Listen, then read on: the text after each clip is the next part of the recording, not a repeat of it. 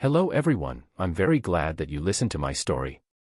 Please give me a follow and like the video if you enjoyed it. Feel free to comment and provide feedback so I can improve the sound quality. Yes, we invite you to listen to part 1 of the series. Chapter 1, Avarice Dungeon. Your contract has been terminated. The words felt foreign yet expected. They left a bitter taste in his mouth, making his voice crack and hollow. He saw it coming given the sheer number of new scavengers appearing, ones with dedicated abilities for the job. He didn't feel resentment nor a grudge, not toward his employers at least. For the world, however, he did. As stated explicitly in your contract, there is no reimbursement upon termination. This was the second nail in the coffin. The bank's notice hanged around his neck, like a rope slowly strangling him. The rope grew a face, and it looked like his mother's face. It grew hands that were his brother's, the rope had a name, and it was life. His 18 years of it were of little happiness, as those days long faded under the mountains of stress and worry. Arthur Silvera had to grow up before he wanted to. His hands were calloused beyond their age due to the labor he had to go through. The hammers of time left their marks on his young heart. He, however, was only one of many. His phone lagged a little before he could use it again. He left his email inbox and decided to read some job websites to solve his predicament. There were always jobs out there if one was willing to risk enough. After searching and weeding out jobs notices, Arthur found one that he fulfilled its requirement. Porter needed, Avarice Dungeon, high risk, high reward, responsibility clearing contract needs to be signed. Message me for further details. Avarice Dungeon was a new dungeon that had appeared only recently, and it had yet to be conquered. The job notice didn't state that the contract was for conquering the dungeon, that would be the job of those guilds. It was for a group of warriors and mages needing a porter, someone to collect the items and materials, carrying their extra luggage, and making camp and cooking. Arthur worked as a porter before, but it was only when times were dire. Furthermore, he worked in cleared dungeons only. This time, however, was much riskier since avarice had yet to be conquered. It meant there could be unforeseen accidents. Hello, my name is Arthur Silvera, aged 18. I worked as a scavenger for 4 years, for the Lime Time Agency. I'm not an awakener, but with enough experience to make up for it. Arthur typed his message for a long time and revised it several times before he sent it. He also sent his recommendation letter from Lime Time, which they kindly attached to his termination email, to further impress the employer. He had high hopes because he read the comments, and they were all saying that the job was too risky. Of course, it wasn't that he was brave or reckless. He was in a far worse state called being desperate. The night was long, and Arthur took several hours to research the Avarice Dungeon. It was one of the 4th-generation dungeons that appeared after the Federal Union of Yalvarin was established. The dungeon appeared after a merge happened half a year ago. Since then, several syndicates have tried to conquer it, to no avail. The dungeon was stated to be the next stepping stone for humanity, encouraging warriors and mages to challenge it. After several causalities rising, it was found out that this dungeon was one of the Sin's dungeons, causing an uproar in the world. Okay. Tomorrow at 11 a.m., table 36. The pay would be $50 per hour. The contrast of his long message and polite language with the reply was pathetic, but the response made him thrilled nonetheless. The thrill was soon replaced by fear. Being a porter was on the list of the riskiest jobs for non-awakener, if not the top one. There were many preparations to do, but Arthur checked his bank account and sighed. He had to go empty-handed. The next day at 10:45 a.m., Arthur was in front of the dungeon's entrance. Every dungeon had a foyer for the warriors and mages to meet and hold strategic meetings before venturing the dungeon. He walked to table 36, where he could see several people sitting around. They were 5 in total, 3 wore full armor while the other 2 wore robes. The 3 people wearing armor were 2 men and 1 woman, the latter wearing light armor. The robes-wearing people were 1 cadaverous man and a petite woman. The group mainly looked in their 20s, while a warrior with a mace to his belt was middle-aged. Hello, I'm Arthur Silvera, the porter. Arthur gathered his courage and went forward, despite being intimidated. While also the weakest, being the youngest made his self-confidence hide deep inside, not daring to show itself. The chatting ceased for a second, and everyone turned their eyes toward him, scrutinizing him. Being examined like that, Arthur fiddled with his right thumb nervously. "Hi, I'm Alan, I talked to you yesterday." The mace warrior, known as Alan, came forward and shook his hand.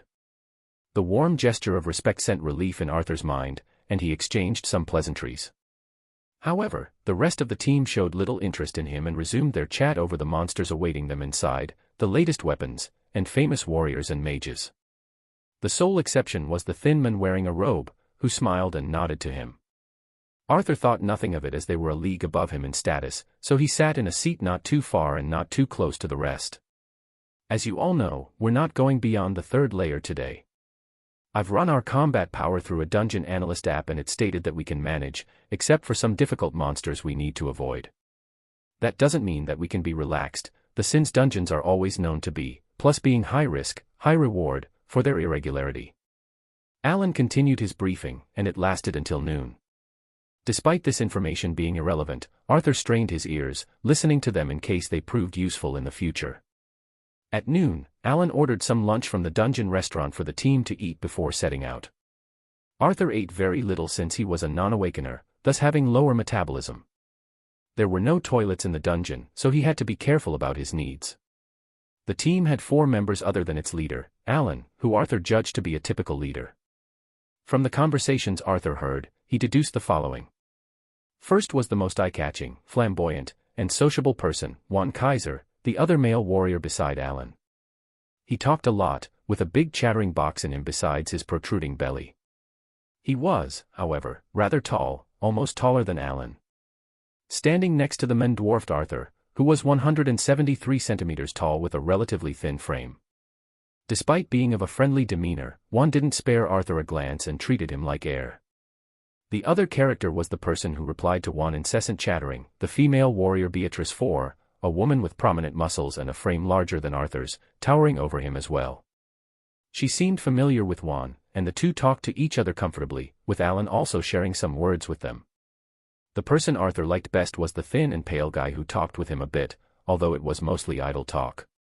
Nonetheless, Arthur felt grateful for the consideration he had shown. From their conversations, Arthur found out that this young man, named Euron Evil, had a rather uncommon yet infamous fighting style called Magic Gunman. They fought using magic power weapons from afar, utilizing basic compressed mana to inflict damage. Seeing Euron's gun, Arthur was awed by meeting a magic gunman for the first time. The last person was the petite young woman, who appeared older than him but not by a lot. He didn't get to know her name since. She hasn't said a word the whole time. The group headed toward the dungeon's entrance as the clock rang midday, and Arthur felt tired just by watching the waves of people coming in and out. Many were wounded, some were dead. Arthur wondered if he'd end up like the former or the latter, maybe neither of them. He can come back safe and sound, or he can never come back. He shook his head as if that would shake the thoughts away. After confirming the identity of the explorers, a term for people venturing the other worlds, the security let them in. Of course, Arthur had to sign a responsibility clearance agreement, clearing the responsibility in case he died. Going through the portal, the world twisted, and their vision bent before they found themselves in a large underground hall filled with explorers of every race and culture. Being one of the Sin's dungeons, Avarice held a widespread reputation. It was even called the Dragon Gate, as one can leap over it and be a dragon among men, although most would fail. Arthur never saw himself as a man worthy of becoming a dragon, but he couldn't help himself but wish he was unique in some way. Chapter 2, A Debt.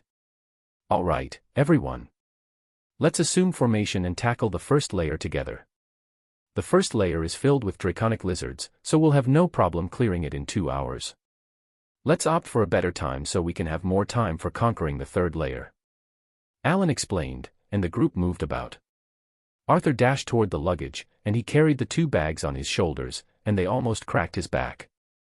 They were heavy but not too heavy to make him fall or be unable to keep up with his group.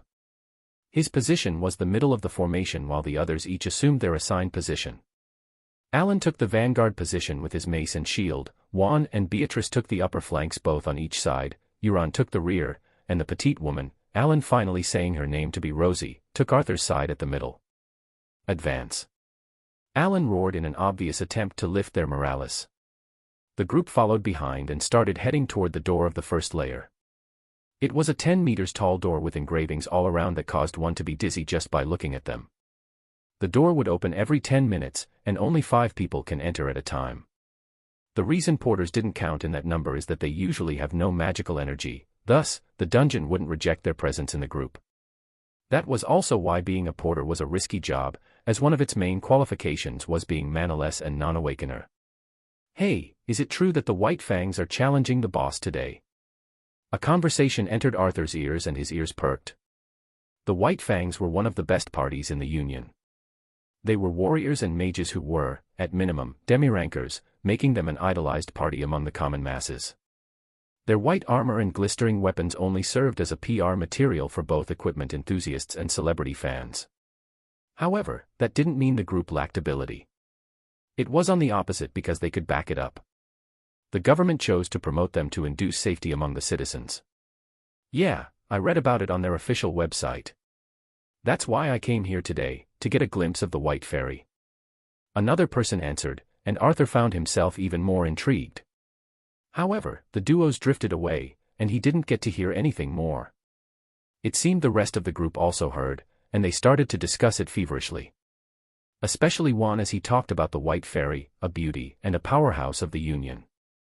Since Arthur didn't notice, everyone was interested in the topic, even the usually quiet Rosie. However, only Euron grew unusually quiet as if he was displeased about something.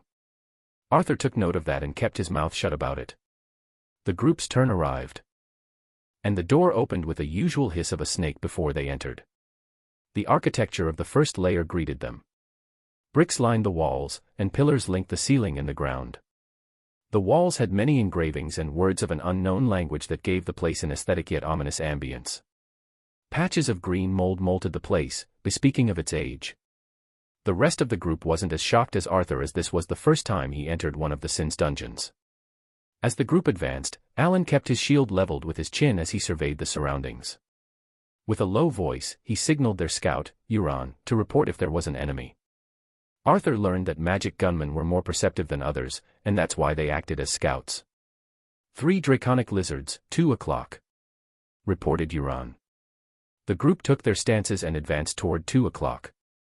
As their view cleared of the giant central pillar, they saw a group of 3 draconic lizards feasting on an earth rabbit. With his head signaling Juan and Beatrice, Alan and the others started surrounding the monsters. The first battle of today commenced shortly after. His breathing came in heaves as if it would stop at any second. Arthur looked at the deep gash in his stomach, and he could see his internal organs through it. A Cerberus has clawed him, a monster resembling a hell dog. His head spun as he lost too much blood. He has realized why the pay was so good with few qualifications needed. The others would get a scratch at most from such a claw. He, however, was dying. He could hear the others talking as they surrounded him after they took care of the other Cerberuses. We should just leave him. The job was clear about such dangers. That was Juan's voice, and Arthur wanted to kill the bastard for spouting such things. He felt stupid that he ran here at a moment's notice due to his despair. He should have taken another loan from someone he knew. But Alan's voice was hesitant. Hey, what are you doing? Surprise died Beatrice's voice. Arthur then felt someone getting closer, and he opened his eyes slowly. It was Euron who held a flask in his hand that contained a red liquid. The liquid glowed magically as if it was alive. Are you really giving him such a high-tiered potion?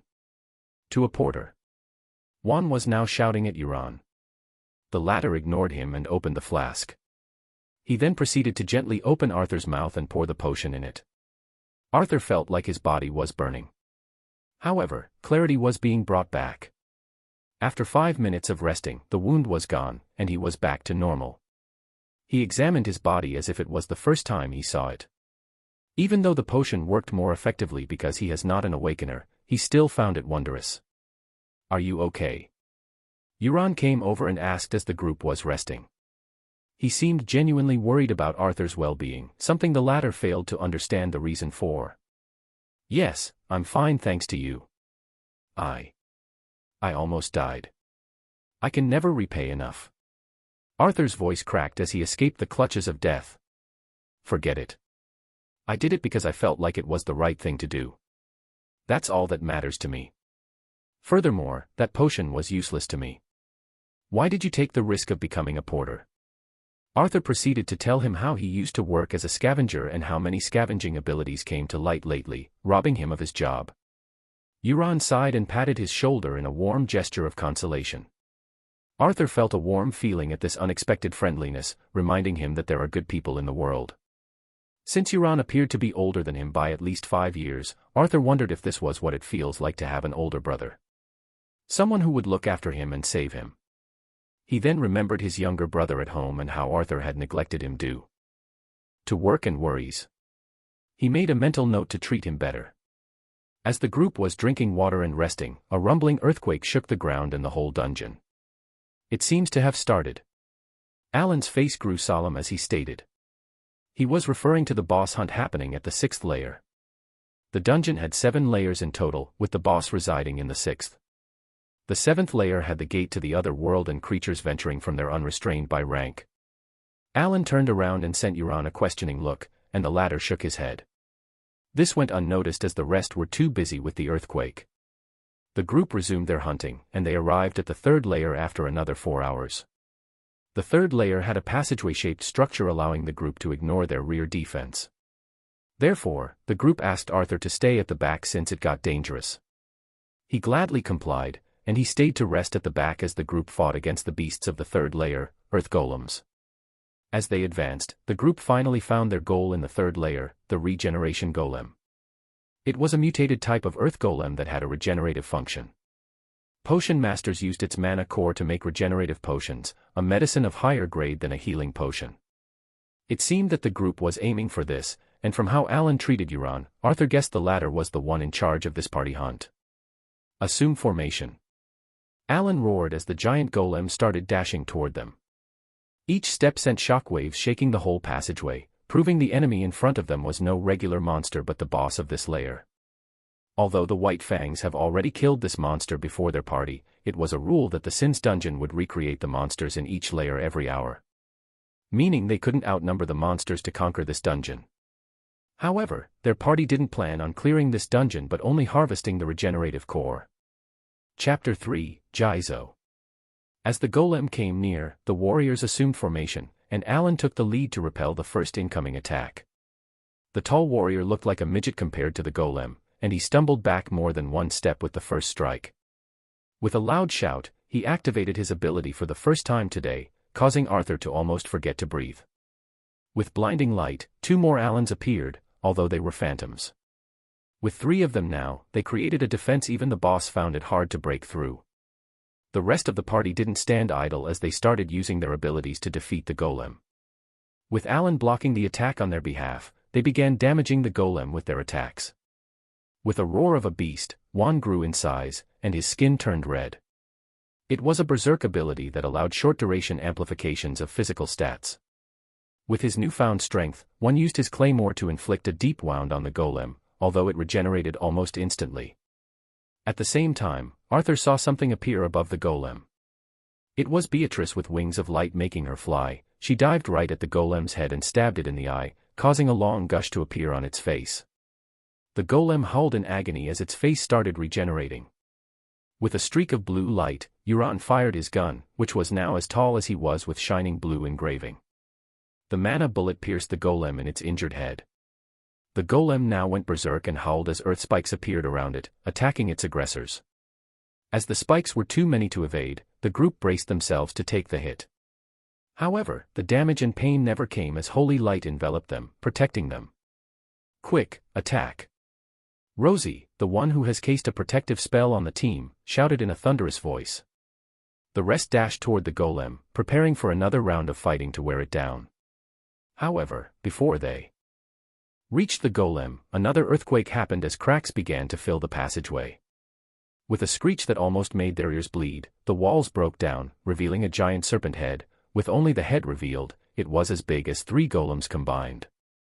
Even the regenerative golem was terrified by the arrival of such a gigantic beast, and everyone's faces turned pale. Arthur fell on his rear in horror as he saw what seemed to be the most frightening creature he ever witnessed.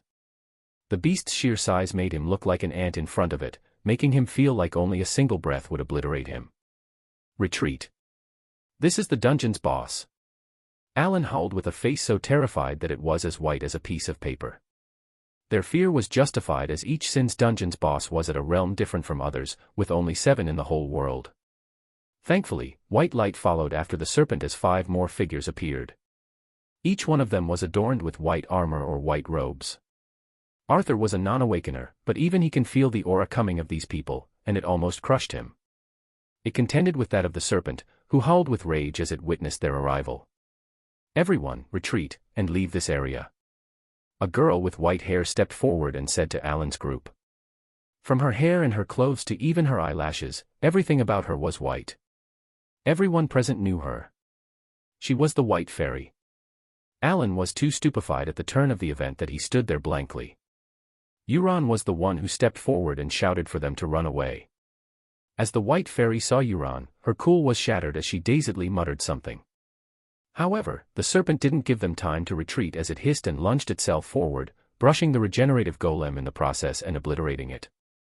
With the sheer pressure alone, the wall broke down, and cracks formed underneath Arthur as he was flung away and hit the wall. He coughed blood and felt like his internals being crushed. As he opened his eyes, he got to see an armored man appear in front of the serpent and block its attack effortlessly. The others were all flung away, but they ended up in a much sorry state than Arthur, who was very far away. Most of his group fainted, with only Euron being an exception, although he was also severely injured. Euron collapsed shortly after, and the only person other than the White Fangs still conscious was Arthur, only because he was too weak to be close to the initial fight with the golem. Should I run away? Alone? That was the single thought Arthur had. It was the most obvious question in the world, and he knew it was the right choice. He wasn't an awakener, and he didn't know these people very well. Another question appeared in his mind. How would I feel if I wake up tomorrow, after leaving someone who saved me to die? I would have died if it wasn't for him. It didn't feel right. Arthur knew he was being stupid. He knew this was futile, and he would most likely die. Arthur knew that very well. However, he also knew that sometimes we need to make the wrong choice. Euron saved him. He might not have risked his life to save Arthur, but the latter would have died if not for the potion. His legs found strength unknown to him. The air entered his lungs, burning them as he madly dashed toward Euron. He jumped across the debris lying about and avoided the ones he couldn't jump. Even though he wasn't an awakener, he was still more robust than ordinary people. As he saw the White Fairy and the rest engage in battle with the serpent, Arthur sprinted faster to get there. The air pressure coming from the action was enough to make him fall and hit the wall several times, but he was too far away for the pressure to make him faint yet. As he neared the battle, he hid behind a giant rock and looked for a chance to retrieve Euron and the rest. If a hit accidentally went their way, they would most likely die. Arthur wanted to get them away, even by a little from the battle. If he couldn't, then he would just get Euron away. The battle reached a stalemate as each side blocked their enemies' attacks. Arthur took this chance and dashed toward Euron, reaching him in a few dashes, grabbing him, and starting to run again. Luckily, Euron was even lighter than Arthur. That was why Arthur was able to run as he carried Euron in his arms. As they neared a boulder a bit far away from the battle, Arthur was about to put Euron down before he heard a shout from behind. Watch out! Arthur turned around, and it appears that the White Fairy used her glistering katana and slashed the serpent's eye. The serpent howled and thrashed about with its tail. Unluckily, the tail drew an arc as it ripped the ceiling and headed toward Arthur. Before he could react, the tail already slammed the ground a distance away from him. It slammed into the place of the unconscious group Arthur left behind. The ground broke down as Arthur and Euron flew like a broken kite before slamming to the ground. In a state of semi-consciousness, Arthur could feel the ground caving in underneath him. He started to feel like he was falling, and he opened his eyes. From the slits of blurry vision, he could see the White Fairy grabbing Euron's arm as he fell into the darkness. "Who are you?" Arthur asked. He couldn't help being curious about the identity of the only being he found after roaming the darkness. If his thoughts were right, he fell outside of the dungeon into the darkness. He didn't know into what exactly, maybe the infinite space, but he fell somewhere dark, and he couldn't see anything inside except the black landscape. There were a black sky, a single moon, and a black ground. That was it. He wasn't able to see anything after he woke up. That is until he found a single man sitting in the darkness, closing his eyes. The man looked ethereal yet human. Arthur felt like he can touch him and make him disappear forever, but he was too afraid to try. The man had black hair and white skin, with age lines decorating his face. As Arthur asked the question, the man opened his eyes and looked at Arthur. His eyes were golden. With a smile, the man said one word. "Hello." Hi." Arthur awkwardly greeted back. He couldn't say a greeting was what he expected at this point. The man was calm by Arthur's arrival, almost like he was expecting it. "Why don't you take a seat?" The man gestured with his hand toward the place in front of him. Arthur paused for a second before walking there and sitting cross-legged. As they sat facing each other, there was a brief silence. Arthur was about to repeat his question, but the man spoke before he had the chance. "I am Jizo, the Scholar Guardian." "Guardian? What's that?" "Well, I guess too much time has passed for us to be remembered. Maybe we became a secret." The man laughed audibly, and his laugh diffused the tension, although Arthur didn't understand what he meant. Long ago, there were 9 guardians that ruled over the world and protected the human race. Chapter 4, Rune's Wordsmith. As he opened his eyes, Euron could see he was in a hospital. It only took seconds for him to realize he survived the serpent. An almost silent snoring drew his attention. He turned around and saw the idolized white fairy sleeping as she sat in a chair next to his bed. "Faye." He called out, and it worked like magic to wake her up as she immediately opened her eyes. Her eyes were blacker than the night sky, a contrast of her white eyelashes. She blinked before a smile crept to her face as she sweetly called out. "You're awake, older brother."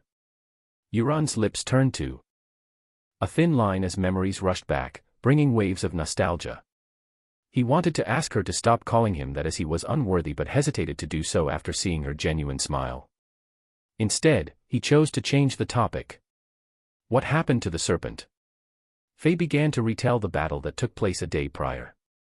She didn't leave any details out, and Euron's hands started to shiver as he clenched his fists. In the end, where they managed to wound the serpent, and it entered a berserk state, the story ended with their retreat. However, Euron didn't feel like that was necessary. Their loss was greater as he listened to how the young porter saved him from imminent death, sacrificing his life. "One more time. It's still happening." His words were quick as he was stifling them before they choke him. Strength left his body as he laid back in bed. His nose felt ticklish as if tears threatened to get out, not that they did. I wanted to protect my older brother from the beginning. But, my ability, you know. Faye grew frustrated as she felt like she was giving excuses after excuses. Euron sighed and patted her on her wrist. "No. It was my weakness, once again." Arthur opened his eyes once more. His skin cooled at the touch of a slight breeze. The scent of wildflowers assaulted his nose. As the tree waved and danced, their shadows skimmed over his eyes, and the sun rays made him squint. As he got up reflexively, he found himself in the middle of a forest, sleeping atop a patch of grass. There was a lake nearby that he could see in the distance behind the trees. Only now did he realize that Jizo has sent him to this place after he said he couldn't transport him back to the dungeon. I died. Or not. Arthur didn't know. The men said he pulled Arthur from the state of existence and non-existence. If the men didn't bring him to that place, then he would have died, obliterated by the laws of the universe. The thing is, Arthur felt alive right now. He breathed, exhaled, and his heart was beating. He was here. Right, he said he would still help me if I helped him in his goal. Arthur then remembered the last thing the men said before they parted ways. The men said he would give him the one thing he needed right now, a way to get stronger. He said he would give him his legacy. Different from abilities, who were one-directional in their evolution process, legacies were much more complex. They contained the will of a person living in the past. That way, these wills provided abilities and skills to the person as they see fit. That's why they held the name evolving abilities as they grew with the person himself. As Arthur willed it to, the legacy was activated. A row of sentences appeared in front of him. Just like the legends, they were like he was playing a game and had a status window. Scholar Guardian's Legacy. Level 1, 63%. Strength, 14. Agility, 12. Stamina, 14. Perception, 10. Mana, 1/1. Abilities, Beginner Runes Wordsmith, 0%, Usable Runes, 3, Skills, none. Arthur dazedly looked at the words in front of him. The reality was beginning to merge with his dreamlike mentality. This was real. He waved his hands, and the words parted ways as he passed through them. It felt surreal. Arthur wasn't disbelieving what happened, he didn't believe it happened to him. He heard of legacies before and how they worked. There were many types of legacies in the legends told on the internet. However, most of them were historical figures of the past. Furthermore, they only gave skills and abilities without having anything to do with his body's different stats. As he looked at his ability, he was thrilled to see that he has awakened. He has never heard of a runes wordsmith, but it wasn't like he knew every ability in existence. As he willed the legacy to explain the ability, several more rows appeared in front of him. Beginner Runes Wordsmith. A runes wordsmith can wield the ancient runes of the world, recreating it. However, restrained by being only a beginner level, the user can only imprint basic runes into things, people, or oneself. Using magic can imprint the runes, and these would last for a minimum of 10 minutes and a maximum of 30 minutes before they disappear. Another way to imprint runes is by using a suitable medium where one could imprint a permanent rune, where its complexity would depend on the materials used. As he read through the explanations, Arthur had a feeling like Jizo was there to guide him. As if these words originated from that man sitting alone in the darkness. This feeling kept intensifying until Arthur willed the legacy to disappear and decided to wash his body in the lake nearby first. He made his way by looking around for any wild monsters. Although the city was safe, the same couldn't be said about the areas nearby. As the lake reflected his face, Arthur was spooked by what he saw. His eyes have now turned golden. He then remembered Jizo's eyes, and he had started hyperventilating as a panic attack threatened to overtake him. However, he soon calmed down, and his upset stomach turned back to normal. He was still Arthur. He was sure of it. It was only that Jizo's legacy altered his appearance slightly. He can tell others that this change was brought by his ability, as this wasn't uncommon. After he calmed down, he took a shower to clean himself and looked again at the lake. His face was still average-looking, with dark half-circles under his eyes. He looked a bit older than an average 18-years-old person. His new appearance didn't differ by a lot, except his eyes now contained a certain gravitating charm as if they held wisdom within. He decided to accept this and start investigating his surroundings. As he looked around, Arthur could see a vast mountain range bordering the lake from the other side. There were many canyons in between the mountains that acted as passageways of the mountain range. On his side of the lake was a forest that covered his vision.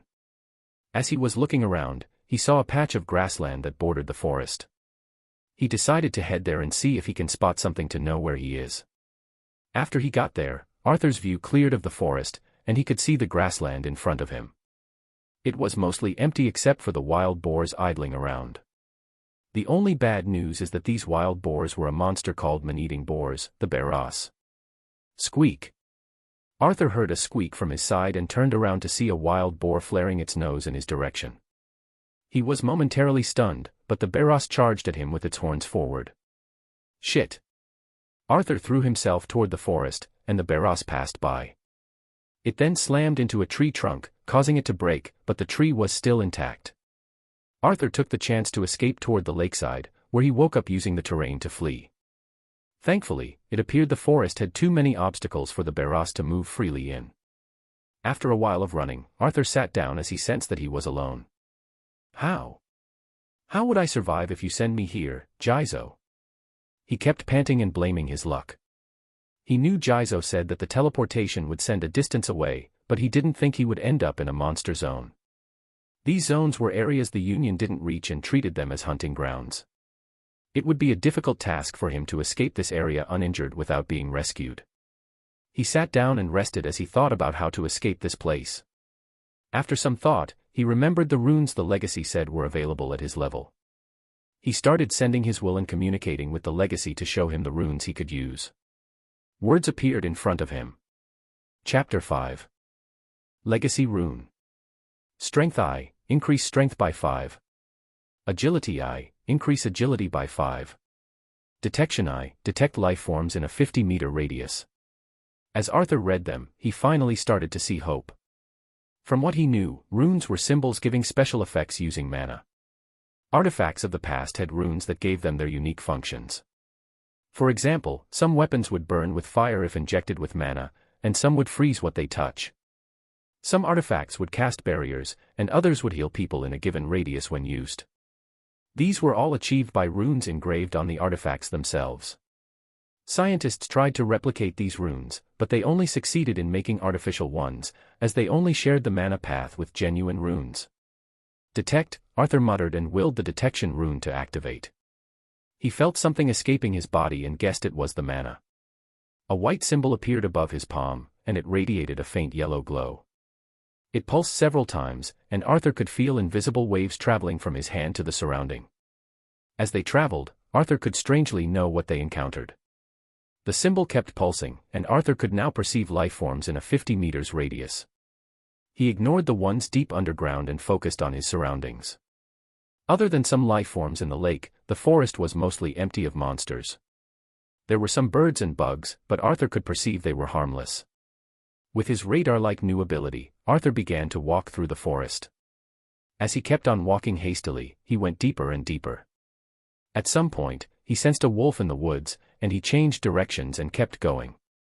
This ability allowed him to travel for 10 minutes before the symbol dimmed and disappeared. Phew! Arthur sighed and stopped in his tracks. Luckily, the sun was still up, although there was an orange hue in the sky. He didn't have much time before night would set. He needed to get some food and shelter for the night. As he looked around, he saw a tree with some fruits. Although they wouldn't fill his stomach, they would at least sustain him. He did think about hunting a rabbit or something, but he didn't know how to butcher it or even start a fire, given that he had the equipment for that which he didn't. As he checked his mana while eating, he found that it was still 0 to 1. It appeared he can use one rune before it emptied. He waited for it to recover as he ate. After another 5 minutes, his mana was back. He didn't know if it didn't take long, only 15 minutes, because he ate or if it regenerated by itself. He used the detection I rune again and continued on marching. He started heading toward a mountain in the distance, hoping to find an empty cave. After 3 hours of looking around, Arthur finally managed to find an uninhabited cave. It was shallow and didn't offer any protection but a roof for the night. Before it was too dark, he broke some branches and twigs to make a weapon and a fire.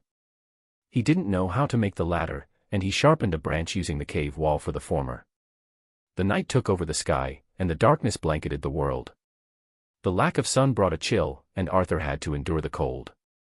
He finally succeeded in making some fire by rubbing some twigs against the branches.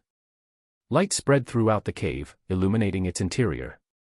Arthur decided against sleeping for the night as he heard the howls of monsters in the forest.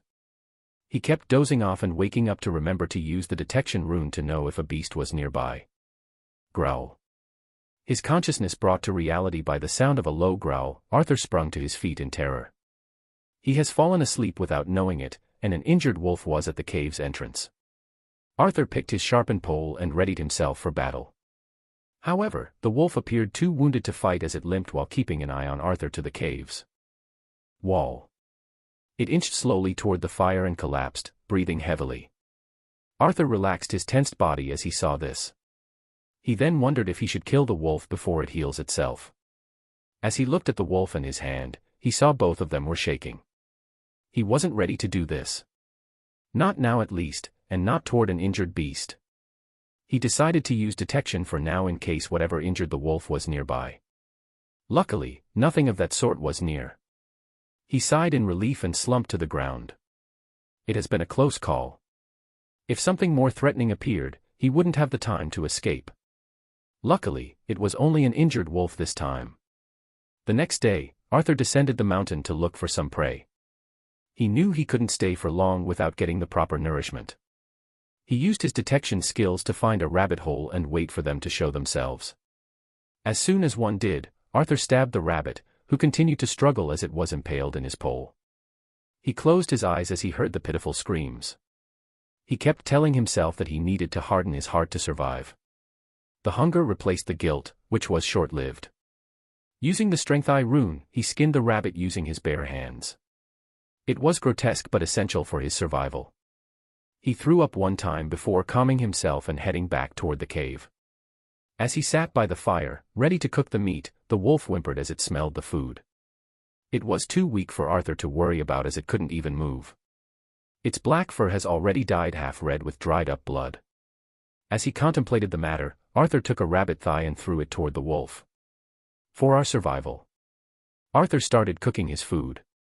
However, he later noticed that the meat he threw to the wolf was untouched as it was so weak that it couldn't even move to eat. Arthur sighed and stared at the wolf for a while. I just hope this won't come back to bite me. Quite literally, in fact.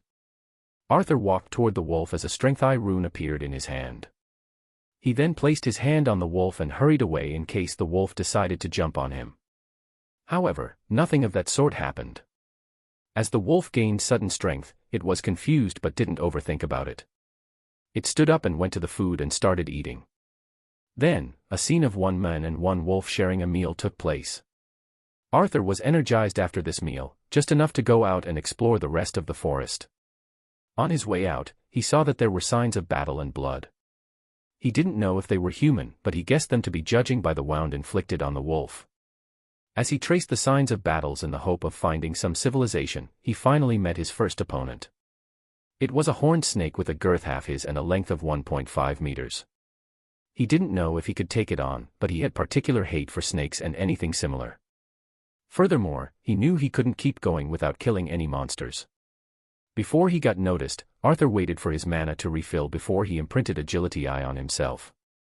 He felt lighter and faster, just what he needed to fight this monster. He didn't have any time to waste as the rune lasted 10 minutes at best. He dashed toward the horned snake that was too preoccupied munching on something to notice him in time. As he stabbed with his pole, he was able to inflict a deep injury on its face. However, it wasn't enough to kill it. He sensed the snake was trying to jump him, so he evaded it in the nick of time. He then repeated his earlier endeavor until the snake fell to the ground, dead. First monster slain. Special rune obtained. Level 2 has been reached. After the battle ended, Arthur saw Rose appear in front of him. His guess was correct, the legacy wanted him to grow stronger. He needed to be stronger to do what Jizo asked him to, so it only made sense that hunting would reward him.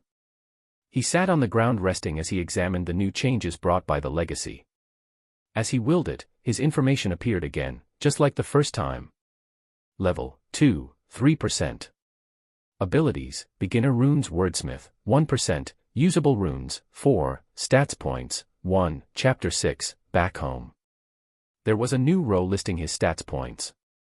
It seemed he can use that to increase one of his stats. It was the first time Arthur heard of such a legacy that allowed you to improve your strength, agility, stamina, etc. He wanted to increase his mana right away as it was the most useful of them all to him currently. He then examined the new rune he got. To his surprise, it wasn't a basic tier rune. Absorb, a legacy rune that can use the life energy of the enemies you have slain to strengthen yourself. Arthur was confused at first. Then he looked at the fallen horned snake and used the rune on it. As the rune glowed, it didn't need any mana, and it turned into a white glow that entered his body. Then another row appeared. Agility has been increased by 1. So that's how it is. Ha ha ha. Arthur laughed with excitement at his new rune. It seemed his legacy was far more powerful than he imagined. However, his thrill was short-lived as he remembered what he needs to do. How am I supposed to fight the whole world? If there were hunting grounds, then there's a mercenary tavern. These people who gathered here were those who earned just enough money to live by selling beasts' parts. They would stay at the tavern that also served as a place for the mercenaries who would stay the night. Most of them were Neo-rank awakeners who couldn't advance and wanted to live a simple life as they earned enough to send home. Elisa's Eyes Pub was one such place as it established itself as the oasis of mountain range Rivero. Any new ones lately? A bearded man asked the bartender with a gruff voice. He meant the mercenaries residing in the tavern. The bartender, a young man, nearing his 30s with a receding hairline, sighed and shook his head. This place is too low-tired for anyone to take permanent residency here. The bartender habitably wiped the cups as he said. He opened this tavern, hoping to live a stable life with his wife, Elise, but things weren't the best lately. As the two were talking, the tavern door opened, and someone came in. They turned around and saw a young man who just left his teenage years walk with bloodstains all over him. His eyes darted from one place to the other, scrutinizing the place. As he stared at the duo when they saw his wisdom-filled eyes, they couldn't help to be dazed. He broke the silence and headed toward the bartender. "Hello, sir," Arthur respectfully greeted before he asked what bugged him the most. "May I know where we are?" The two men glanced at each other as they heard his question. Not long afterward, Arthur learned he was just south of the city he lived in, Kara. It was a mountain range called Rovero that Arthur learned about when he attended school. The bartender said that it took one day of walking east of here to get to the train station. However, Arthur didn't have the money to buy a ticket. "We can buy any beast materials. If you have any, I can even take you there on my mount. It would take an hour at most," the bartender offered. Arthur searched his pockets and retrieved a small mana core he got from the horned snake he killed on his way here. As the bartender examined it, he nodded his head and said it should be enough for the ride and the ticket. He even offered a bath and a meal too. Arthur free of charge. After he washed, Arthur had to wait for the bartender to ready his mount, so he opened the laptop the bartender offered. It had an internet connection, so Arthur started reading some online articles about legacies. After an hour of browsing through articles, theories, and some official documents by the Union, Arthur learned a lot about legacies. Although they were widely treated as legends by the common folks due to their rarity, they still existed. Some famous people were said to have legacies that allowed them to rise above the common masses. One of them was the White Fairy, someone Arthur met not long ago. He made a mental note to check on Euron later on. The generalized concept of legacies was the following. Whenever a person wanted to pass away, they can create a legacy containing a part of their will. However, it needed to be strong enough to outlast his body and escape life and death. That means not only powerful people had legacies. Sometimes scientists created legacies containing their will of discovering a certain thing or uncovering a mystery. The legacy user would then need to do whatever the legacy owner wanted if they wanted to get what the owner had to offer. It was like a trade that transcended time and dimensions. You offer what you have accumulated from knowledge and power to someone, they do what you want in return. That didn't mean legacy users were mindless slaves. They can refuse to abide by the will of the legacy owner, and it would disappear until it finds someone else. Then the person who rejected the legacy can train using normal means just like anyone else. "You're ready?" The bartender, Joe, walked in and asked Arthur. The latter nodded and cleared his browsing history before standing up to leave. He then remembered the wolf at the cave.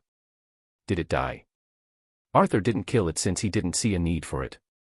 He couldn't eat a wolf, and he didn't know killing monsters would make it stronger.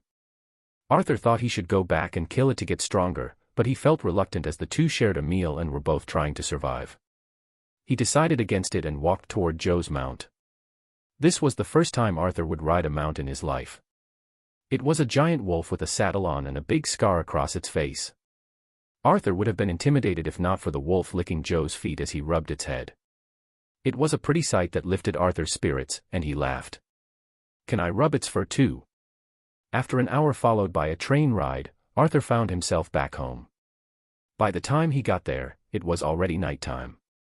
As he walked into his house, he found his weeping mother with his brother Oren hugging her with tears in his eyes. "Mom. What's wrong?" Arthur asked, puzzled. As his mother heard his voice, her petite frame flinched as she turned and looked at him with shock. In front of her was a letter that was too crumpled. His brother Oren also turned toward him as he, too, looked at him with shock. "My son. He's alive. He's..." His mom then jumped toward him and hugged him crying. As he heard his mother's words, he finally understood what happened. It seems Euron contacted his family and told them he had died. He didn't think this would happen and didn't prepare himself for it. That's why he didn't know what to do, letting his mother cry herself out as he patted her back, telling her he was still here. After that episode ended, the three of them sat together and talked about what happened.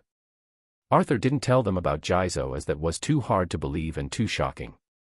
He only said that he fell in the hole and found himself transported outside the dungeon.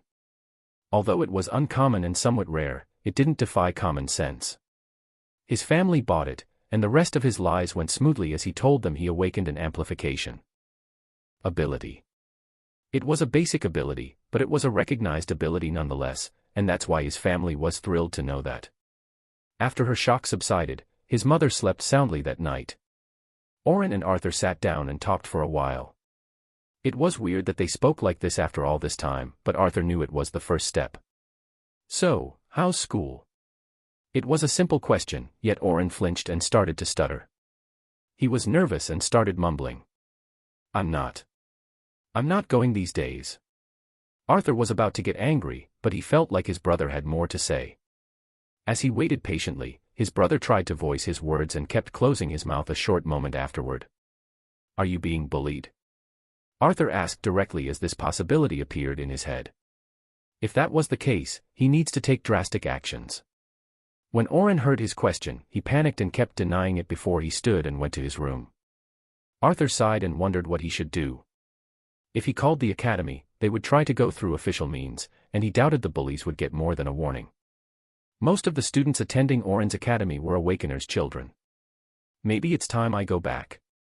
Arthur's mind had this new possibility. He left the academy long ago because it was too expensive for him. Now, he can make some money to enroll in the academy using his new ability. This would give him the qualifications needed to join a syndicate or a guild, allowing access to new resources and information. This way, he could find the father he lost years ago. Chapter 7, Otherworldly Paradise. As he was getting ready to sleep, Arthur checked his email out of habit. He then found a transaction made to his bank account, the one he shared with his family. Confused, Arthur opened the email and found that a transaction has been made earlier today. As he read the number transferred to his account, he was even more confused as it was $3,000. Just what is this? Arthur tried to mull over it for a while before suspecting Euron. He went and called Alan, but his phone was out of service. Arthur didn't know how to contact Euron to give him the money. He saved Euron's life to repay the debt of the gunman saving him. He didn't want to be further indebted to him, nor anyone. As he had no contact information, he decided to leave it for now until he saw Euron in the future. For now, I should just sleep. Early the following day, Arthur awoke feeling more refreshed than ever. He slept for 11 hours straight since he didn't get much sleep the day prior. He took a bath and started using his phone after he got out. What he wanted to do today was simple. He has planned to register in the Union. He sent an application before starting to test his legacy. Agility, 13. He still hasn't used his available stats point. Since yesterday, he thought about what direction to take, and he came out with an obvious answer. It was mana. The only reason he waited until now is in case adding points made him vulnerable in the process. As he asked the legacy to increase his mana, a warm current spread in his body. His head ached a little, but it was bearable. Then, a few words appeared. Your mana has been increased by 1. Mana, 2 out of 2. It was easy, fast, and harmless. Furthermore, Arthur enjoyed the feeling of growing stronger. As his mana doubled, he felt even more refreshed and energized than earlier. As he was about to try the runes, his phone rang with a notification. He received an email from the Union for a test to verify his license. As the Union gave Awakener special care, they scheduled him to take their tests this afternoon. He cleaned the house and wore his best clothes before heading out. The Union's branch was downtown, so he needed to take a ride. He arrived at the station 15 minutes later and paid for a runic train, although it was more expensive than a normal one. He boarded the train and sat down. There were still 2 minutes before they set off, so Arthur opened some articles about the Union's tests. As he was reading, he heard the doors closing, so he powered off his phone. He looked through the window and saw a myriad of colors starting to appear as the runes on the train began to lit up one by one. He tried to study them, but they disappeared too quickly. Ability level is insufficient. Arthur was amazed as he read these words. It seems that he can try and study some runes, hopefully acquiring them. He made a mental note to go to the library later. The next moment, he was at his destination. He didn't know if it was teleportation or high-speed magic attraction, but this mechanism allowed everyone to travel from one place to the other instantaneously. A bustling crowd greeted him after he left the station. It was always like this downtown. Skyscrapers filled his view with their multicolored billboards and cloud-reaching architecture. Flying mounts like giant ravens, draconic eagles, and mystical serpents danced in between, filling Arthur with awe. Only then did he remember his dream as a kid of exploring everything. Now, however, it seemed he had too grand of a dream. With his legacy, maybe, just maybe, he had a chance. The Union also sent him the branch's location, so he didn't need directions. He tapped the link they sent and waited until it showed him the way. The test was at 3 p.m., so he had 3 more hours left. Walking there would probably take him half an hour, so he decided to spend some time at the arcade first before going there. He wasn't used to these kinds of expenditures, but he decided to treat himself to lessen his nervousness. He wasn't worried about passing the test. He was sure that he would pass the first test. Unless the scanning arrays were broken, him being an awakener was undisputable. What worried him was his legacy. He didn't know if the Union would register his ability as rune wordsmith or they would discover his legacy. Either way, he felt like he couldn't trust the Union. Not after what happened to his father years ago.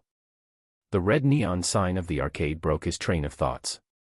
It was called Otherworldly Paradise, and it was a famous attraction of Kara City. He followed a group of students inside and imitated them by buying a credit card and charging it. The last time he came here, they used cash, but he wasn't that ignorant about things like these. He took his card and found a virtual combat game called The Last Survivor. The test can't be worse than fighting someone, so let's play this one. He felt his head touch the seat's headrest, which had inscribed runes to allow his consciousness to enter the virtual game. He scanned his card with the machine by the armrest and felt the rune's energy tickle the back of his head. On the screen in front of him, there was a countdown. Arthur rested his eyes and allowed his consciousness to be transported into the game. Chapter 8, Seer. When he opened his eyes, he was standing on a headland by the sea, where seagulls flew and danced. On the other side of the headland stood an armored knight wearing the same armor as him. Arthur looked around in fascination as he realized the advancement of virtual gaming. The game asked him to enter his nickname, and he chose a plain the Arthur before changing it to Golden Arthur. The latter came from an unknown desire to be recognized, and Arthur was reminded of Jizo once again residing within him. Warriors, choose your weapons. The game's narrator had a familiar voice, but Arthur couldn't remember who it belonged to. A famous warrior probably did the voice acting for the game. These days, awakeners found all sorts of ways to earn money. Arthur scanned the list of weapons and realized. They were all close combat weapons, like swords, lances, sabers, or claymores. He mastered none of them. However, while remembering his father teaching him some basic sword techniques when times were happy, he smiled nostalgically and chose a sword, and it appeared in front of him. His opponent was waiting with a lance in hand already. It seemed he was a veteran at this game, given his lack of hesitation in choosing it. His nickname was Seer. Ready. Set. Fight. After the countdown was over, the fight began, and Seer charged forward. Although the armor looked heavy, it was weightless. They were fighting using their bodies but with different appearances. As the opponent drew near, Arthur realized that he was at a disadvantage. Their weapons had different ranges. Although the sword was easier to use, Arthur wasn't that good at it. With a flawless stance, the opponent thrust his weapon toward Arthur's heart. The game would end once a vital part was struck 3 times by one of the players. Arthur panicked and tried to dodge to the left, but the attack pierced his shoulder nonetheless. A stabbing pain was transmitted, although it was nothing compared to the real pain if this happened in reality. Arthur tried to slash his opponent, but the latter deflected it easily before stabbing again.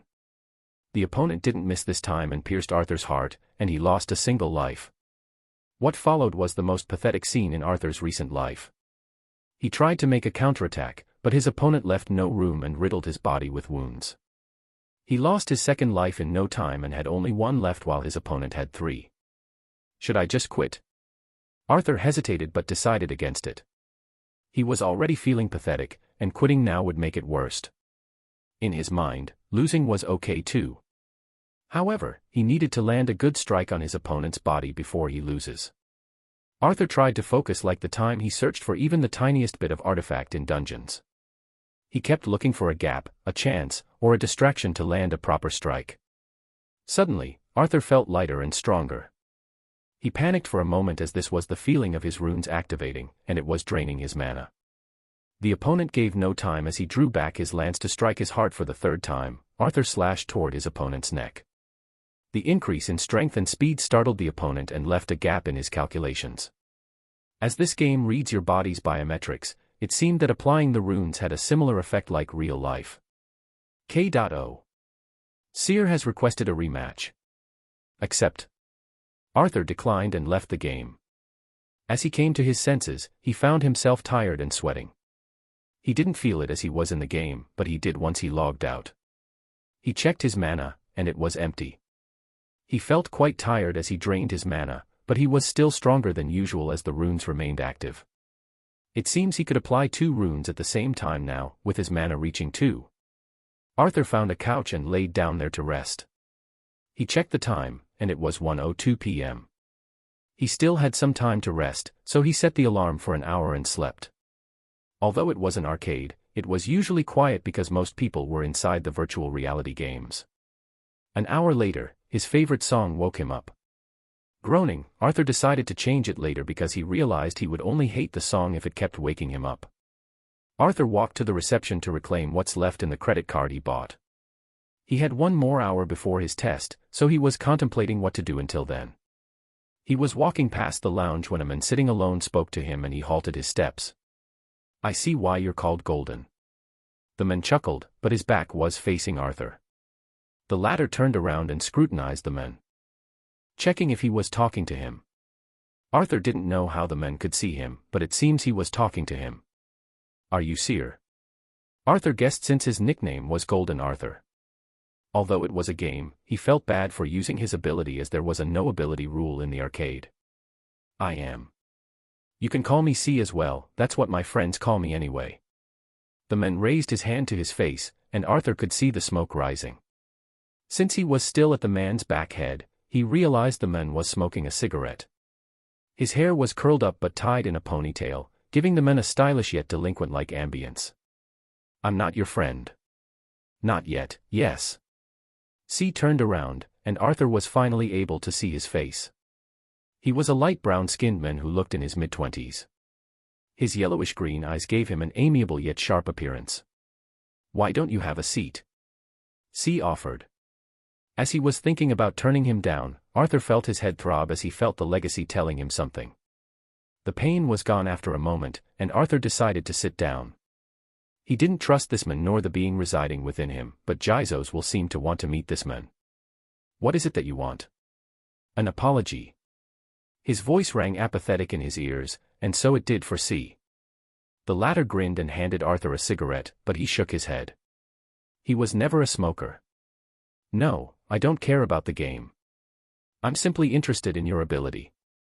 C took a second to smoke and continued, "What guild do you work for?" "I'm not working for any." "Oh. That's rare. I guess."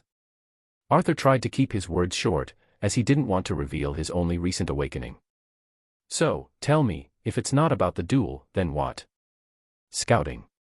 C gave a thin smile as he lit another cigarette before tapping twice on the ashtray with the cigarette. "I'm looking for talented individuals." Chapter 9, Union Test. In an arcade. "Huh, that's novel." Arthur's sarcastic remark didn't affect C at all. He continued talking like he was used to being doubted. "Not really.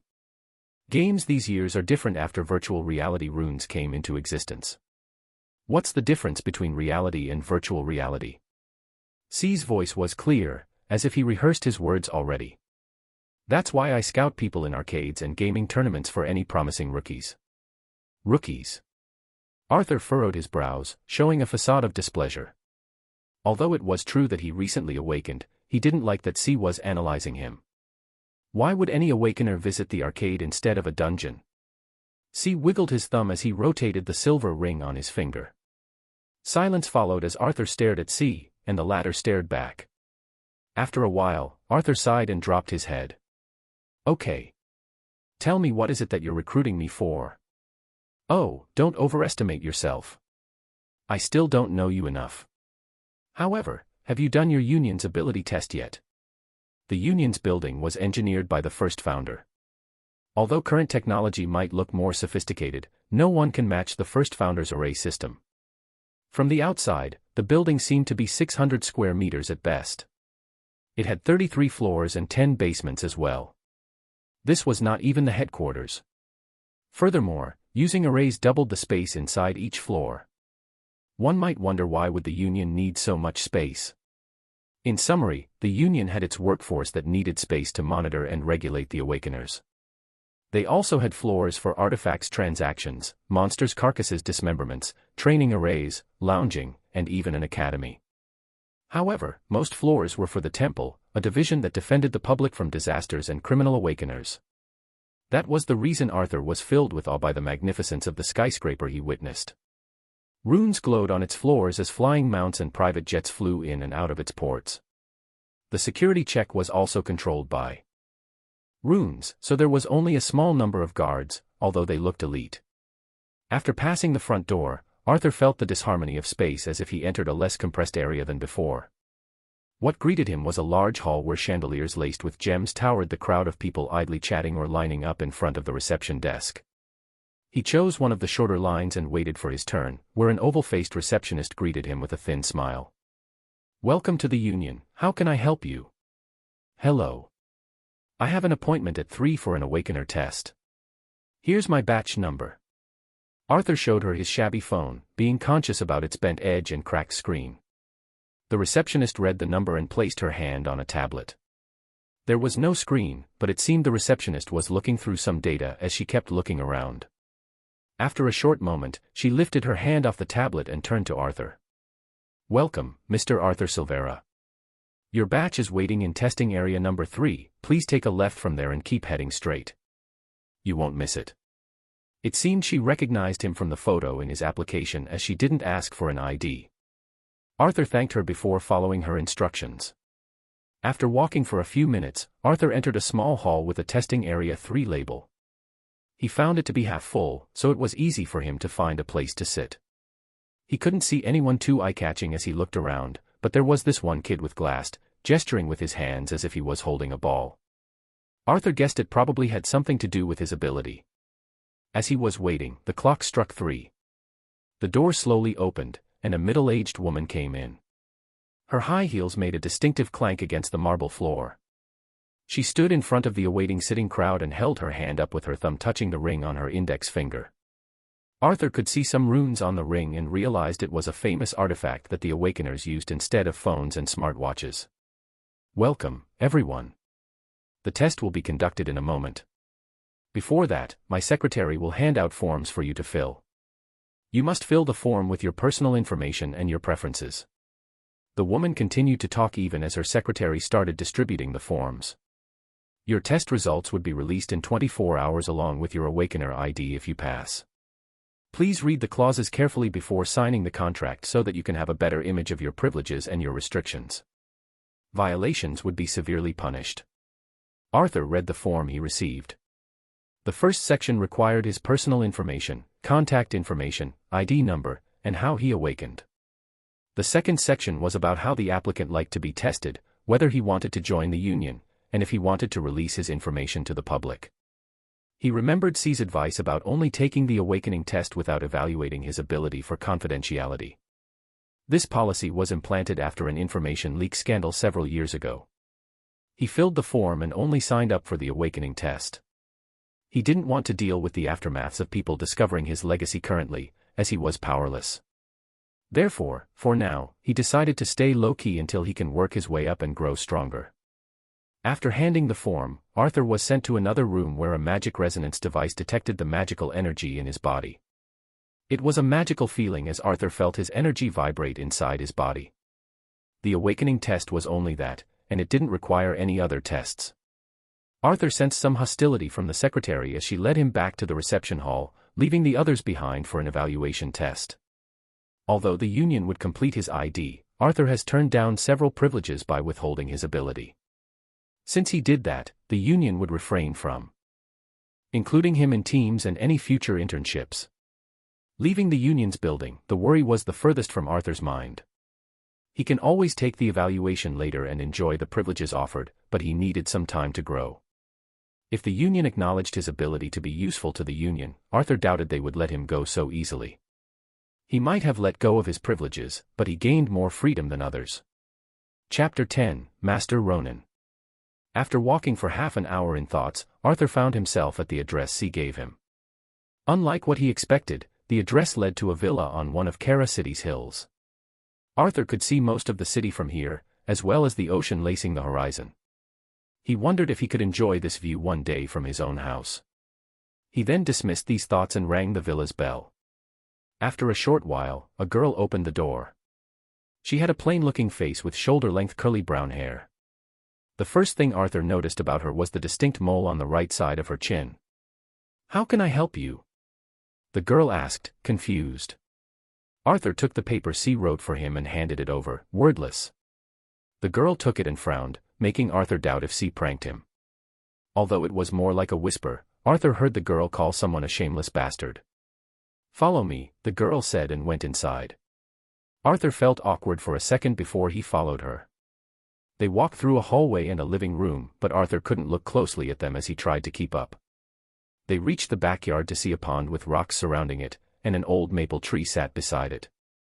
Beneath the tree was a large stone where a bald old man sat with his white beard swaying in the wind.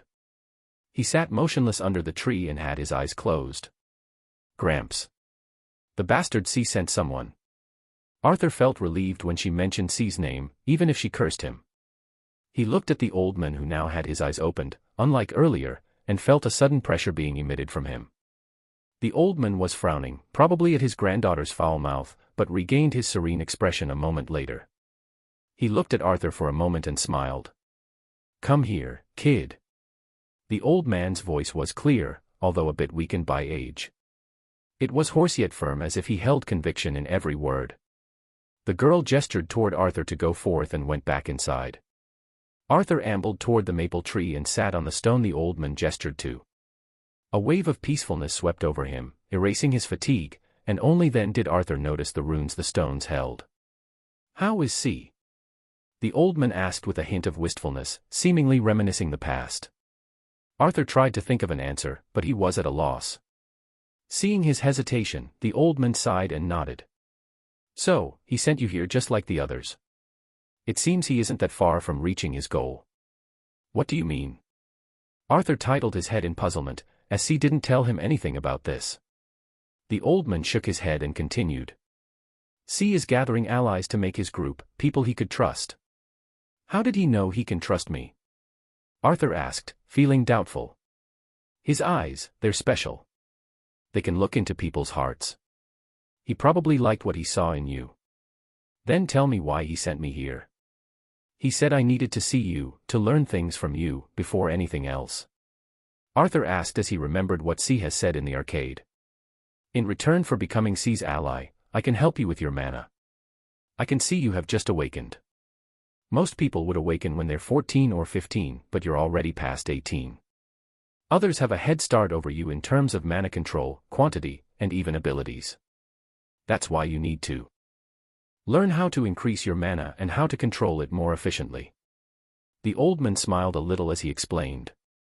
"How do I know I can trust you?" Arthur asked, although he felt his legacies would agree. Although the legacy was but a tool for him to grow, it also contained the will of one of the 9 guardians. However, Arthur couldn't just say yes and let go of all his fears. "Here's my card. You can look me up when you get back home." The old man handed his card over, and Arthur read it. A name and a number were written on it, along with the villa's address. His name was Master Ronan. Back at home, Arthur sat alone with his thoughts. Too many things were going on that he needed to plan first. He wasn't the most intelligent person around, and he knew many can take advantage of him. He didn't want to end up being used by others, and that's why he needed to research things for the next few days. First was Master Ronan. As he looked him up, many photos of him and his achievements came up. Unknown to him before, Master Ronan was a renowned figure in the academic world. He was the ex-vice president of the Hall of Warriors, the ex-principal of Girano College. What interested Arthur was his latter position, as Girano College was a floating city that acted as an international college for awakeners. It didn't only train students but was a research center for anything magic and dungeon related. After extensive research into it, Arthur's heart beat faster as he read about a department in this college. It was renowned worldwide for being one of the best in the past several years as it competed with institutes outside the Federal Union of Yalvarin. It was the Runes Research Department. As he researched further, his next goals started to align themselves in his head. To further improve his abilities, he needed to study runes. There was no place better than a world-renowned facility. Attending this college would help him in his career as an awakener. He didn't know if he should only be a warrior clearing dungeons since he found his runes wordsmith ability to have several other fields like magic engineering, potions brewing, artifacts research, and others. Can I even take the college exam if I didn't finish high school? Arthur highly doubted. That's where Master Ronin's role would come into play to help him out. As he researched further and further, Arthur felt his confidence and excitement grow. It seems it wouldn't be far that he travels beyond the gates and look for his father, the missing pillar of his family. As waves of nostalgia rushed back in, Arthur felt his vision blur as tears streaked from his face. He remembered the days his father carried him and his brother on his broad shoulders as they went shopping for New Year's Eve, how his mother looked happy as they came back and raced to kiss her, how they admired his father as a hero who saved his city from a dungeon break. As the night slowly passed, muffled sobs leaked from a young man who carried too much on his shoulders. Chapter 11, Agreement. Seer, what did you see in him? Under the moonlight and the gazes of endless constellations, Master Ronin's voice breached the silence of the night. It traveled slowly to the ears of the young man sitting in front of him, who had his eyes closed as he enjoyed the tea in his hand. Seer opened his eyes, and they reflected a serenity unbefitting of his age. I know what you saw, old man. That young man's fate. I told you to stop doing that. Master Ronin's brows furrowed as the uncomfortableness was genuine. The young man in front of him was someone he feared and cherished even though he was a lot weaker than himself. However, his ability was a peculiar one. Seer shook his head and placed the cup on the rock in front of him. He met Master Ronin's eyes, and for the briefest moment, they turned bizarrely violet. The latter's body shook as his hand trembled, clearly losing his composure. I don't have much time left until it happens. The ability is already activating on its own. Seer's voice was weak yet alienated. Master Ronin felt the familiarity of the boy he once raised and the unfamiliarity of something far more horrifying. He wanted to say something but Seer's words didn't stop there. These eyes. Whatever lies inside of them. It feared that young man. Then, are you going to ask him? Well, it'll depend on how far he's willing to go for the truth. Seer smiled as he remembered the report that he received this morning. With it, he'll be able to gain a reliable ally and maybe even avoid a terrifying enemy. Is it another nightmare? A woman he didn't know asked him after he opened his eyes crying. He looked around absent-minded, trying to figure out where he was. As he studied the woman further, her gentle appearance struck a chord in his heart. As she began to worry, he finally remembered the love of his life, Elisa. I don't know. It feels like I was just crying about something. He looked around as he remembered his room. Their room. His wife, the one he married 3 years ago, Elisa. Someone he felt grateful just to be with.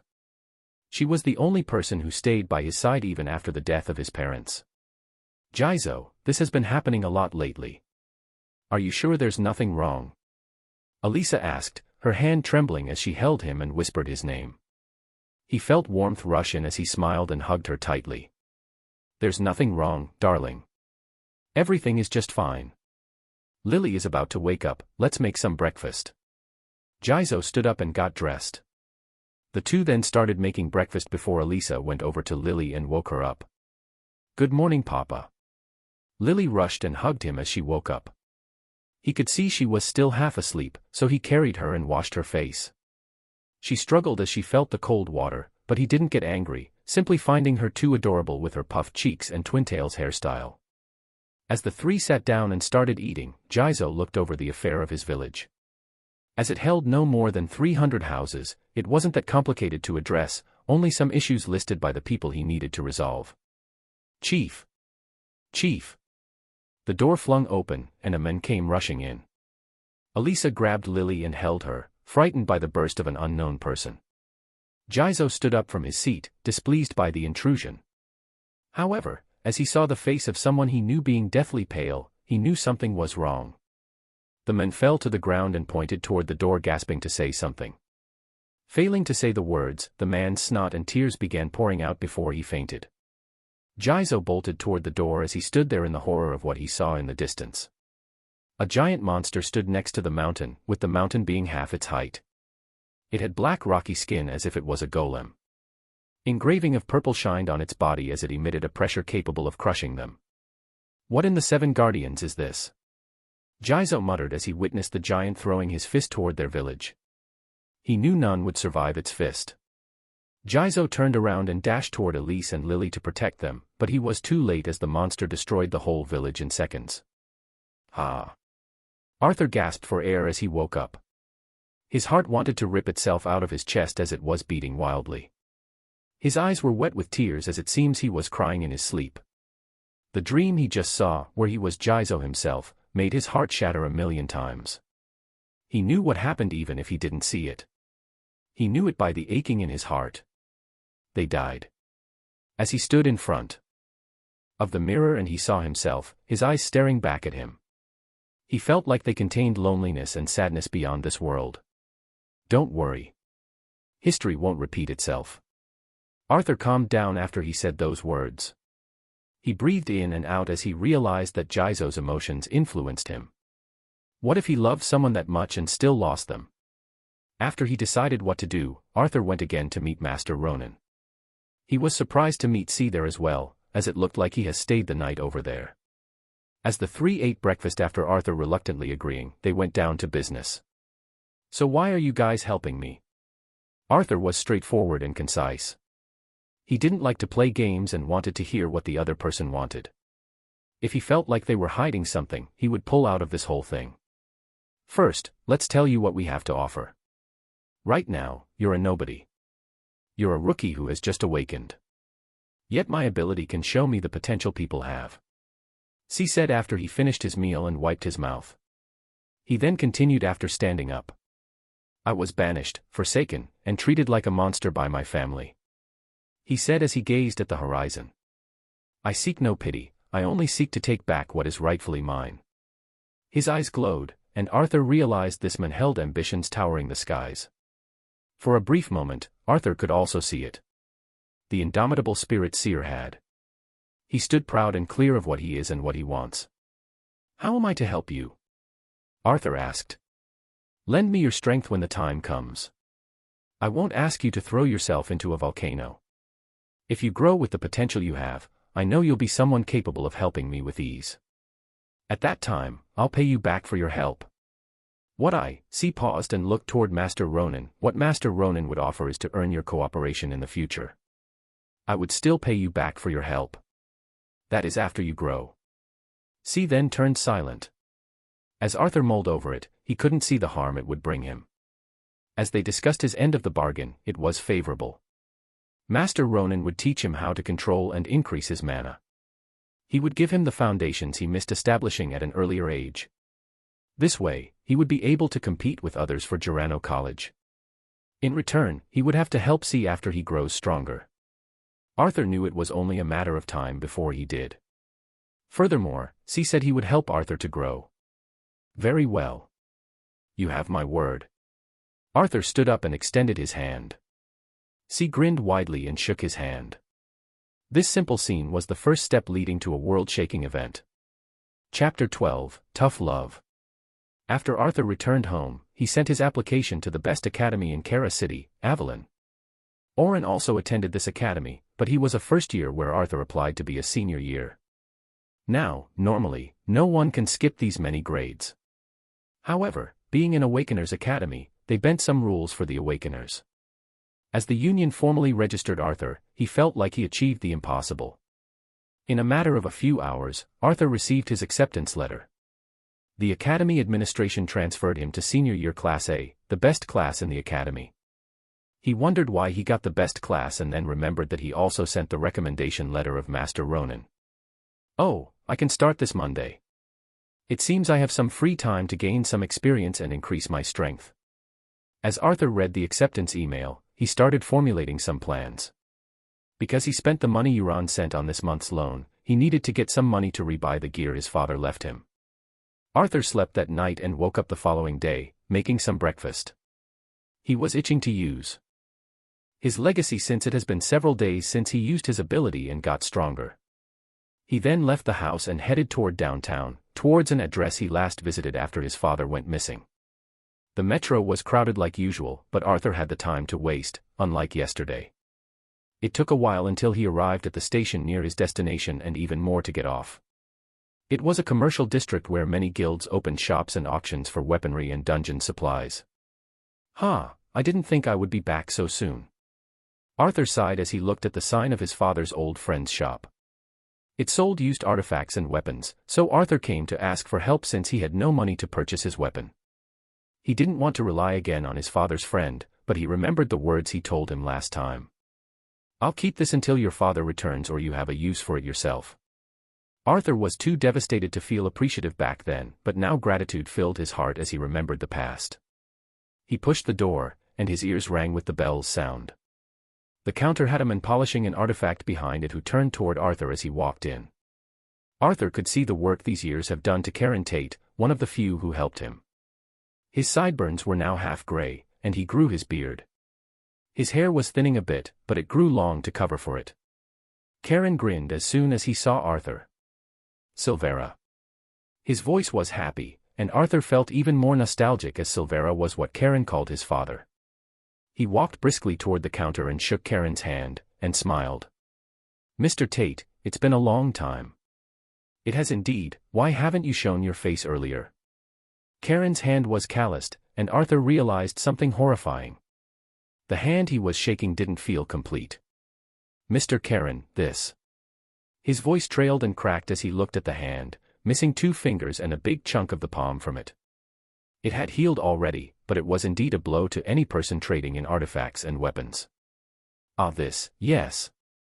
It has been a while since it happened, probably 2 years ago. A hellhound feasted on it after we were ambushed in a dungeon. No biggie though. I wanted to retire from that business for a while. Mr. Karen waved his hand and tried to look unfazed. However, Arthur could feel the lingering bitterness. Usually, people could fool him, but his newfound intuition allowed him to read them better. "What about you, brat? What have you been doing?" Mr. Karen changed the subject, seeing Arthur's saddened face, and the latter was happy to follow along. "I've been artifact scavenging for the past few years. It wasn't much, but we had our ends meet." "You rascal, you've been digging up dungeons without contacting me. You know I could use a scavenger." Mr. Karen pretended to be angry and laughed. He knew Arthur wouldn't rely on him even if he forcefully helped him. "I would have come for you earlier if I needed to, but it was really all right. Now, however, I need what I sold you years earlier." "Is it still here?" Arthur couldn't help but smile. "You mean?" Mr. Karen's eyes went wide, and he asked. Arthur nodded since he understood that he was asking if he awakened. "Ha ha ha." The apron-wearing man came from behind the counter and hugged Arthur as he laughed heartily. "Congratulations. Your old man would have been proud." Arthur awkwardly hugged back, even though he felt happy. Karen was there for him when his father went missing, as he bought his father's belongings for a suitable price. That was also the reason Arthur came back, since Karen promised to safekeep them until now. The happy man's words were incoherent as he rushed toward the back of the store to get a metallic suitcase he placed in front of Arthur. "I kept them maintained until now, as fresh as day one. Use them well, kiddo." Mr. Karen slapped the suitcase with pride and started caressing it as if it was his child. It seems his youth memories with Arthur's father were flashing in his mind as Arthur could see a wistful expression. Mr. Karen followed with a sentence that filled Arthur with pride and hope. "Your father is a good man." After he got back home, Arthur walked and saw Oren in the bathroom standing. As he took a closer look, he found the latter putting some ice and disinfections on his face. He saw a purple bruise on his face that made his rage boil. "Oren, what happened to you?" His brother flinched and wanted to run away, but Arthur grabbed him by the arm. Oren struggled and said that there was nothing wrong. "Just let me see your face. Who did this to you?" Arthur's voice was louder than he intended, and that served to aggravate Oren, who was trying to run away. "This has nothing to do with you." Arthur paused as he heard Oren's words. He knew why his brother said that. Over the years, he assumed their father's role as he took care of his brother and mother. However, that has built a wall towering their brotherhood. Oren no longer wanted to rely on him in everything, probably fearing that he might increase the burden on Arthur. Arthur grabbed Oren's hair and started to make a mess out of it. His brother was confused and started shouting to stop. As Arthur stopped, he looked at his brother in the eyes and said, "It's not us against each other, Oren. It is us against the world, okay? If someone is hurting you, it's only right that I help you. I'll be attending Avalon Academy too. I'm going back to school since I want to go to college after my awakening. No matter what happens, I can't stand around idly as I see you struggling. So please, just rely on me." His words finally reached his brother as tears glistened in his eyes, and he started nodding. The two sat down and started talking about the cause of it all. As he started telling the story, Arthur's face got weirder and weirder. This was not what he expected. As Arthur watched over his brother, he could now see where this all started. Unlike his average looks, his brother was on the cuter side of the spectrum. He had curly brown hair that he got from their mother, and he had his father's green eyes. With his still childish face, he could see where the problem all started. So, all of this started because you rejected a girl. Arthur almost laughed out loud. He didn't know where to begin as this wasn't the reason he expected. In summary, there was a girl from an influential family that likes Oren and his diligent personality. His father made sure to raise the two properly as both of them had one characteristic unbefitting of their age: hardworking. That's why this girl liked his brother, plus his appearance. Furthermore, this girl was powerful. One of the most powerful in their year. Yeah, so after I rejected her because I knew I wasn't worth it, she said okay and went home. The next day she was absent. Then her brother came over, he is a third year, and said something along the lines, Oren tried to mimic her brother and put a serious expression, "I'll never allow someone to make my sister cry." Or something like that. And that's when the bullying started. Arthur started laughing as he couldn't help it. Although he wanted to teach this guy a lesson, he still found the whole thing befitting of being called tough love. Chapter 13, Furler. Well, I wouldn't call it bullying. He just vents his anger by beating me up. Oren scratched his face innocently. Arthur didn't know how to tell his brother this was the definition of bullying. Okay. I'll talk to this dude after I get into the academy. For now, keep away from him. Oh, Anne. Do you like this girl? Excluding whether you're worthy or not. Arthur asked and waited for his brother to answer. All he got, however, was a red face. Later, as he was back in his room, Arthur placed the suitcase on his desk. It had the gear his father left him. With a click, the suitcase opened, revealing old equipment and a nostalgic past. A gray hard-leathered armor greeted him, and a sword with several scratches, bespeaking of its age. It was what Arthur's father, Seraph, left behind for Arthur to use. These were his first equipment, and they held many memories, making Arthur feel proud of having them. Although his father had no use for them after getting stronger and conquering stronger dungeons, he still held onto this equipment as he had bought them with blood and tears. It was his father's dream for Arthur to use these once he awakened, and now his father wasn't here to be proud. The Furler dungeon was an ancient one, as it was one of the first to open since 300 years ago. However, it was never fully cleared as the dungeon was only the periphery of a far more dangerous mountain range beyond the gates. According to the Union, the mountain range held calamity-grade monsters that they didn't dare to provoke. That's why no one ever conquered Furler, and monsters kept pouring in from beyond the gate. However, as it was a low-ranked dungeon, its monsters were mostly unranked. They were round beasts with full body fur and sharp claws, hence the name Furler. Their body was weak, and that allowed neo-rankers to hunt them as a safe beginner monster. Arthur was no different, as his father also started here. A single monster was worth 100 Yalvarin dollars, he needed to hunt 10 by the end of the week to pay the bank. ID. The guard's tone was monotonous, evidence of the times he asked this question. Arthur showed him the Union's ID, and he was allowed entry without further questions. What lay beyond the giant metal gate was a massive cave with many pathways leading somewhere. The cave's ceiling was probably 20 meters high, and that was incomparable to its area. Arthur looked around in amazement, and his behavior and probably his eyes drew clear attention. There were no monsters around, so he chose a less crowded pathway and went deeper inside. The path diverged into more trails, and they further divided into several more, and some merged with the original pathway. It was easy to get lost, so Arthur tried his best to remember the route he took.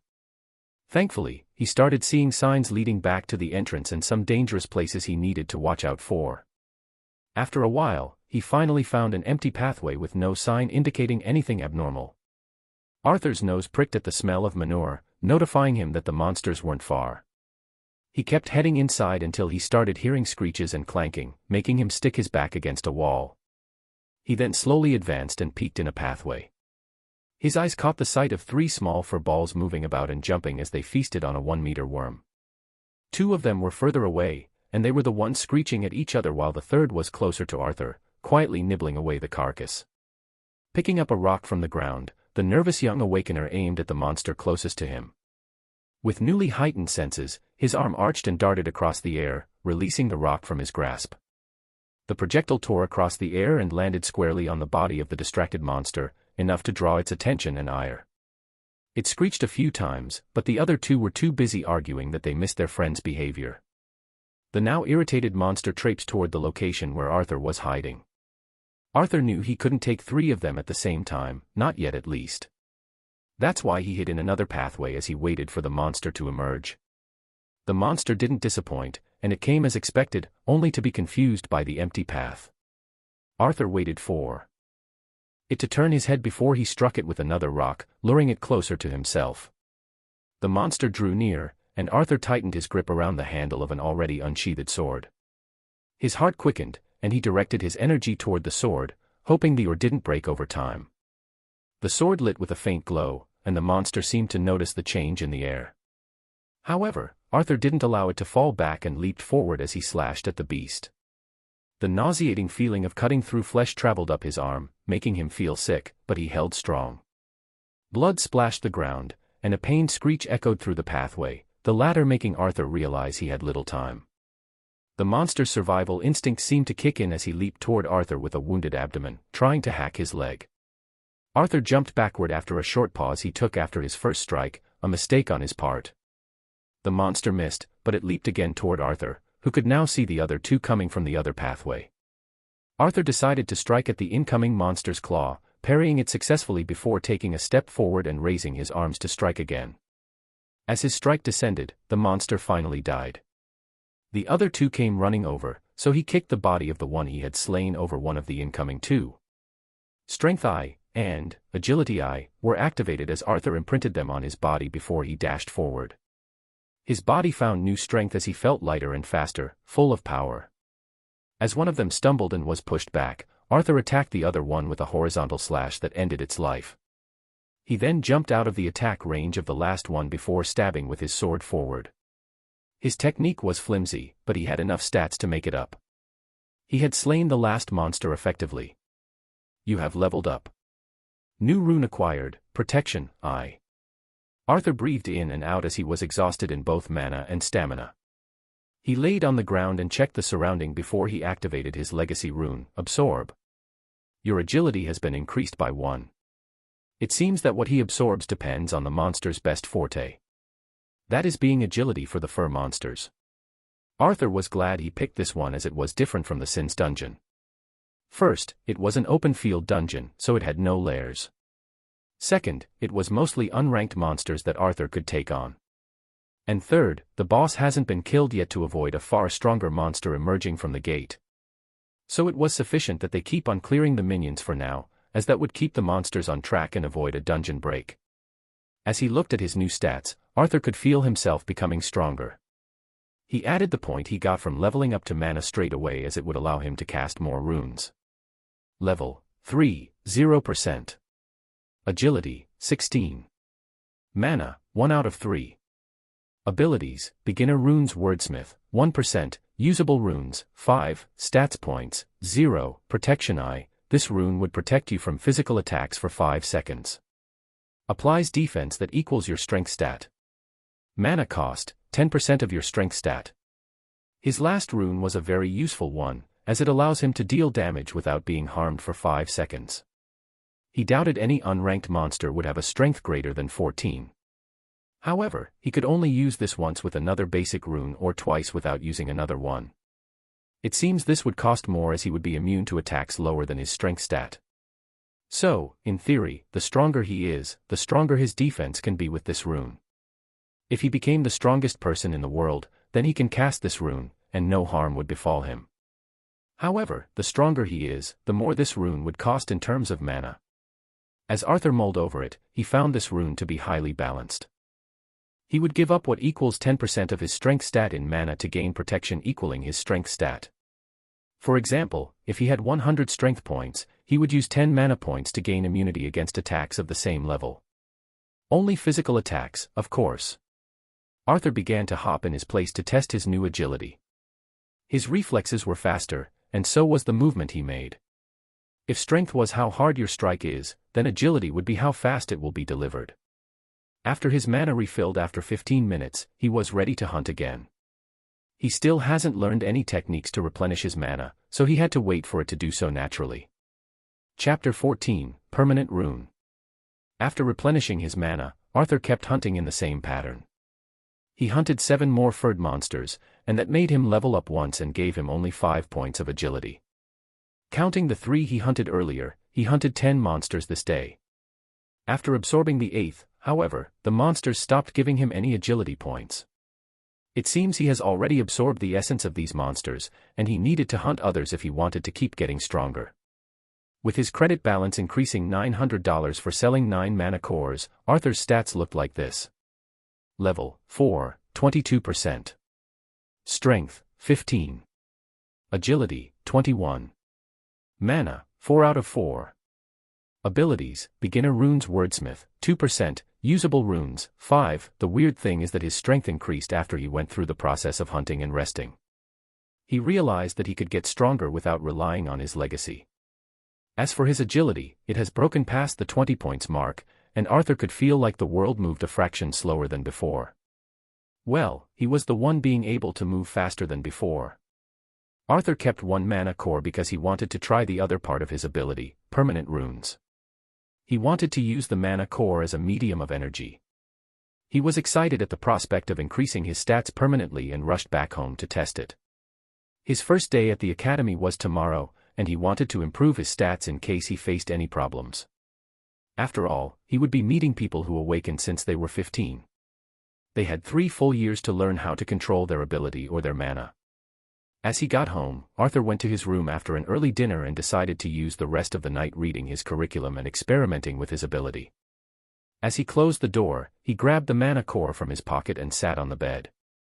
He then used his ability to imprint a Strength I rune, but he stopped before he did that. If his hunch was correct, he needed to fuse the rune with the mana core. As he grabbed the core with his right hand, a faint red rune symbol appeared on his left. Arthur moved his hands as they neared, combining the two. With the vibration of both the rune and the core, the rune started moving as if it came to life and began fusing with the core before breaking down and starting to circulate the core. The core then turned ethereal as if it has abandoned its physical form in return for something greater. Permanent Rune, Strength I has been created. Increases strength stat by 5. Cannot be used on the same person more than once. Arthur was thrilled at his success as he thought he would fail. He knew the mana core from an unranked monster was of very little purity, almost being an ordinary crystal. However, it appears that since this was a basic rune, that was enough for it to turn into a permanent rune. Arthur hesitated no longer as he slammed the rune into his chest as he felt the power rush through him. He opened his stats and saw that his strength was now 20 as well. As the feeling coursed through him, filling with power almost a third of what he originally had, he felt almost invincible. However, the feeling then faded as he started getting used to it. He calmed down and remembered he was still only a fish in the vast ocean. Strength has increased by 5. After he mediated and got used to his new strength, he started trying something else. Would a permanent and temporary rune conflict with each other? As he created the Strength I rune using mana, his strength rose to 25 before returning to normal 10 minutes later. This time, Arthur didn't feel the excitement. Only a heavy sense of responsibility. "Why did you give this strength to me, Jizo?" he said, looking at the mirror. The milk tasted sweeter than usual. Amelia frowned as she looked at the milk pack she was drinking. It was her favorite strawberry yogurt, and she drank it more than once per day. Yet today, the taste was a bit different, not that she hated a change in routine. "You'll burn a hole in it if you keep staring like that." A voice tried to break her focus, but she didn't even listen. A hand grabbed the milk she was holding and lifted. A redhead boy with blue eyes was examining the milk to see if there was anything noteworthy. Amelia tried to take the milk back, but he easily evaded her hand. "What do you want, Marcus?" Amelia's tone was cold, but that's how she was raised. She subconsciously took her parents' demeanor as she grew up to be another ice expression person. That's the name people called her family, the icy family. None of them were capable of showing emotions even if they feel them. Knowing her personality quite well, Marcus handed her the milk as he finally got her attention before saying, "I heard we'd be receiving a new student today. A transfer at this time directly placed to A class. What kind of student did we get?" Marcus's eyes easily told his anticipation as he usually found the routine their academy lived to be boring. "I don't know nor do I care. If he has the ability, it doesn't matter. If he doesn't have it, then he just used his connections and that's a bigger reason that it doesn't matter." Amelia's logic made Marcus speechless as he looked for an answer. It was then that a student came in shouting, "There's a fight near the school gate." The class was surprised, then confused. Another student who was sitting down answered, "So, fights are a common thing. We're not middle schoolers anymore." The rest of the class had the same thoughts. "I know. But the person fighting is wearing the sash for A class, but he's not someone we know." As soon as these words left his mouth, the class stood up and went to the windows. As Marcus was the first to dash to the windows, he was able to see two figures surrounded by people. One of the figures wore a blue sash on his uniform, meaning that he was the infamous transfer student. He couldn't hear them, so he activated his ability, and his ears elongated as his irises dilated. He was soon able to listen to what was going on. He also recognized the person facing the transfer student, someone he knew from B class, Isaac, known him as a low-level bully. "How about we both walk away?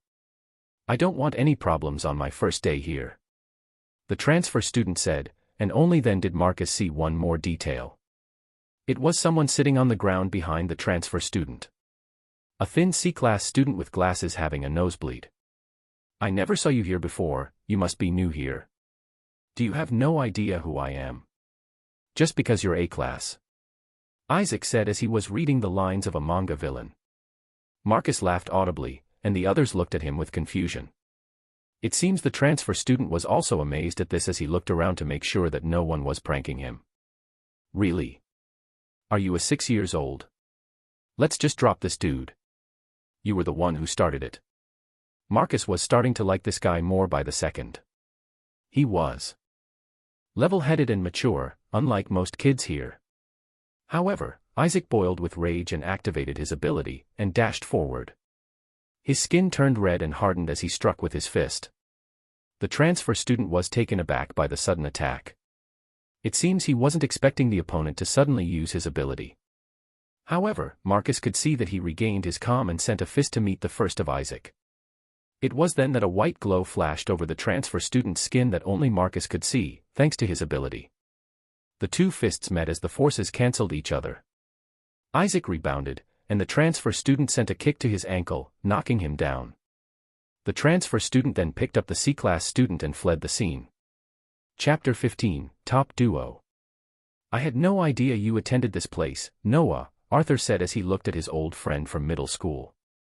He was coming to the academy when he saw someone shoving his hands into the pockets of another student and taking his wallet.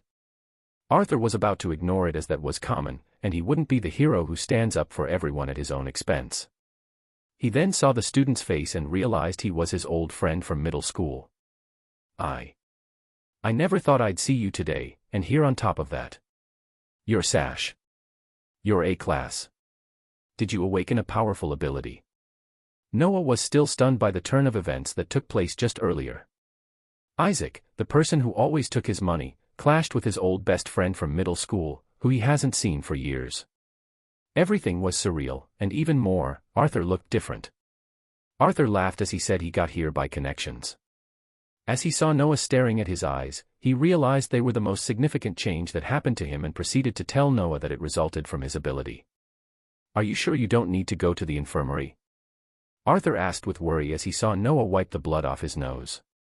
It seems Isaac had hit him as he was trying to take his money. Noah shook his head and stood up.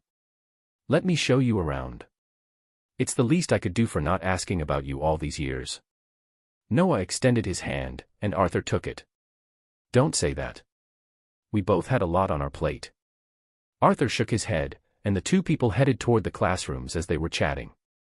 After agreeing to meet at the arcade later, the two split up, and Arthur headed toward his class. As he walked in, Arthur got the class's attention toward him as they began to scrutinize him. Arthur expected this with his unusual circumstances. He found an empty seat and headed there. "Is this seat taken?" Arthur asked a red-headed guy sitting next to the empty seat. "Oh, it is. You can sit here with no problem." The student glanced at the seat and replied. As the students didn't bring anything with them, as most classes were recorded online with notes, they didn't need to get anything such as books or notes. They can just go back home and find everything they need on the website. Furthermore, not many awakeners cared about studying as they did for power assessments. "Thanks, I'm Arthur." Arthur sat down and kept chatting with him. He found this student to be easygoing and had a good personality. "I'm Marcus. Usually, people say my eye's color is weird. Yours are on another level. Is that natural?" Marcus seemed to be the straightforward blunt type as he asked Arthur a personal question from the start. However, Arthur gave the excuse he gave to others without being offended. The two kept chatting until Arthur felt a person stand beside him. "That's my seat." It was a blonde female student with ponytail hair. She had black eyes and a cold expression that Arthur could swear that it made the room chillier. "It is?" I thought. Arthur was confused and turned to Marcus, who was trying to hold back his laughter. He didn't understand what was so funny, and he apologized before moving to another seat. It seemed this girl wasn't picking on him, but Marcus playing a prank on the new transfer student. "Why did you do that?" Amelia sat down with her new strawberry milk as she asked Marcus. "I just wanted to piss him off a bit, but it seems I failed. It seems he's a lot more mature than most students here." Marcus shook his head as if he just analyzed Arthur's personality. "You're more childish than most students here," Amelia said after being speechless for a short moment. She then glanced at Arthur, who was now sitting in the seat behind her, looking through the window. "Most of you here are aiming to get into Gerano College. Some might have other goals to achieve. Nonetheless, all of that would need your dedication and hard work. Every year, Gerano accepts only 200 students per batch. They want the elite of the elite. That's why even you, A-class, are not enough in their eyes. Except, of course, to some of you." The female teacher who introduced herself as Miss Rachel explained as she surveyed the students. Her gaze lingered for a second on a student sitting at the back who got here by the recommendation of an influential figure, Master Ronan. She wouldn't have known this if not for her father being the principal of this academy. "As I am your homeroom teacher, I'll be the one guiding you in your college admission process. For today, we'll be having a theory class followed by a training session, and ending with free time for the clubs." After she explained the schedule for today, as well as introducing Arthur to the rest, Miss Rachel left the room, and some students came over to talk to Arthur, although most kept their distance. "I'm sorry for earlier, brother. It was a harmless prank," Marcus said as he turned to Arthur. The latter smiled and said it was fine. Marcus pointed toward Amelia and continued. "This one here is Amelia, known as Ice Milk. You can probably see why she's always drinking milk and is cold all the time." Amelia shot him a glare before ignoring the two. Arthur kept chatting with Marcus as the latter started introducing the rest of the class. To his surprise, Marcus was the top student in the class in theory. The top student in power, however, was Amelia. These two were childhood friends, and Arthur found it amazing that they kept their friendliness even while ranking at the top of the school. "So, brother, can you tell me why you transferred with only one semester left before the national exams? Marcus finally spilled the beans as he was dying of curiosity. If every person had a major flaw, then Marcus's was that he was a curious person since he was little. This made him almost die several times, but Amelia was always there to save the day. Well, I'm planning to attend Girano College, and I figured it would be a lot easier to apply as a graduate than applying directly to the college. Arthur had nothing to hide as he told the two of his plans. As he said that, the two's eyes flashed as even Amelia turned and looked at Arthur. Even though Girano was everyone's goal, Arthur spoke like he was confident. They were right. Arthur had confidence in his growth rate. He knew he could become a full-fledged neo-ranker before the start of their exams and might even be able to advance further than that. Right now, Arthur has awakened, but he was unranked in terms of strength. His body has just awakened, and even if he was able to grow through his legacy, others still had a head start over him. He wasn't too worried, as he could use his ability to strengthen himself further. As their theory class began, Arthur remembered why he hated school. No matter how much interest he had, the bombardment of information made him bored. However, he held until the end, and he learned a lot from just one day. Their class for today was history as they explained how the kingdoms of Yalin, Vernia, and Anurk made a union 300 years ago, creating the Yalvaran Federal Union. The three kingdoms each had equal governance over the people, and these people can choose the union's president through elections. They had banded together to fight against the appearance of monsters and dungeons. There were also details about who was a popular figure in the past, the dates, conflicts, etc. As the class ended, Arthur couldn't wait for their training session as he wanted to grow stronger by the minutes. They headed toward the gym, where there were many machines they could train with or compete against each other. However, their training session was mostly about their fighting skills. There were many capsules where students would lie down to connect to the virtual reality to learn how to fight in different styles. Unable to learn the runes. Arthur got this message as he tried studying the runes in the capsule, but they were too complicated for the current him. With a sigh, he logged in and started his training for the day. Welcome. A virtual teacher stood in front of him. What do you want to learn? A list then appeared about all the combat styles he can learn. It ranged from swordsmanship to basic training. Arthur took his time thinking. His father once taught him basic swordsmanship. However, he felt that his ability didn't suit such a style. Although the runes he could use right now were basic, only strengthening him at best, he knew he could learn more, and they would increase with time. He imagined himself casting multiple runes that charged at his opponent with deadly fire or freezing storm, maybe turn the whole sea upside down. However, now was not the time for that. His fighting style can change later, but he needs to become stronger now. Arthur chose swordsmanship, and the training began. Chapter 16, Ancient Runes Club. After their training ended, Arthur went back to class. It was now their free time, usually used for clubs. Hey, Arthur. Need help with choosing a club? Marcus walked over and leaned on Arthur's seat. As the latter was just mulling over it, he welcomed an introduction. I'm not even sure I'll be attending a club though. You should if you want to get into Girano. There's extra credit for people with extracurricular activities. Especially for famous clubs like Virtual Fighting, Abilities Evolution, and Dungeon Science.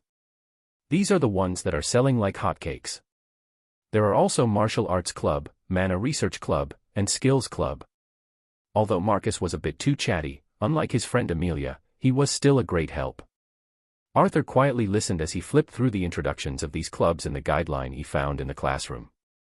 There were so many clubs out there that Arthur didn't know how many hobbies people had. As he was considering what club to join, he came across a small introduction of a club that caught his eye. It was called the Ancient Runes Club. As he started reading the introduction and activities more avidly, Marcus peeked his head to see what he was reading. Oh, that club. I heard it was the lowest of the 7 clubs. 7 clubs. Yeah, clubs that were first founded when the school started. 6 I already told you about, and this one here is the 7th. These clubs are accredited by Girano, so joining them gives you credit if you applied for their related scholarship. Arthur's eyes gleamed as he heard this. Every year, Girano would host an examination for students from all over the Yalvaran Union. This examination would mostly be about testing the student's abilities and fighting capabilities, as that was the most sought-after examination. However, special scholarships gave you an advantage over other students if you took this exam. This was their way of recruiting talented students that weren't so good at fighting. I think I'll check this one out. What? Marcus was speechless. It sounded obvious that Arthur should join one of the more popular clubs, as that would give him more advantages in applying. As Arthur decided on his club, he went toward the clubroom on the 3rd floor. As he looked through them, he found out that this club was further to the back, unlike the rest. He walked through the hallways until he reached a classroom at the corner of the floor before he knocked. After 3 knocks, a lazy voice told him to come in. "Welcome, how may I help you?" The person inside was a male student who had huge black bags under his eyes. He sounded tired but remained his polite attitude. "I'm here to join the club. Is it closed for today?" Oh. Do you want to join? Come in. Come in. How come you're only joining now? The student suddenly grew enthusiastic as he introduced Arthur to a seat and started pouring tea. Arthur wasn't a particular fan of tea, but he felt like he couldn't say no. As he drank the tea, he felt relaxed as the aroma spread in his mouth. "I see that you like it. We grew these tea leaves using runes." "What?" Arthur was suddenly amazed. It felt as if his bubble just burst as he heard that he was not the only one using runes. "We drew the rune path on the container and made these tea leaves enriched with mana. It's an old technique, but we struggled to make it work. Cost us most of our budget for the materials." As the student saw Arthur's interest in his words, he felt proud and kept explaining. He felt their new member was an excellent addition to their club. "Drew the rune path. Does that give similar effects to the original runes?" Arthur asked, confused. "What? Of course not." The student was stunned. He then continued, "Since ancient times, runes were considered the language of creation and magic. Even now, people thought of skills as the products of runes. They're a series of complex runes that would activate once supplied with mana. However, to be able to use ancient runes, the person has to connect to the origin of the world. That's what many ancient scriptures said. The method to establish such a connection is said to be lost." The student entered a full lecture mode as he grabbed a pen and a whiteboard to demonstrate. For example, if a person was to draw a rune without connecting to the origin, it would be called a mana path. Most artificial artifacts are made using mana paths. These paths show effects similar to runes but at a higher cost of mana but much lower efficiency. If an artifact had a rune that controlled the sea, then the same rune would only create a pool if made artificially. If artificial runes were the same as the original, then artifacts would be worthless. That makes sense. Then what about runes that are one-time use? Would they disappear if they are used? What happens to the weapon afterward? Arthur asked. He always knew that artifacts had a version of permanent runes. However, he didn't know enough about this field to know what temporary runes did. Well, the student then paused and grinned. "That, my friend, is why runes cards were created." "Is Ori already in the clubroom?" Jia asked the petite girl next to him. The two walked together in the hallway, making a stark contrast. He was tall, athletic with flamboyant blonde hair, and the girl was meek, quiet, and doll-like. To his question, the girl nodded and kept reading her book. Jia had to move the girl left and right to get her out of other students' way. She was so absorbed with her book that she didn't pay attention to anything else, except Jia occasionally. The two reached their clubroom where a sign said Ancient Runes Club, a place not many people came to. Their usually quiet clubroom was noisy for some reason, and Arthur saw the confusion on Jia's face. If he had to describe the atmosphere in his club, it would be the word dead. Why can't we use the air as a medium to imprint runes? This question was thrown as soon as the two opened the door. The two came to a halt as this was the question bugging the Runes Research Society. We just can't. To imprint runes, we need a medium and a material for the mana path.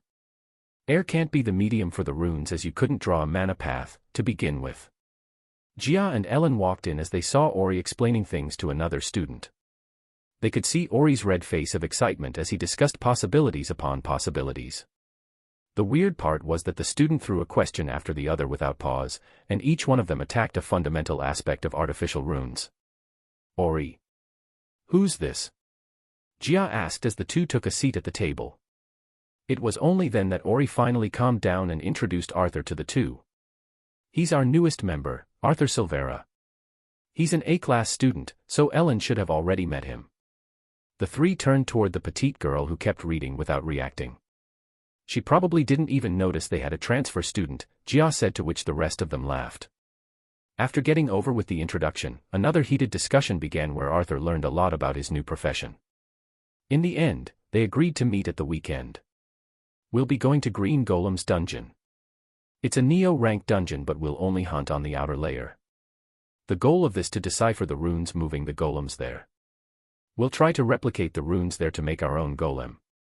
This was this year's project. It was making a golem that would fight with you.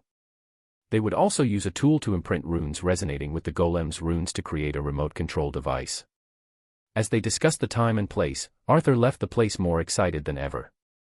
Chapter 17, Trial of the Holy Crown. The first thing you need to learn about mana replenishing is how to breathe. Breathing is your gateway to the world around you. With each breath, you get enough oxygen from the surrounding air to live. Why not mana? Master Ronan took the chance to demonstrate. He took a deep breath, and Arthur could feel the creation of pressure. Master Ronan then exhaled, and he released blue air from his mouth. The color you see is due to mana. The key is to keep that mana inside, condense it, and assimilate it into being yours. Mana is attracted to more mana. That means with your current mana, you could attract lesser amounts of mana with your breath. At the start, it could be negligible.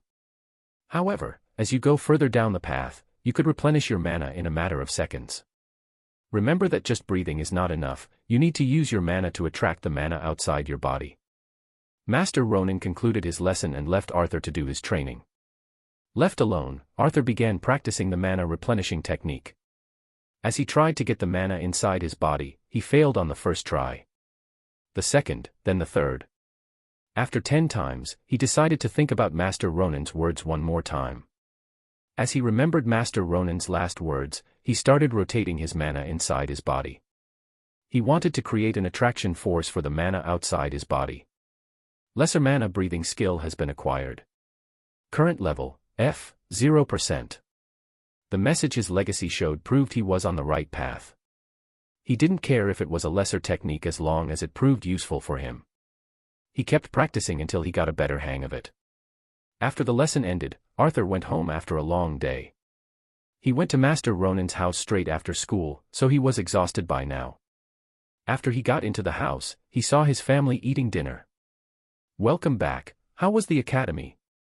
His mother, Sarah, asked. "It was fine. I joined a club and it was fun." Arthur began to tell his day while keeping the fighting out. As the three started eating and talking, Arthur enjoyed a warm atmosphere for the first time in a while. Their mother finished and went on her night shift. Only Oren and Arthur remained, and the latter proceeded to ask, "Why didn't you call me today?" "Oh, he didn't show up today. I don't know why." "Brother, be careful, he's a lot stronger than most students." "Don't worry, I'm not planning on overdoing it." As the two talked a bit more, each went to their room to sleep. Arthur practiced the mana replenishing a bit more before heading to sleep. The sun was high in the sky as their day at the academy just ended. Arthur decided to skip his club as he had more pressing issues to solve. That was money, plus getting stronger. He wore his leather armor and carried his sword before setting out toward Furlair's dungeon. As he was familiar with the dungeon now, he planned on hunting other monsters since he wouldn't absorb the fur monsters anymore. Although it was called Furlair, it had several other monsters, although they made the smaller population of the dungeon. However, he would have to go deeper in to find them. He wasn't too worried, though, as he would first hunt a fur monster to use its core for a permanent agility rune. After he got into the dungeon, Arthur showed his ID and got inside. He then started looking around for a tunnel that was less populated. There was a tunnel with only a group beginning to head inside. As he looked at the group, he felt a sense of familiarity. They all wore black robes adorned with silver engravings. Some of them held swords, others were unarmed, but all of them wore hoods covering their face. The group went inside, and Arthur instinctively followed behind them. As he entered the tunnel after them, they were gone. Although weirded out by the sequence of events, Arthur kept going deeper into the tunnel. As if to welcome him, a fur monster bounced from another tunnel on the sideway. It seems to have starved as it rushed toward Arthur with bloodlust.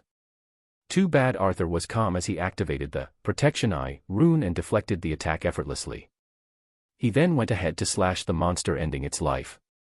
As he picked up the core, Arthur headed to an isolated tunnel and started making the permanent rune for agility.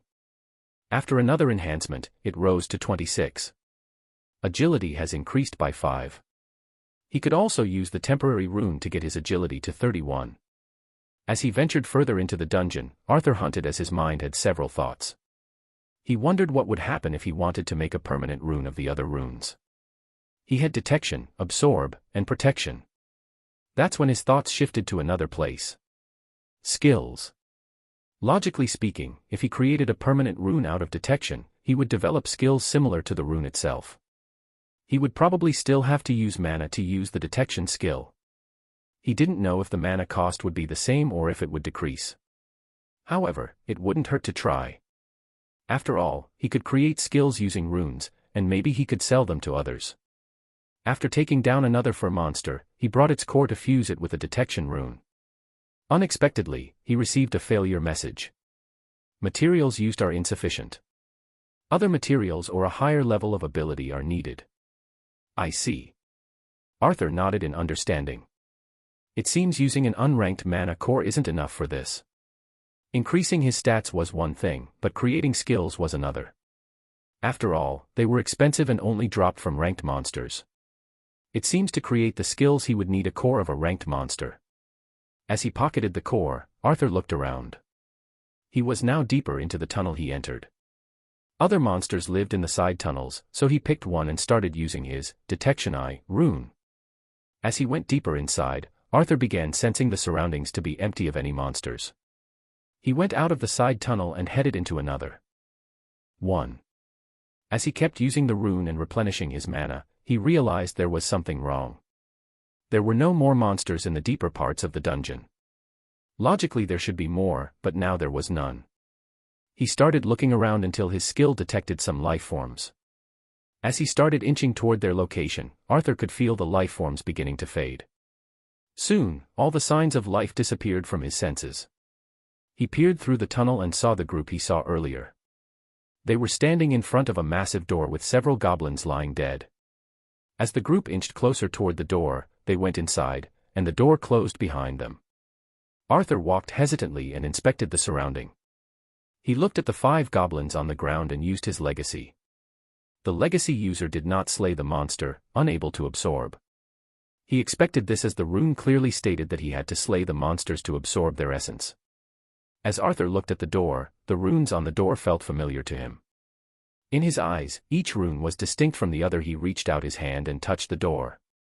The runes began to glow as a voice appeared in his head before he disappeared from the dungeon. Guardian's bloodline has been detected.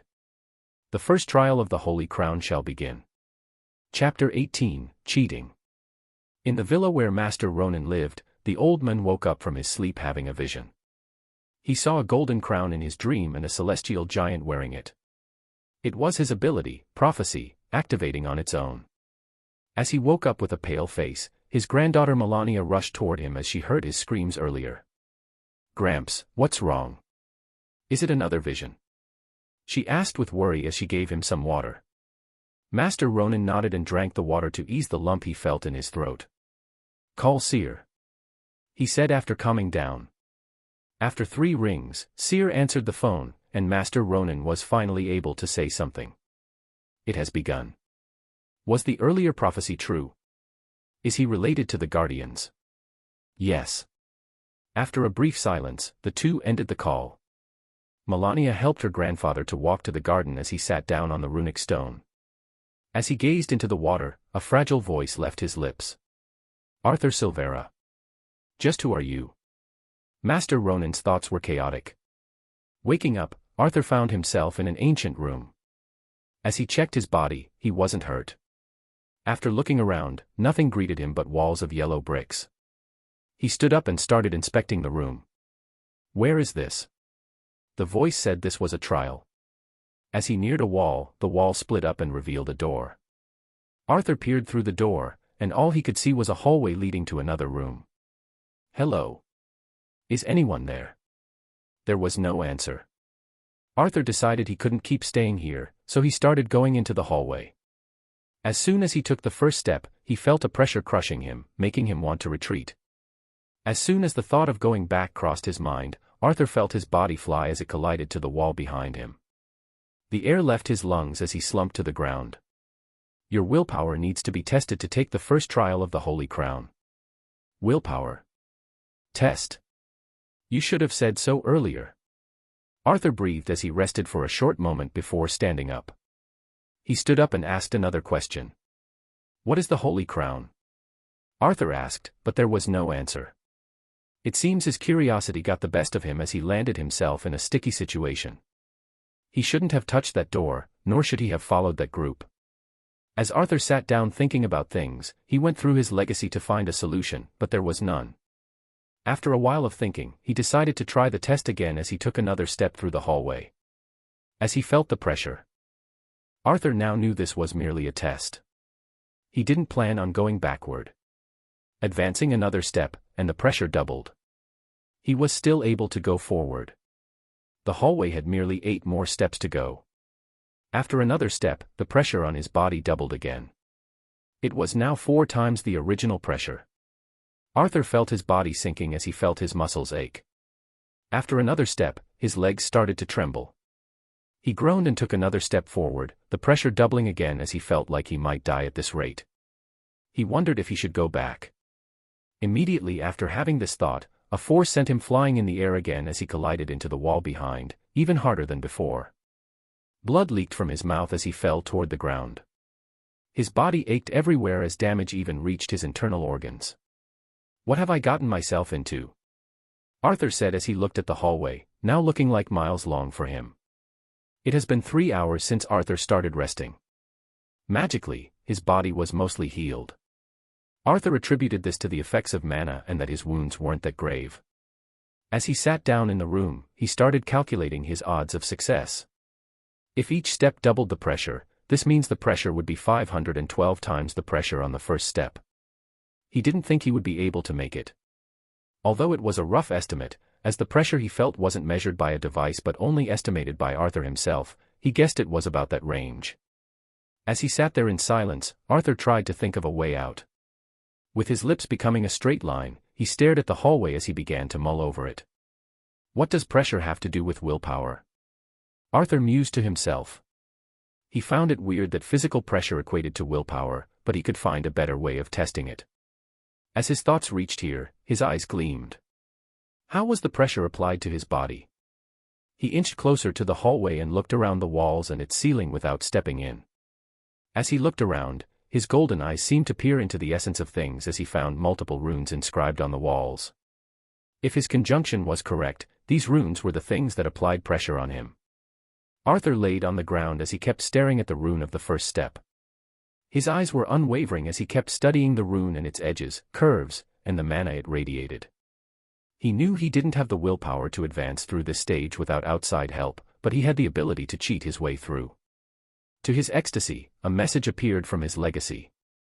Force I, applies force in a 1-meter radius at a specified target. The force is proportional to the mana used. 1%. Yes. Arthur shouted with joy. If he can learn this rune, he can halve the force pushing on him from the ceiling if he directed it upward. As he calmed himself down and started to learn the rune, the percentage started increasing. Hazel's eyes squinted as she tried peering through the snowstorm. Her robe fluttered and danced as she advanced to the unknown. She needed to find shelter from the cold or to leave this area of frost to survive. As she looked at the shining tower in the distance, she felt her trembling heart steel itself with determination. The Holy Crown. The thing desired by every person of the 7 families. She needed to obtain it to wield the power it held to rule over the 7 families. For that, however, she needed to survive this first. As she was a part of a branch family, with little bloodline in their veins, she needed to start at the periphery of the dungeon. Her mana was seeping away from her body as she used it to endure the cold. Luckily, she could see greenery in the distance. It was the end of the frost area and the beginning of a forest. She steeled her heart as she moved forward. With each step, her mana decreased. With each step, her body ached. With determination to rise above those who humiliated her and her mother. She wanted to earn the power to live as she sees fit. As her thoughts wandered, she was distracted and found herself closer to the end of the frost area. Finally, with hope in her eyes, Hazel ran toward the greenery. However, as she drew near, her heart trembled. As she came to a stop, Hazel finally saw what laid in front of her. There was a forest, but she was on the top of a snowy cliff. If she wanted to reach the forest, she needed to go down. Her legs had no more energy as she fell to her knees with tears in her eyes. She had no mana left, and her body couldn't move anymore. With frustration building in her throat, she screamed on top of her lungs. Why? Her shout reverberated through the cliff. As if the heavens answered her question with disdain, the cliff began cracking, and the snow began to shift toward the forest. As she felt the change, she tried to run away, but her body betrayed her. I'm sorry, Mother. Her thoughts drifted to the fragile figure in her memories. She accepted her death with tears in her eyes. Chapter 19, Hazel. Hazel opened her eyes to the sound of sizzling meat. Even with her consciousness barely awake, her body was honest as her stomach growled. As if scared by the rumbling of a beast, the young man in front of her was startled. The two stared at each and Hazel took the time to study him. He was an average-looking young man with dark hair and golden eyes. If not for his eyes, he would have been someone you can pick from anywhere in the street. As she stared into his eyes, Hazel knew he was someone special. What she couldn't understand was the fact that he wore a primitive-grade armor. Puffed. A muffled laugh escaped his lips after he heard her stomach. Hazel deeply blushed as she sat up in a hurry. Where am I? She asked in a fluster, but she already knew the answer. What puzzled her more was the answer of the young man in front of her. I don't know. I hoped you would tell me. I was hunting when I saw you in the river. You're the only person I found after I arrived here, so I needed some answers. Arrived here? You mean the Holy Crown's trial? Hazel asked, dazed. How could someone be here without knowing this? That. The voice also said this, but I didn't understand what he meant. Hazel looked in a daze as if she just woke up. She had so many questions to ask, but her stomach rumbled again. The young man in front of her smiled this time as he offered her some meat to eat. After a lengthy talk, Arthur finally knew where he was. The person he saved, Hazel, answered his questions as detailed as she could. He rescued her since she was his only hope of knowing where he was, but he realized she was a good person. She kept being polite as she answered his questions and thanked him multiple times for saving her and giving her food. Arthur dismissed it as he saw the answers that she gave him to be more valuable than some effort and food. In summary, he got himself into a shit of a situation. This was some sort of trial between the most powerful families in the world. Doors leading here appeared worldwide, and young people from these families would have to go through them to get here. This was the first trial of a lengthy trial that lasted 5 years. There would be a similar trial every once in a while to reach a final champion, someone who would hold the Holy Crown. As long as he survived this, he would be able to escape this area. However, to leave, he needed an insignia that he would get by clearing this trial. Then what about those who don't? Arthur asked, bewildered. As she heard this, Hazel's face grew a shade darker. They need to remain here until they're able to clear this trial. If the trial comes to an end, they would die with this trial. Then what if they stay here until the second trial begins? Arthur knew this place had what it takes to live. There was plenty of food, water, and natural shelters. That's not possible.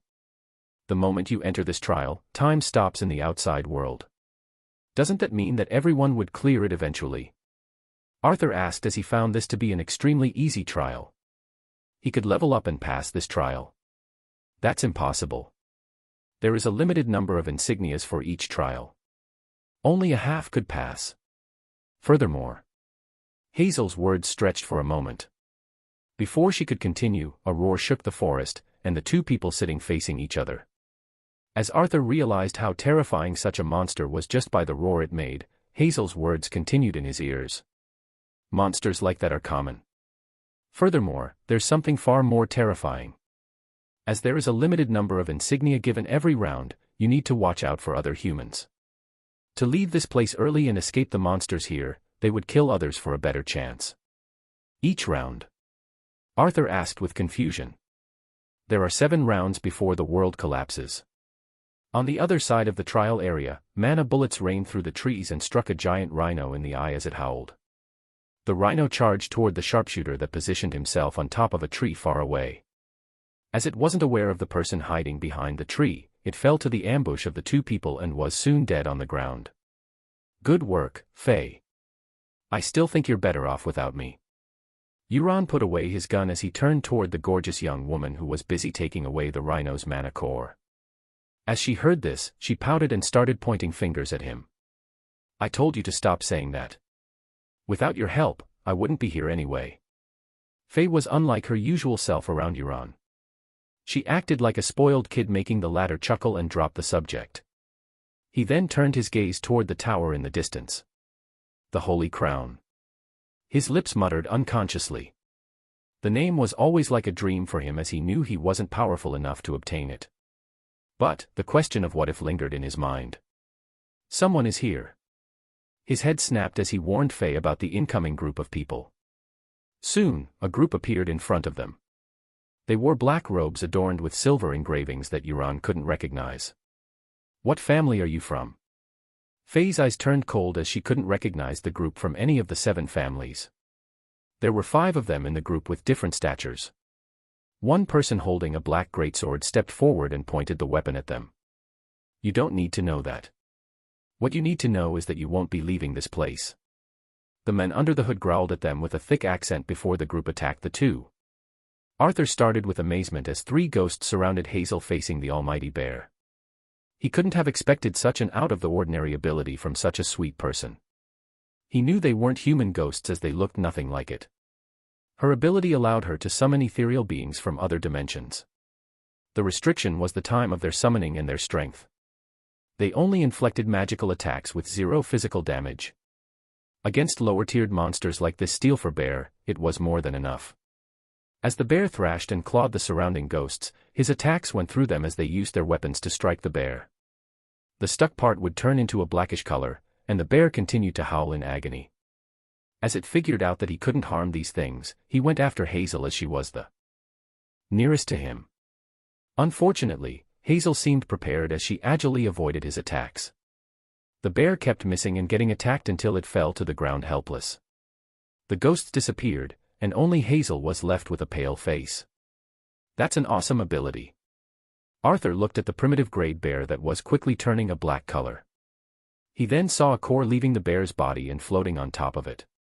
He wondered if he could use this core to create a permanent rune, but he was too embarrassed to ask for it. Not really, it drains a lot of mana and the creatures could be harmed by magic. I would be weak against a mage that used an elemental spell or a gunman with mana bullets. Hazel shook her head and went to grab the mana core. Arthur felt grateful that she trusted him enough to tell him this. He couldn't deny that they built an instinctive trust as he saved her life, and she told him about everything happening here. The duo then returned to a shelter they made, a hidden cave not seen by the inattentive eyes. The night drew near, ending Arthur's first day in this place. As they created some fire to make food, the 2 chatted idly. As they finished their meal and decided to take turns to guard the cave, Arthur asked for a favor he had in his mind. Can you help me hunt primitive monsters? Chapter 20, New Skill. The next day, at the base of the tower centering the trial grounds, was a lone swordsman. He carried an apathetic expression as he looked at the tower towering the sky and earth. The familiar texture of his sword's handle had roughened along with his palms as he grew up from a nameless child. Now he stood atop this generation's ability users with his soul ability, divine sense, and his sword. These 2 made up for each other, making him one of the few people worthy of being called the 7 prodigies. The door in front of him was the first step toward ascending the heavens. The Holy Crown was his. Are you going to conquer the tower by staring at it? A crisp voice interrupted his thoughts. From the trees to his back came out a girl wearing gauntlets and no armor. The only thing covering her body was sportswear. The steel covered her hands and wrists, and each one had a mana core of different colors. "You're late for someone with such a big mouth," snapped Ural at the newcomer. The latter snorted as she surveyed the surrounding. "That white bitch isn't here yet." "As foul as ever, Jenny." Ural turned around as he started heading toward the tower's door. From behind him, Jenny looked at his back before following right in. The two entered the tower as lights began shining on top of it. "The first round has just started." As he touched her forehead, he felt her skin to be smoldering. This was the result of mana deprivation. After overworking herself in the earlier battle, Faye now laid unconscious in front of him. Why did he need protection all the time? As he thought of this, the image of a young man came up in his mind. It hasn't been a week since they met, yet he was already moving on. Did he deserve this? For a mere high-tier healing potion, the young man saved his life back. He wondered if this was fate or just a curse he carried around. "Brother, you." Faye's body trembled as if she had a nightmare. Euron reached out his hand as blue light radiated from his fingers. As the light touched her, her frowning face eased up as she entered a deep slumber. "Who are those people?" Euron's sight drifted toward the cave's entrance. The people who attacked him were ones he didn't recognize to be any of the 7 families. If his thoughts were correct, they could only be the traitor's descendants. If that is true, then this Holy Crown trial will be the last. Euron began to brace himself for whatever is to come. Their ancestors have foreseen this. They called it the beginning of the end.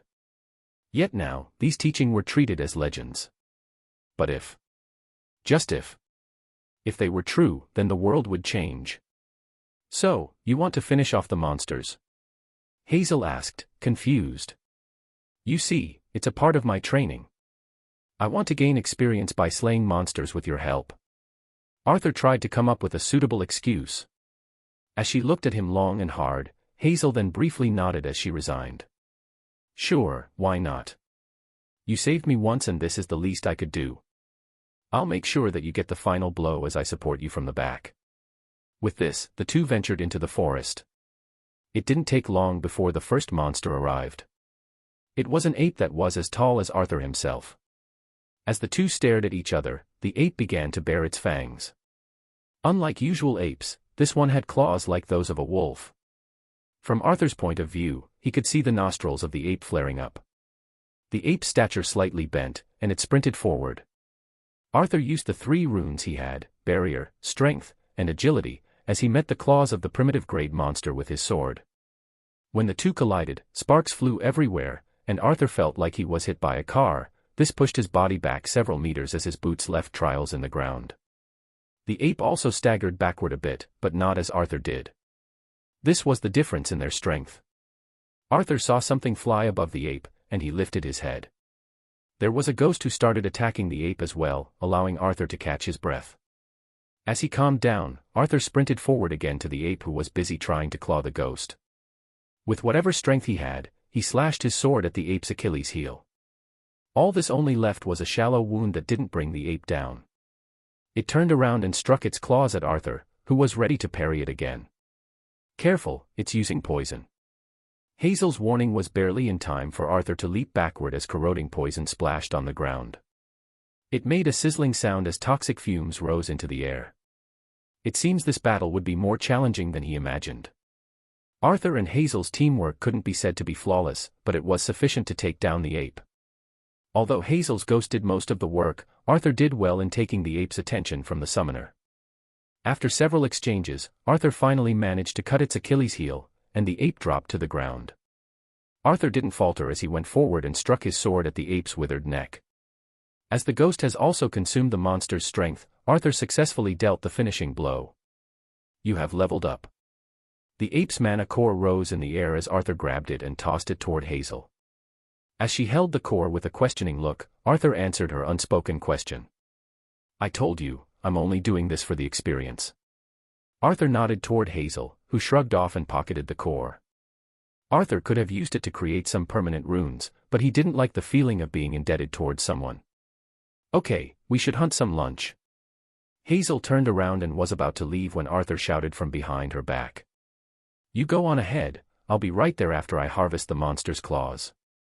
They could be useful. Hazel didn't turn her back as she kept going forward and waved. Now all alone, Arthur was finally able to do what he wanted to do. After checking that there was no one around, he activated his legacy rune and began getting stronger.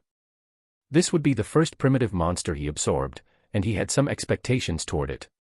Absorbing primitive grade essence. Strength has increased by 1. Poison strike skill has been acquired. A skill. Arthur's mouth turned oval. He knew that some ranked monsters dropped skills, but this one didn't.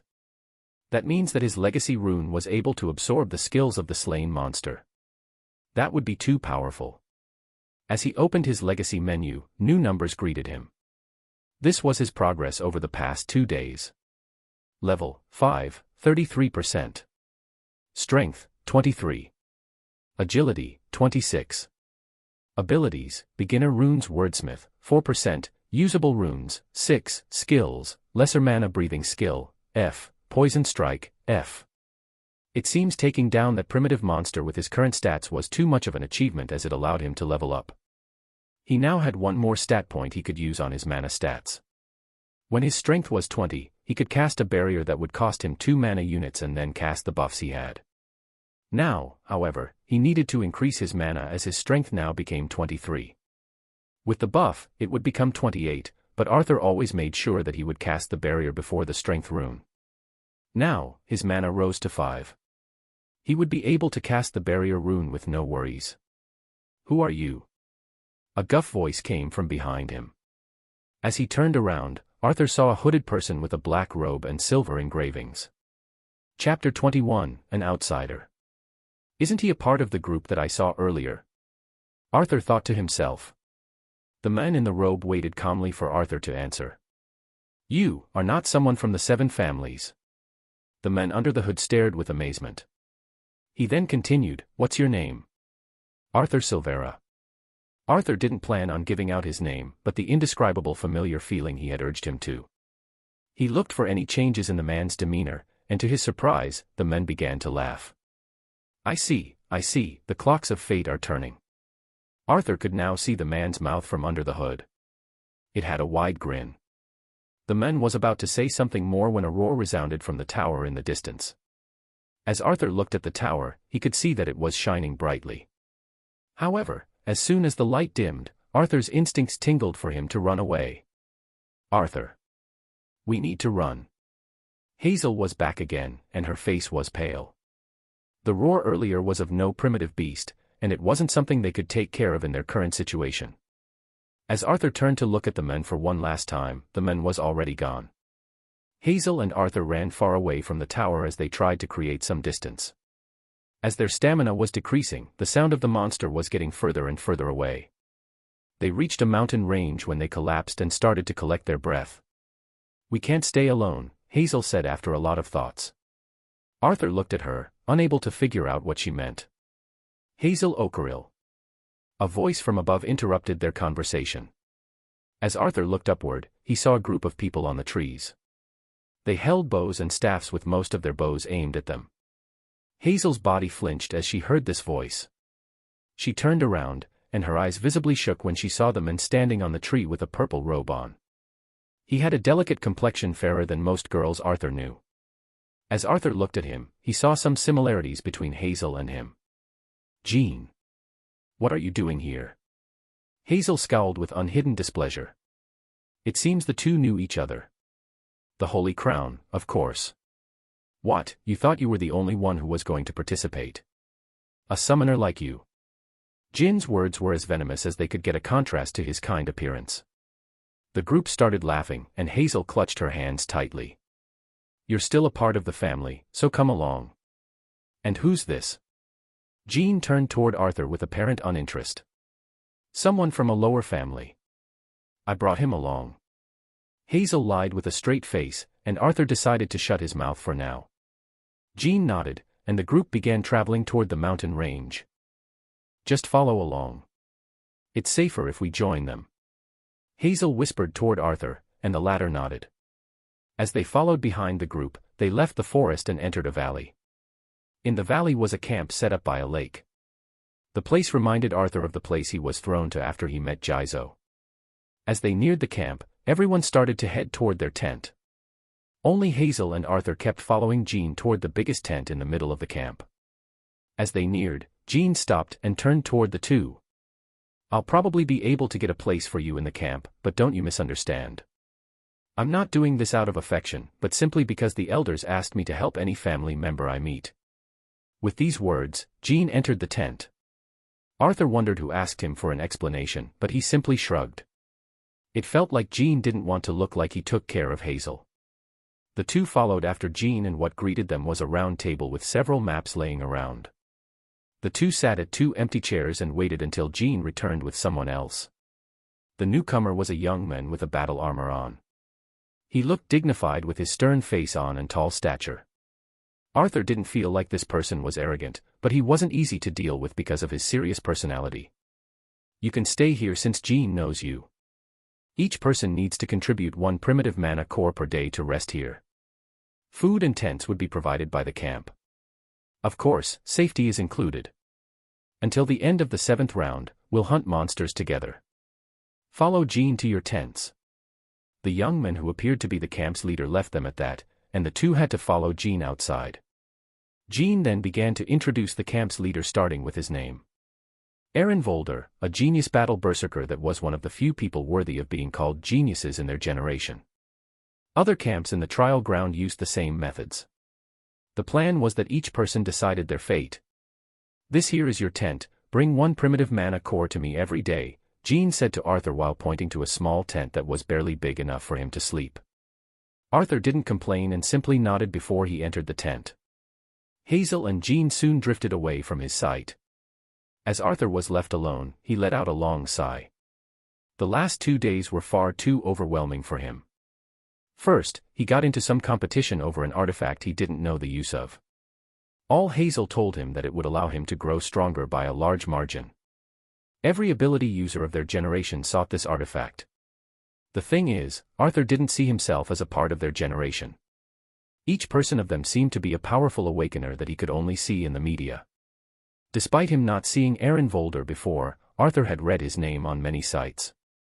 All the big guilds and syndicates fought to bring him to their side after graduating from Girano College. Arthur was just a nameless character that chanced upon a door in a dungeon. Somehow, he ended biting more than he can chew as the door sent him here. Whether Arthur survives was unknown to him, but this was a chance to grow stronger. He remembered what Hazel told him when they met. Time stopped in the outside world. It was his opportunity to grow stronger than anyone. In other people's cases, time stopping had little significance if they had no time to train due to the dangers looming in here. However, with his legacy, he can grow through these dangers. He could become strong and explore the mysteries of the world.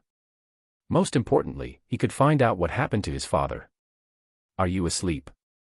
Hazel's voice came from outside the tent.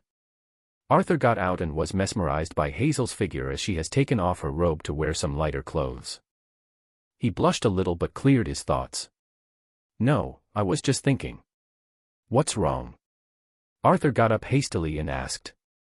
"Let's grab lunch and meet the others." Arthur failed to realize the difference in their lives again. The rest of the camp was a mixture of every ethnicity, race, language, and gender. The stronger groups sat down together as well as people with their own families. Hazel and Arthur sat down alone, away from the hustle and bustle as they quietly ate their lunch. There was a lot of laughter from here and there as these young men and women drank alcohol and ate their fills. Many embraced each other, signifying their relationship with each other. "Wow, they sure are lively." Arthur couldn't help but comment. Hazel simply laughed and agreed. As the two were chit-chatting, Jean walked over to them and shot Hazel a glare. "Why are you not sitting with our family?" he questioned, not forgetting to shot Arthur a deadly glare. Arthur now began to suspect that Jean had something else but disdain toward Hazel, something that could be more youthful. "He's my teammate, I can't just leave him," Hazel responded, warming Arthur's heart. "I got you here because you are a part of the family, now act like it." Jin's displeasure was evident as he made his point, and Hazel found herself at a loss of words. She knew she held less power than Jean in both ability and connections, so she didn't know what to do. "You can go, I'll be returning to my tent now." Arthur waved his hand with a smile, and Hazel simply nodded. The two then walked off again, and Arthur remained alone. As he ate his meat and looked at the festive lunch, he felt like he was looking at a painting. He saw Aaron Volder sitting with a girl next to him. Arthur felt like he had seen the girl before, as he was sure she was also a famous, powerful awakener. If she weren't famous for her strength, then she would be famous for her beauty. As he was looking at them, he was startled when the girl looked back at him. Arthur felt like she smiled as she met his eyes, making him stand up in a hurry. He sought no trouble with Aaron as the latter was trying to court this girl. Arthur walked away with a thought in his mind. This was not his world, these were not his people. He was thrown here simply out of coincidence, or maybe it was fate. Which of these two was the case, he didn't know just yet. What he did know was that someday, he too could stand amid his friends and people, with enough power to fend for them. As his thoughts reached here, he remembered what Jizo asked him to do. Arthur walked away, and for some reason, the shadows looked longer. It's time to level up. Chapter 22, Seduced. A figure leaped from one tree to the other as it surveyed the surrounding. It was a monster called the Arcula, a humanoid monster with an ape-like stature but sharp teeth like those of a shark. Its most problematic aspect was its agility and its color-changing fur, making it blend with the surrounding. With sneak attacks and above the average intelligence, it was a primitive monster that many didn't want to bother with hunting. As it went through the forest, its nose smelled the scent of meat. It turned its eyes toward a tree that had a piece of meat hanging down. It looked at the ground below, and it could see that there laid a trap. Thick bushes covered the patch of grass, making it all too obvious for a creature of its intelligence. However, it didn't care as it planned to snatch the meat while it leaped from tree to tree. With the plan set, the monster started its action as it blended into the surrounding. Although only its color changed, the forest was an excellent place to hide. From one tree to the other, it found itself right before the dangling meat. With a mighty jump with its legs on a branch parallel to the meat, it was able to snatch the bait successfully. As it was about to rejoice, it felt a force coming from above it. As it was midair, the monster couldn't resist, and it fell right into the trap. What? A monster fell into the trap? I didn't see anything. Arthur was hiding in the bushes as he was stunned by the turn of events. He was waiting for a monster to try and grab the meat to fall into the pit he dug. As the mana core, he attempted to fuse with the barrier skill but failed to stay with him. He made a permanent rune of the latest rune he got. Force 2, applies great force in a 1 meter radius at a specified target. The force is proportional to the mana supplied. This was the rune that made him pass the willpower test. After he studied the Force I rune, he found that it wasn't enough to pass the test. That's why he tried studying the next rune and was able to learn it because they were the same. The Force 2 rune applied a greater force than the Force I rune for the same amount of mana supplied. Although Arthur could have used the Force I rune for the same amount of force, it would have been a terrible investment. The Force 2 rune was a lot cost-efficient. As if this was the better version of the rune, the previous rune disappeared from his legacy menu. However, Arthur could still use the previous version of the rune as a sub-rune from the current one. If he wished, he could imprint Force I instead. That's why Arthur made this trap. He waited for a full hour before he saw something fall from the sky. Making the pit took most of his noon as he needed to make it stronger than usual because of the rune. He used a piece of fabric he got at the camp and nailed it to the ground. He was sure the rune and the monster's weight would make the fabric collapse, thus trapping the beast. With his sword in hand, Arthur dashed toward the pit as he heard the howls of the monster. As he took a look, he saw a green fur monster sprawled on the ground. The force of the fall had injured it, and it seems it didn't have a strong body to begin with. With his sword, Arthur slashed the air in front of him. As a dark green liquid escaped from his sword, sizzling noises accompanied the howls of the beast below. This was the skill he got from the other primitive grade monster, Poison Strike. He slashed another time, and the howls grew louder before being replaced by heavy panting. The monster was heavily wounded but not dead. Arthur started his breathing technique, and he refilled 1 point of mana. He was now able to slash on more time as the strike cost him 2 mana points. The monster banged on the floor in agony as the poison corroded its skin and entered its body. Although this was an F-rank skill that wouldn't even hurt monsters of a higher grade, it was more than enough for a primitive grade monster like this one. As defense wasn't its strong fort, the poison proved incredibly effective against it. Usually, it would have fled, but the problem laid with the rune applying force on it. As soon as he tried to crawl out, the poison came. Arthur decided that the monster was weak enough for him to kill. He looked down and saw it panting on the floor with its back toward the pit's hole. Arthur gathered his courage and jumped down as he directed the sword toward its neck. As he was under the rune's area, Arthur felt a strong force pushing him downward, increasing the lethality of his strike. With these factors, he managed to slay the monster. You have leveled up.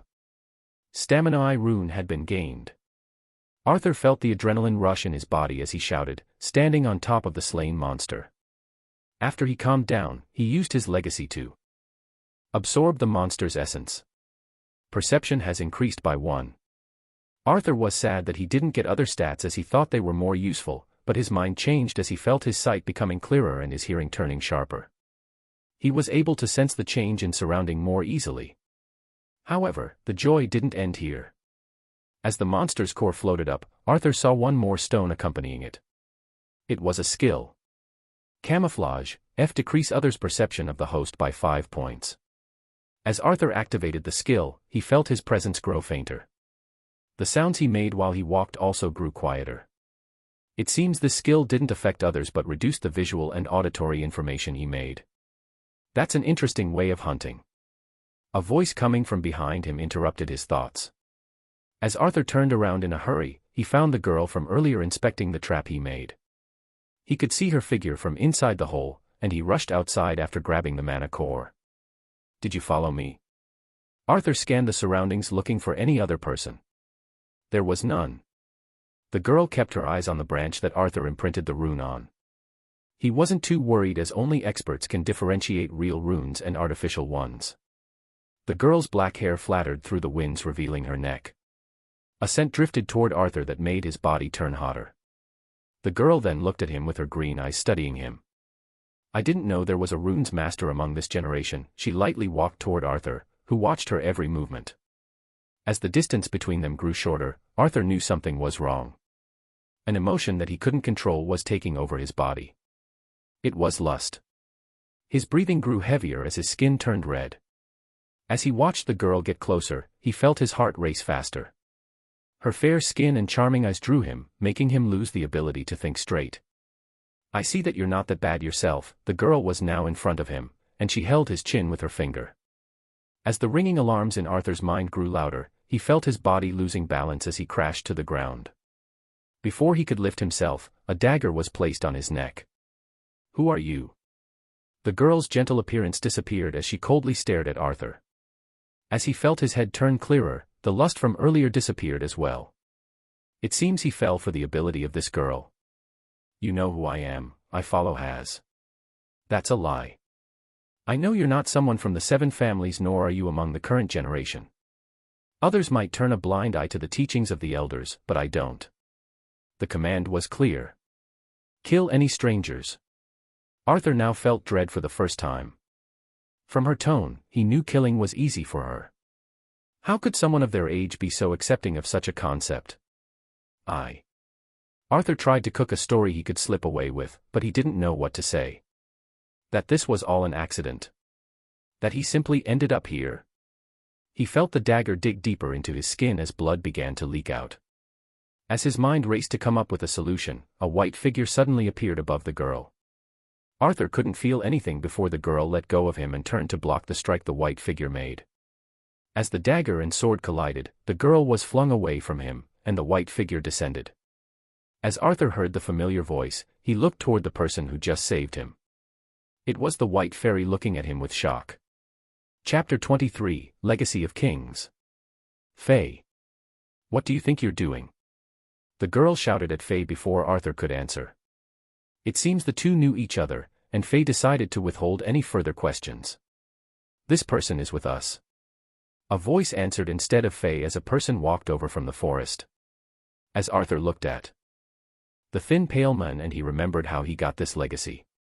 Euron looked as sickly as ever, yet just as kind as he stood in front of Arthur. It seems the girl regained her calm after she saw his entrance. I see, so it was true. The fairy and the cripple, what a duo. The girl spat out as she looked at Arthur and continued. Someone else also said he was with them, but that's a lie. I know every person who's going to participate in the trials. He's not one of them. As the tension grew between both sides, Euron sighed as he shook his head. He's like me. This one sentence seemed to shut the girl up. Her eyes shook as she turned pale. Impossible. There shouldn't be another survivor. Arthur's felt the whole scene was chaotic as he didn't understand anything that was going on. As he got up, he decided to stay quiet and simply stare at the girl, hoping the bluff would work. It was impossible too in my case, but I survived. Euron's voice was sad and desolate. Arthur found it hard to believe that he was the same kind and cheerful person he met a while ago. After a lengthy silence, the girl found herself unable to say anything. As the tension grew between the two sides, Faye finally opened her mouth, diffusing the whole thing. It's not like you can beat me anyway. So, how come you're alive? That was the first question Arthur received after he, Euron, and Faye left. The one asking was Faye, as she was more shocked than happy. I fell out of the dungeon at that time. I even ended up in the wilderness, barely making it back. Oh. As dungeons were thought of as separate spaces from the normal plane, they couldn't refute this explanation as people didn't know much about the laws governing them. I'm just glad you're alive. Euron cut as he held Arthur by the shoulder and squeezed. His smile was of genuine relief, and Arthur felt touched, although awkward at the same time. Then why are you here? Faye was the one asking. Faced with her direct questioning, Arthur found himself unable to explain it adequately.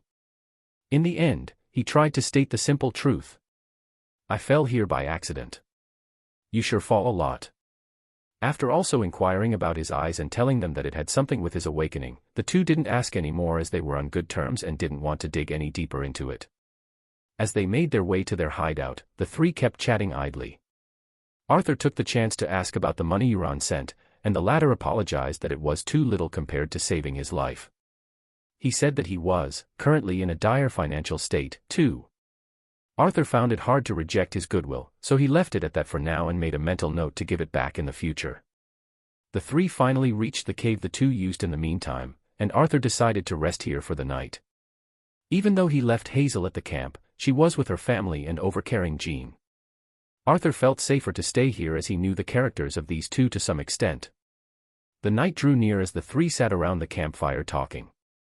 After meeting a familiar person here, Arthur found some relief from his loneliness.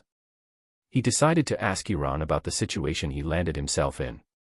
It seems you fell here by accident without knowing everything. Euron's eyes held complex emotions as he looked at Arthur.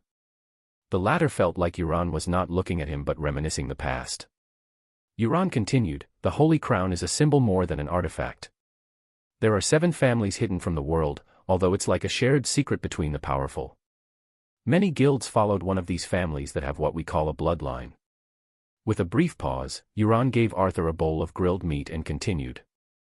These families are like trees having many branches. The further the ties to the main family, the lesser the bloodline the person holds.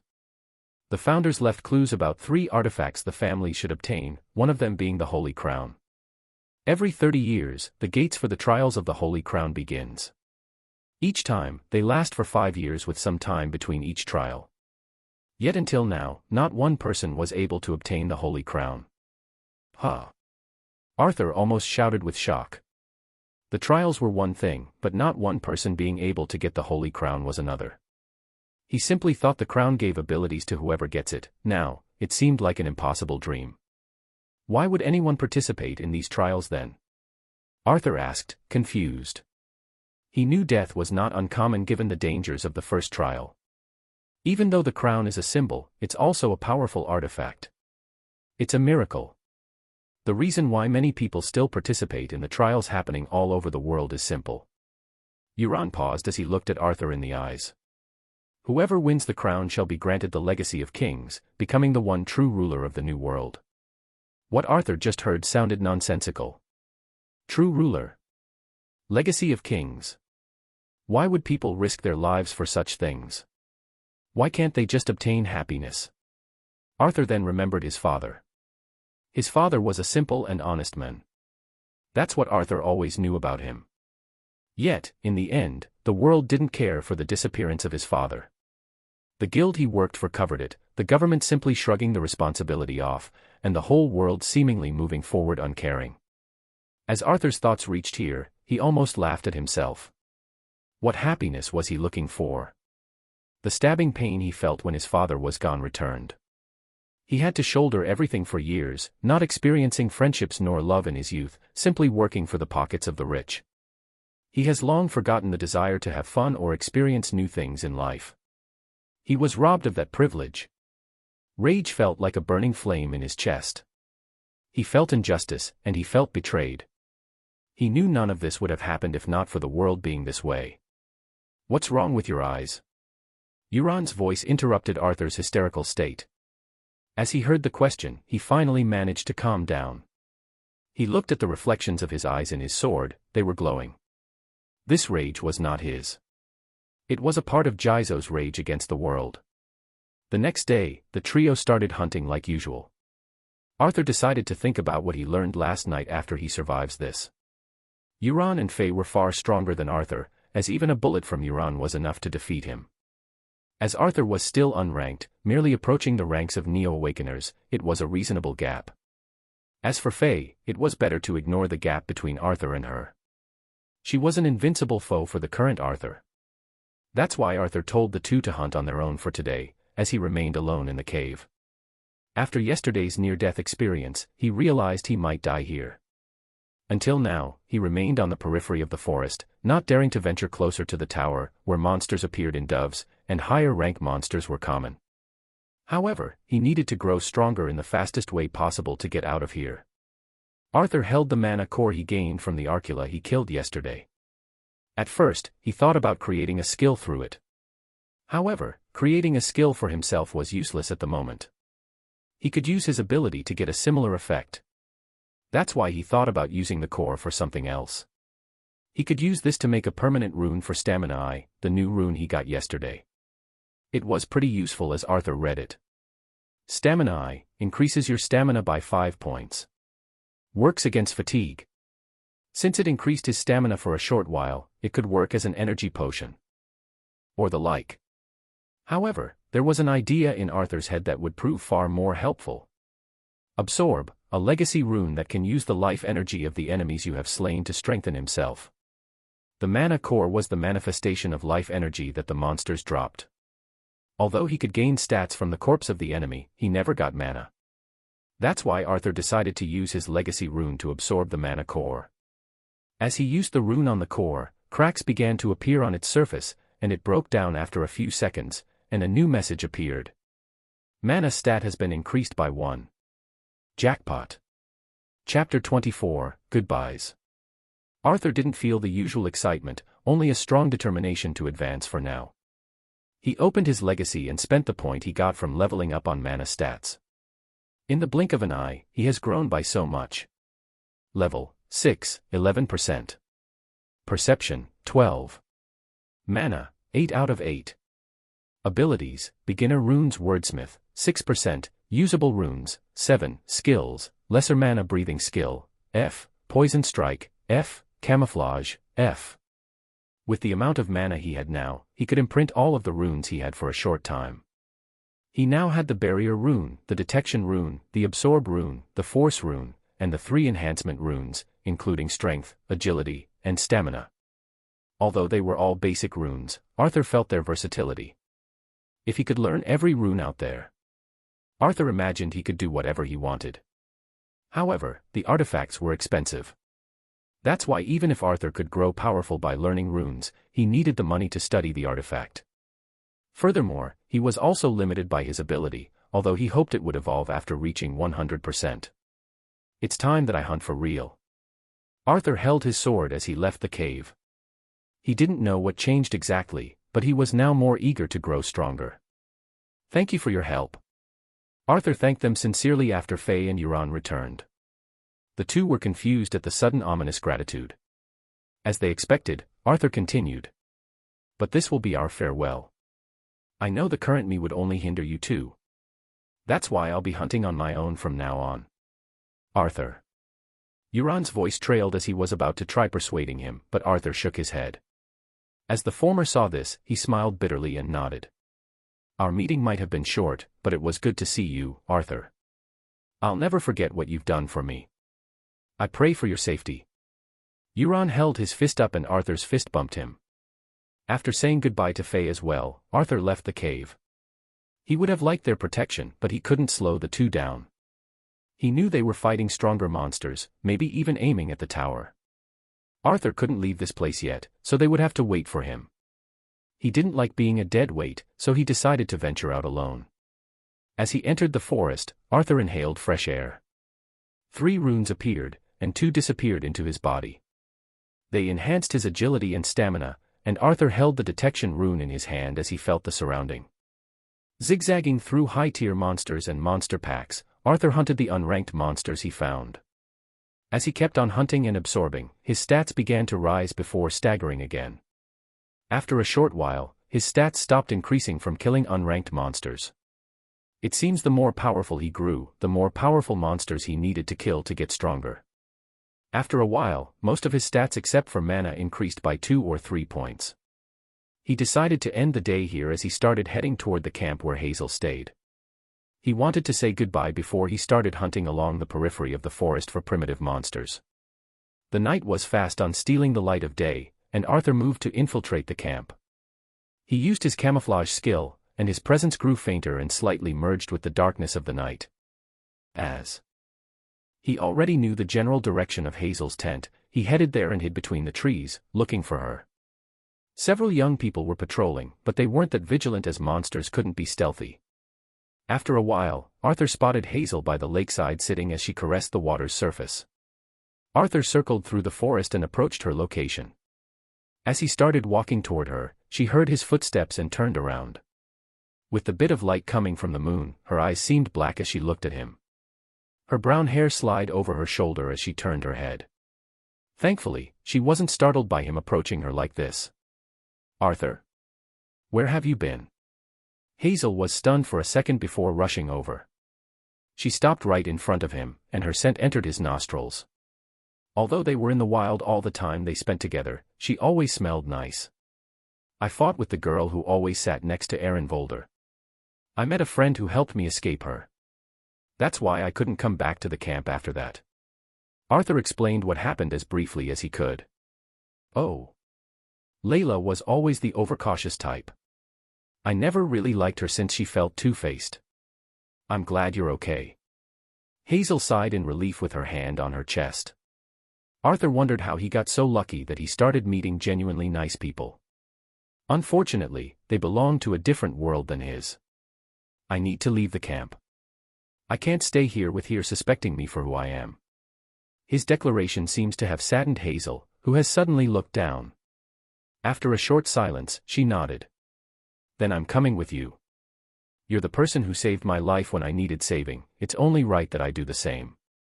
Don't make me regret coming here, Arthur shook his head. I just wanted to say goodbye. I know it's a lot safer here.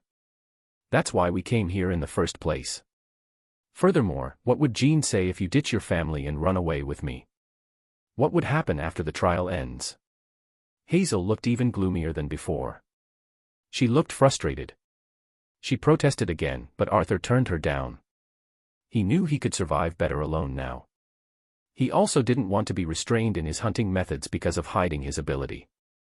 After a long protestation from Hazel, she finally accepted his decision. She then pocketed her pouch and took out a mana core. This is what we hunted together. Please take it. Anne. She placed it in his palm and squeezed on his hand, holding the core with both her hands. Her voice trailed, and she continued. Please be safe, Arthur. Arthur felt an unfamiliar emotion rise inside him. He felt the warmth of her hands and how small they were in comparison to his. He also felt the warmth of someone caring about his well-being. As blood rushed to his head, he did something he didn't think he'd do in his life. His heart thumped loudly with nervousness as his head approached hers. He could see that Hazel was even more surprised than he was, as her eyes and eyelashes trembled. However, she didn't take a step back. She simply waited for him. As she looked at him, memories started rushing over from the deepest parts of him. The gates of hell in his heart opened as negative emotions rushed in. No matter what happened and no matter how much he changed, he was still the weakling digging through dirt for some money. He was insecure. His fear of being rejected made him stop. He couldn't take that last step. "I wish you safety as well." Arthur left after he said these words. Chapter 25, Underground Adventure. Walking in the forest, Arthur experienced the feeling of being on his own again. As he surveyed the surrounding using his rune, he found no monsters nearby. All alone in the forest, he crouched down and put his hands on his head. Why did I do that? He felt embarrassed about what just happened. He was barely 18 and never got to kiss a girl before. That's why he was impulsive this time. Furthermore, he wished he didn't run away after leaning forward like that. This is not the time. Arthur shook his head and stood up. He needed to get stronger and fast. Primitive creatures were no longer a threat to him as long as they weren't in a group. This meant he could hunt freely here while being careful. After absorbing the mana core Hazel gave him, his mana rose by another 2 points. With his hunt from earlier, his stats now looked like this. Level 6, 56%. Strength, 26. Agility, 28. Stamina, 22. Perception, 14. Mana, 9 out of 10. Using a mana core that he got from an unranked monster, he raised his stamina to 22 earlier. The stats he lacked now were only perception and mana. However, he didn't have any means to raise them right now. Although he tried absorbing mana cores from unranked monsters, they weren't enough to give him any boost in stats. He knew that getting stronger was not instantaneous. He also felt quite fortunate. Most of these awakeners would awaken at an early age. They would then spend their time getting stronger or have evolved their abilities. As Arthur's ability was linked directly to his knowledge of runes, he currently had no means to train his ability. He needed to rely on his legacy to gain more runes. It seems they were given randomly, or maybe there was a pattern he didn't know yet. He knew that leveling up was more about runes than about stats, although the bonus stat was quite helpful as well. However, as his stats got higher, the bonus stats point proved less useful. As Arthur kept walking in the forest and thinking about this and that, he heard a wolf pack howling in the distance. As he was sure he couldn't handle them, he decided to sleep on top of a tree tonight. Although it was out in the open, he doubted he could find a place that was monster safe in this trial grounds. Arthur climbed a tree and laid down on a thick branch. Luckily, the trees in this area were all gigantic, and there was enough room for him not to fall, as long as he doesn't move, that is. As the moonlight shined down, Arthur hugged his sword as he listened to the forest breathing. The howls of the wolves in the distance got nearer. They were still a distance away, so Arthur wasn't too worried about it. He looked in their direction and could see the wolf's pack running in a certain direction. In the lead was a giant wolf that was quite intimidating. As they were a distance away, Arthur couldn't see how it looked very clearly. However, the sheer size of the creature proved that it was not your average Joe monster. The wolves disappeared from his sight, and only their howls remained in his ears. He felt pretty sleepy after such a long day, and he wanted to sleep. However, as he was about to sleep, the earth trembled, and many leaves in the forest fell. Arthur opened his eyes as he heard the mighty howl of a wolf along with the sound of battle. It seems the wolf's pack was fighting. After a short moment, the forest resumed its quietness, and Arthur finally fell asleep. Early the next day, Arthur woke up to the sounds of birds chippering away. He stretched after a good night of sleep before standing up and surveying the forest. As the light of day illuminated the darkness he saw yesterday, he marveled at the beauty of nature.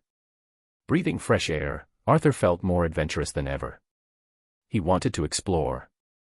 Since his body was stronger than before, almost triple his previous strength, he was entering the realm of superhumans. With a powerful jump, he leaped from one branch to the other. He felt like a ninja as he traveled through the forest. He saw all kinds of monster packs as he traveled, but he didn't engage them. First, he plucked out some fruit to have his breakfast as he enjoyed the scenery and the wildlife in the forest. There were many species of monsters that he didn't know about since he was uneducated. Some lived in swamps having humanoid figures and crocodile jaws, while others were winged, resembling legends of the wyvern. Luckily, he used his camouflage skill and the trees to stay hidden. Arthur descended on the ground and used his detection rune to look for nearby monsters. Strangely, he picked multiple strong life forces from underground. As he looked below, he didn't see anything odd. Furthermore, these life forces were approximately 30 meters underground. They moved in what seems to be underground tunnels. Are these underground monsters? Arthur wondered. Judging by the life force, most of them were primitive monsters. As he started following the tunnels, he saw they diverged several times. He looked around for anything resembling an opening and found a close mountain. If there were a cave or an entrance, it would be there. His guess was correct as he noticed more tunnels when he neared the mountain's steep end. He then began climbing and looking through the terrain for an entrance and found one after half an hour of looking and using the detection rune. Is this a monster's nest?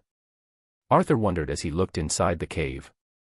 It was dark and damp and seemingly going downward forever. After some thought, he felt this would be a good opportunity for him. He wouldn't need to worry about the monsters that descended from the tower with each round, and he would be able to hunt effectively. Even though his stats won't increase after absorbing some of these species, he wouldn't mind gaining some mana cores to absorb.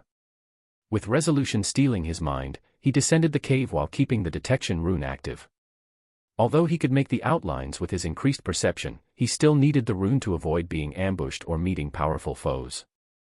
As he sensed in a 50 meters radius, Arthur found some primitive monsters close by. They were in a tunnel on the left. As he approached the tunnel's entrance, he had his back against the wall as he surveyed the surrounding.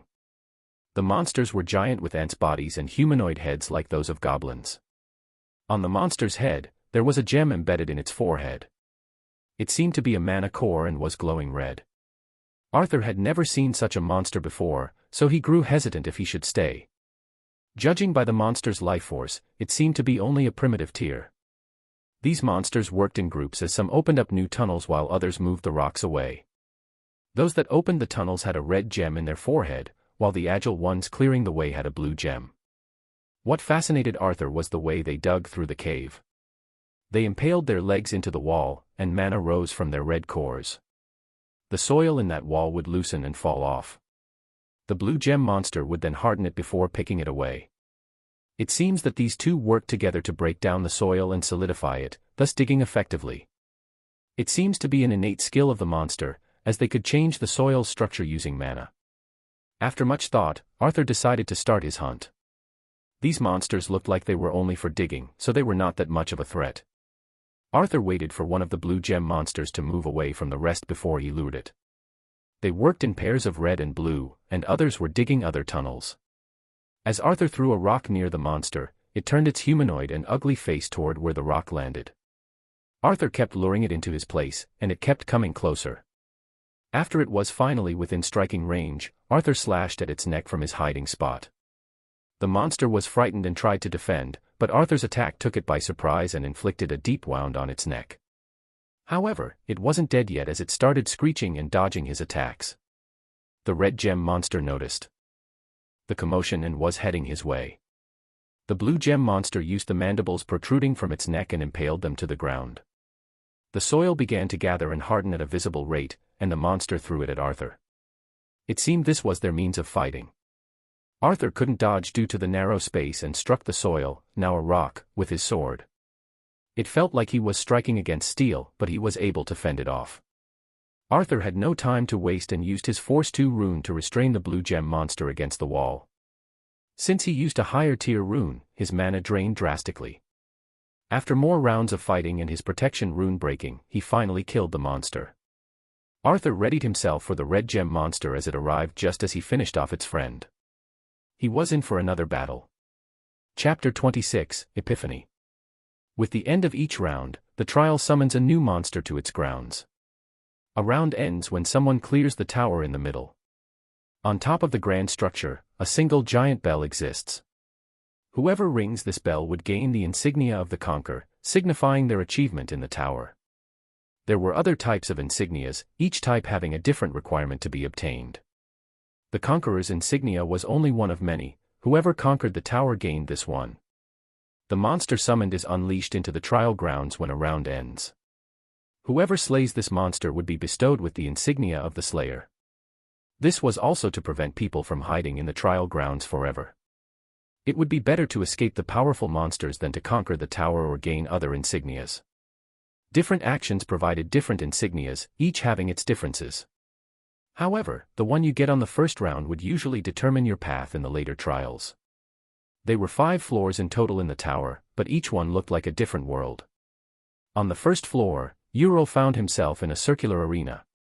Armored knights rushed out of the door, and they started to encircle them. Euro wasn't fazed in the slightest as he believed his conviction would break through everything. He wondered if Jenny was alright but slightly chuckled as he remembered her fighting style.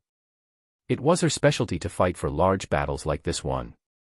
A knight approached him, and Euro's divine sense showed its powers. He studied the approaching enemy in slow motion as red spots appeared along with the knight's armor. They were the weak seams made in the blacksmithing process. Mana surged from his blade as he slashed toward the red spot. With the mana he honed until now, he was able to slash down the knight effortlessly. Another one attacked, the same happened again. This process repeated itself until all of the knights were down. Euro breathed mana in and out to replenish his body. Although it didn't take a toll on him, he still wanted to challenge the next floor with optimum conditions. As he ascended to the second floor, he arrived at a flower field. As he didn't expect such scenery on this floor, this sight dazed him for a second. However, he regained his calm and started plodding through the field of grass and flowers. He trampled over many flowers, leaving a path of destruction in his footsteps. He finally reached the tree in the middle where a single figure had their back towards him. "Is that who you became, Euro?" The figure turned around. Euro's body was visibly shaking as he saw who it was. A girl with a one-piece sky-blue dress stood in front of him.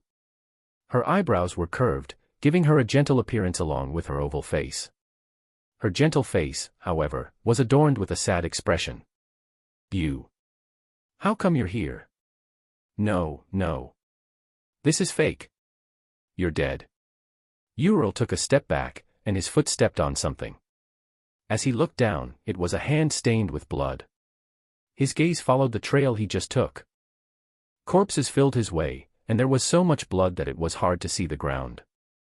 "This is what you've done." The girl was next to him. "No. I did it for you." Euro let go of his sword as he grabbed the girl by the shoulders. She winced in pain, and he had to let her go. Then blood dyed her sky-blue dress. "That's what you did to me. Believing everything was for my sake, you killed all those people. What about what I want?" She took a step forward. She reached out her hands, placing them around his neck. "Did you do it for me, or was it simply to get me back by your side?" The girl whispered as she tightened her grip around his neck. Euro couldn't breathe, nor could he see through his tears. But he knew one thing, that these words were true. This, however, was not her. His divine ability refused to work. Euro used his mana to shake her off and grabbed his sword again. With the handle back in his hand, his conviction was back. He slashed at the person he loved the most and tore her apart. This was the part of the path he chose, the path of the conqueror. Everything he did was to reach the goal he had in mind. As the scenery disappeared, what remained was a desolate brick floor. There were no flowers, no greenery, nothing but a stairway to the next floor. Euro looked around. This was what he chose, this was all that is left. That's why he needed the holy crown. With a poison strike, Arthur finished off the other monster. His mana was now empty, and he needed to rest. However, before that, Arthur needed to absorb the essence of these 2 monsters. He walked over and absorbed that of the red gem monster. It seems he could hunt these monsters for a while as they still gave him 2 stats points. Arthur enjoyed the feeling of getting stronger as the sword felt slightly lighter in his hand. He then walked over to the other monster and absorbed its essence. However, he was surprised that it didn't give him a strength point. Agility has increased by 1. It seems their essence was different depending on their task. That meant that he could hunt more as each monster gave him a different essence, in theory. However, he still needed to make sure. Arthur picked up the mana cores and absorbed one of them while he pocketed the other, which he wanted to use later to research his permutant runes. Mana has increased by 1. He read the messages that appeared in front of him as he felt new strength enter his body. He enjoyed the feeling of growing stronger after every battle. Arthur resumed his hunt after resting for a while and refilling his mana, hunting several other monsters. The number of stats dwindled after the first 2 monsters, becoming only 1 point per monster, but it was still okay. Arthur hunted until it was late at night before he walked out of the underground cave. He needed to search for some prey to eat before finding a place to sleep. The next morning, Arthur woke up in the underground cave. He had moved some rocks from here and there to block the dead end where he hunted the first 2 monsters. Even though the monsters could break them down, the obstacles serve as an alarm too. As he got up and dusted himself, he missed the bed he took for granted dearly. It has been several days since the last time he took a shower, and he made a mental note to swim in the stream when he gets out of here. But for now, he needed to get stronger. Strength, 31. Agility, 33. Mana, 18/18. Abilities, Beginner Runes Wordsmith, 7%, Usable Runes, 7, 2 of his stats have shot through 30, and with his runes, he was well over 35. This change was so drastic that Arthur felt like a different person. He wondered if his body could handle so much strengthening in a short amount of time. But he wasn't too worried as he felt great. Before he started hunting again, he sat down to try some things. Right now, he had 3 runes that he didn't use to make a permanent rune. Those were Protection Eye, Detection Eye, and lastly, Absorb. He took out his core and tried to fuse it with his legacy rune, but it didn't work. Furthermore, the legacy told him that he wasn't able to make permanent rune from legacy runes. It was as he expected, and that left him with 2 more options. He had left 3 mana cores to try these runes, and now he had an extra 1. He then fused the Protection Eye rune with one of the cores, and he got a new message. Active rune has been inscribed. A skill has been created, Barrier, F. Arthur felt his blood coursing through his veins as adrenal rushed. He was so excited by this discovery and the unlimited potential it brought. He held into the semi-ethereal rune as he tried to fuse it into his own body. Unexpectedly, his body rejected it. Rune has already been learned. That's when it clicked in his head. Skills were a manifestation of runes. The 2 had similar effects but a very fundamental difference. If skills were a program, then the runes were the code that created this program. He always thought of runes as new powers he obtained, but he was wrong. These were the alphabets of creation. The difference between skills and runes was the same if Arthur used the same analogy of a program and a code. Everyone could use a program, they can have its benefits without the need to understand how it worked. The skills were the same. No one knew how a gesture of hand brought down lightning. Arthur had an epiphany at that moment. He wasn't a fighter, king, or conqueror and wasn't walking the path of supremacy and power, he was walking the path of creation. The legacy he obtained wasn't meant to make him simply a powerful person that could destroy the world if they wished. It was to make him someone who could recreate the world. Chapter 27, Overconfidence. After realizing such a significant thing, Arthur questioned if he was worthy. He always wondered if someone else fell into that space where Jizo was, would they be in his stead? Would they be better, help others, or have higher ambitions? He didn't know, nor did it matter. He was the one holding the legacy now. What he did was up to him, and he could always think about the complicated stuff Jizo told him later when the time came. Since he couldn't fuse the rune into his body, he decided to fuse it into his leathered armor. Although it was low level, Arthur looked at the new artifact he created with a complicated gaze. It was too easy. He shook his head and decided not to mull over it. He decided to experiment with one more thing before he started hunting. Arthur used 2 mana cores to create a permanent rune of Force 2, and as he expected, the rune was more powerful than last time. If he kept adding materials, he would probably reach the boundaries of Force 3. Just like earlier, Arthur couldn't use the rune on himself. Thus, he decided to use it on his sword. With its sharp edge as the origin, Arthur directed the rune's force forward. That way, he could activate the rune by supplying mana into the sword and achieve a greater strike than usual. With his new gear, Arthur felt more confident than before in his hunting. He decided to head deeper into the tunnels if the monsters stopped giving him stats points. With his new gear, hunting became far easier than before. He used his Protection Eye rune when he was attacked and used the Force 2 rune to attack the monsters. This way, his strength almost doubled. The power of his strike was the same, but the impact was a lot more if he struck with the rune. If he used poison strike too, making the force 2 rune on his sword proved to be a sage choice. When he used poison strike before, monsters could dodge the corroding poison since it was so slow. However, with force 2 rune acting as some sort of water gun, his poison strike became more like a poison bullet. After killing the third pair of monsters for the day, Arthur no longer received any points. No matter how much he absorbed, he still gained nothing. He decided to hunt deeper for other species of the goblin ants to get more stats points. As he was heading deeper, he avoided the monsters he came across. He didn't want to waste time with them as they weren't valuable to him anymore except for their mana cores. He would get back for them later after he hunts the other species, though. After a while, Arthur detected a new life force in his detection rune. It was more powerful than the previous monsters, but not that much different. He peered into the tunnel the monster was in and saw a giant goblin ant, almost double the size of the 2 previous species. Its shells also looked harder, and it had 2 scythe-like front legs that looked like weapons. As he was examining the monster, it suddenly turned in his direction. Its eyes looked at his location, and Arthur noticed a violet gem in its forehead. Kiki kiki. With a screech-like scream, the monster darted toward Arthur's location. Arthur had no idea how it managed to sense him, but he retreated and positioned himself in front of the tunnel and waited. When the monster showed its head, Arthur began firing the accelerated poison strikes. 3 of the 4 bullets-like strikes struck their target and 1 missed. The monster screeched even loudly but continued to rush forward. Arthur was sure of it now, the monster's scythe-like legs and its shell were proof this species specialized in combat. Arthur wasn't afraid, and he clenched his sword hard as he supplied even more mana to the rune on it. Using a protection rune on himself and activating the one on his armor created a double barrier, with each one of them having the same amount as his strength. He was confident.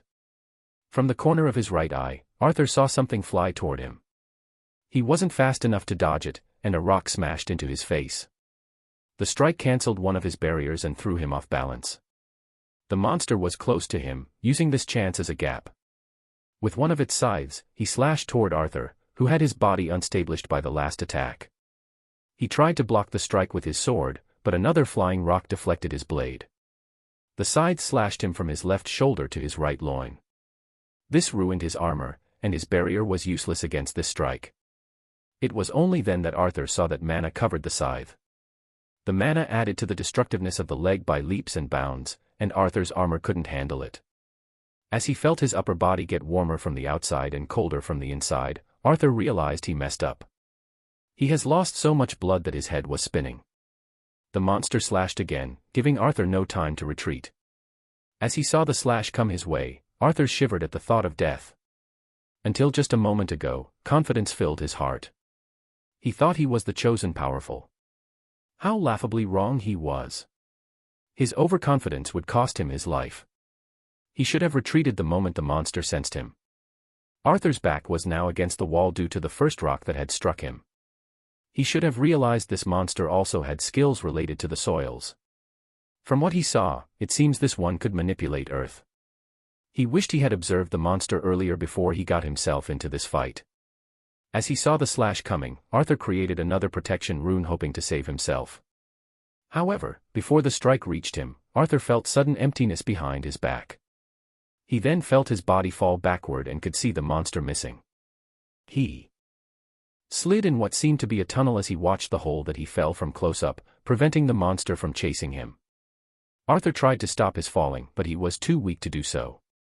After a few seconds, he felt himself crash into the ground as his wound oozed more blood. It hurt like hell now that his adrenaline was wearing off. "You're half dead, boy." Arthur felt a voice from behind him, and he hurriedly turned his head.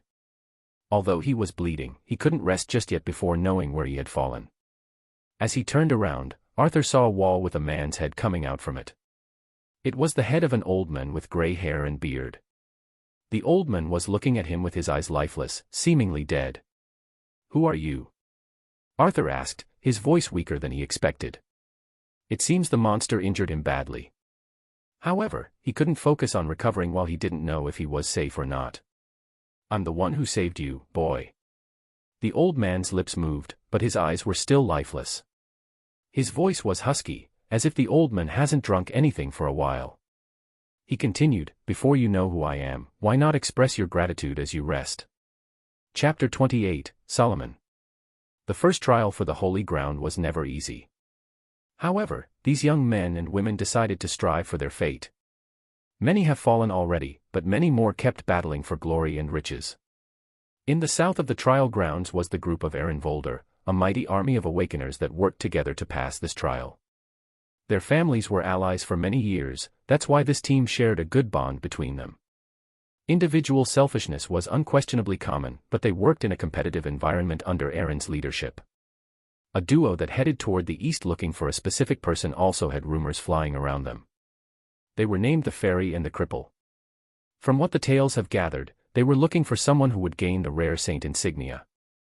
Although no one was able to yet, they were talking to the candidates for some reason. The northern area was mainly a forbidden one due to the people residing in it. Everyone feared that area because inhabitants of that area tamed a powerful monster's army. They were advancing toward the central tower, preparing for a major scheme of taming the high-tier monsters the trial summoned at the end of each round.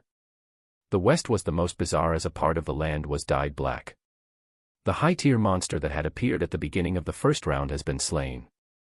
What was more bizarre is that this black land would kill or harm whoever stepped on it. Those who've seen the battle were shivering at the sight of a single man taking down a three-headed lion by himself. The destruction of this land has witnessed looked like it would last forever. This space was not the only one to exist as other grounds for the first trial took place elsewhere. However, the result of this trial ground was the most anticipated because of the characters participating. Major powers clashed in a mini-war in this trial as each tried to strive for supremacy over the others. In the midst of all of this chaos and ambitions, hidden deep underground in a room with no exits, a wounded, unrelated person opened his eyes. His wounded body felt better, but the wound would still hurt if he moved. Arthur was reminded again of his failure and, almost, death. His legacy had fed him so much confidence that he started to rely on it entirely, thinking of himself as the chosen one who wouldn't perish. This failure has reminded him of the following simple fact. Legacies could be lost, and they would bind to other legacy users. As he tried to sit up, the old man that had saved him turned his head in Arthur's direction. The wound hurt like hell, but he needed to drink water. Arthur opened the container at his waist and gulped 2 times before closing it. Water was essential right now. He couldn't drink to his heart's content. He then looked at the person who saved him, and despite not knowing his motives, he opened his mouth to thank him. "Thank you for saving me." Arthur's voice was still hoarse due to his thirst, and it hurt his throat to speak. The old man looked at him and nodded before opening his mouth as well. "My name is Solomon." "Mine is Arthur." "Arthur. If you're grateful, then help me." "I knew there was something. No free lunch in this world, and that's how I like it. No debts and no guilts." Arthur thought to himself and nodded. "What do you want?" "For me to get you out of that wall. I'm not the best for the job, you see." Arthur felt his throat drying, and he had problems speaking, so he took another mouthful of water. "No, the rest of my body has long since died. I'm beyond saving. The reason I'm still half alive is that I'm absorbing the mana in the soil." "How long have you been here?" Arthur asked, intrigued. Solomon looked at him in silence like he was making a rough estimate. "Probably 100 years or so." The answer shocked Arthur to his core. 100 years living here? He didn't know if he can remain sane, staying alone in the same place while being tied to a wall. Arthur didn't know how to ask him or what to ask him exactly. All he wanted to know was how did he last this long. As if reading his mind, Solomon answered. "I'm still here because there's someone I need to save. Or, something I need to kill." As Arthur looked at Solomon, he realized why his eyes seemed so lifeless. This man was dead. He had no sense of self anymore, merely a single desire that had kept him hanging to life. As long as he fulfilled it, he would be gone. "What is it that you need me to do?" "Thank you. All this time, I guided the goblin ants to dig these tunnels to alter the teleportation circle that exists underground." "You guided the ants?" "Yes, not directly, of course. I influenced their queen's mind to give commands." "Okay. I won't ask how, but what do you mean by a teleportation circle? It's a mana path created using these tunnels and their mana-rich soil. This circle's job is to guide the teleportation happening in this trial.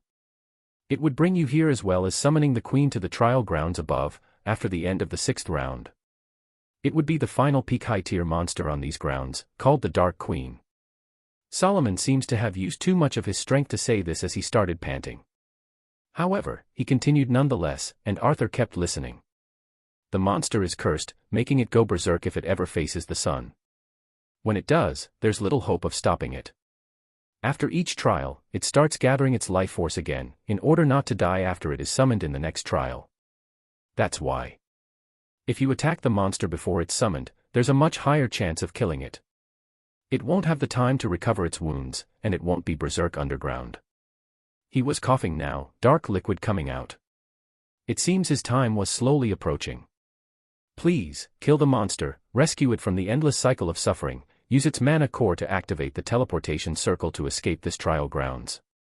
I made it so that the circle would activate one last time before breaking down. Everyone would be teleported back to their starting place and this world would disappear forever. No one can stop the monster after it's summoned. You want me to throw my life away? There's no way I can kill a peak high-tier monster.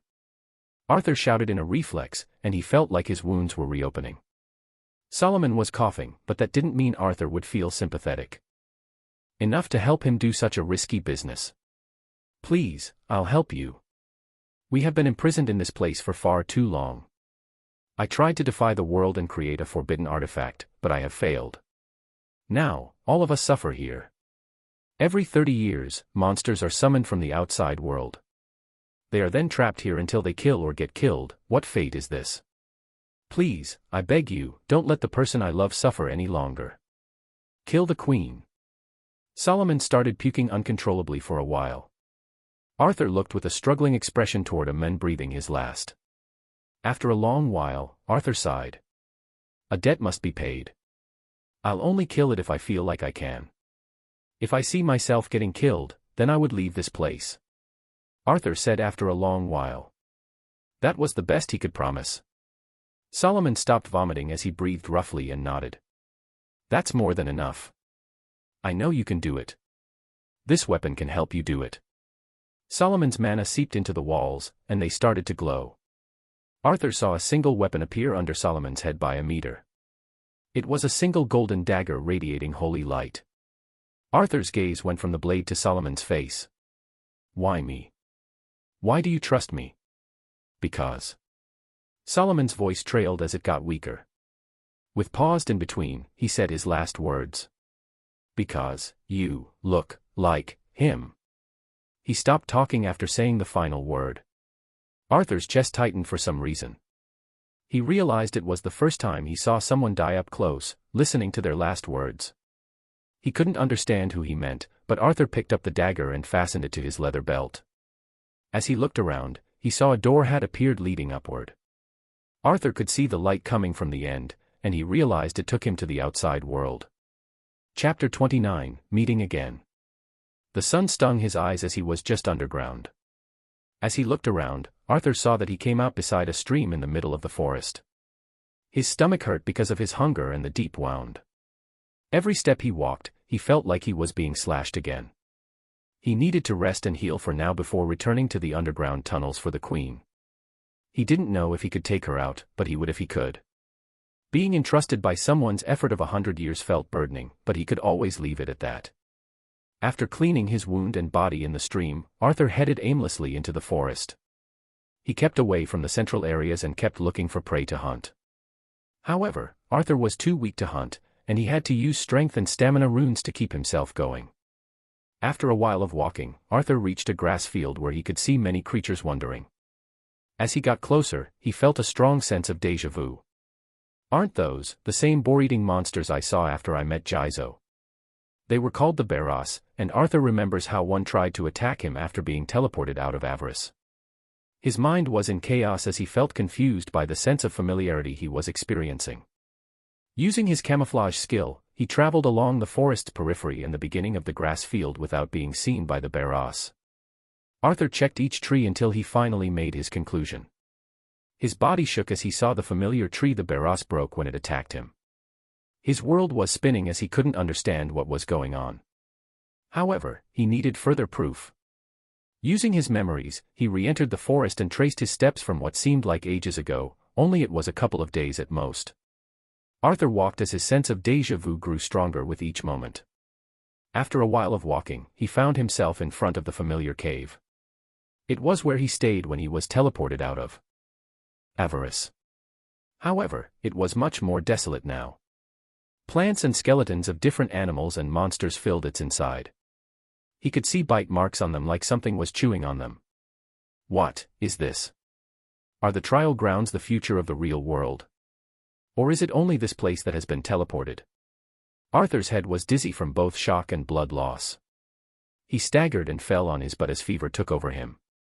He was too weak to understand what was going on, and he soon fell into unconsciousness. After an unknown amount of time, Arthur felt a cold sensation envelope his chest and face. Although it had a cooling effect, it also woke him up. As his senses returned, he felt like someone was wiping his face with a wet blanket. As he slowly opened his eyes, Arthur was greeted by a giant tongue coming his way. What? Ugh! Arthur struggled as his face was licked by the massive tongue, saliva now covering it. As he snapped his eyes open, all he could see was a giant nose. Arthur's gaze slowly turned upward toward the giant creature in front of him. With eyes almost as big as his head, a giant wolf was looking at him with intelligence. Aya! After a moment of dizziness, Arthur screamed as he crawled himself backward until his back was against the cave's wall. However, his scream didn't cause any reaction from the wolf as he looked at him with interest. As Arthur's breather grew heavier, the adrenaline made him forget his pain as he looked at the giant creature in front of him. The monster's body and black fur now filled the cave. It could barely fit the wolf inside of its space, highlighting how gigantic the wolf was. The giant wolf looked at Arthur for a second before turning around and darting outside the cave. Arthur breathed in relief as he felt fortunate to be left without being eaten, and he decided to leave as soon as possible. As he gathered his strength and stood up, Arthur felt his wound didn't hurt that much anymore. He attributed this to the adrenaline and started walking toward the entrance. A gust of wind blew Arthur's black hair into disarray as his eyes squinted. After the wind passed, he opened them to see the wolf standing outside the cave with a rabbit dangling from the corner of its giant maw. The wolf placed the rabbit on the rocky ground of the mountain, and it took a deep breath. The next scene amazed Arthur more than made him afraid. The wolf blew its breath on the dead rabbit, and then flames came out of its mouth instead of air. The fire lasted for a while as Arthur heard the sound of sizzling meat, making him gulp.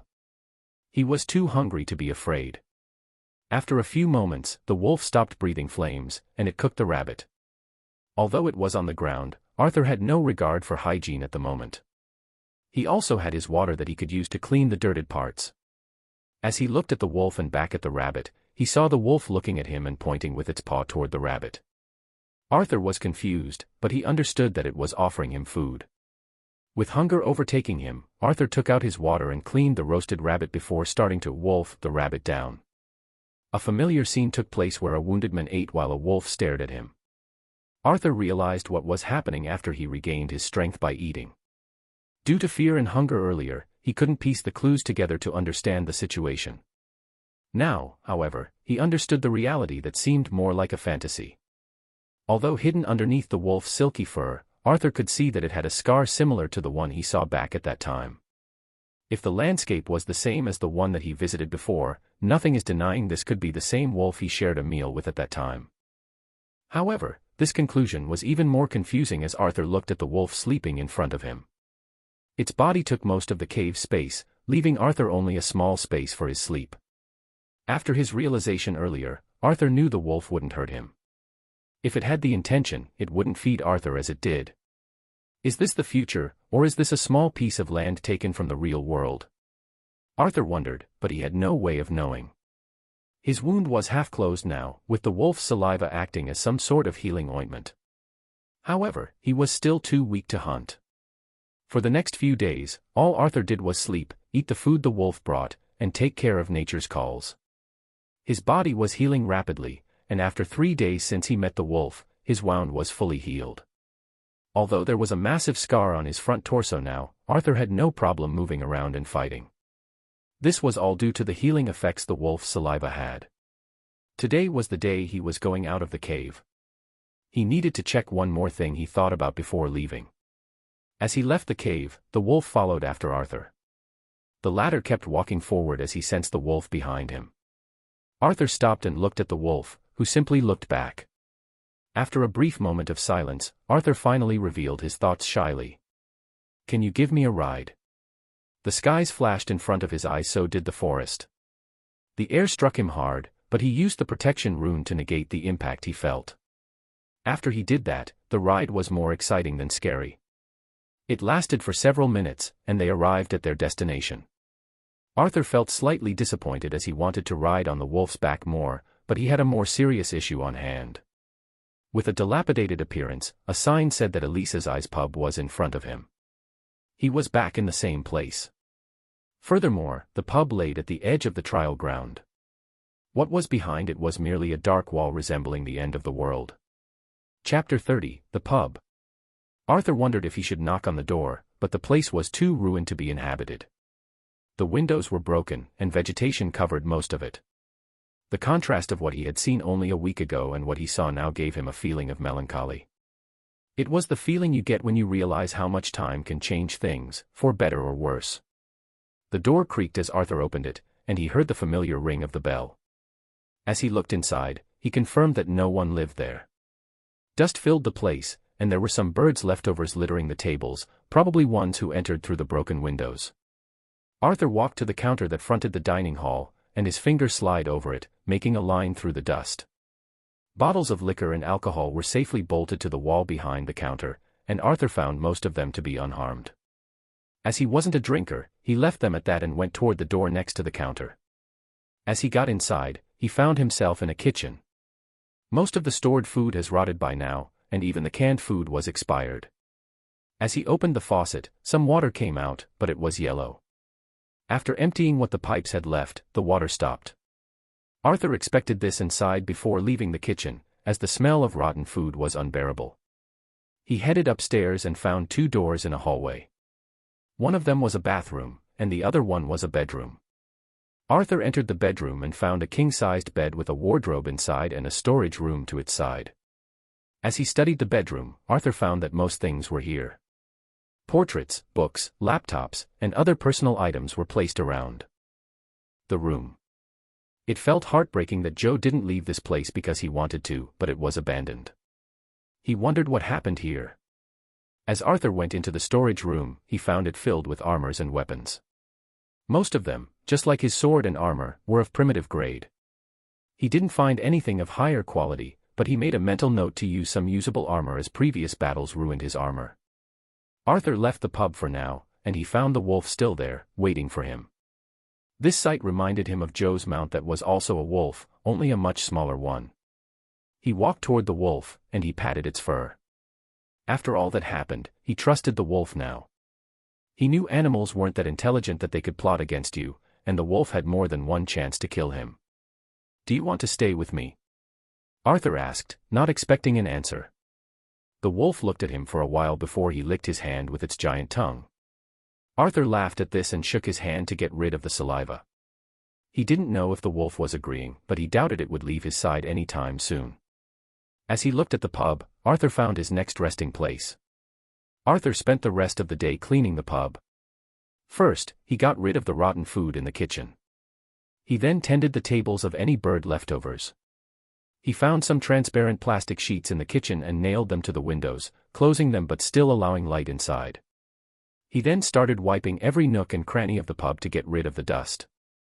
By the end of it, it was still one of the worst pubs to live in. However, it was a lot better than living in caves and whatsoever. He then took down the bell hanging by the door and started making an artifact. He used a primitive mana core to have the bell imprinted with the detection eye rune. As he made it, he also tried to think of the condition: anytime a new life force of primitive or above rank enters the detection range, this bell would ring. It seems his ability was a lot more flexible than he thought, as he applied the conditions to the bell. Arthur felt excited by this, as this meant he could make the artifacts work in specific requirements. He hung the bell in the middle of the house and looked at it with pride. As he was thinking of testing it, the rune glowed, and the bell rang in front of his eyes. Arthur was stunned before he ran to the door. A giant wolf with a rabbit in its maw was sitting in front of the pub. Arthur laughed at this as the wolf never brought anything but a rabbit, and he wondered if it thought Arthur only ate rabbits because of the first time they ate together. After finding some skewers and 2 iron poles for the skewers to be placed upon, he took them out and had the rabbit skewered after cleaning it and skinning it. Although he never gutted or skinned a rabbit before, it was similar to a chicken, and he worked his way around it. Arthur looked with expectation at the wolf, who yawned and blew at the rabbit, roasting it. The following 5 days were uneventful, except for Arthur's strength rising. After he changed his armor and used runes to strengthen it, he started his hunt again with the help of the giant wolf. After much thoughts, Arthur decided to call the wolf Kira. It was the name of a character he once read about in a comic, and it sounded cool. There wasn't any deeper meaning to it, but Arthur thought that most names weren't those of a deeper meaning. Kira and Arthur started their adventure of hunting primitive monsters of all kinds. As the forest Arthur lived next to was filled with unranked monsters, he had to go a bit deeper to find the primitive monsters. However, with Kira's speed, all he needed was a few minutes to get there. The first time they tried to hunt together, Kira killed the monsters with 1 blow. In Arthur's rough estimates, Kira was a peak mid-tier monster, something he couldn't even hope of defeating. Having it around was much safer than Arthur hunting on his own. However, since it was much stronger than these monsters, Arthur had it simply watch as he took care of these hunters. For 5 days, Arthur's stats changed a lot. Level 9, 35%. Strength, 41. Agility, 45. Stamina, 33. Perception, 26. Mana, 30 of 30. However, his luck was not that good as he didn't gain any new skills. Although he hunted some monsters with skills, they didn't give him any. Arthur thought that this was due to his bad luck, or he needed to hunt more monsters of the same kind. Now that his mana was 30, he felt that his runes were too few. He was depressed by the idea that his growth was not as fast as it used to be. Although it was a lot faster than ordinary people, he was still weaker than neo-rankers. He was trying to leap from being a normal person to an awakener in less than 2 weeks as he wanted to have the same starting line as others. From his estimates, being a full-fledged neo-ranker would mean he would have a stat of 50 or above, with the others having a small gap from that. However, that was just what he knew.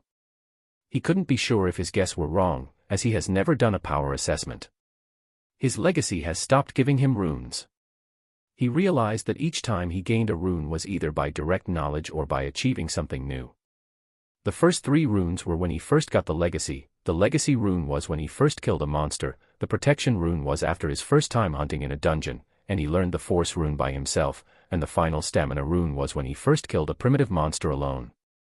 From what he learned about legacies, they had the wills of their owners. That means they could reward him as the legacy's owner saw fit, and that explained the irregularity of the pattern he received runes. Nonetheless, Arthur's strength increased tremendously. However, the feeling that his body was reaching its limits struck him. His strength was rapidly growing, and he felt like his potential was getting squeezed out by force, making it more difficult for him to get used to this new sensation of power. Today, he decided to rest and try some new things. He still had a vivid memory of when he got attacked by the monster in the underground tunnel. Although its life force was similar to others, it knew how to utilize mana to strengthen itself. Arthur wanted to try just that. He took his shirt off, revealing the scar that has now covered his chest, and he sat down outside the pub. Kira was just by his side, sleeping on the ground. Arthur looked at his new friend with a smile before he tried sensing his mana for the first time. Chapter 31, Experimenting. Arthur always considered his mana to be supplied from elsewhere. He was under the impression that he was borrowing it from the outside, just like a game. This misconception was because of his legacy, as it felt like this strength was not his own. However, he realized how faulty his understanding was. He kept using mana as a currency while it was a part of his body, drastically reducing its efficiency. There was another way to use mana other than abilities or skills, and that was enhancing. Mana is a type of energy that has appeared alongside the first dungeons in the world, and that's why many of its properties were a mystery.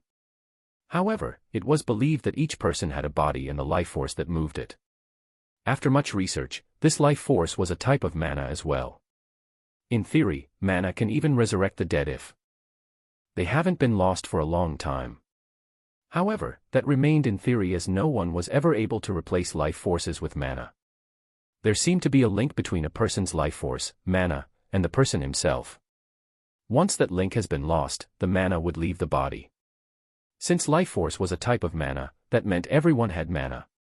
That was, in fact, inaccurate. Mana was the name given to the energy a person could add to their body, on top of their life force.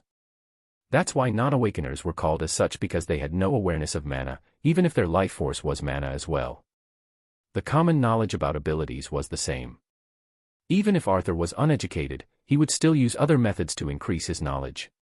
One such method was the internet, allowing him to access information with public access. If mana was the energy of the world, then people were the filtering gates mana would go through. As each person was unique in their way, their body would manifest mana differently. Some people would control flames when they tried using mana, others would have their body's functions amplified, turn a person invisible, and even communicating with other dimensions like summoners. Abilities were versatile and unique for each person, usually inherited, but mutations could occur with a child having a different ability than his parents. Then came the raw use of mana, as weapons and other tools were normal unless they were artifacts or magical tools. A person had to use their mana to enhance his weapon or coat his body. This was invented by a powerful person whose ability was unsuitable for battle or industry 100 years ago. The person was able to control mana so efficiently that he could contend with powerful ability users. It was then that mana control and usage was spread among the public, since it gave people with non-combat abilities the hope of being able to hunt and defend themselves in this chaotic world. Arthur wanted to learn the basics by himself, and that was the main task on today's agenda. As he closed his eyes, he tried to sense the mana inside of his body. As it has reached 30 by now, it was hard to not notice its existence even if he tried. Like a gentle flame in his body, the mana moved and flickered inside of his abdomen. The mana was linked to his life force, greatly enhancing it. That was why awakened people lived longer than others while looking a lot more youthful. Using the link that he imagined in his mind, Arthur urged the mana to different parts of his body. As if pulling a boat while swimming, he felt like his mana was met with resistance. It was his lack of control over his mana, as well as the weakness of the link his body had. Because this link wasn't used for almost all of his life, Arthur had a weak control of it. If he was more knowledgeable, he'd have a better grasp of how to use this link and what it was called. However, he was simply a person who has just recently awakened. He didn't have the time to have proper education about mana or abilities, relying on himself to learn things throughout his jobs. Arthur felt mentally tired after trying to move the mana to different parts of his body. Although it was a gentle energy, harmonizing with nature itself, Arthur had no control over it. If others could pull their mana as they wished, like pulling a rope, then Arthur felt like he had a thin thread. As soon as he tried to tug on the thread too hard, the link would scatter and his mana wouldn't move. He'd have to concentrate again for him to use it.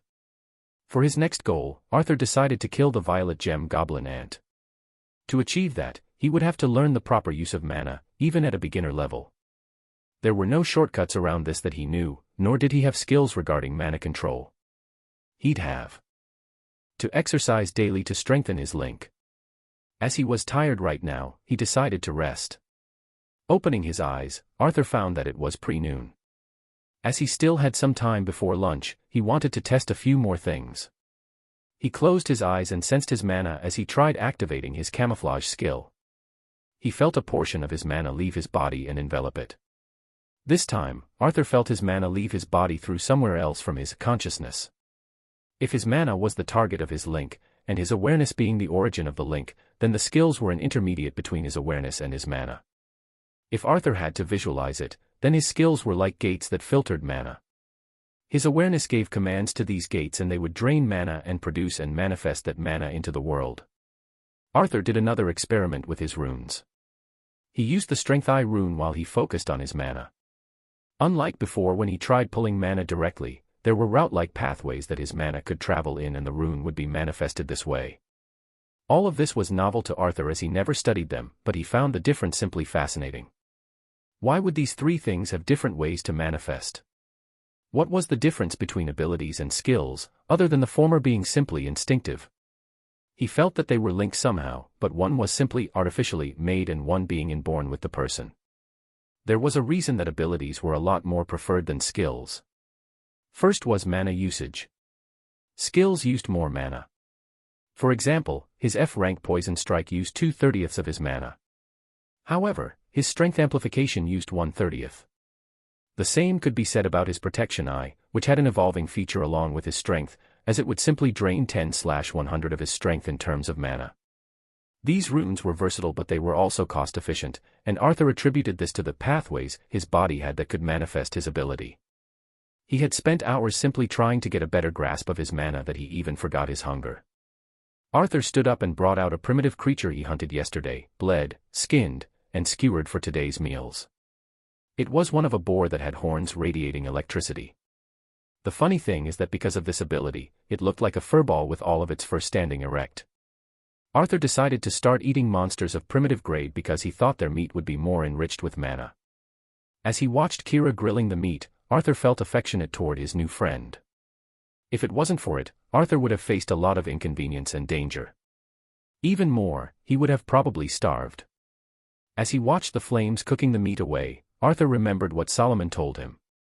Everything here was summoned from elsewhere, and maybe that's why he met Kira again. What exactly happened that had led them to be summoned here? It was only a few days between his meeting of young Kira and the trial. However, since time here was frozen, he had no way of explaining things right now. Maybe this was a portion of the future, or maybe Kira got here a lot of time before he didn't know. Arthur studied the scars on Kira's body as he imagined the blood and death it had to walk through to survive. Did it deserve this? Solomon's words rang again in his head. Every 30 years, monsters are summoned from the outside world. They are then trapped here until they kill or get killed. What fate is this? Chapter 32, Attacked. Monsters attack humans, humans kill monsters. Humans hunt monsters, monsters kill humans. It was an eternal fight for survival. When monsters started appearing 300 years ago, humans were the weakest prey they fed on. They discarded cattle and animals as an alternative for humans. Animals soon started evolving by absorbing mana, and many different types of monsters appeared. Some of them remained the same, just like some humans. The hatred between them runs deep, and Arthur wasn't going to stop killing them. He was striving to get stronger, and monsters still killed humans when they could. However, there were monsters like Kira, who were only struggling to survive. A headache was about to come over him as he pondered over it. Oh whoa. Kira signaled the brooding Arthur that the meat finished roasting. Snapping out of his thoughts, Arthur saw the skewers were steaming, and the scent of the food was bewitching. He stroked Kira's leg as it was too big for him to pat and thanked him warmly. The wolf stared at him and licked his face, making Arthur laugh and struggle to wipe the saliva out. Arthur kept trying to control his mana after his meal. After eating the mana-enriched meat, he felt it was easier to manage his mana with the overflowing energy absorbed in his stomach. It was still only a tiny bit better than before, but it was still some progress. As the night descended, Arthur lit up some lanterns to sit with Kira under the stars. Unfortunately, there weren't any. Instead were a myriad of colors traveling through the skies, going back and forth as if patrolling the world. Arthur laid down next to Kira as the two stared at the night sky. You know, I miss my family. My mom would always nitpick everything in our lives, but she wasn't always like that. It was the overcautiousness she developed after we lost my dad. Now that it's so quiet here, I miss her. Oren always kept to himself after we stopped playing together. When we were young, we would make our room as a base for a secret society. We would then roleplay as spies around the house, and we used to be so immersed in it. I wish we could spend more time together. Arthur found it easier to talk to Kira than he did with other humans. It probably was because it didn't understand his words, making Arthur vent to his heart content. Kira laid next to him, awake but silent, as Arthur kept talking about this and that. Arthur went to sleep after a while. The next day, Arthur did the same. As Kira took care of hunting monsters, all Arthur did was sitting down and practicing using mana. He might be delaying the growth of his stats a bit, but he thought it would be better to know how to handle his strength than simply having it. The day was uneventful, and Arthur took some breaks from practicing and walked around the pub. He also tried some alcohol, but the taste was worse than he imagined, although there was a feeling of lightheartedness after consuming it. Unfortunately, he sobered up in no time due to his mana. In 2 days, Arthur made some progress in his mana training. Although it was a bit slow, he was able to guide the mana through his body.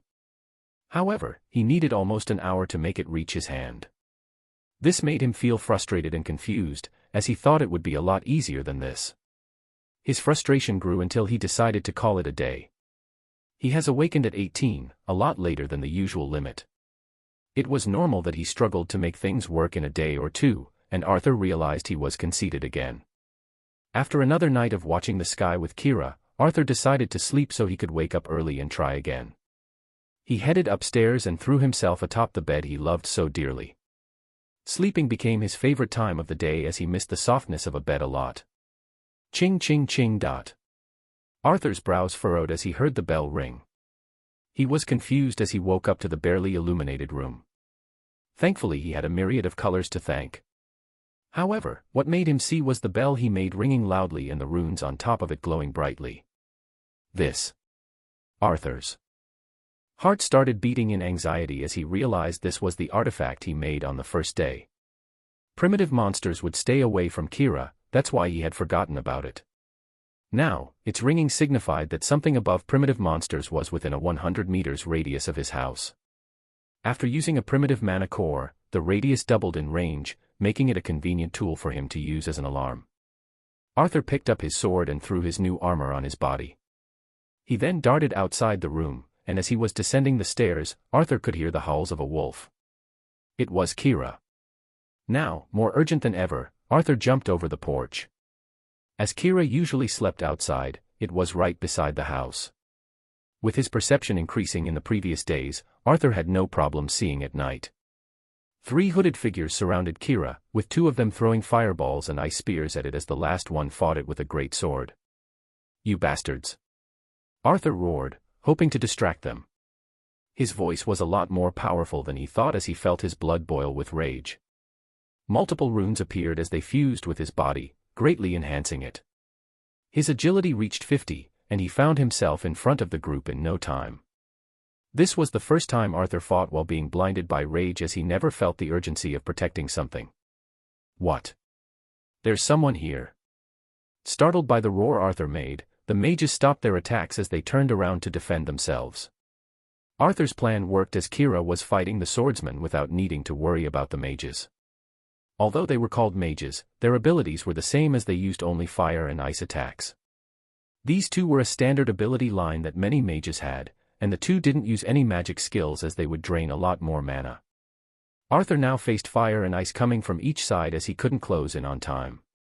However, his golden eyes flickered with light as he crouched down suddenly while holding his sword next to his wrist. His 2 feet dug deep into the ground, and Arthur had his foot inclined forward. Only then was that mana drained from his body as he activated the runes he had on his boots. 2 Force 2 runes activated simultaneously on his boot, and Arthur felt himself reaching a speed that made him dizzy. He was like a cannonball as he crossed the distance between him and the mages in an instant. The 2 attacks of the mages missed due to the sudden change in location as Arthur passed right between them. They were so close that Arthur could feel heat and coldness on the sides of his body. "Lien, help!" The ice mage shouted as he constructed an ice wall in front of them as protection. Arthur used the momentum he gained from his boots and the runes on his sword to strike as powerfully as he can. The ice wall broke down with a powerful booming sound proving how deadly Arthur's attack was. Arthur felt like the sword was about to break as it couldn't withstand the impact of such force. However, it was still intact, and that's what Arthur needed. Chapter 33, Rage. As the wall fell to bits, Arthur saw a shadow appear in front of him. It was the swordsman that had come to the rescue of the 2. With his great sword flying in Arthur's direction, he dodged the attack by jumping backward. As the range of the great sword was a lot longer than a normal one, Arthur had to block the blade's tip with his own. The protection rune broke down, and Arthur felt the residual force travel through his hand. It wasn't something he couldn't handle. "Who are you?" The swordsman, named Lien, asked with his hood dropped down. It was a young man in his early 20s with a sharp nose and eyes. He combed his black hair backward with a lot of gray hair scattered in between. Before Arthur could answer, Kira appeared in front of him as it swung its claws at Lien with fire trailing behind them. Lien tried to block the attack, but a deep gash appeared on his wrist as he wasn't fast enough to dodge. The strike sent Lien backward toward the two mages. Now the two sides were opposite of each other, everyone stood at a standstill. Kira glared at the group with unhidden bloodlust because they attacked it so suddenly. Arthur, however, had calmed down by now. He knew fighting these three men was unfavorable. He walked in front of Kira and asked it to stop. Unexpectedly, Kira looked at him with glaring eyes but didn't do anything more. Seeing this, Arthur had a sense of bitterness in his throat for some reason. You attacked us first, so let's drop this. Arthur's mouth tasted even more bitter. However, he continued as he knew this was the right thing to do. This is my friend, and we did nothing to harm you. Ha, friend, you say. Lien, who has regained his composure by now, stood straight as he laughed with ridicule. You're no tamer, I am. Monsters would only be friend after we make them submit. Lien stressed the word friend with a hint of sarcasm. Arthur felt a lump in his throat, but he didn't want to fight unnecessarily. Our relationship isn't any of your business, so just leave. Arthur clenched his teeth as he spat out each word. He realized why he felt bitter. It was that his rage hasn't subsided by the least. He didn't want to back down, but he didn't want to risk both his life and Kira's if he could prevent the fight. I'm not leaving until I make that wolf mine. Lien pointed his great sword at Kira. Arthur stood there silently, and the tension rose between the two sides. I'm glad you said that. Now, I can rest assured that I tried to prevent this. It's time for you three to pay for attacking my friend. Arthur's feelings were far from being scared, all he felt was rage. His expression was ferocious as he clenched his teeth and glared at the lot. Without saying another word, Arthur used his boots again. At the same time, Kira darted forward with him. The two's speed matched momentarily, and they reached the enemies in an instant. Like before, Lien slashed with his great sword toward Kira as the two mages' abilities rained on Arthur. This time, the two of them prepared themselves, and Arthur couldn't outrun their aim. If he learned one lesson from his underground failure, it was to never go to battle unprepared. However, his protection rune was useless against magic attacks as they were elemental, not physical. His rune only protected him from physical attacks, and that was the second reason he almost died underground. It was then that Arthur activated his runes for a second time, jumping high in the air. He then flipped his sword while he was mid-air and activated the force rune on it toward the sky. This led to his unexpected descent toward the two mages, and Arthur slashed the ice mage. His jump and air maneuver were so unforeseen and unorthodox that he took the group off guard. The ice mage couldn't do anything, and Arthur's blade slashed him, blood splashing at the latter's face. The wound was so deep that Arthur's sword reached the mage's ribs, slicing through them. Arthur's stomach churned at the thought of killing someone, but the other mage didn't allow him to dwell over his morals. Ken. Get away from him. The fire mage blasted several fireballs as his complexion grew pale at the draining of his mana. Arthur had no means to dodge it and waited for the blast to send him away. The light disappeared from his view as Kira stood in front of him, taking the full blast. As Kira was an elemental fire monster, his wound was only superficial. However, Lien took the chance and struck at the abdomen of the giant wolf, with ether images of his sword accompanying it. This attack sent Kira flying as 3 wounds appeared on its body. Arthur's rage reignited as he dashed toward Lien again, using his boots as a propelling force, striking the man backward. The fire mage has used the last bit of mana with the previous attack and was now struggling to replenish it. Lien blocked Arthur's strike and answered with one of his own, using the same skill again. A great sword and a great ether sword flew in his direction, and Arthur decided to let the protection runes on his armor and the one he drew in the air take the damage of the physical sword. For the ether attack, Arthur knew he had used mana to deflect it. His survival instincts tingled as he drew every bit of mana he could toward his sword. In a fight or flight response, the mana sprung in his body, wildly hurting his internals in the process. They left his body as they raged through it and covered his sword like a blue flame dancing around it. The mana was unstable, but it was enough to block the sword, sending Arthur flying. A scream resounded with the sound of flesh being torn apart. The fire mage, who has been preparing to attack Arthur's back by using the last of his mana, has been killed by Kira. Arthur crashed to the ground and coughed as his internals felt like the attack torn them apart. His sword had a big chip in it, but it wasn't broken yet. His mana was almost emptied, with almost being the key word. With unbearable pain, he stood up and glared at Lien. Kira stood next to him as the two were ready for the final battle. Lien looked at the two still standing and then looked at his killed comrades. He shook his hand before putting his sword away. His wrist had a deep wound from earlier, and it only worsened by the prolonged fight. If this has been the outside world, I'd have been able to kill you both. This turned out to be a losing battle. Lien turned around like the death of his friends didn't faze him as he started heading toward the forest. You think I'd let you walk away? Arthur was inwardly shocked at the nonchalant and arrogant demeanor the swordsman had. He crouched down again for a final attack, but his internals screamed with pain as a metallic taste filled his mouth. The earlier use of mana badly injured him, but Arthur swallowed the blood, fearing Lien would see it.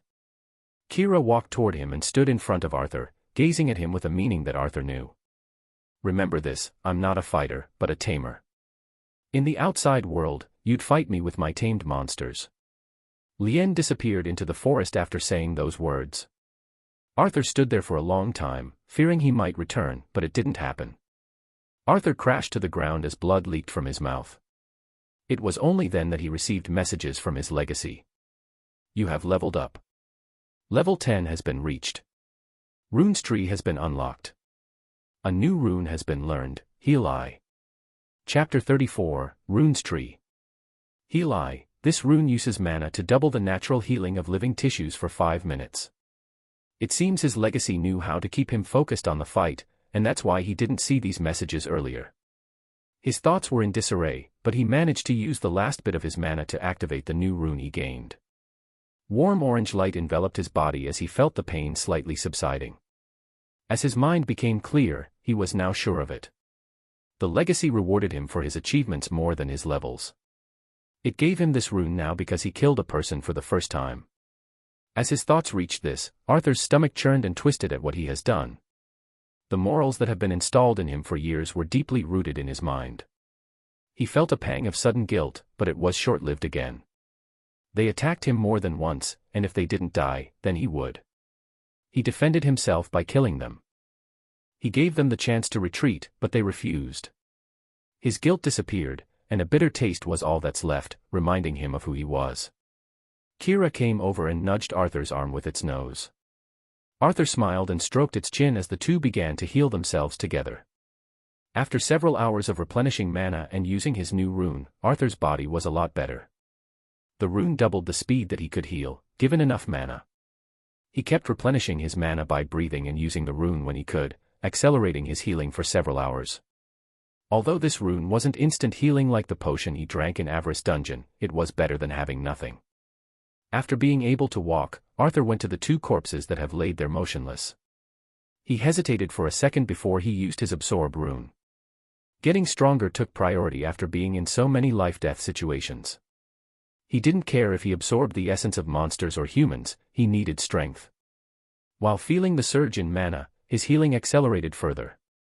Arthur paused at the strength he had questionably gained, but he felt no different from the other times he got stronger.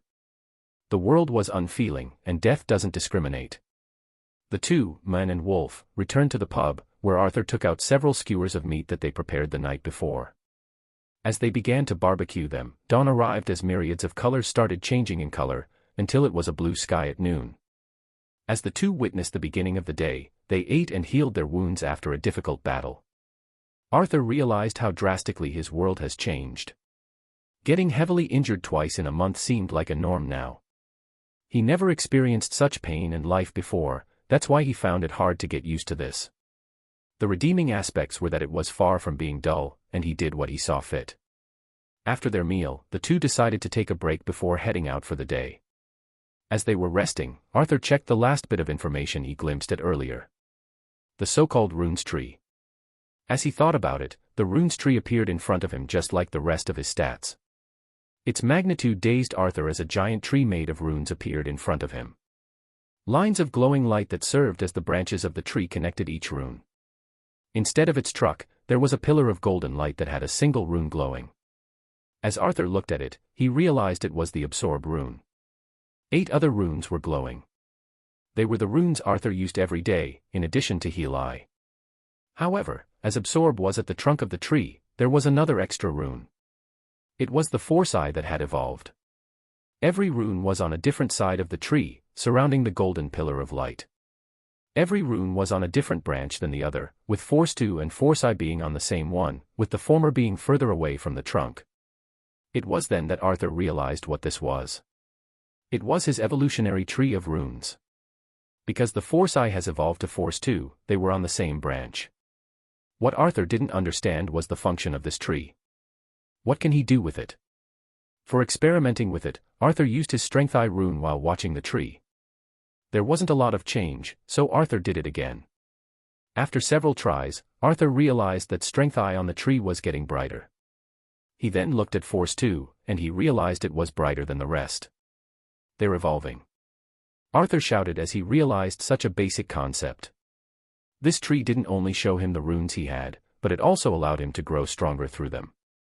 Strength eye only gave 5 points right now, but these points proved less useful after him getting stronger. Now, however, he could evolve them into other runes. Strength 2. Strength 3, maybe even Strength 4. He had no idea. Another aspect of the tree was that some branches were empty, others were intertwined, some were bulkier than the other, and every group had a different color.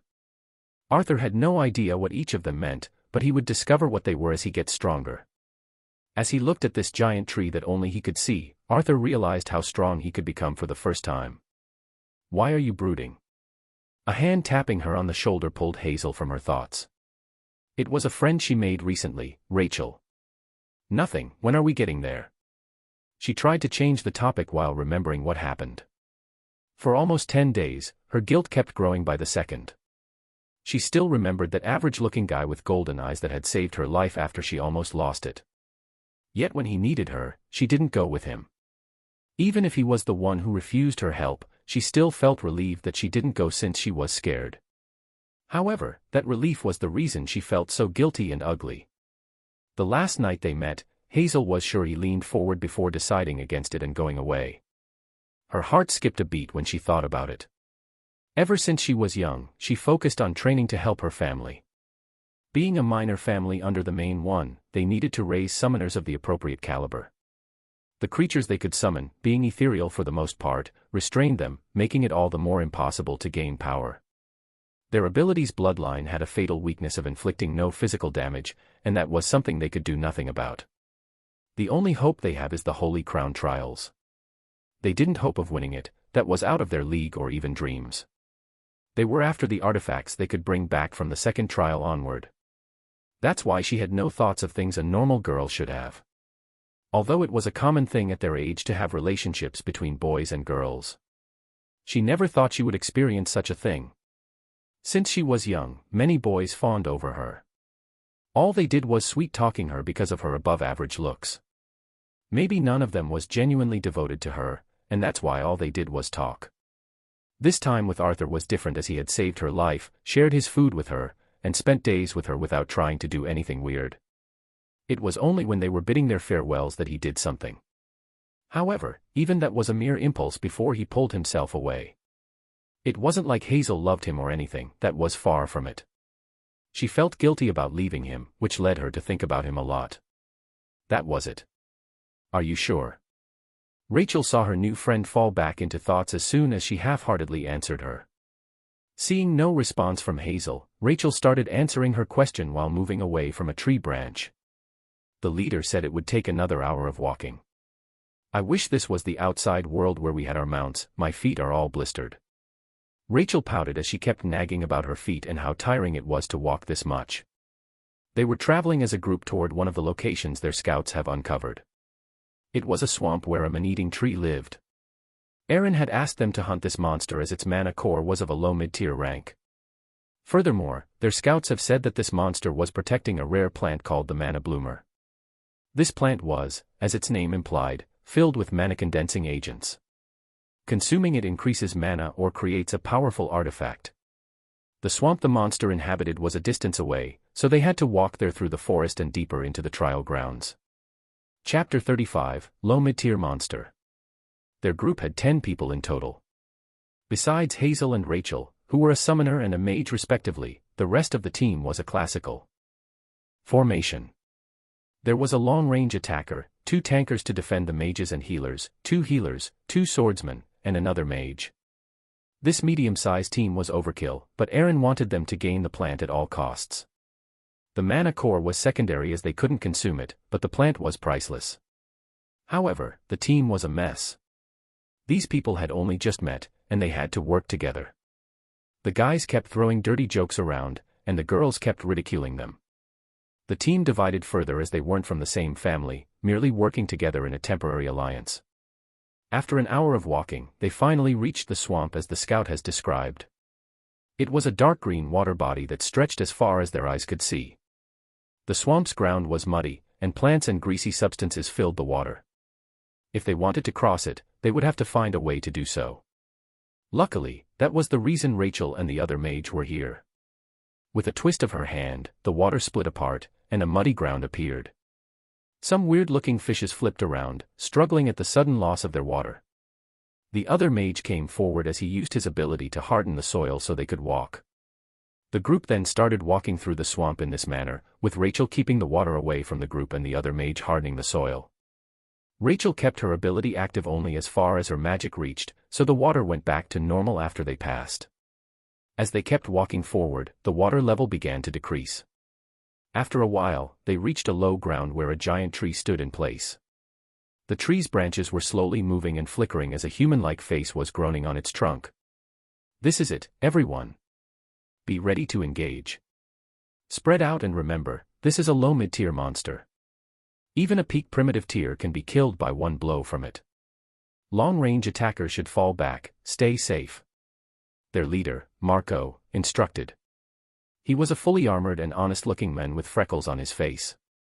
However, unlike his timid appearance, he was a mighty warrior that could kite the monsters while protecting the non-combatant. Hazel would have a better impression of their team leader if he didn't keep stealing glances at the girls' bodies.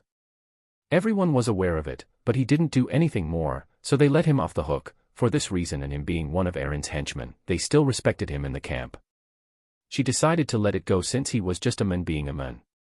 The group spread out in a circular formation with a tank protecting the mages, healers, and the summoner. The long-range attacker took out a shotgun that had runes all over it. It was one of the latest models crafted by the combination of firearms and mana. Since he used a shotgun, he was also fully armored and prepared for close-range battles. The 2 swordsmen and the tanker also started advancing. The group was now in the formation, and the mages started using their spells.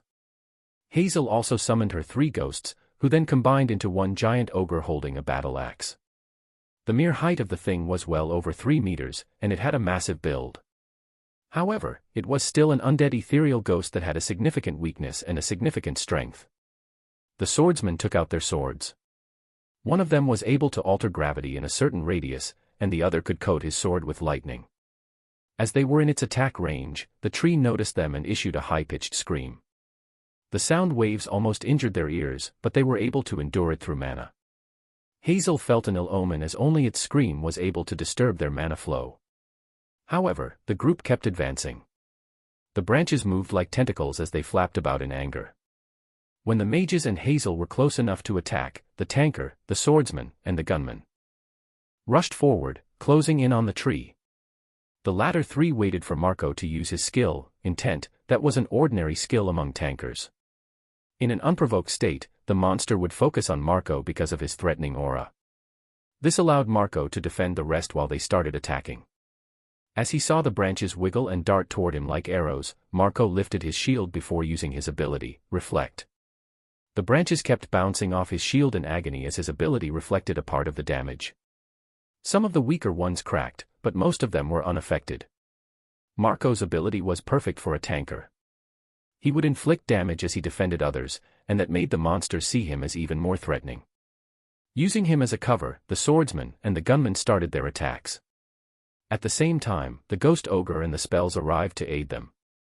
After being damaged by their attacks, the tree issued another scream as flowers bloomed on its body. Then they started releasing toxic fumes that spread on the battlefield. Healers. Marco shouted with urgency as he held his breath. Even by merely coming into contact with his skin, the fumes were able to weaken his mana flow.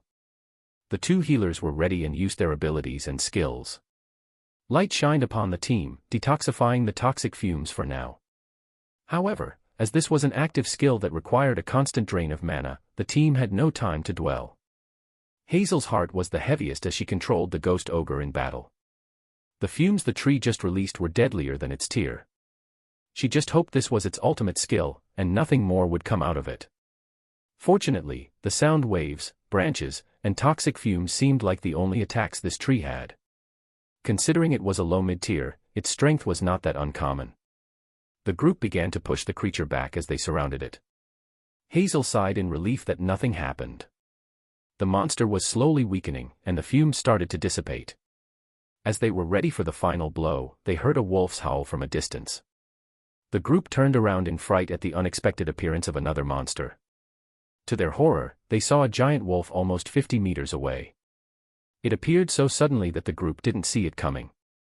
Before they could do anything, the wolf's maw opened, and a pillar of flame flew in their direction. The fire reached them in an instant and split the group from the tree. "Look, on top of the wolf!" The gunman, who had better eyesight, shouted in shock. The group tried to make sense of his words when they saw a figure standing on top of the wolf. Wearing leathered armor of different colors and a helmet with a cross in its center, the man stood on top of the wolf as he flung his hand away. Marco, the team leader, gritted his teeth in hatred. This man was telling them to go away to reap the benefits for himself. They wouldn't go back empty-handed after wasting so much time and energy on this. That's why Marco had a different plan in mind to save his team and accomplish his goal. "Mages and healers, aid me to stall those two for some time. The rest of you should focus on finishing the tree and taking the plant away. Move." He shouted the last bit with hysterical urgency, making the rest of the team dash toward the tree. "Fools!" The man in armor roared as the wolf sprinted forward. When Marco saw this, he readied his shield and dashed to meet the newly arrived enemy. Hazel, who was watching this, was frustrated at the sudden chaos. However, she decided to follow her orders and focus on attacking the tree to finish it off. She made the ghost ogre follow the swordsman and the gunman as the three closed in on the tree. In its weakest state, all the monster did was issue a scream and wiggle. This was their chance to end it and finish their task. As she looked at the back of the trio, she felt the earth slightly shift underneath her foot. She looked down as she witnessed the whole field starting to rise and fall from different places like it was bubbling. "Marco!" She shouted, but there was no use as he was facing the wolf right now. It was then that wooden roots, far thicker than the branches from earlier, sprung out from the ground. Hazel watched with horror as the whole field turned into a landmine. It was then that a giant root flew in her direction. Chapter 36, Unreasonable. The root was of green color, and the pressure its mana emitted was terrifying.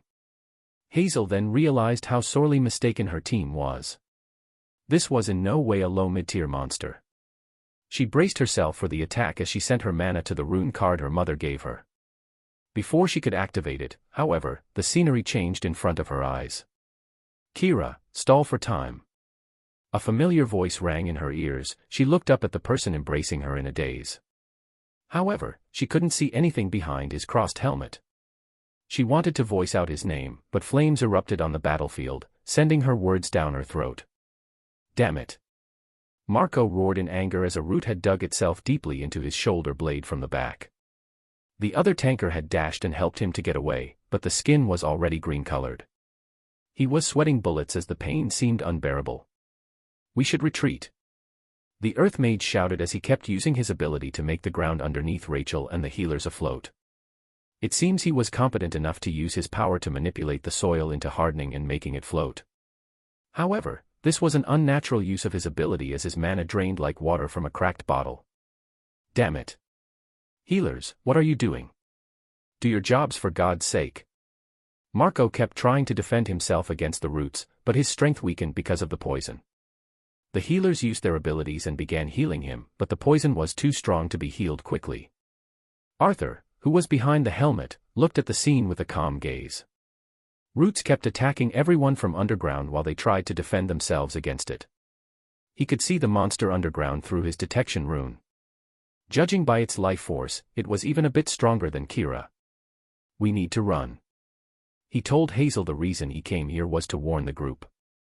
He was drifting through the forest when he heard the scream the monster issued. He decided to venture deeper under the protection of Kira, but he was surprised to meet Hazel so soon. It has only been 10 days since they last met. Before they could hold a conversation, the ground shook even more as the monster's true form started emerging. Everyone fled the scene and retreated far away to witness the figure of the monster that had appeared. It looked like a giant nut with roots protruding from everywhere. The roots swarmed around it, and the tree from earlier was no merely the top of its head. The group, Arthur, and Kira looked at the monster with a serious expression. The monster's roar followed the brief silence which shook the surrounding. "You need to leave," Arthur told Hazel, knowing she has figured out who he was. He signaled to Kira, and the latter rushed to his side, and he was about to flee as well. Kira might hold the monster off, but Arthur had no chance of even surviving a single attack. "Stop. Let's kill it together." Seeing that the wolf and the men were about to leave, Marco shouted in urgency. Arthur paused for a second and looked at him.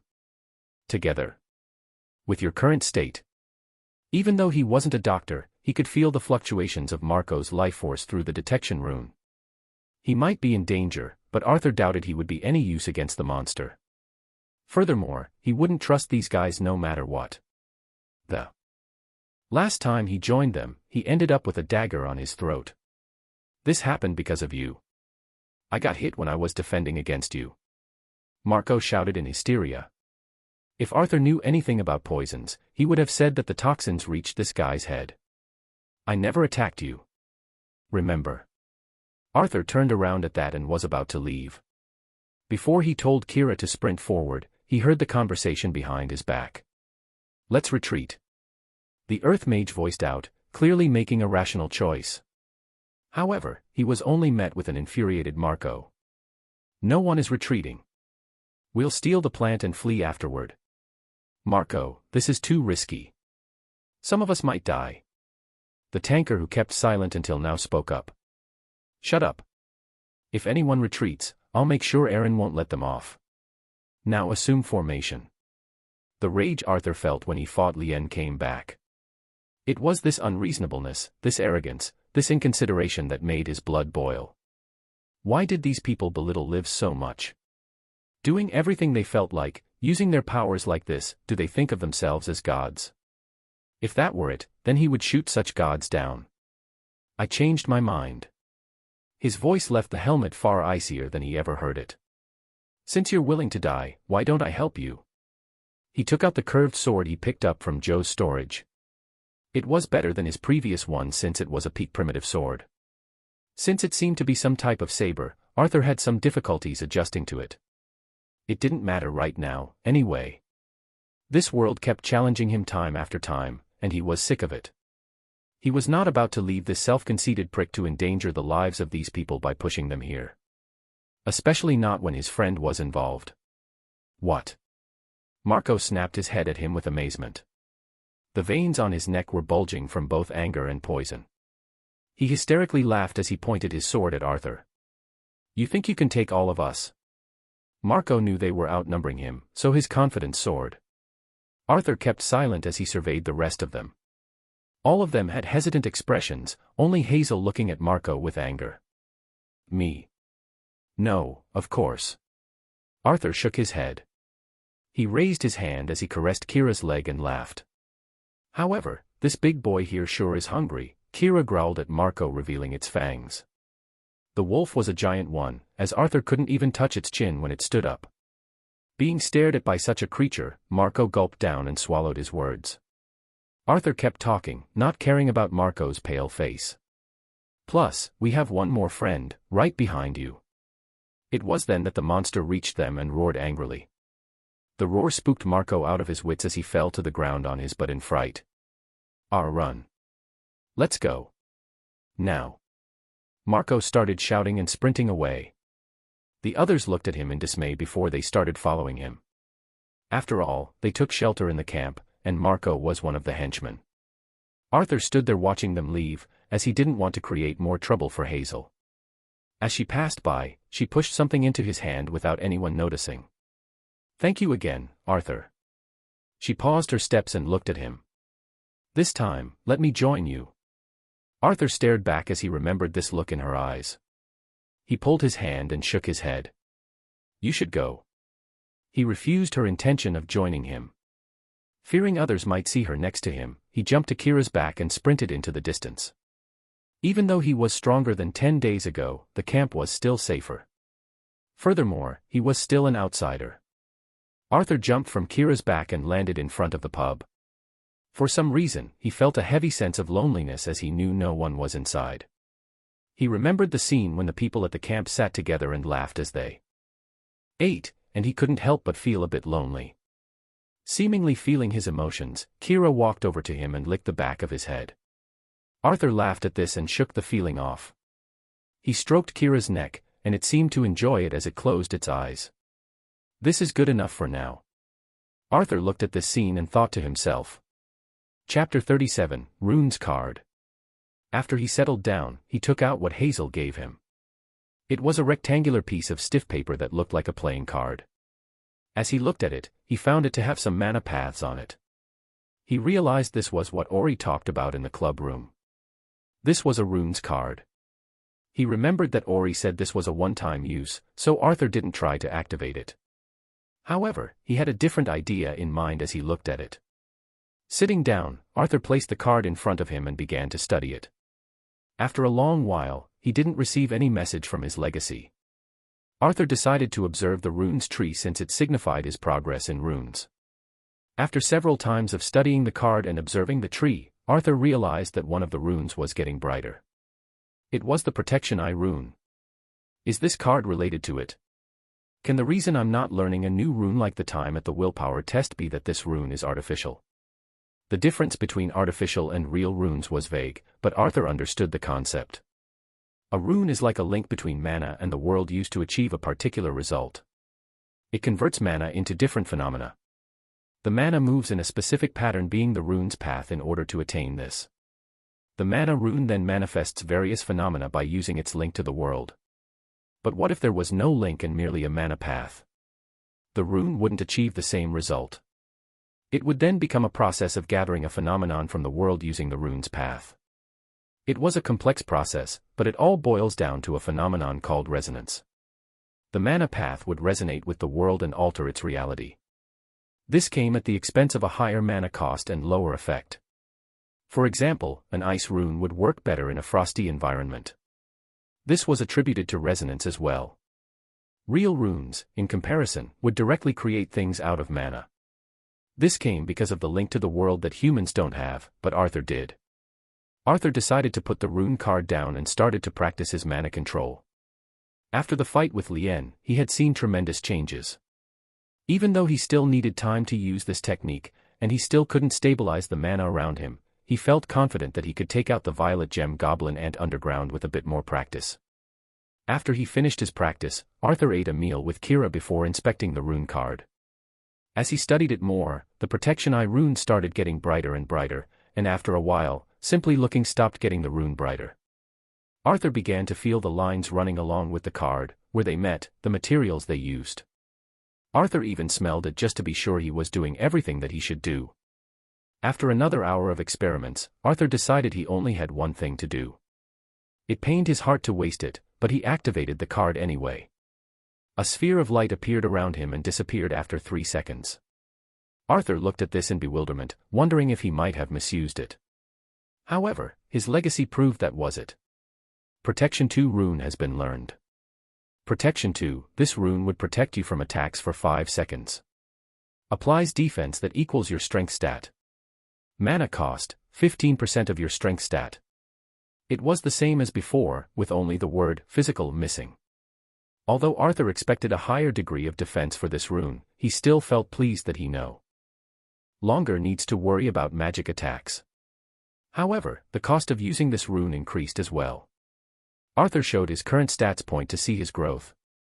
Level, 10, 5%. Strength, 42. Agility, 46. Stamina, 35. Perception, 27.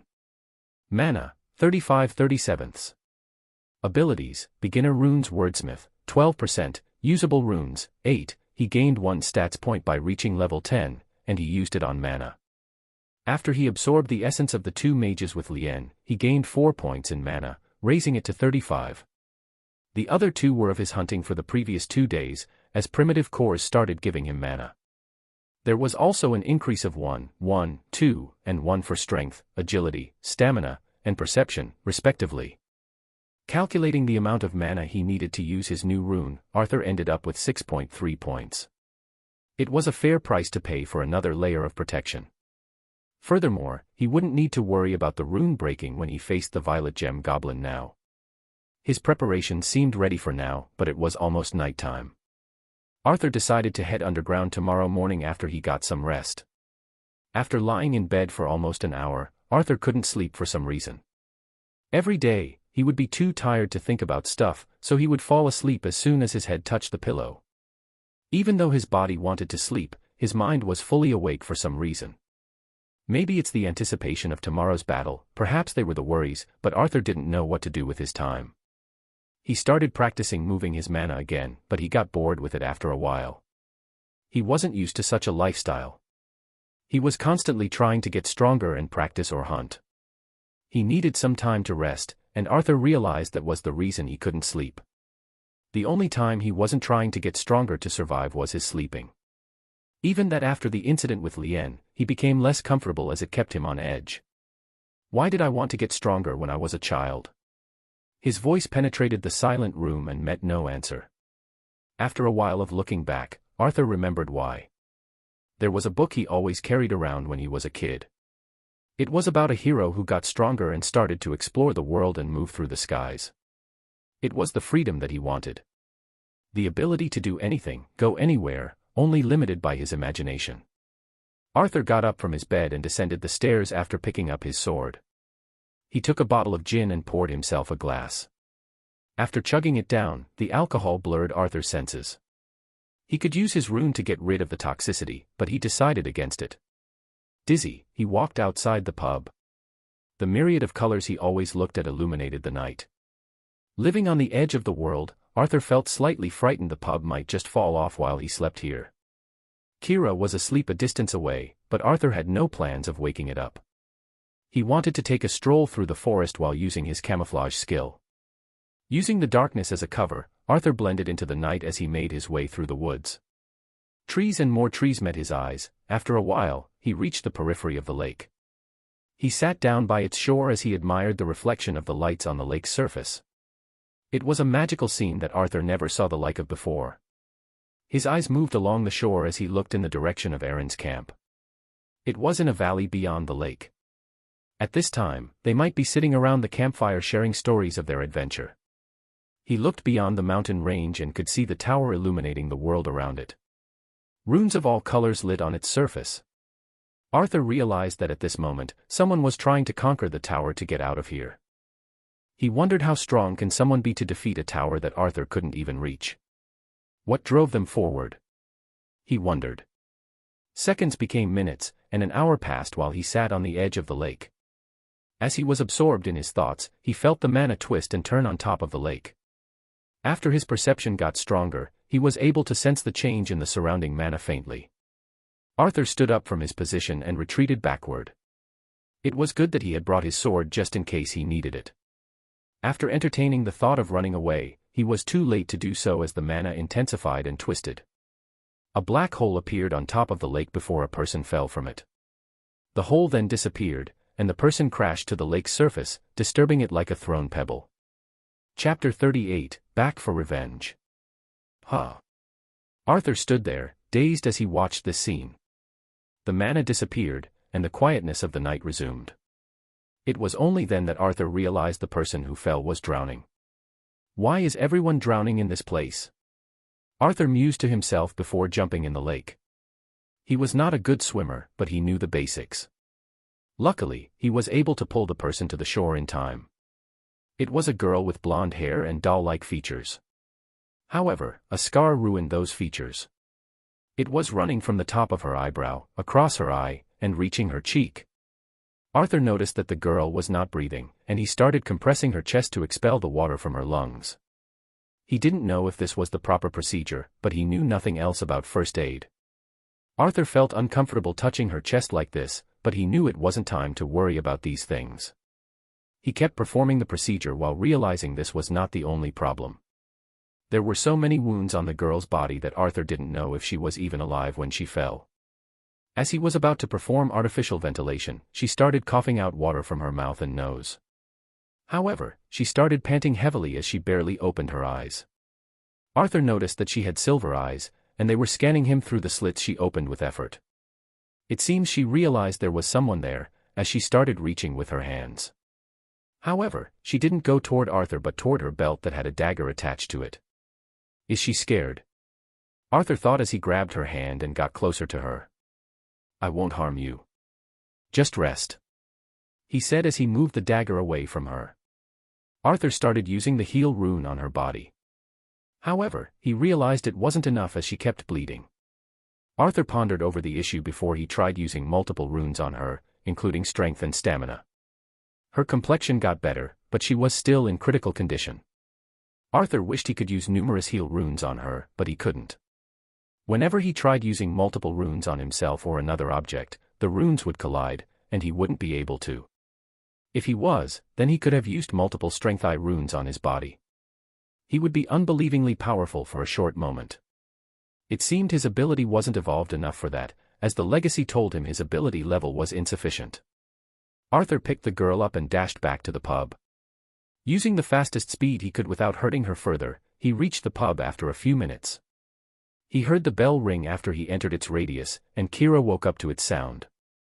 It looked at Arthur and the person on his back. Arthur remembered how he healed from the injury he received underground.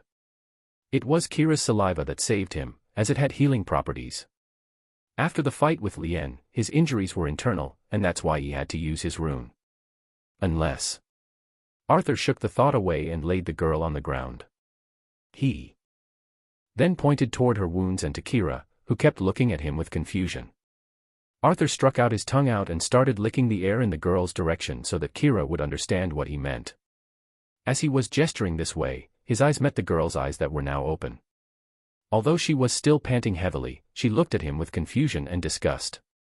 Arthur realized he had been licking the air in front of her the whole time without realizing it. He coughed as he felt his face burn from embarrassment. Please don't worry, my friend here can heal your wounds. Just lie down and rest for now. Arthur pretended that nothing happened, and Kira came to his rescue. It seems the gesturing worked as Kira sniffed the girl's wounds before it started licking them. The girl's body shuddered at the sticky sensation of being licked, but she couldn't move. She looked at Arthur one more time before she closed her eyes to rest. Now that patient was out cold, Arthur breathed in relief. This memory would be one he would remember before he fell asleep. Arthur then went into the house and brought some sheets to clean the wounds. He also used some of his water after having Kira warm it using its flames. He started to clean the scars that looked like burn marks and cuts. After cleaning them, Arthur lit some fire next to her in case she got cold. He made a bed out of some sheets he got and allowed her to rest. Arthur sat down while leaning on the pub's wall. He was getting sleepy after what just happened, and he felt safe enough to sleep as Kira was still around. The last thought he had was how lucky he was to have Kira by his side. Arthur felt the light seep through his eyelids, waking him up. The birds were chippering away, singing the morning tunes. He stood up from his seat as he saw that the fire has turned to embers after warming them all night. Stretching his body, Arthur regretted not sleeping on something softer last night. He walked over to the girl, who now had a much healthier appearance than yesterday. Her breathing was also normal, and Arthur sighed in relief. It was then that he noticed the robes this girl wore, which he had seen before. The group he followed into the trial wore the same black with silver engravings robes. Arthur decided to ask her later, and he went to make breakfast. He wanted to cook something that an injured person could eat but didn't have any materials for cooking porridge or soup. He used some rabbit meat and fruit he got. He used honey from the pub to coat the meat since he once heard it was a suitable replacement for onions, as it breaks down the meat's structure.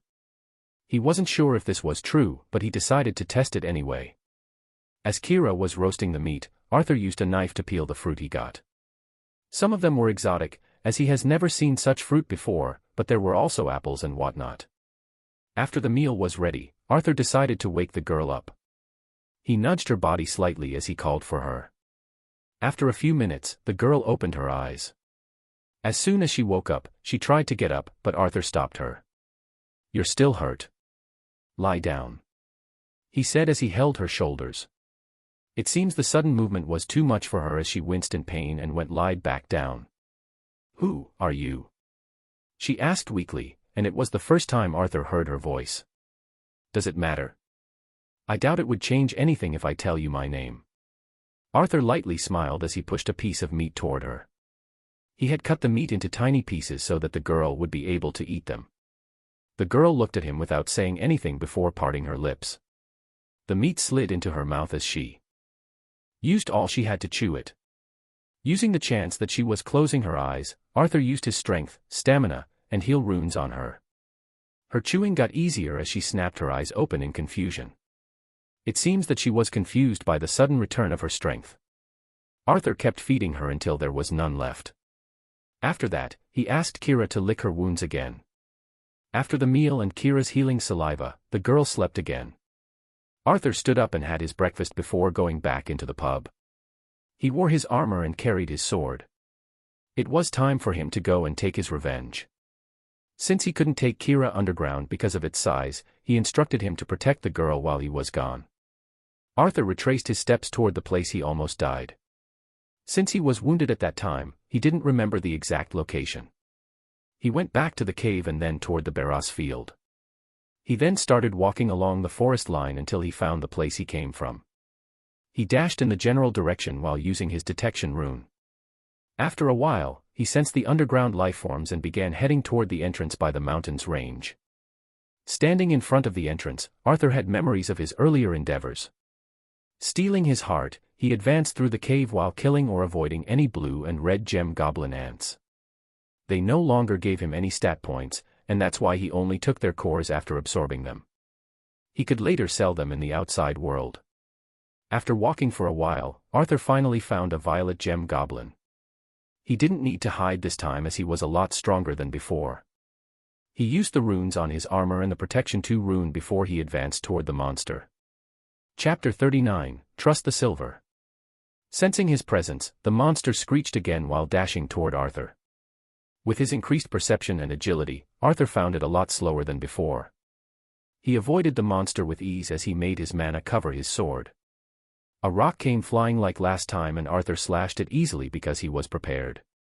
The monster jumped on him again with its sides threateningly slashing at Arthur. He wanted to test his mana technique against this monster, so Arthur made a swing of his own. The scythe and sword collided as mana sparked everywhere.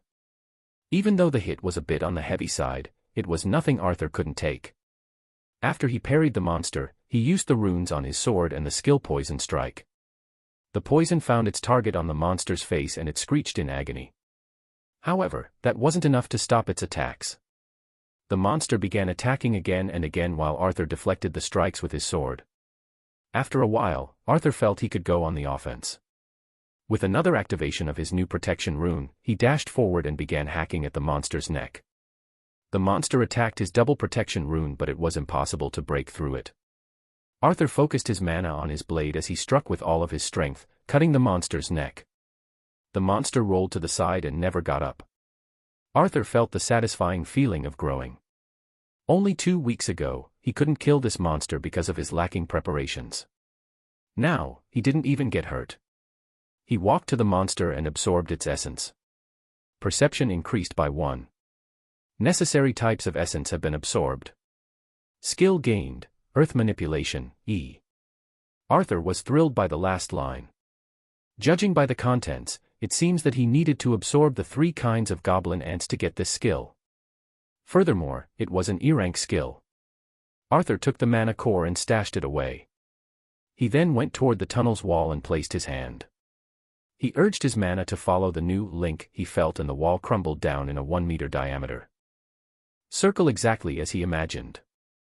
The hardened structure of the compressed soil broke down by thought and hardened by another. This overwhelming feeling thrilled him greatly. He hardened the soil he had grinned into fine dirt and made it condense into a rock. As he willed it, the rock began to circle him. However, the mana drainage was huge. The whole experiment took almost half of his mana. After the earlier fight and mana usage, his current mana was almost empty. He decided to withhold this skill for now and replenish his mana. After his earlier fight, Arthur began a killing spree of the underground monsters. He kept moving through the tunnels looking for prey, but they kept getting less and less. After several hours, Arthur found a passage that went deeper underground. He went down while keeping his radar active, but soon turned tails and fled for his life. Unexpectedly, the deeper tunnels had the life forces of mid-tier monsters. Arthur had no way of currently killing them, so he had to go back for now. As he was walking back home, he mulled over his plans for the next couple of days. Currently, he could hunt primitive monsters with ease.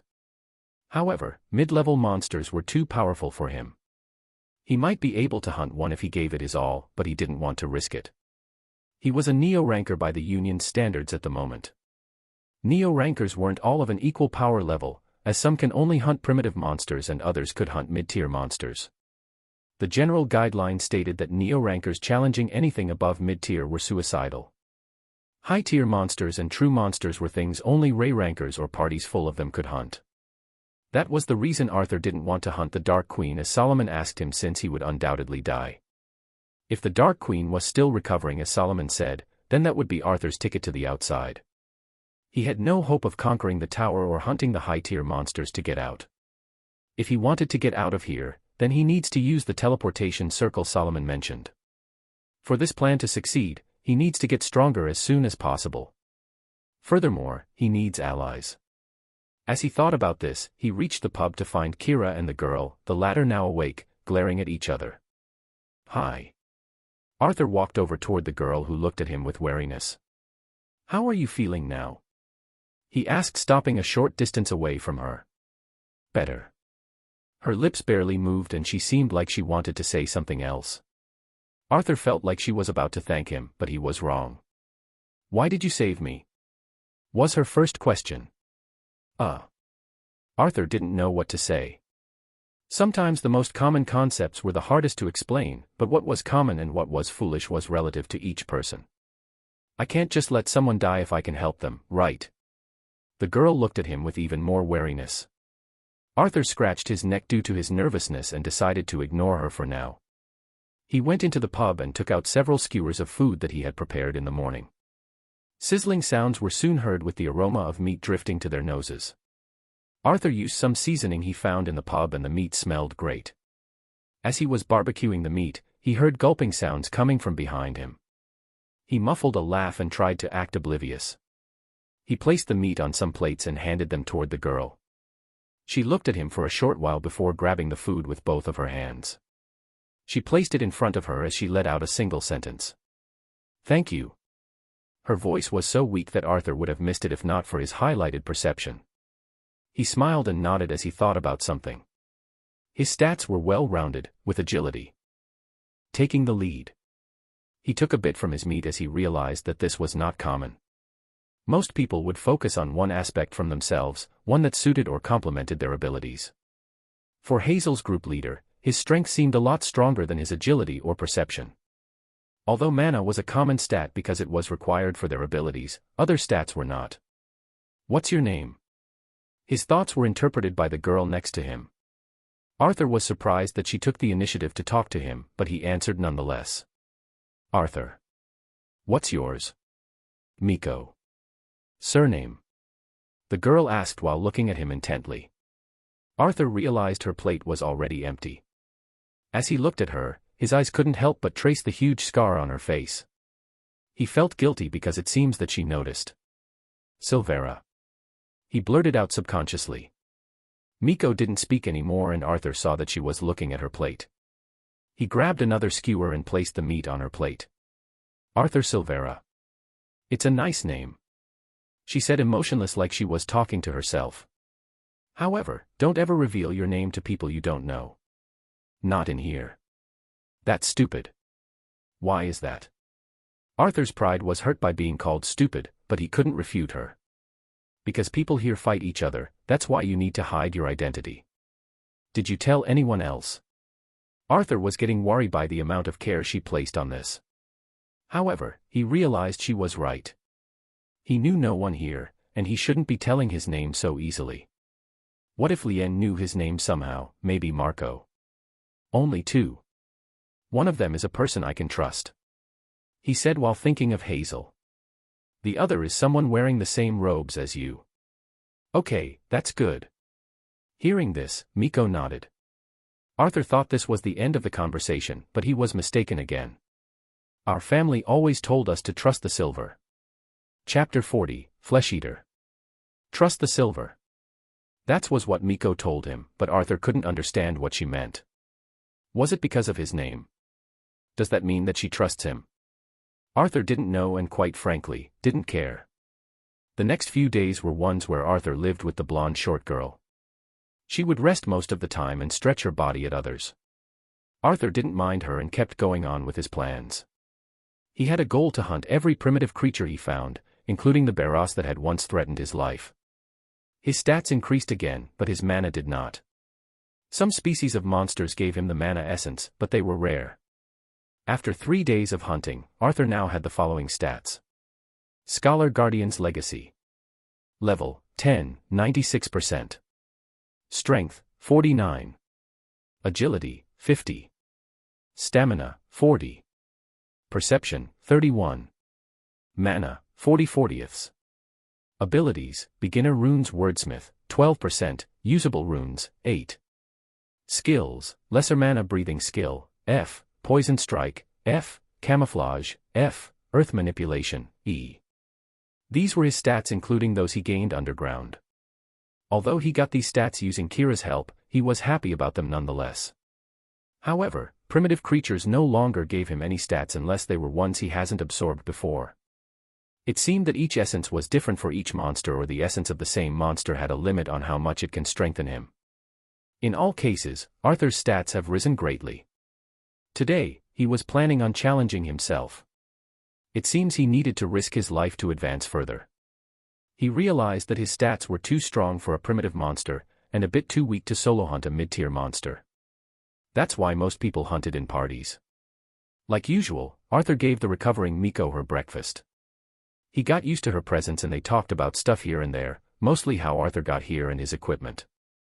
He lied by saying the ladder was found in the pub since he couldn't say he can make semi-artifacts, and told her that he fell here by accident. I want to help you today. As he was about to leave, Miko stopped him. Arthur turned around and looked at her with puzzlement. Aren't you hurt? Most of my wounds have already healed, and I can't keep sitting around eating like a leech, she stated, with her signature poker face that Arthur couldn't see through. After a short moment of thought, he nodded. Having her by his side was another safety net for him. By the way, how did you get wounded, to begin with? Arthur asked while they walked toward the deeper parts of the forest. Miko kept silent and Arthur waited for her to answer. I wanted to prove myself by doing something dangerous, but I failed. Although it was a vague explanation, Arthur nodded in understanding as that happened to him not long ago. All is well that ends well, Arthur consoled her. As long as you're alive, you can always prove yourself. Miko turned silent at his words. After several minutes of silent walking, Arthur heard her say something unexpected. It's thanks to you, and I'll forever remember this debt. He didn't know how to answer that, but it wasn't like he hated it. Although he mostly helped people without expecting anything in return, it was still his policy to always return a debt. Whether it was a debt of hatred or revenge or a debt of gratitude, he would make sure to repay it. That's why he liked people who did the same, so he nodded and the two kept walking until they reached the end of the forest. Okay, we should have Kira's help now, Arthur said. Kira seemed to recognize its name as it lowered itself for Arthur to reach. Arthur jumped on its back and reached his hand to Miko. She looked at him before jumping and landing behind him. Arthur retracted his hand in embarrassment and asked Kira to take them deeper toward the tower. Riding on top of Kira, the two ventured deeper into the trial grounds. They were almost at the swamp when Arthur started using his detection rune in search of prey. As this was the deeper parts of trial grounds, it wasn't that difficult to hunt for prey. However, it was harder not to reveal his ability. He had to do it discreetly by holding his rune next to his chest, where Miko couldn't see. As he felt the life forces appear, he tried to find a low mid-tier monster. Kira kept going as Arthur kept his eyes for any prey. After a few moments, just before his rune disappeared, he found a suitable prey running in their direction 50 meters away. "There's a monster," Arthur stated as he pulled on Kira's fur, urging it to stop. Arthur and Miko jumped from Kira's back and landed a distance away from the monster. "Leave this one to us," Arthur told Kira, and the latter stood back. It has been a while since they were together and Arthur realized Kira understood basic instructions. He had no idea why it was so attached to him, but Arthur couldn't help but grow fond of this. "Can you let me deal the final blow to the monster?" Arthur asked as Miko took out her 2 daggers and got ready to battle. Arthur had slight anticipation for her strength, but he decided this should be his prey since he needed to get strong faster. Miko simply nodded and didn't say much. Gaia. It was then that the monster arrived. With a screech that came from different directions, Arthur finally saw its species and found it to be a flesh-eater as big as a horse. It had the body of an anteater and 4 tentacles-like snouts, with each having a row of sharp teeth that seemed especially deadly. Arthur's heart had a sliver of fear as he saw how it looked, but he still felt assured by the allies he had gathered.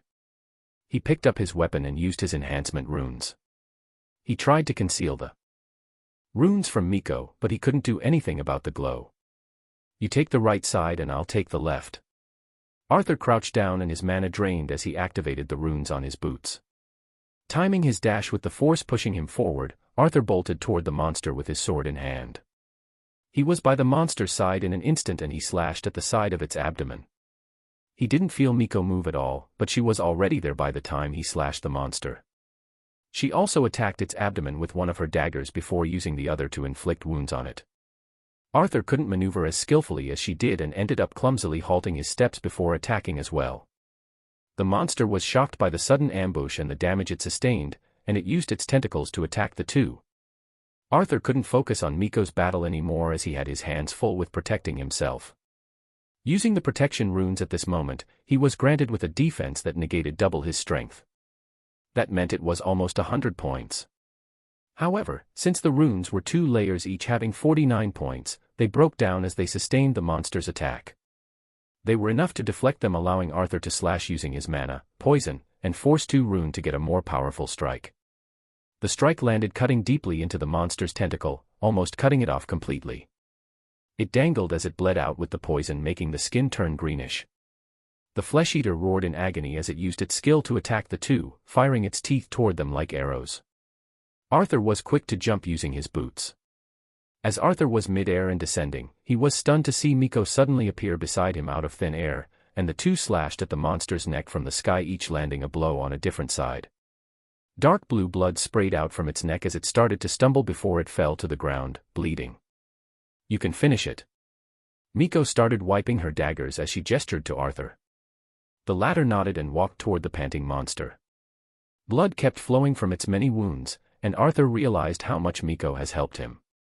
Her wounds were a lot deeper than his, and he saw that most of them were under the monster's tough skin. He didn't know how, but she was able to slash its insides. Now, it seemed that most of the work was done by her. Arthur raised his sword in the air as he looked at the dying eyes of the monster. Usually, the killing happened in an instant and Arthur had no time to think about it. However, everything paled in comparison to one thing. "For my survival." Arthur struck the wound, ending the monster's life. "You have leveled up. 2 stats points have been gained."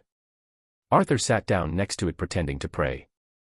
However, he used his legacy at this time to absorb the monster's essence. Strength has been increased by 1. He saw these messages and felt relieved. Although it was a shame that he didn't get a skill or a rune, Arthur knew he would have to kill one on his own to gain these benefits. "What are you doing?" Miko asked with confusion as she saw his posture and the light surrounding him.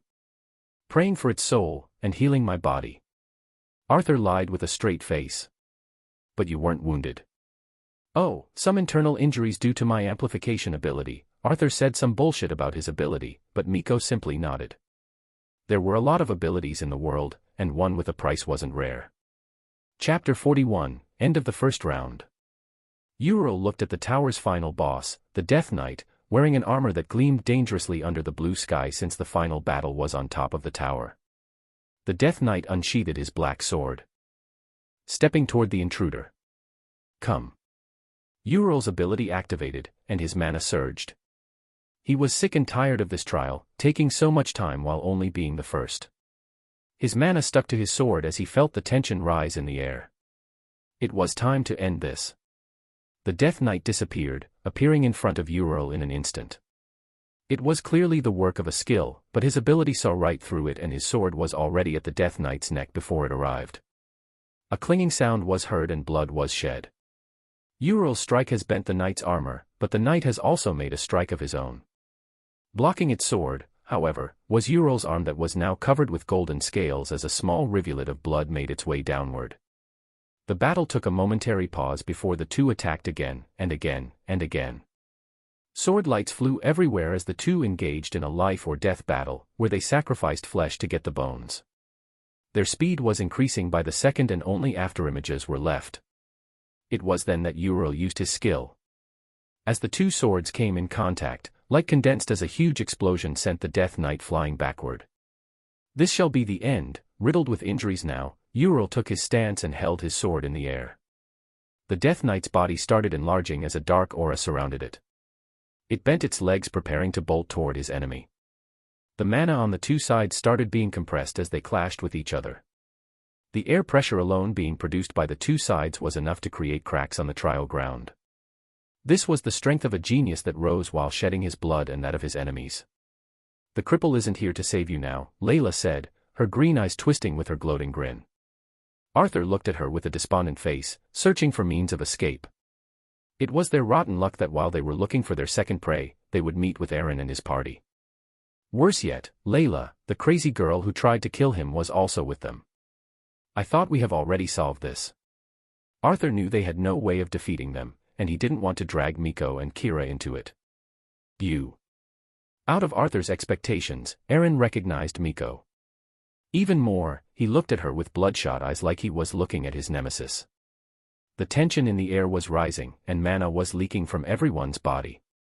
They were ready for battle at any moment and Arthur had no idea why. "We should escape," Miko stated with furrowed brows. "What's going on?" Arthur whispered as he saw the group in front of him surround them. "Remember when you asked how I got wounded?" "Yeah. Well, I tried to kill him." "That's not nice of you." "Kill her."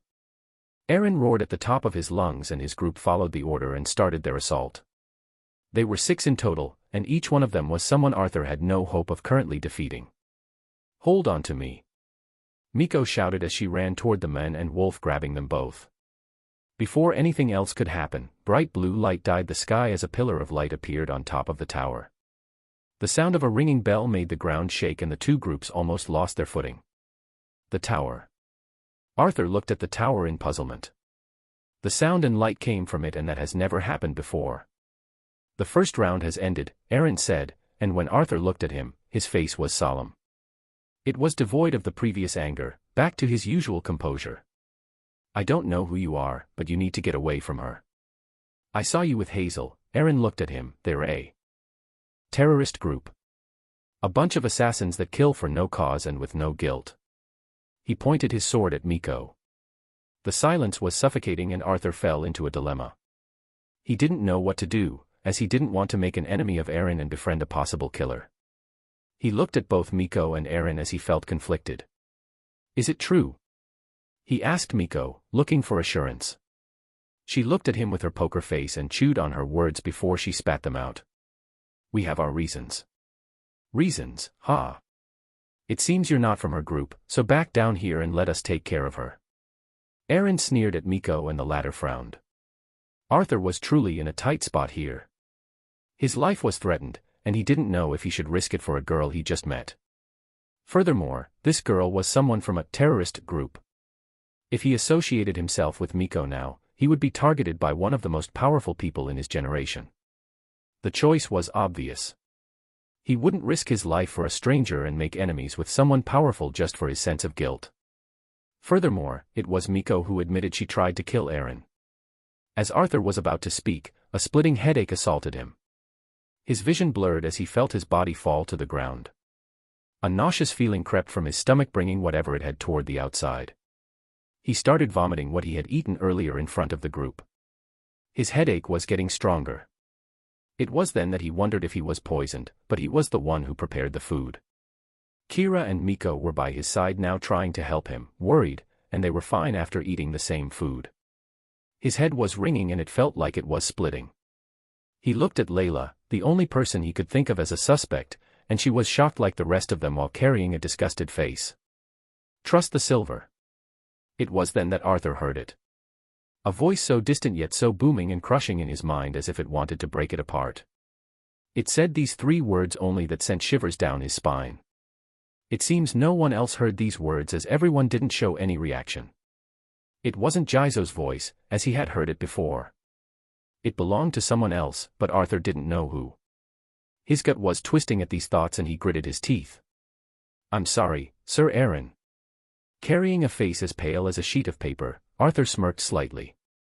His state was pathetic, to say the least, and he was barely making the words out. "But it seems even the heavens don't favor you. Kill them all." Aaron's voice was cold and detached. He gave the dog a chance, but it bit his hand instead. "Kira!" Miko shouted and the wolf appeared next to her in an instant. She grabbed the sick Arthur and the giant wolf by both hands and activated her ability. The attacks of the group arrived and were centimeters away from her before she was finally able to use her ability. Arthur saw various attacks come his way before the scene changed in front of them, being replaced by blackness. It was a short moment before the world appeared in front of his eyes again. They were at the place they killed the flesh-eater at. It was probably a kilometer away from Aaron's group, but they would find them soon. He looked at Miko and she was on her knees panting. It seemed she used too much mana to get them here. "Kira, take us home." Arthur used what little strength he gathered and jumped on top of the wolf with Miko in his embrace. The giant wolf sprinted at full force, running away from their pursuers. "What happened back there?" Miko asked when the two were at the pub, far away from their pursuers. She was referring to Arthur's vomiting episode, and he had no idea how to answer her because he didn't know what happened himself. "It's just, I got suddenly sick." Arthur shook his head. The voice he heard wasn't something to be shared, as no one would believe him. The only reason he believed the voice himself is the strong sense of familiarity he felt toward it. It was as if he knew the person, but he had no idea who it was. "Anyway, care to explain what's going on?" Arthur changed the subject, focusing on the more important matters. "You mean with Aaron?" "Obviously." Miko went silent as she looked toward the ground. After several minutes that Arthur allowed her to have, she finally started talking. "I can't tell you much, but only that he's a bad person. My family asked us to take care of him and several others, because they're dangerous." "Dangerous? To what?" The world, maybe." She answered uncertainly. Chapter 42, Planning. The next day, Arthur woke up from deep slumber. The nauseous experience he went through yesterday was mentally draining, making him fall asleep as soon as he relaxed. That happened after the screams of the summoned monster ceased at midnight. As his memories drifted there, he was again weirded out by the whole event. Since the first moment he saw this group of people, he felt a sense of familiarity. It prompted him to follow after them, and he ended up here. After that, he again met one of them in the forest for a brief second before the beginning of the first round. Next, he met with Miko while taking a stroll and then a voice told him to trust her. This sequence of events made him feel like something greater was pulling some strings. As he had a skeptic mentality, Arthur started getting more and more conscious of all the accidental things happening. Did he meet with Seer by accident? In an arcade? Was it a coincidence that he met a wolf he helped, that was weirdly attached to him, in a trial ground that happens every 30 years? There was also the matter of Solomon, being there at that time, asking him for help. Sure, he was grateful to the dead man, who has helped him in an hour of need, but everything felt surreal after yesterday. Why did it feel like someone trying to push him toward taking these actions? "Are you okay?" Arthur was startled by Miko's question, and he was pulled from his thoughts. He realized he had been staring at the sky for almost half an hour deep in thoughts, replaying each scenario with a different answer. He may be naive, but he wasn't dumb. When he goes back to the real world, he would question Seer and Ronan about everything. Was it all a coincidence? He didn't think so. "Yes, is something wrong?" he answered as he got up. Seeing her behaving unlike usual, he couldn't help but ask. We need to plan things out. What are we going to do from now on? Miko said, surprising Arthur greatly. Well, yes. She bobbed her head up and down, another unusual act. It was then that Arthur realized she was acting more natural, just like her real self. Yesterday, you stood up for me. You could have used your ability to escape alone since the beginning. And leave you. That's not an option. Miko shook her head vigorously. Arthur realized how honest she was, not ditching him even though she could because he was her benefactor. Maybe, just maybe, he made the right decision of listening to the voice. It didn't seem like Aaron would appreciate his cooperation, either. Okay, let's stick together until this whole thing ends then. Arthur raised his fist, and Miko looked at it for a few seconds before bumping it awkwardly. Arthur laughed and stood up, starting to prepare their food. As he did, the two kept talking about their next course of action. Since we have created a team now, we need to find a few more members, Arthur said, rotating the meat to cook the other side. My goal is to survive this. I came here unknowingly, and I need to get out of here alive. We either pass this trial, or we end it. End it? Miko asked with puzzlement as she took the meat from Arthur's hands. Yes, end it. It's a long story, but I think I have a way to end the trial early. What about the insignias? Miko asked, puzzled. That. I don't know. Ending the trial doesn't mean passing it, but it also doesn't mean we'd fail it. Can you tell me how do you specifically pass? That depends on the insignia you're aiming for. There are many types, including the Conqueror, the Slayer, the Saint, the Hero, the Lord, and the Explorer. For the Conqueror, you need to conquer the tower. For the Slayer, you need to kill a high-tier monster. For the Saint, you need to heal many but never kill. For the Hero, you need to save others, from humans or monsters alike. For the Lord, you need to lead others toward survival. Lastly, for the Explorer, you need to find the world's cores.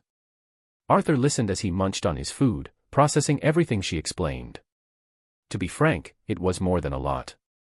He had no idea it required that many conditions and each insignia had a different name. He should have learned these things much earlier, although they wouldn't change much. What if everyone escaped the trial grounds, while not receiving an insignia yet? He said, hoping for an answer. I don't know. It never happened before. Miko hesitated as she added some theories. Usually, you'd pass the trial when you teleport outside and receive your insignia. If teleportation is the key, then it would make sense if everyone received an insignia based on what they did, even if they didn't pass. Arthur felt ominous hearing this. If nothing similar happened before, why would it happen now? Did Solomon lie to him? That was a possibility. But, if it worked, he would teleport outside while saving everyone, including Kira. To follow the other routes, he would have to leave Kira here, forever waiting to be killed for its mana core. Arthur didn't want that. Okay, we need to leave this place. Arthur stood up from his position, startling Miko by his sudden decision. Why are we leaving so suddenly? We need to gather our allies. He went into the pub and started to gather his supplies and equipment. To do what? Following after him in a hurry and watching him packing, Miko asked. He turned toward her and grinned for the first since they met. End this world. Do we have a deal? Euron asked, looking at the bald monk in front of him.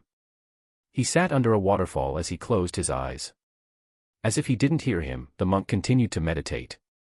Faye almost drew her weapon out, but Euron held her hand. You have an impatient friend. The monk opened his eyes. He was a bald young man with 3 ear piercings in each ear. He stood up from his position, towering over the two people with a height Euron estimated to be above 190 centimeters. He walked toward them and stood in front of the two. She's like my little sister, please excuse her. Euron wasn't a person who would shy of apologizing. The young monk smiled at him and nodded. If you asked me anything else, I doubt I would have helped. But to heal someone, not you even, is a virtuous demand. If I decline, my teacher would spank me 300 times once he knows.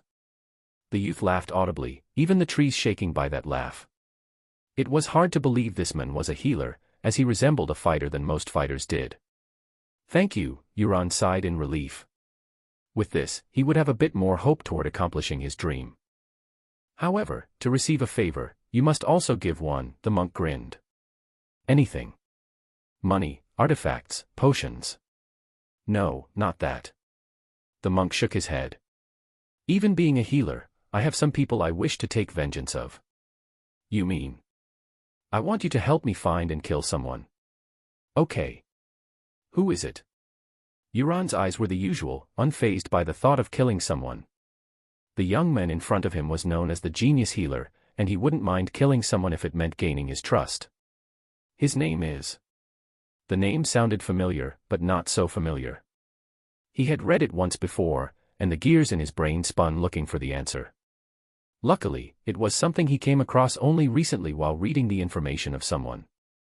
However, the identity of this person was related to someone he owed his life to.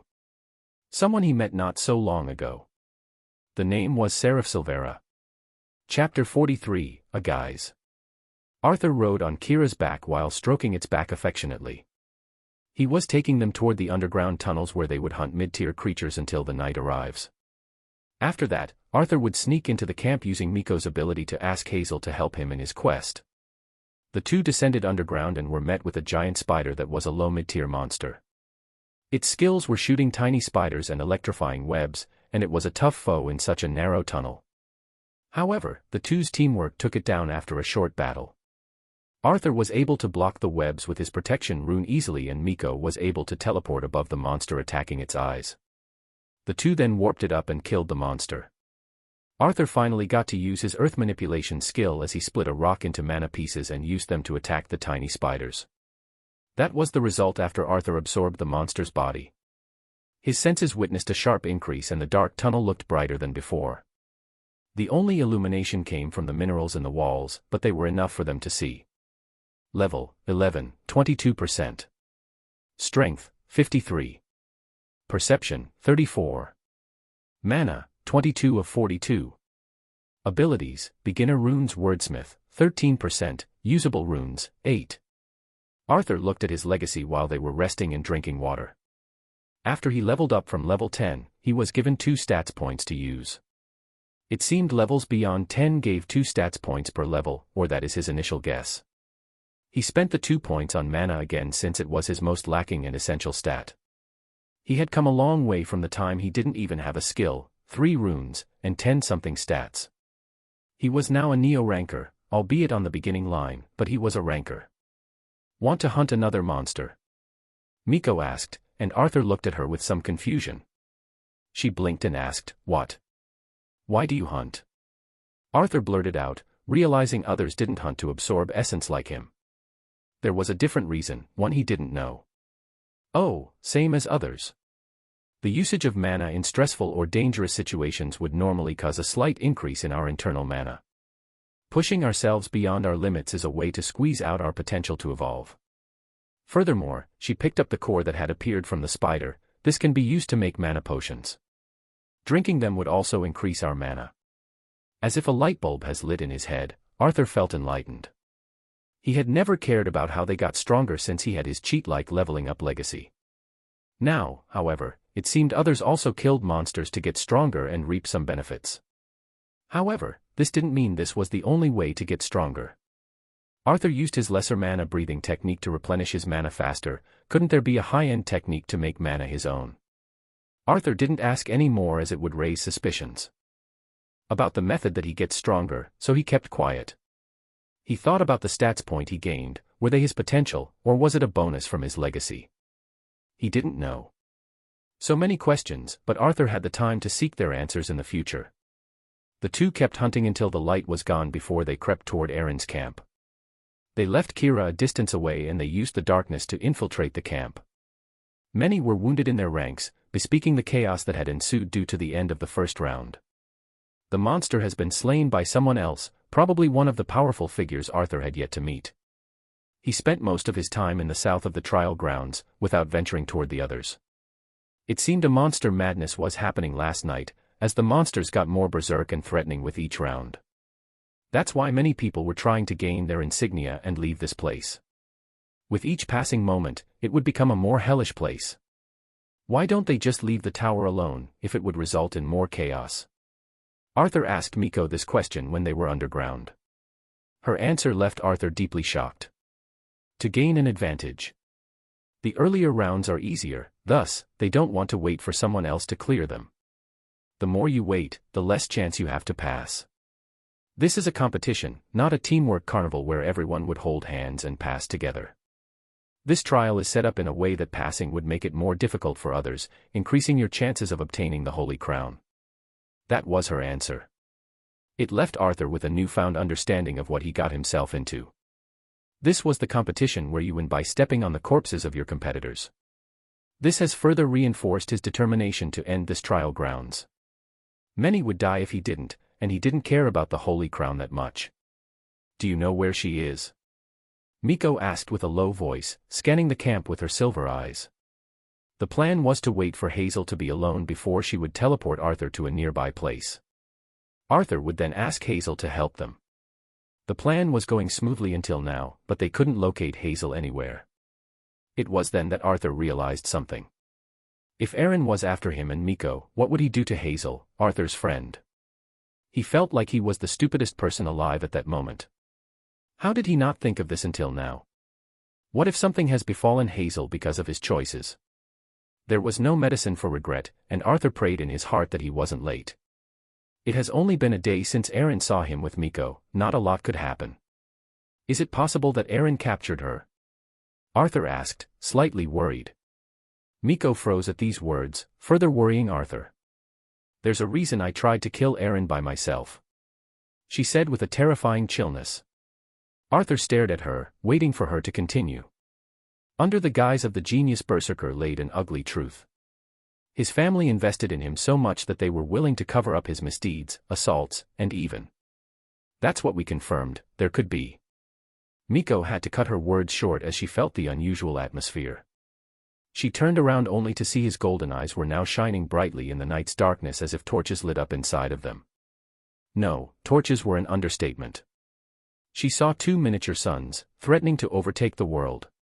Her body shivered as she felt threatened by the amiable youth for the first time. It was the first time he had shown this emotion. It was pure rage. Let's go, his voice was the calmest it had ever been. Miko snapped out of it, feeling like she was unable to stop him. He stood in front of the valley and raised his left hand toward it. Miko saw light shine from his hands, and it grew brighter by the second. Mana was leaking from his body at a noticeable rate, and she feared they might get discovered. Arthur used his detection rune to find Hazel, but he tried something different. Instead of making the detection range a sphere, he sent mana toward the rune to change its properties just like the time he did with the bell. He stretched the range the rune worked on from a sphere shape to a rectangular plate, covering the whole camp. His legacy sent him some messages, but he was too focused on scanning the camp to read them. His brain almost overclocked because of the number of life forces he felt. Some were flickering, others were being extinguished, and some were stronger than the rest. As it reached Aaron's tent, Arthur felt several life forces and he snapped his eyes open when he saw they were clashing. Miko. Teleport us into the giant tent in the middle. His instincts were screaming at him that whatever happened there, it was related to Hazel. Earlier, at the first sign of nightfall, Jean heard some gossip that made him frown. He was already in a foul mood since the return of Aaron's elite squad, as Aaron ordered for Hazel to be imprisoned at once. If not for his family and his group backing him, Jean didn't doubt that he would have also been confined.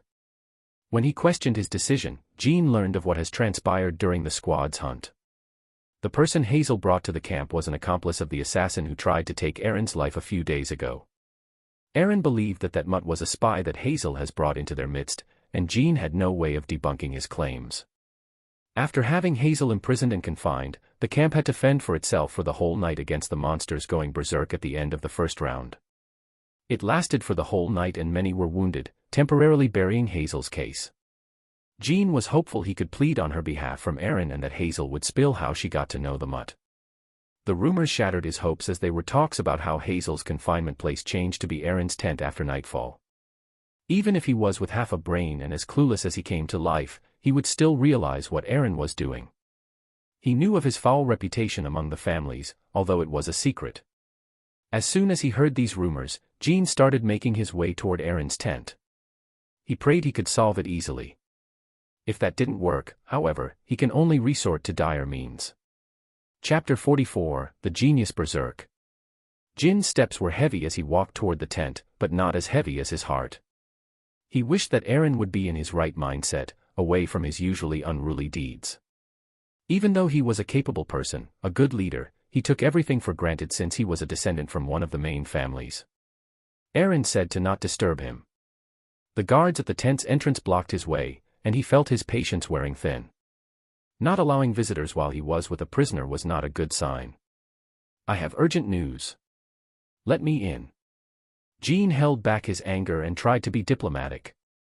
The two guards looked at each other before one of them spoke out. You can tell me the news and I'll relay it. His facade finally snapped, as mana surged from Jin's body.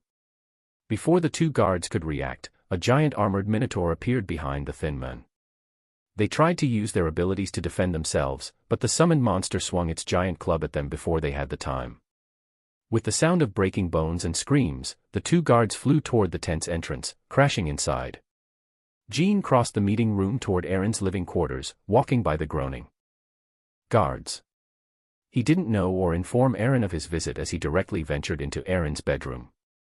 He saw Aaron, standing a few feet away from him, with Hazel a few feet more behind him tied to a pole. Jin's eyes studied Hazel and he saw bruise marks on her neck and collarbone. Her clothes were in a mess and he heard her muffled sobs. What do you think you're doing? Aaron took a step forward as mana surged from his body.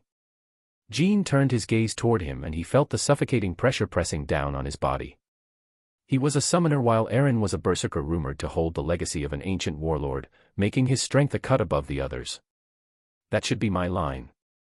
What? The Minotaur appeared behind him. His anger skyrocketed. Jean took a step forward, glaring at Aaron straight in the eyes as Six Limbs Bear appeared next to him.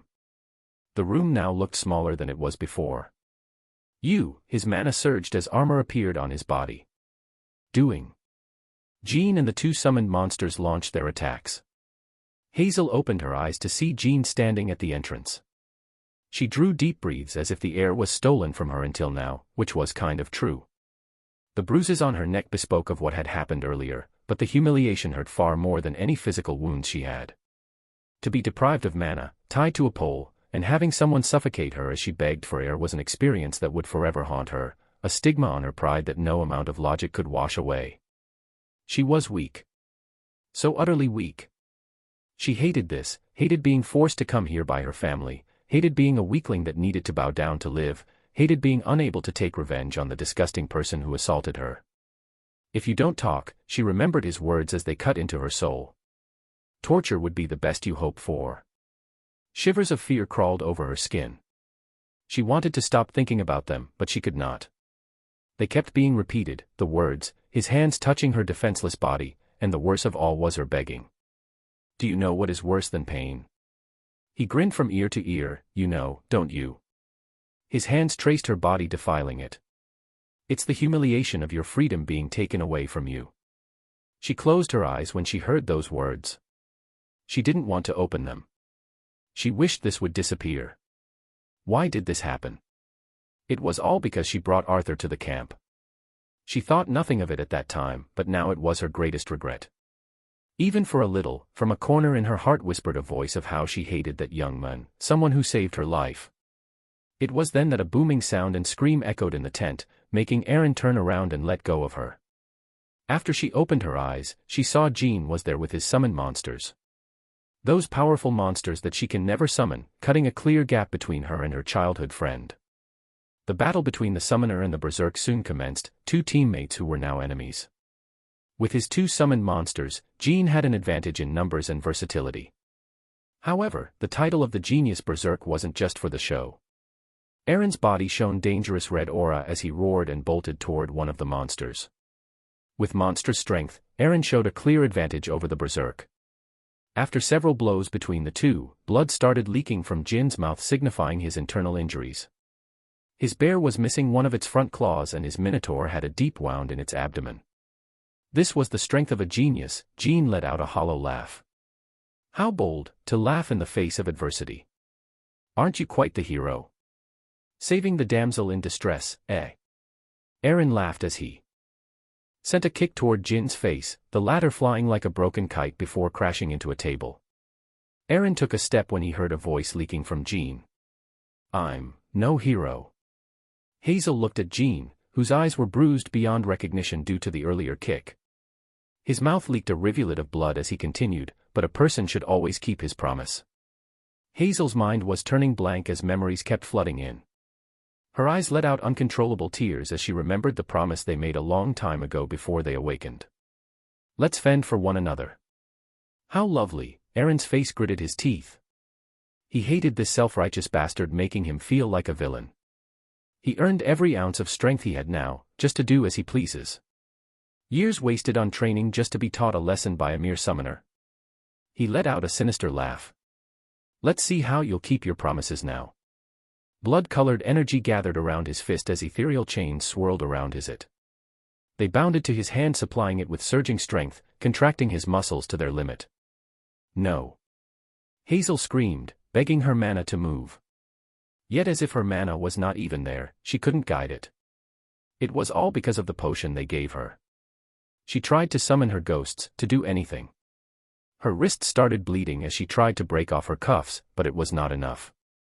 As she looked with horror at Aaron's fist about to strike Jin, she saw a black sphere appear above Aaron, the latter unable to notice it due to the unstable mana in the surrounding. This was probably the major weakness of the berserk, being less perceptive of mana. From the black hole descended a figure Hazel was familiar with. Someone who she hated knowing moments ago, it was Arthur with his sword covered in mana like a flame dancing around it. Aaron, watch out. It was at this moment that a voice broke the silence, as Layla and the elite squad rushing in through the tattered tent. Aaron, warned now, tried to retreat to the back, but it was too late. The sword made a deep cut between his neck and shoulder blade. Blood flowed out from his wound as he fell to one knee. Arthur descended on the ground between Aaron and Jin, not stopping his attack since Aaron was at his weakest now. He used almost all of his mana with the earlier strike, preparing it before he was teleported here. As he neared Aaron, he tried to swing his hand, but it stopped midair. Vines spurting from the ground restricted his movement as they coiled around his four limbs. Layla heaved a sigh of relief that turned to be too early. Miko appeared next to her as she swung her dagger toward Layla, only to be intercepted by a man with a shield. It was someone Arthur met before, Marco the tanker. He smirked as he activated his ability, Reflect, waiting for her to taste her own medicine. Her dagger rebounded off the shield with a dull impact, puzzling Marco, who didn't feel his ability reflecting the damage. Ah! A long wound appeared on Layla's arm, right behind Marco's back. The latter turned around in shock as he saw Layla bleeding. The attack has passed right through him. The vines restricting Arthur unwrapped themselves, freeing him at last to make his last-ditch attack. He bolted toward Aaron, who had his hand pressing on his wound with his head down. As he got near, Arthur felt an ominous feeling coming from Aaron. Arthur steeled himself as he made the last attack he had, with Poison Strike also activating. However, the strike never reached as it, along with the poison, hung midair due to the pressure Arthur felt pushing against him. Mana exploded out of Aaron's body and chains wrapped around it, creating a red armor covering his body. The explosion was so powerful that Arthur was pushed back several meters. Aaron stood from his position and Arthur saw that his wound has been sealed by the chains. The next thing Arthur felt was extreme pain in his stomach, like it was being ripped apart. His armor broke and the protection rune he created earlier negated some of the damage. Even with these layers of protection, Arthur felt like his internals has turned upside down as he vomited blood while flying across the tent. Chapter 45, Defiance. His brain was going blank from the tearing pain he felt. He vomited blood time after time, dyeing the ground in front of him. Weak, Aaron, now fully covered with crimson armor, walked toward Arthur as he grabbed him by the head. He lifted him in the air and Arthur looked into his eyes. Arthur could see many emotions such as rage, bloodlust, and, what annoyed him the most, superiority. Arthur remembered his days as a scavenger, those days flashing before his eyes like the last moment before death. He always bowed down, not daring to look at them, tolerating any insults coming his way simply because he wasn't an awakener. Strength. He needed strength to live with dignity. He needed strength to decide his fate. He needed it badly. He roared Jizo's name in his mind, asking for more strength. He gritted his bloodied teeth when his cries went unanswered. Would this be where he dies? He refused to believe that. He had yet to accomplish anything, yet to prove himself, and yet to find his father and enjoy life. What kind of life was this? A dog's life of humiliation and towing the line. Pooh. Defiance filled Arthur's eyes as he spat blood at Aaron's face.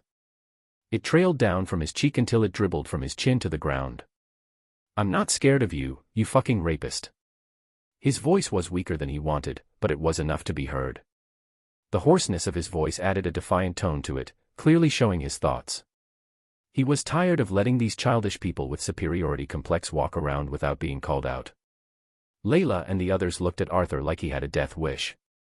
They all knew of Aaron's notorious reputation, but they all looked away as long as they weren't hurt by him. Die. He flexed his arm as he roared, blood-colored chains gathering around them. Arthur tried to use the last of his mana to use a protection rune and a healing rune, but his mana wasn't enough. He was in so much pain that he couldn't even lift his arms. He looked at Aaron as a smile crept to his face. If he died, then he didn't bow down in the end. As he watched the fist come his way at speed his eyes could only perceive as a blur, a figure stood in front of him. Since he was in the air and she was quite short, he only saw her blonde hair sway. Miko held out her right hand to block the incoming attack, and Aaron sneered when he saw this. He knew that her battle powers were weak, unlike her ambushes from the time they last fought. His fist collided with her small pale hand, expecting to crush it completely. Unlike what he had expected, Aaron felt his attack sink into a bottomless hole like he was punching a pillow. It was a nauseating feeling of dissatisfaction, but he had no time to express his displeasure as he saw Miko extend her left hand toward him. Since he was holding the weak bastard who sneak attacked him with one hand and punched with his other hand, he was forced to let go of Arthur to block her attack. Unfortunately, he was too late to block her hand and it touched his chest. It touched him so lightly that he barely felt it through his armor, throwing him into a fit of confusion. A second later, red mana exploded from her hand as Aaron was flung away by a power that he was familiar with. It was his mana that he attacked with earlier. Ugh, Miko fell to her knees as blood leaked from her mouth. The scene turned silent after Aaron crashed into a closet, falling with his armor broken and a bleeding wound on his chest. His armor started disappearing as he started panting heavily. The two sides have fallen. Arthur had no strength to stand up again and it seemed that neither did Aaron. He was already fighting with Jean before Arthur ambushed him, and the last attack seemed to be enough to render him immobile. However, the rest of the squad were still there, unhurt and at their peak, except for Layla. As she realized this, Layla screamed for the others to attack. Before they could finish Arthur and Miko off, Jin's summoned monsters started stalling for time as they defended them. Miko. Can you teleport one last thing? Arthur walked with staggering steps toward the panting girl. If it's small, without mana, and inanimate then I can handle with what mana I have left. She answered, looking at him with confusion. Good, let's call for reinforcement. While looking at the summoned monsters being mutilated, Arthur tore a piece of his clothes that was dripping with his blood and gave it to Miko. Using his breathing technique, Arthur started healing his wounds using the healing rune. He limped toward Hazel who was tied to a pole. He fell to his knees as he tried to untie the cuffs, but they were locked. I'm sorry that I'm late, Arthur apologized, but he was greeted with silence. As he looked at Hazel, he saw that she refused to look at him in the eye.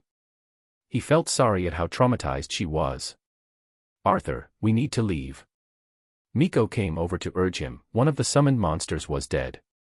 The squad now had some leeway to attack Arthur and his group. It's okay, help has arrived. Arthur looked toward the outside as he replied.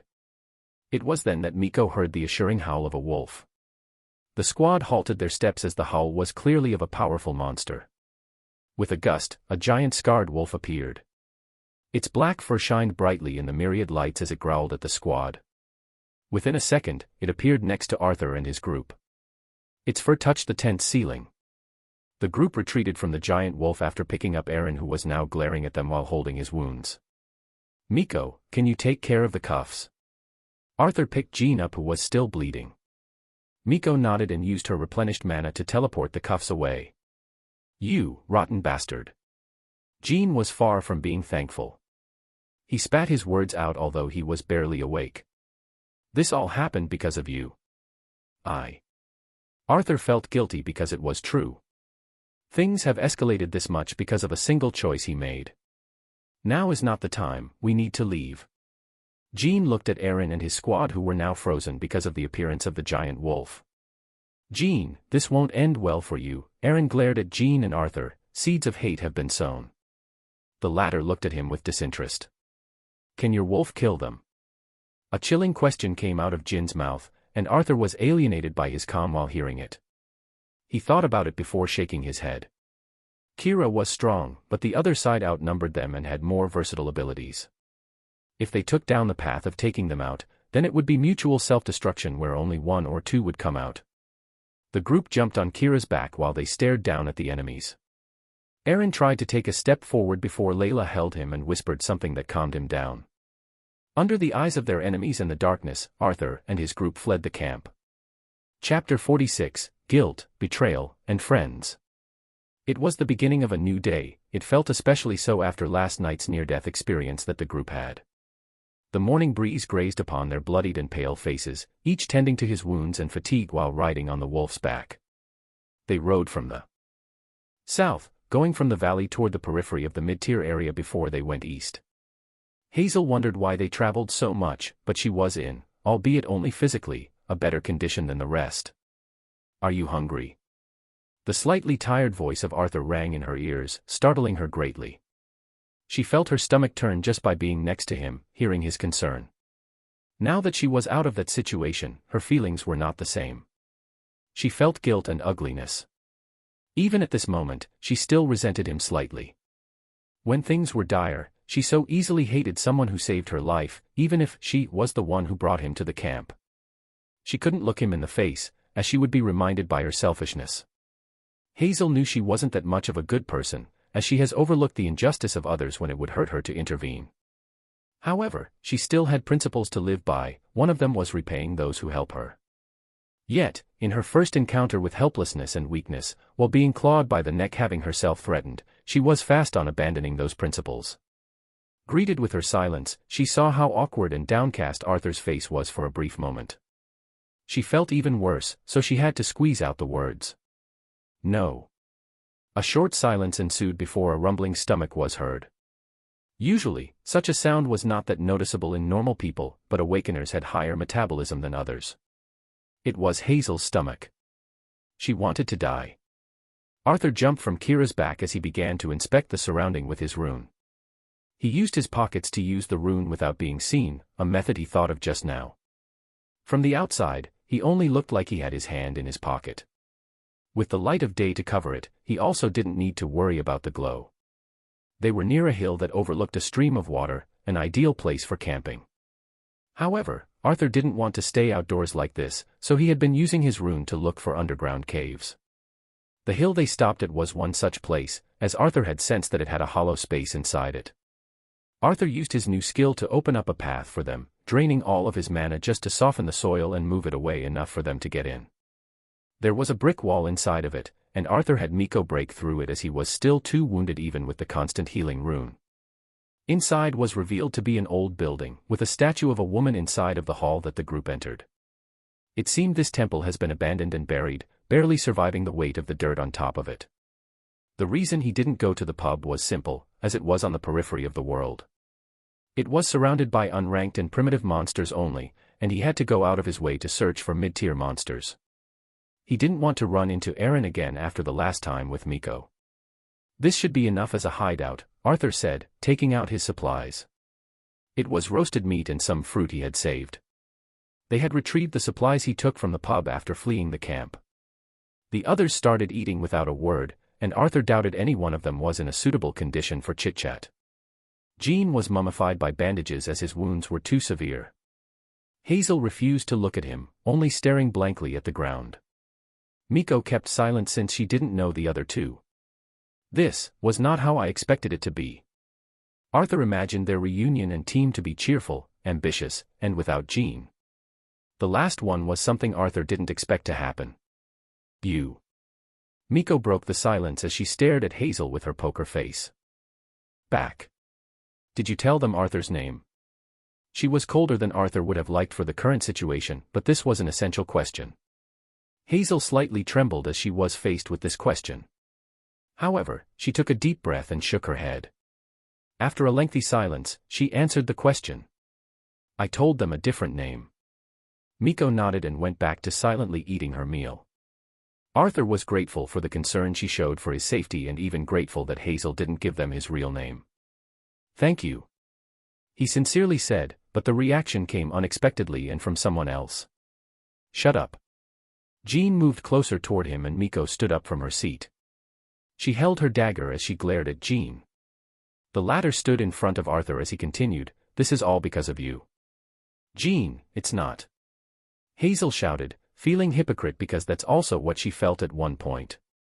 Arthur saved me, her own words chalked, reminding her of her ugliness. It was I that. Tears began to pour down. Is there something wrong? Faye asked, to which Euron simply shook his hand. He stood up from his seat by the river and looked at the monk, Chin, feeding the fishes. This gentle scene was a stark contrast to the killing he talked about yesterday. Seraph Silvera. Euron knew about him most unexpectedly, as he searched up the young man who saved while being a non-awakener. He didn't realize this information would benefit him in his search of a saint. His conscience pricked at him, as he felt his morals conflicting with his dream. He looked at his palm and the scar it had, memories flashing back. Mother. He resolved his heart.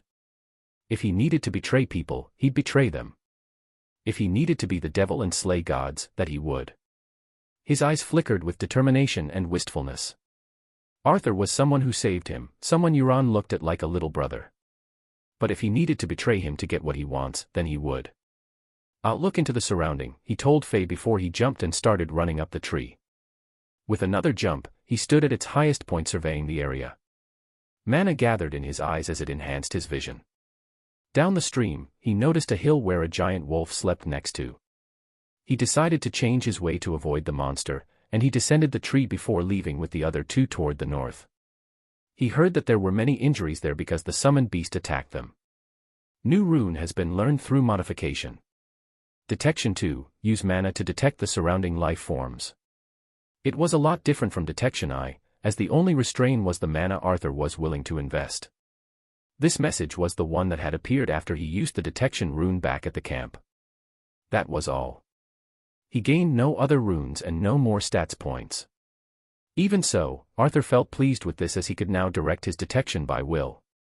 He used his rune and searched deep underground, and there were some monsters here and there. He even felt the presence of a powerful life form, probably one of the monsters that would be summoned later. His thoughts went back to the Dark Queen. He grabbed the dagger he kept by his side and examined it. It looked rather ordinary except for one characteristic. It was hallowing the surrounding like some divine artifact. He kept it away as he stood up. The rest were sleeping, resting after yesterday's battle. It was nighttime and Arthur couldn't sleep. There were so many things on his mind that he didn't even want to shut his eyes to think about them. He walked outside and found Kira to be asleep. He patted it gently as he watched it sleeping soundly. He sat by his side as he took out some mana cores he had gathered. He split the cores with Miko after their hunts and he was left with 3 mid-tier mana cores. His mana increased by 10 after absorbing them all. His aching body felt slightly better, but his mind was tired. He was tired of staying here, trying to survive no matter what, and having to put up with these crazy people. Well, I also made some friends. Arthur smiled to himself as he lied on Kira's soft fur, as he remembered the people he met. Hazel, Euron, and Miko. These people could be considered his friends, bound by helping each other. Jean was also not bad, after seeing how he defended Hazel. There was also the beautiful Faye, but she was aloft except for her interaction with Euron. Every person he met was unique in their way.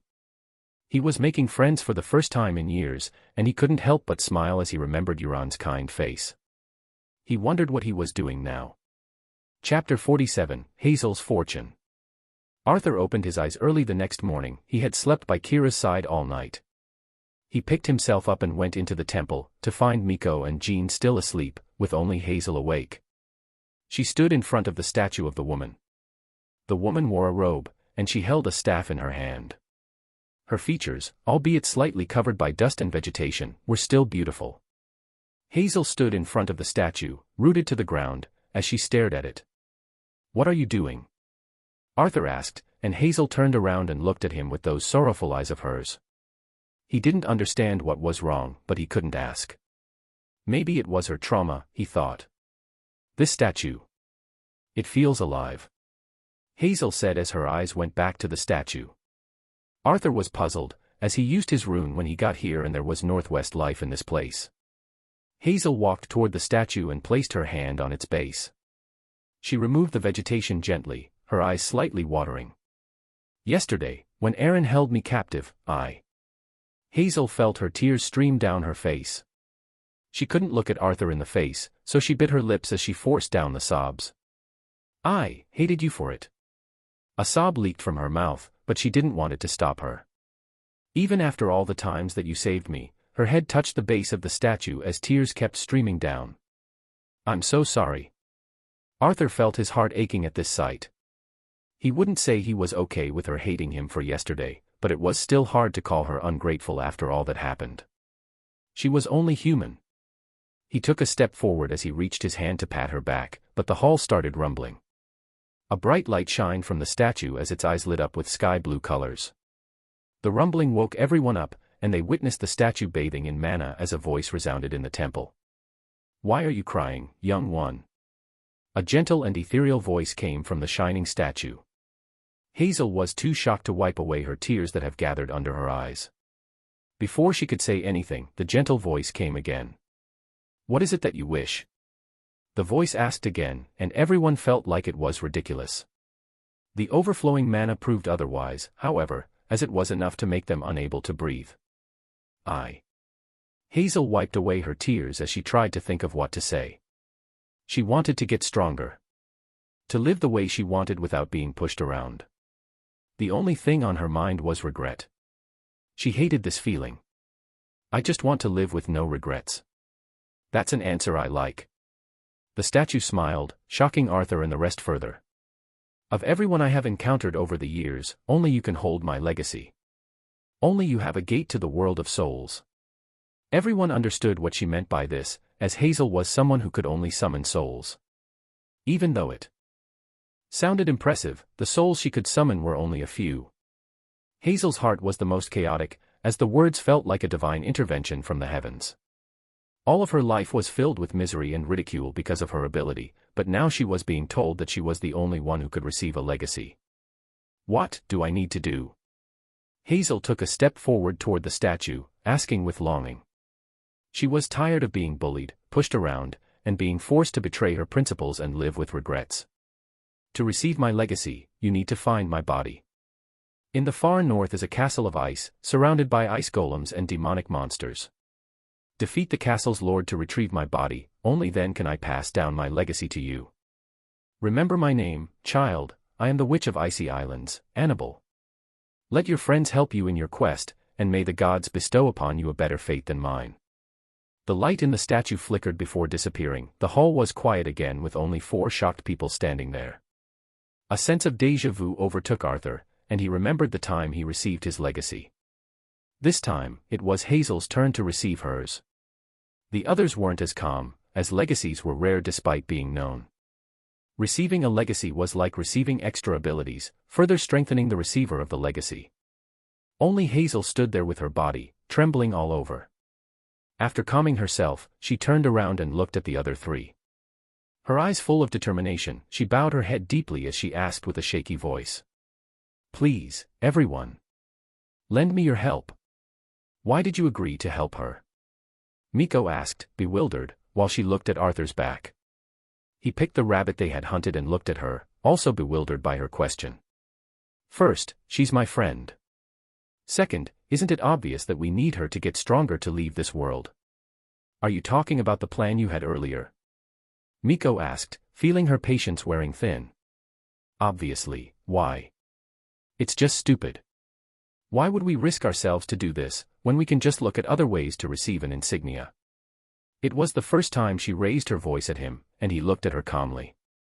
His golden eyes resembling the sun as if they were its daughters. Why are you telling me this now? Miko looked for words to say, but she failed to answer him. Why did she care about this?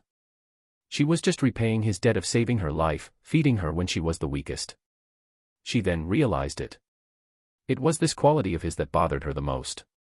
This quality of always helping others if he can, even if it didn't bring him any benefit. He was the only one here not considering the trial an opportunity to rise above the rest. Even while being like this, others failed to appreciate it.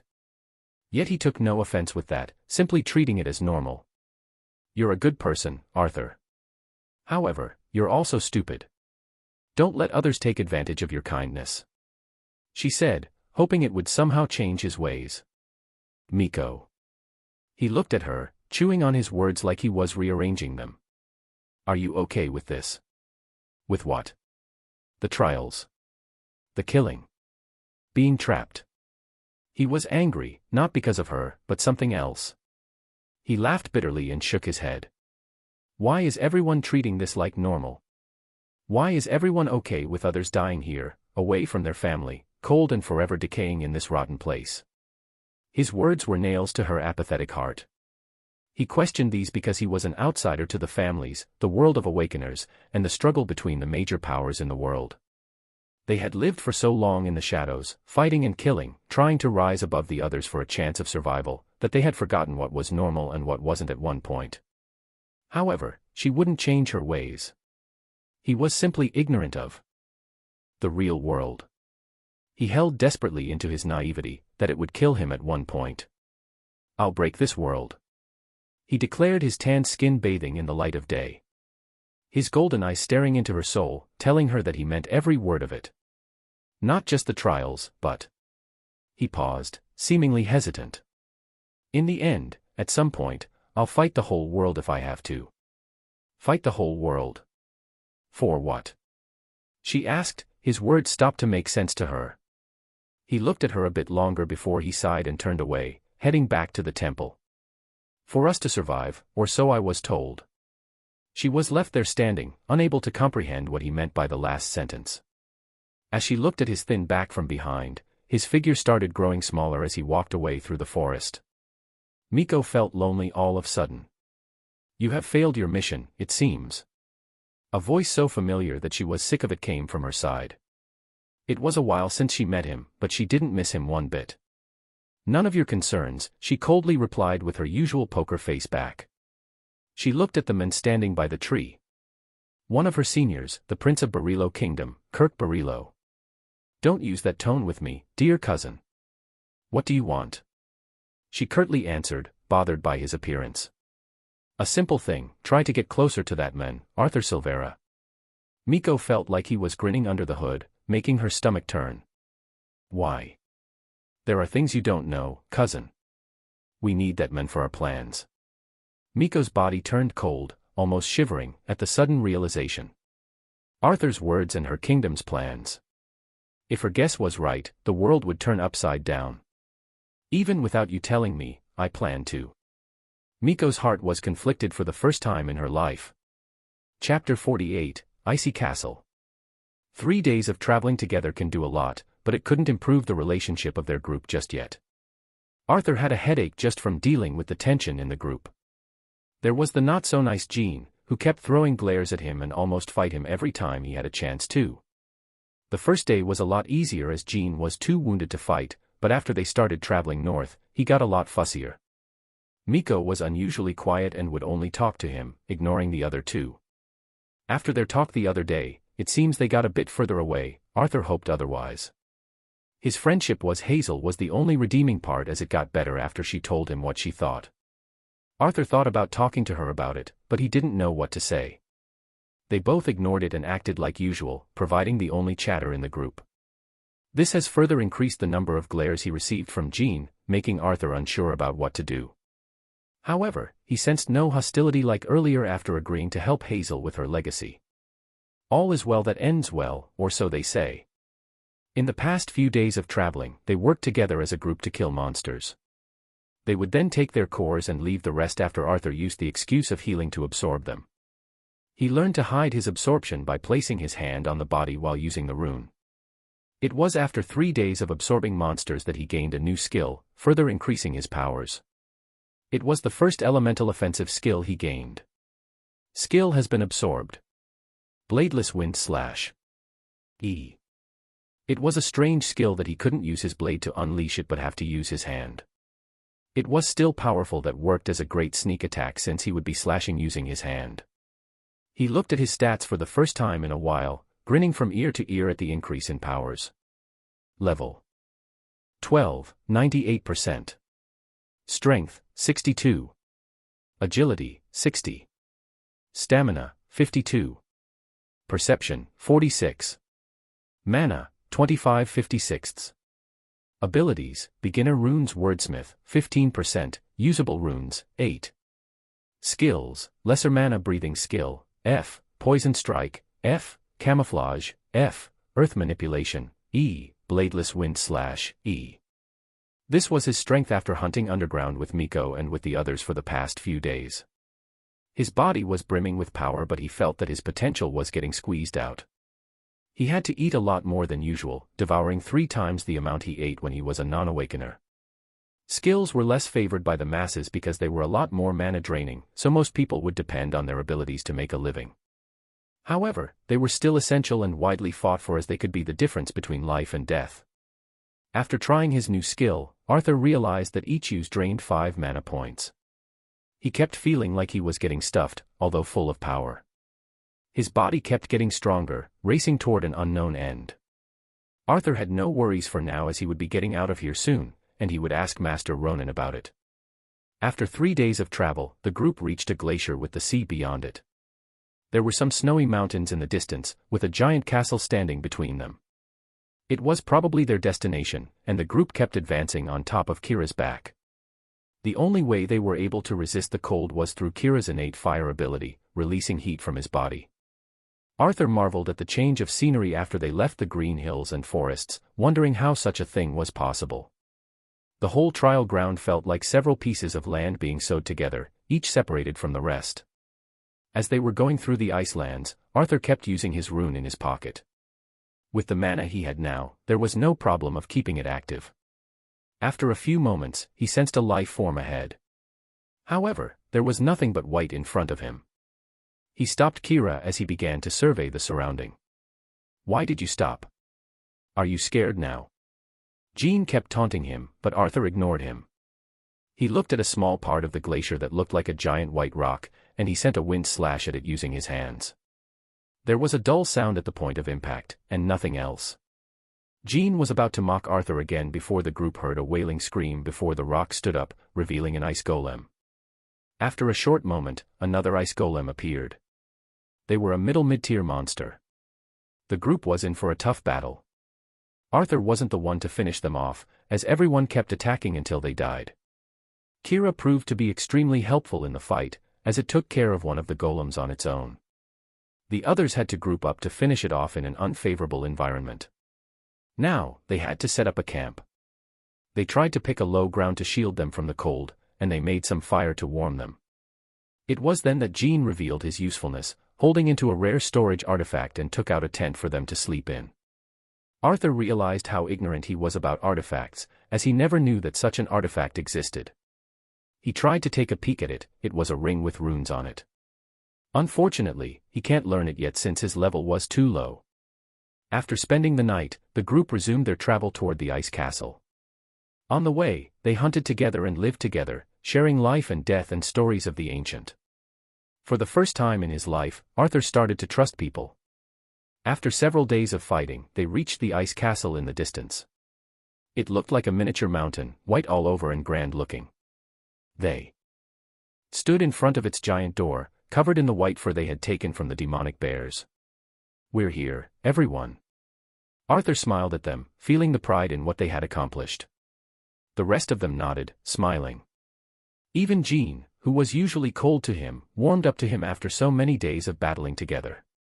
With one strike from Kira, the castle's doors were wide open. The group advanced, finding knights made of ice. Using his boots and newfound speed, Arthur dashed toward them. Each one of them was a middle mid-tier monster, and Arthur had no hope of defeating it alone currently. He would be able to handle a low mid-tier alone, but he need help for this one. He started kitting the monster, using his runes and skills to inflict damages and get away while letting others do the same. This way, they were able to finish them off cleanly and took away their mana cores. Arthur absorbed the ones he has slain when the group was not looking, and then they advanced into the castle. They kept fighting monsters that came their way, breaching the defenses of the castle with Kira's strength being the main reason they were having an easy time. Before long, they reached the last chamber where a single figure was seated on a throne. The figure stood up, wearing blue armor while being surrounded by the icy interior of the castle, unsheathed his sword. It let out a frosty breath before the eyes under the helmets lit up with red color. It let out an angry scream before it dashed in their direction. Arthur was the first one to act, sending several bladeless wind slashes in its direction. It used its sword to easily deflect them, before using a skill of its own. Giant ice spears appeared around it as it let out an angry roar, commanding the spears to launch forward. Kira! Arthur shouted as he and the rest rushed forward. Kira used its flames to destroy the spears, allowing the others to close in on the monster. Arthur realized this monster was peak mid-tier, just like Kira. However, it had an advantage in the surrounding castle so Kira couldn't take him out on his own. Jean summoned his bear and minotaur while also advancing. Hazel also summoned the ghost ogre, her strongest summoned monster. Miko teleported all over the battlefield, attacking the monster's weak points while Arthur engaged with it in battle. Although it was way above their level, working as a team allowed them to take a stand against it. After several clashes and wounds inflicted, they were finally able to take it down with Kira using one of his most powerful skills to kill it. Its fur turned crimson red as fire fangs appeared in its maws. It gained incredible speed and strength for a short amount of time. Unfortunately, Arthur couldn't absorb the monster's essence. However, he got to keep the core since Kira killed it, and the others thought of Kira as Arthur's tamed monster. To be honest, Arthur didn't do anything to tame, but he was glad to receive a high mid-tier core, so he gladly accepted. Go ahead, Arthur told Hazel after entering the final room, where a coffin laid there. She wiped away tears of gratitude as she nodded, and advanced toward the coffin. The moment she touched it, a bright light engulfed the whole castle. Chapter 49, Young Love. Hazel got her legacy, making her able to summon the witch for a short duration. However, it was still a powerful summoned creature that would rival Jin's monsters combined. Even still, Hazel remained humble, only becoming a bit more confident. The group left the ice castle afterward, heading back toward the green lands. They met fewer monsters on the way back, easing their travels back toward a better climate. At night after they departed, Arthur left the group resting in the tent and sat outside.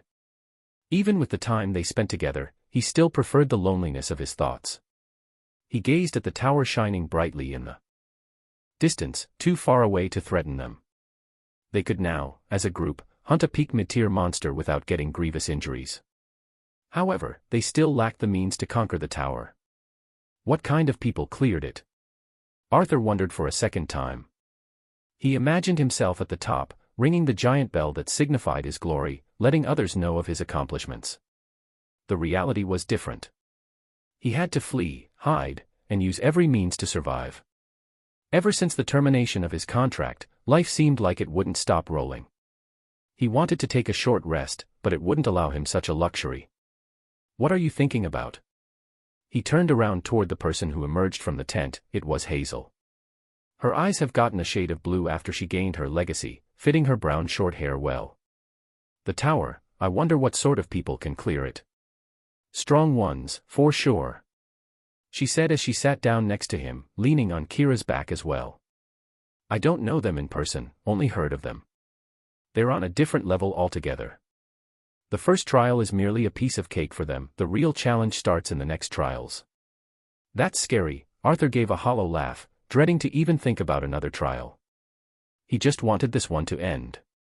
It is, Hazel nodded, snuggling into her scarf. She half closed her eyes as she looked at the ground. Especially for us, the bottom feeders. Arthur felt his heart aching at this indisputable truth. They were just like Hazel said, bottom feeders. In society, before he got his legacy, he was like that. After he got his legacy, he thought it would be a breeze to get stronger. Now, he was thrown into a larger pond, being a bottom feeder again. "We will change," said Arthur with conviction. Only a month ago, he was a nobody. Now, he could fight against Aaron Volder and come out alive. "You changed, haven't you?"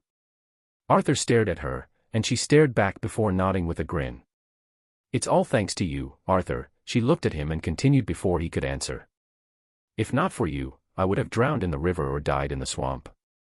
And then again, you came to save me when Aaron held me captive. You were held captive because of me." Arthur corrected her, but she shook her head. "Miko told me. She told me the reason you confronted with Aaron was that you didn't betray her, standing up to her even if she was a stranger you saved." Hazel stared deeply into his eyes, looking for something that would make her understand him. "We don't do that usually. Saving people, helping them, and fighting against injustice are things we choose not to do. We are trying to live safely. This is our world, this is the world that we created." Arthur felt slightly guilty hearing her words because he wanted to leave Miko at that time. He didn't know her that much, and she didn't deny that she tried to kill Aaron. He didn't want to interfere with them, so he felt it was better to leave before the voice had guided him. "I'm not as good as you think I am," Arthur shook his head, remembering the 2 people he killed. He would still remember their faces, pale and cold, after what he had done. "I killed people before," he added, his voice cracked a bit unknowingly as he stared away from her. Hazel reached out her hand and turned his face towards her. She stared into his eyes, finding sorrow in them. "They attacked you, didn't they?" she asked knowingly, and Arthur nodded. He was about to add that it was still killing, but she cut him off. "Would you rather that you would have let them do what they wanted?" she asked, and Arthur was suddenly conscious of Kira's breathing behind him. As he thought about her question, he didn't even need to think to answer. Kira was the friend who protected him unconditionally, for reasons he didn't understand. "No, if anyone tries to hurt Kira, I'll kill them." Arthur realized how attached he was to the giant wolf, who kept his company all those nights. If he was alone, he would have gone insane from anxiety and worry. He would have been unable to sleep peacefully, protected by Kira. Hazel heard his words and felt her heart beating loudly. He might have answered reflexively, but she understood why he killed those people. They endangered him and his friend, and even that wasn't enough to turn him into an emotionless killing machine. He was still the kind person he was, unblind by rage. Before she knew it, her lips touched his. The tower shined brightly in the distance, dyeing the sky as she kissed someone for the first time. "The second round has ended. Do you like Hazel?" Jean asked after he sat next to Arthur, who was barbecuing the lunch by the stream. Arthur remembered what happened the other night. Hazel kissed him, before returning to the tent, leaving him lingering for more. After his father's disappearance, Arthur was isolated from his friends without realizing it. He had some he liked to hang out with, like Noah and a few others, but he never was that close to a male friend. Arthur remembered how Jean looked at Hazel and felt he can't say the truth. "I like her as a friend, just that." Jean looked at him and nodded. "Thank you for helping us," Jean said. "If there's anything I can help you with, please tell me." "I will," Arthur nodded, feeling slightly guilty. He fidgeted in his spot before asking his question. "What about you?" "I loved her ever since we were kids." His answer was a firm one, making Arthur regret asking since he felt so guilty. He felt like couldn't do this to a friend of his, so he decided to back away. "You knew each other when you were kids?" "Yeah, we used to play all the time. You know, she's like the first person I loved, and she was the only one who treated me nicely." Arthur wanted to say something, but he saw that Jean wanted to keep talking, so he shut his mouth and listened. "But we got separated after our abilities appeared. It's so stupid. What use do these abilities have if they're the reason we're miserable?" Jean was looking at the ground, his hands turning to fists. "Abilities are meant to help us gain what we want, not the other way around," Arthur said. "That's what I thought before, but I don't know anymore. Since she got her legacy, things would be different now. That's why I'm so grateful, so let me help you." "There's one thing," Arthur said, smiling. Hazel and Miko came back and they sat next to them. He turned his gaze toward the other two and continued. Miko already knows about this, but there's something I need to do. No matter what it is, I'll help you. You have already done so much to help me. Hazel's eyes were filled with determination and gratefulness. There's a monster I need to take down. It's probably high tier, hopefully, a low high tier monster. I didn't think I can do it alone, that's why I want you guys to help me. If you feel that it's too much of a risk, then we can call it off. He felt nervous telling them, but his worries were unnecessary as Hazel laughed. She was a lot more confident after receiving her legacy, strengthening her greatly.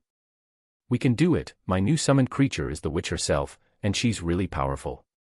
That's true, but we can't have Kira help us this time. The monster is underground, and there's no way that Kira could go there. The situation was now different, and the atmosphere got a lot tenser.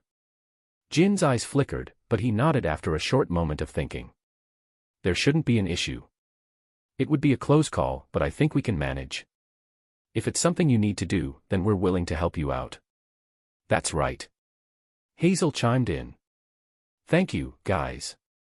What about you, Miko?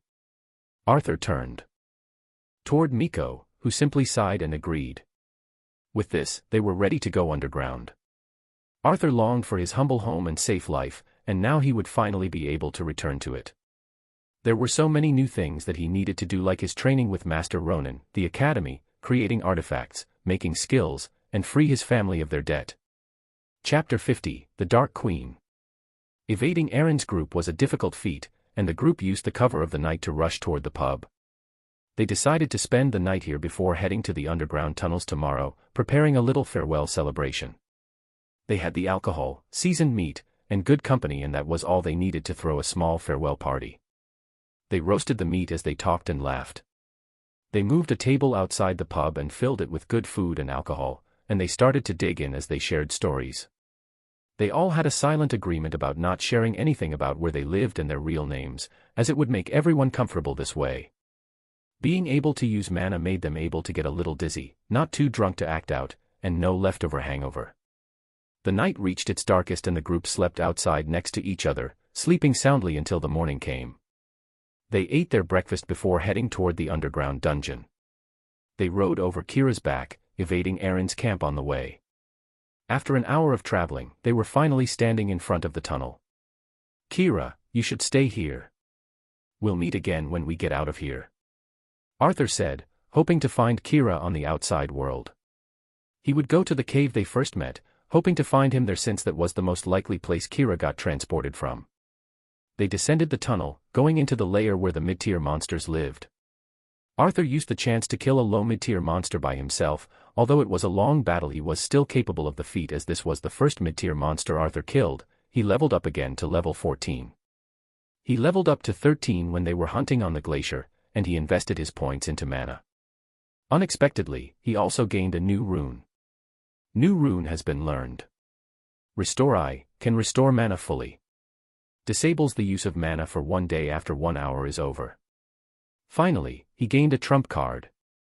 This rune would allow him to change tides mid-battle, but he would be extremely vulnerable. Although he didn't think he would need it in the upcoming fight, it was still great to have. He picked the core and absorbed it after pocketing it. His mana increased again, a bit less than usual since he was getting stronger and stronger.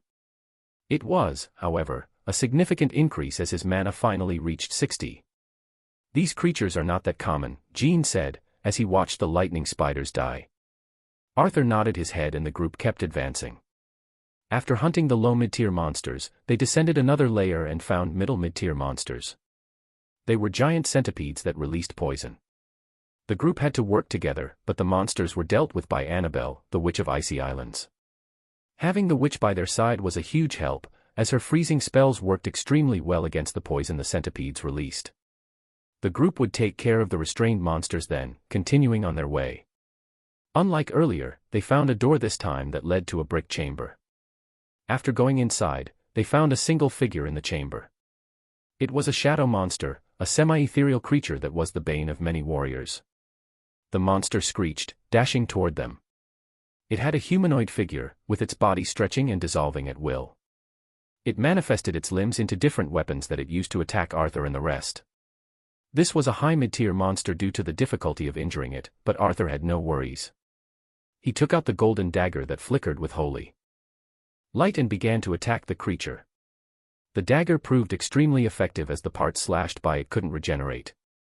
The monster began to screech and convulse because of the dagger's holiness, and it was only a matter of time before they were able to kill it together. Its body dissolved and disappeared, only leaving a mana core and skill. "I think you should have the skill, you were the one who did the most work," Hazel said, to which Miko nodded. Arthur looked at Jean, who gestured him to go ahead, and he made no further delays in picking it up. Shadow swap. He used the shadows to teleport in a 5-meter radius. It was also an E-rank skill, but it was far more practical in an actual fight. It was similar to Miko's ability, but it had more restraints and would probably cost a lot of mana. Nonetheless, he would still use it in times of need. The group advanced through the room, and another shadow monster appeared. This time it was shaped like a quadruped monster. Again, the group defeated it using the dagger Arthur got from Solomon, and advanced again. The last monster was a Shadow Knight, a peak mid-tier monster that was famed for its strength and unparalleled skill. It was at this time that Arthur and his group started facing difficulty in beating it.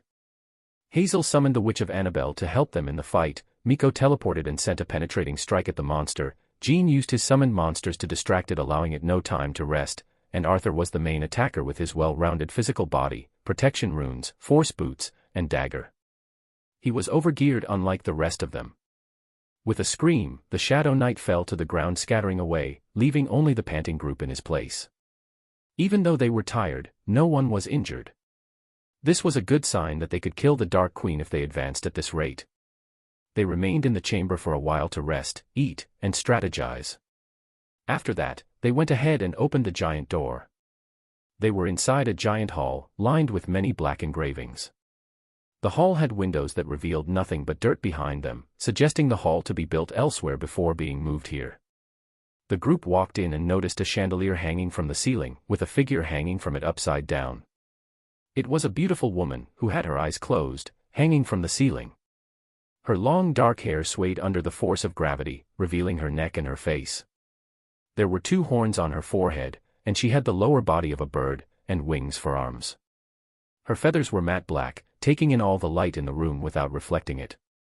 As soon as they entered the hall, the Dark Queen, a species of dark harpies, opened her eyes that had no white in them, only infinite darkness. Being stared at silently by the Dark Queen made the group feel chills travel down their spines. The black-feathered harpy studied them with curiosity, but her expression soon morphed into that of extreme pain. She howled in agony as a wound festered in her chest, oozing blackish substance. After a short moment, the Dark Queen calmed down and started heaving heavily, her body recovering slowly on its own. Arthur looked at her and remembered what the old man he met before told him. "Please, I beg you, don't let the person I love suffer any longer." Solomon's words rang in Arthur's ears as he watched the Dark Queen suffer in agony. He realized that this creature was previously a human, someone Solomon loved, and has turned into this somehow. Solomon talked about defying the heavens, but Arthur never thought about such religious thoughts before. "Arthur, is this the one you talked about?" Jean asked with worry in his voice. The monster looked a lot stronger than they anticipated. "Yes, but it's wounded. Look at its chest," Arthur pointed with his chin, and Jean looked at the harpy's chest where a huge hole was.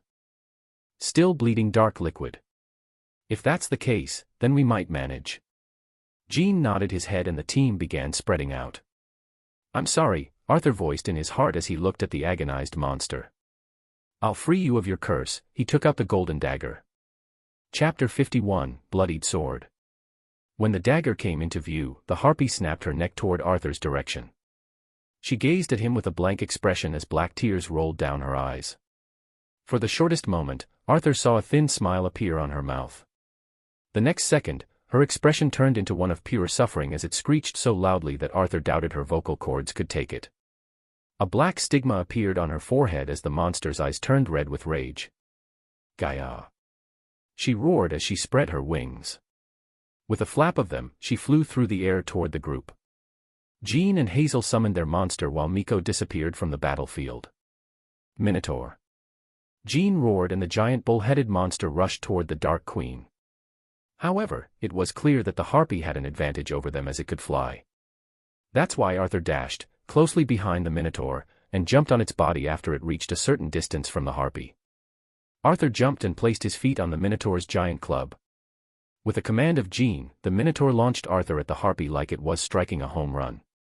Arthur had the golden dagger in front of him, being a human spear as he launched toward the monster. This was one of their strategies, as the strongest weapon they had against the monster was the golden dagger that Arthur had. The harpy wasn't so dense to forget dodging, and it flew upward away from Arthur.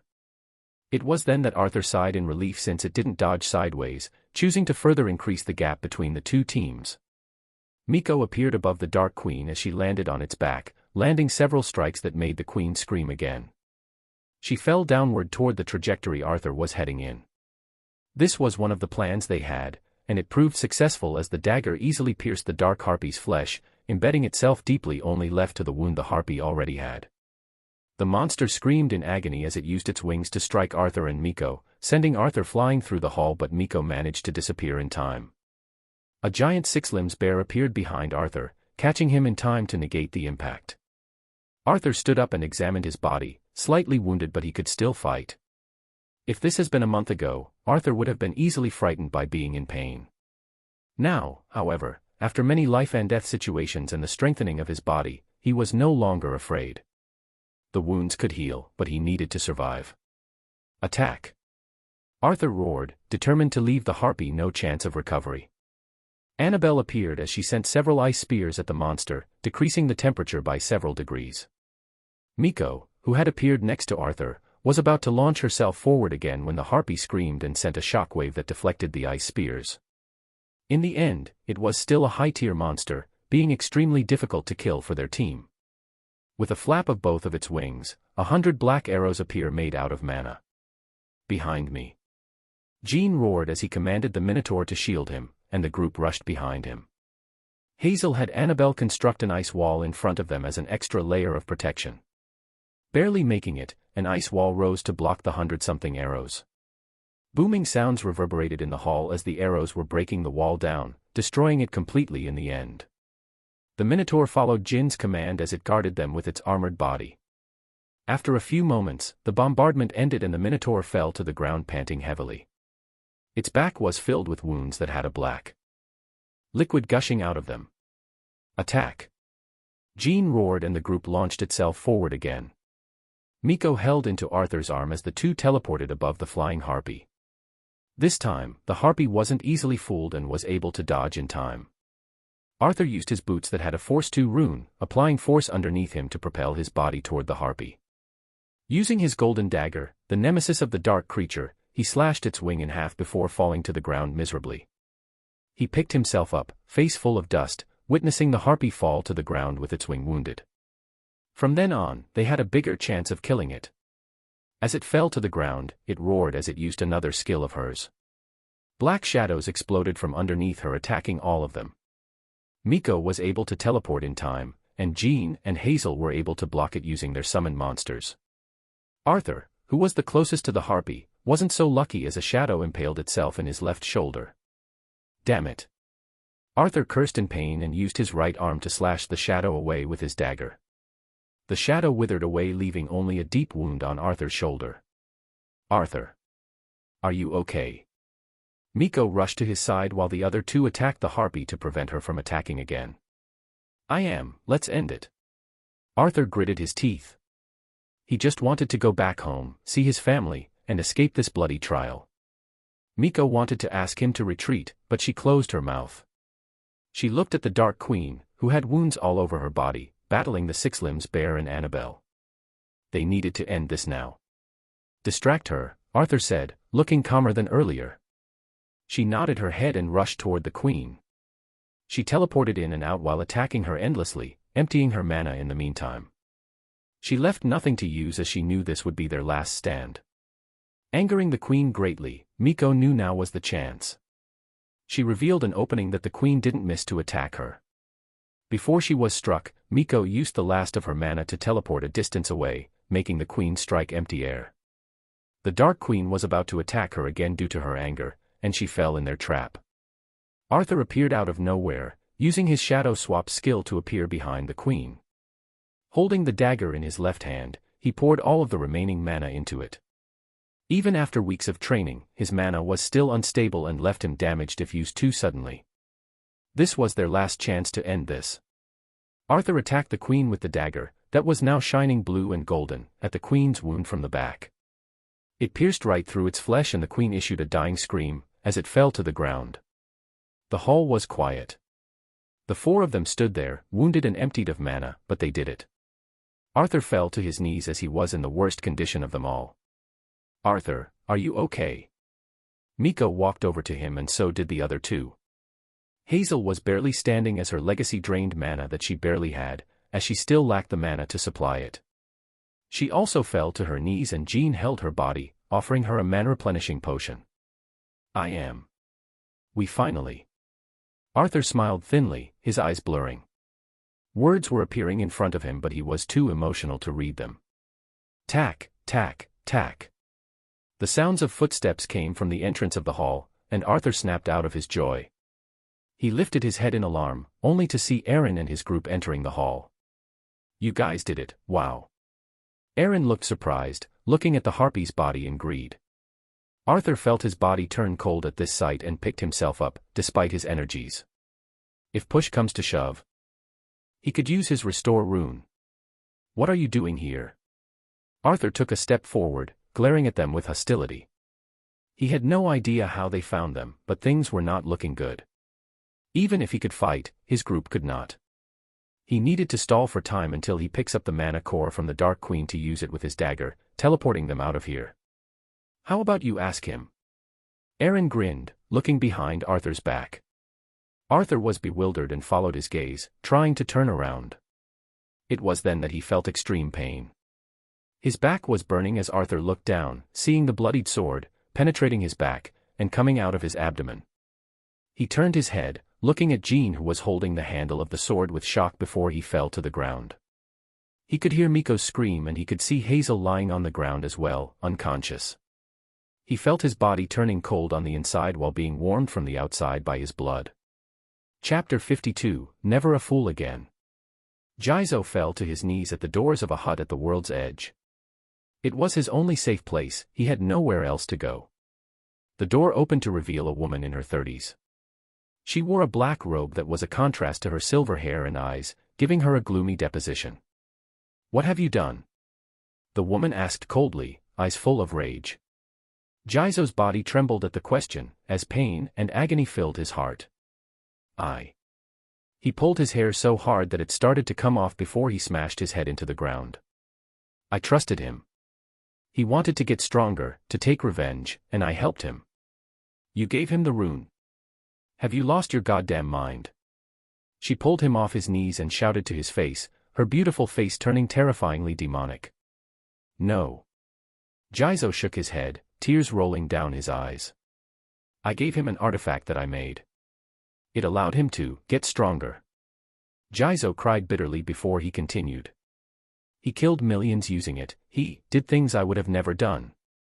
"It was you who killed them," the woman shouted, throwing him to the ground. Jizo didn't resist as he felt the hard ground underneath him. He dug his hands into the soil as he remembered how he was betrayed by the friend he trusted so much. "I was a fool, but never will be again. And neither should you, Arthur." Jizo looked at him, and Arthur snapped his eyes open. He could still feel his blood draining, but a single sentence filled his eyes. "New legacy rune has been obtained. Arthur." Miko sprinted to his side, but she was too late. His blood was draining so fast that she couldn't even stop the bleeding. At this rate, he would be dead in a few moments. Her mind was going blank at the sudden turn of events. From Aaron's appearance to Jin's betrayal, she couldn't wrap her head around it. "How could you, Jean, you bastard?" Miko shouted with rage as she dashed toward him, slashing with her dagger. Even if she had no mana, she just couldn't forgive him after all the times they have been through. Before she could reach him, Aaron appeared in front of her with his bloody armor on, sending her flying with a fist that twisted her organs. She coughed blood uncontrollably as a result of the difference in their strength. "I had to, Miko. You think I would endanger Hazel's life and mine by going against Aaron for your sake?" Jin's words were colder than ice, and they stabbed into her heart. She should have expected it, but she was blinded. She wanted to believe in what Arthur believed in, but she made a deadly mistake. And it's the right choice. Aaron took a step forward, chains appearing around him. No one would side with a killer like you.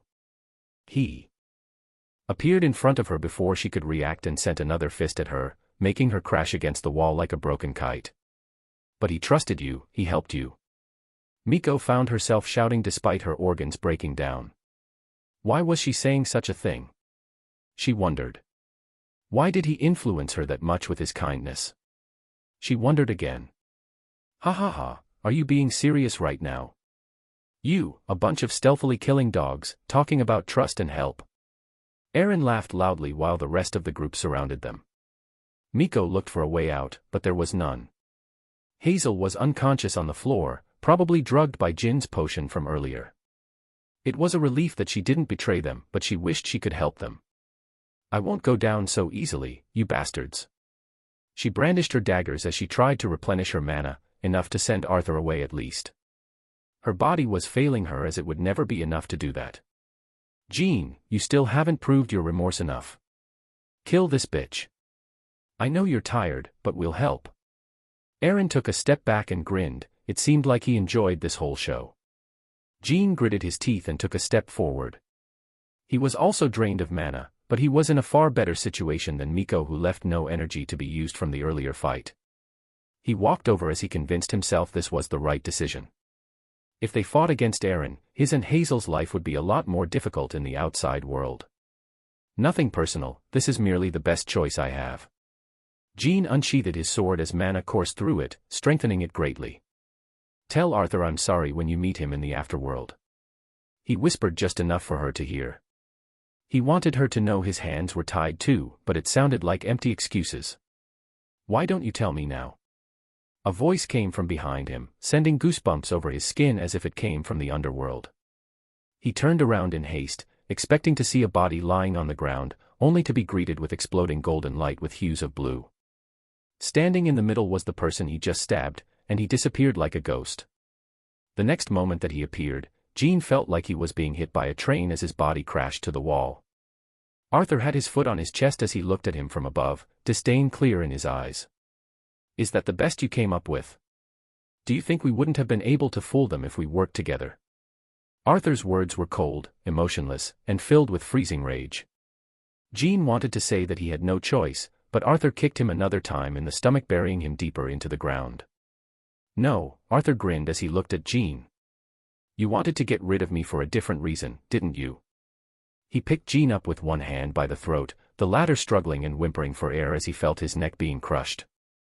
Why is he so strong? Jean tried to use his mana, but it wasn't enough to summon anything.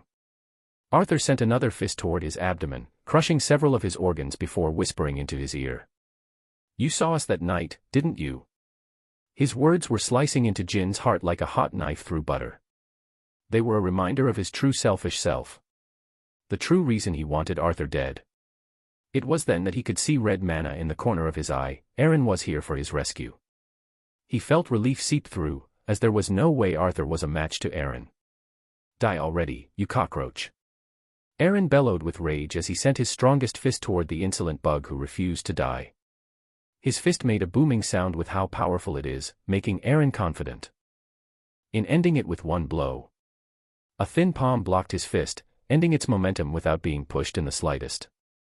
Aaron felt like his hand was almost broken, as if he had just struck an immovable mountain. Ah yes, the rapist was also here.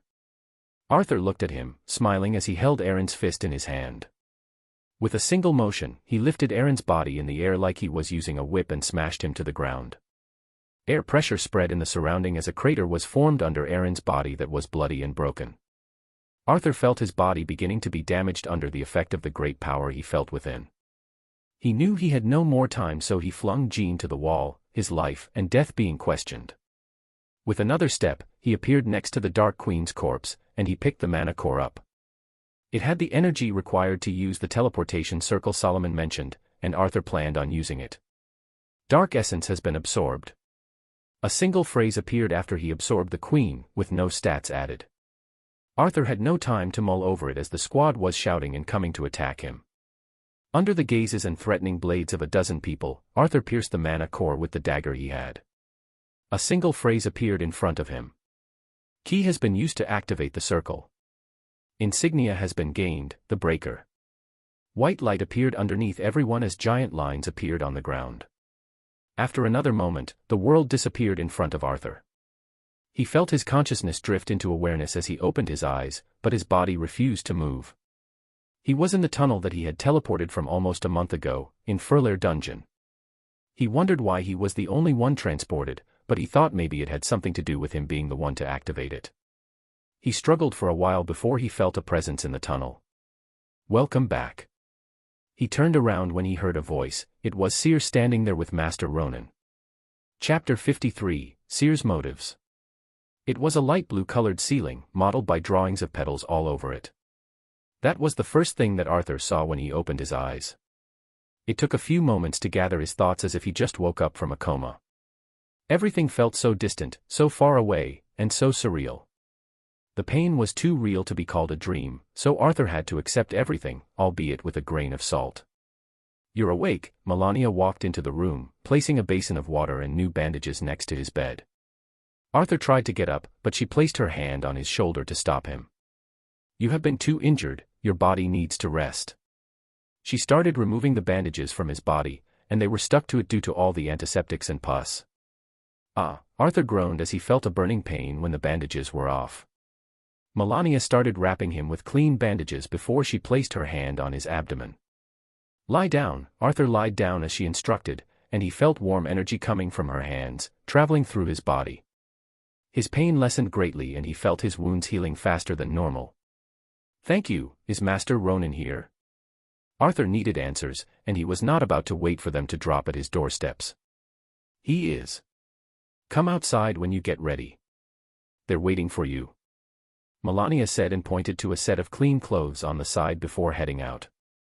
Arthur picked himself and started wearing the clothes.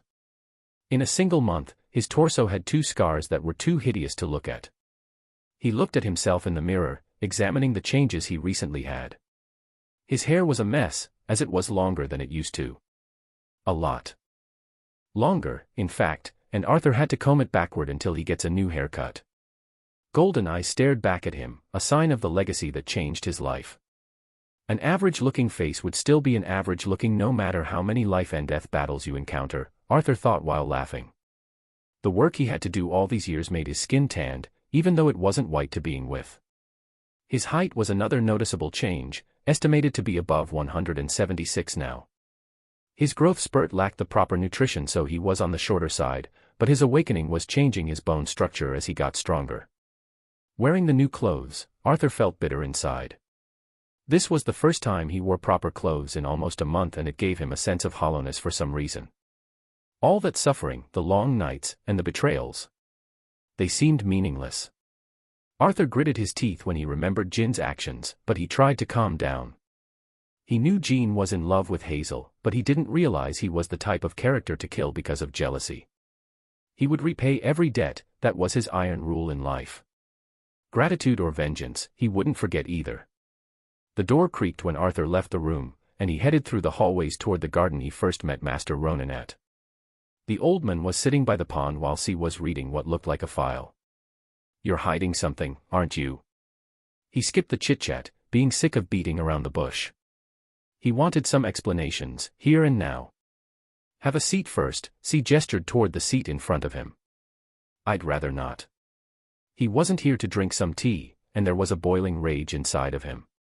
He didn't know if this came from being treated like a fool or from the dream he saw at the underground hall, but he didn't feel like entertaining them. "Okay," she nodded in understanding, and he placed the file down. "I know you're upset, frustrated, and confused. You have the right to be. Please, ask what you want, and I'll answer as truthfully as I can. Was our meeting a coincidence?" Arthur arranged the questions in his mind, filtering them out before he threw the first one. "No, it was not. I knew you'd be there. I saw it with my ability." "So what?" "The only chance I have to retain myself." "What are you talking about?" "Let me explain." Master Ronan stood up from his seat, walking toward Arthur. "C is a legacy holder, if you know what that is." Arthur nodded, feeling his heart beating loudly. It also came at the great cost of overtaking him. He was given this ability after he was abandoned. Master Ronan's eyes flickered with anger, seeming to recall the past. At first, we thought it was a blessing. A way to rise above the others from his family, and take back his position in it. His younger brothers and sisters, his mother, everything was taken away from when his father abandoned him. Arthur looked at C, studying his expression as he heard this. Unlike what he had expected, he found C to be extremely calm. Smiling, even. No talent, he said. C's voice was filled with mockery. Now, it seems I have too much talent that it's threatening to overtake me. Ironic, isn't it? Then it started, the owner of his legacy was trying to overtake his body. Replace him and reincarnate into this world, that was its plan. Master Ronan clenched his fists hard. What does that have to do with me? Arthur asked, not willing to empathize with the whole drama. Even if he felt it was a bit tragic, it still had nothing to do with him. My ability, prophecy, is similar to C's ability. It can look a bit into the future, but that was all. C can see everything if he had enough mana, but that isn't the case. Master Ronan sat down as he poured himself a cup of tea to quench his thirst. We used our abilities to look for a way to save him and to reclaim what is his. His body and his family, both. We started recruiting people this way, people who needed help, in return for helping us back. Everything. Arthur began to link the dots at this, he felt his heart race. C looked at him and nodded, opening the file he had. It had his father's picture, along with a full report of him. I can help you, Arthur. C stood up from his seat. Just help me back, let's work together to fend against what this shitty world has thrown at us. You can find my father. Arthur tried to sound calm, but he failed. He didn't want to trust anyone that easily anymore, but he just couldn't remain calm at the notion of his family reuniting. Right now, my ability is too limited to do so. But I'll grow, and so will you. We can grow together and help each other when the time comes. For now, take this and read it. C gave him the file, and Arthur took it with shaking hands. If his guess was right, then these papers held answers for questions he buried deep for years. You can read that later, but we need to talk about something else. Master Ronan added, and Arthur looked at him with puzzlement. Can you tell us what happened in the trial? Don't you already know? I thought its events were common knowledge. Arthur's guard was up, not revealing anything at this suspicious question. Furthermore, if he can see anything, then he should already know what I'm thinking. How would you trust me if I did that? C laughed a bit, but Arthur's face remained stone cold. He didn't buy this bullshit one bit. C was awkward and coughed in embarrassment. My ability doesn't work on you for some reason. He confessed with reddened cheeks that Arthur could barely see on his light brown skin. I tried it the first time we met, but nothing worked. Doesn't that mean you can't trust me? It's the opposite. C shook his head. If my ability doesn't work on you, that means you're the only person who could help me find a way to get rid of it. That should be easy, from what I know about legacies. You can just abandon the legacy, and you would be free. And I would be weak, just like before. Arthur felt C's anger for the first time. I'm sorry, C apologized as he sighed. It's just that I don't want to be weak again. Arthur nodded at those words. Why would the legacy owner give you this power if you're not following its will? From what Arthur knew, a person needed to follow the legacy's owner's will to receive power from them. That's true, but what if legacy gave me abilities even if I don't do anything? Is that even possible? It is, and it's the method this person is trying to take over my body. He gives me his abilities, and I would lose my being the more I use them. In the end, it would be him, not me, that is living in this body. Arthur felt a chill run down his spine as he questioned his legacy. However, he was still the same even though he was sometimes influenced by Jizo's emotions. He didn't lose his sense of self yet, but it didn't hurt to keep an open eye for such changes. I don't know what happened in the trial. Before I passed, I was sent here suddenly. Arthur lied, and the two nodded. It's the same as everyone from your trial ground. They have all been sent away before they finished the trial, and all of them received an insignia. It's the first time something like this happened. Master Ronan brooded over the subject, stroking his beard. This is bad, C said, and Arthur didn't understand why. Why? Didn't most of us survive because of this? That's true, but the power balance between the families is being threatened. A lot of people passed the trial, and that means a lot of artifacts are coming back during the next trials. Furthermore, C added, for some reason, the situation in the 7 families is chaotic, as if they were looking for something or someone. Chapter 54, Clues and Deals. Seraph Silvera, Arthur read out loud, back in the comfort of his home. Since the trial was in a different timeline, his family didn't notice a difference except getting worried over going missing for a day. A rising Vetus ranker from a poor family, married to. Arthur read the information he already knew about his father. His eyes teared up every few lines, and he had to wipe them away before continuing to read. At last, he reached the part about his disappearance. It was a whole page with detailed information and many theories.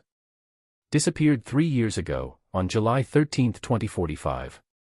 It was the last day he saw his father before he went on another dungeon exploration. The guild he worked for, Everlasting Stream, sent him on a mission to explore the other world. No record of what happened there has been found, only the official statement from the guild. It was the guild his father worked for after they scouted him due to his blooming talent. He was a lot older than most Vetus rankers, but his ability allowed him to fight higher-tiered monsters. It was called mana interference, a rare ability that directly affected mana. When the guild scouted him, he was barely making ends meet.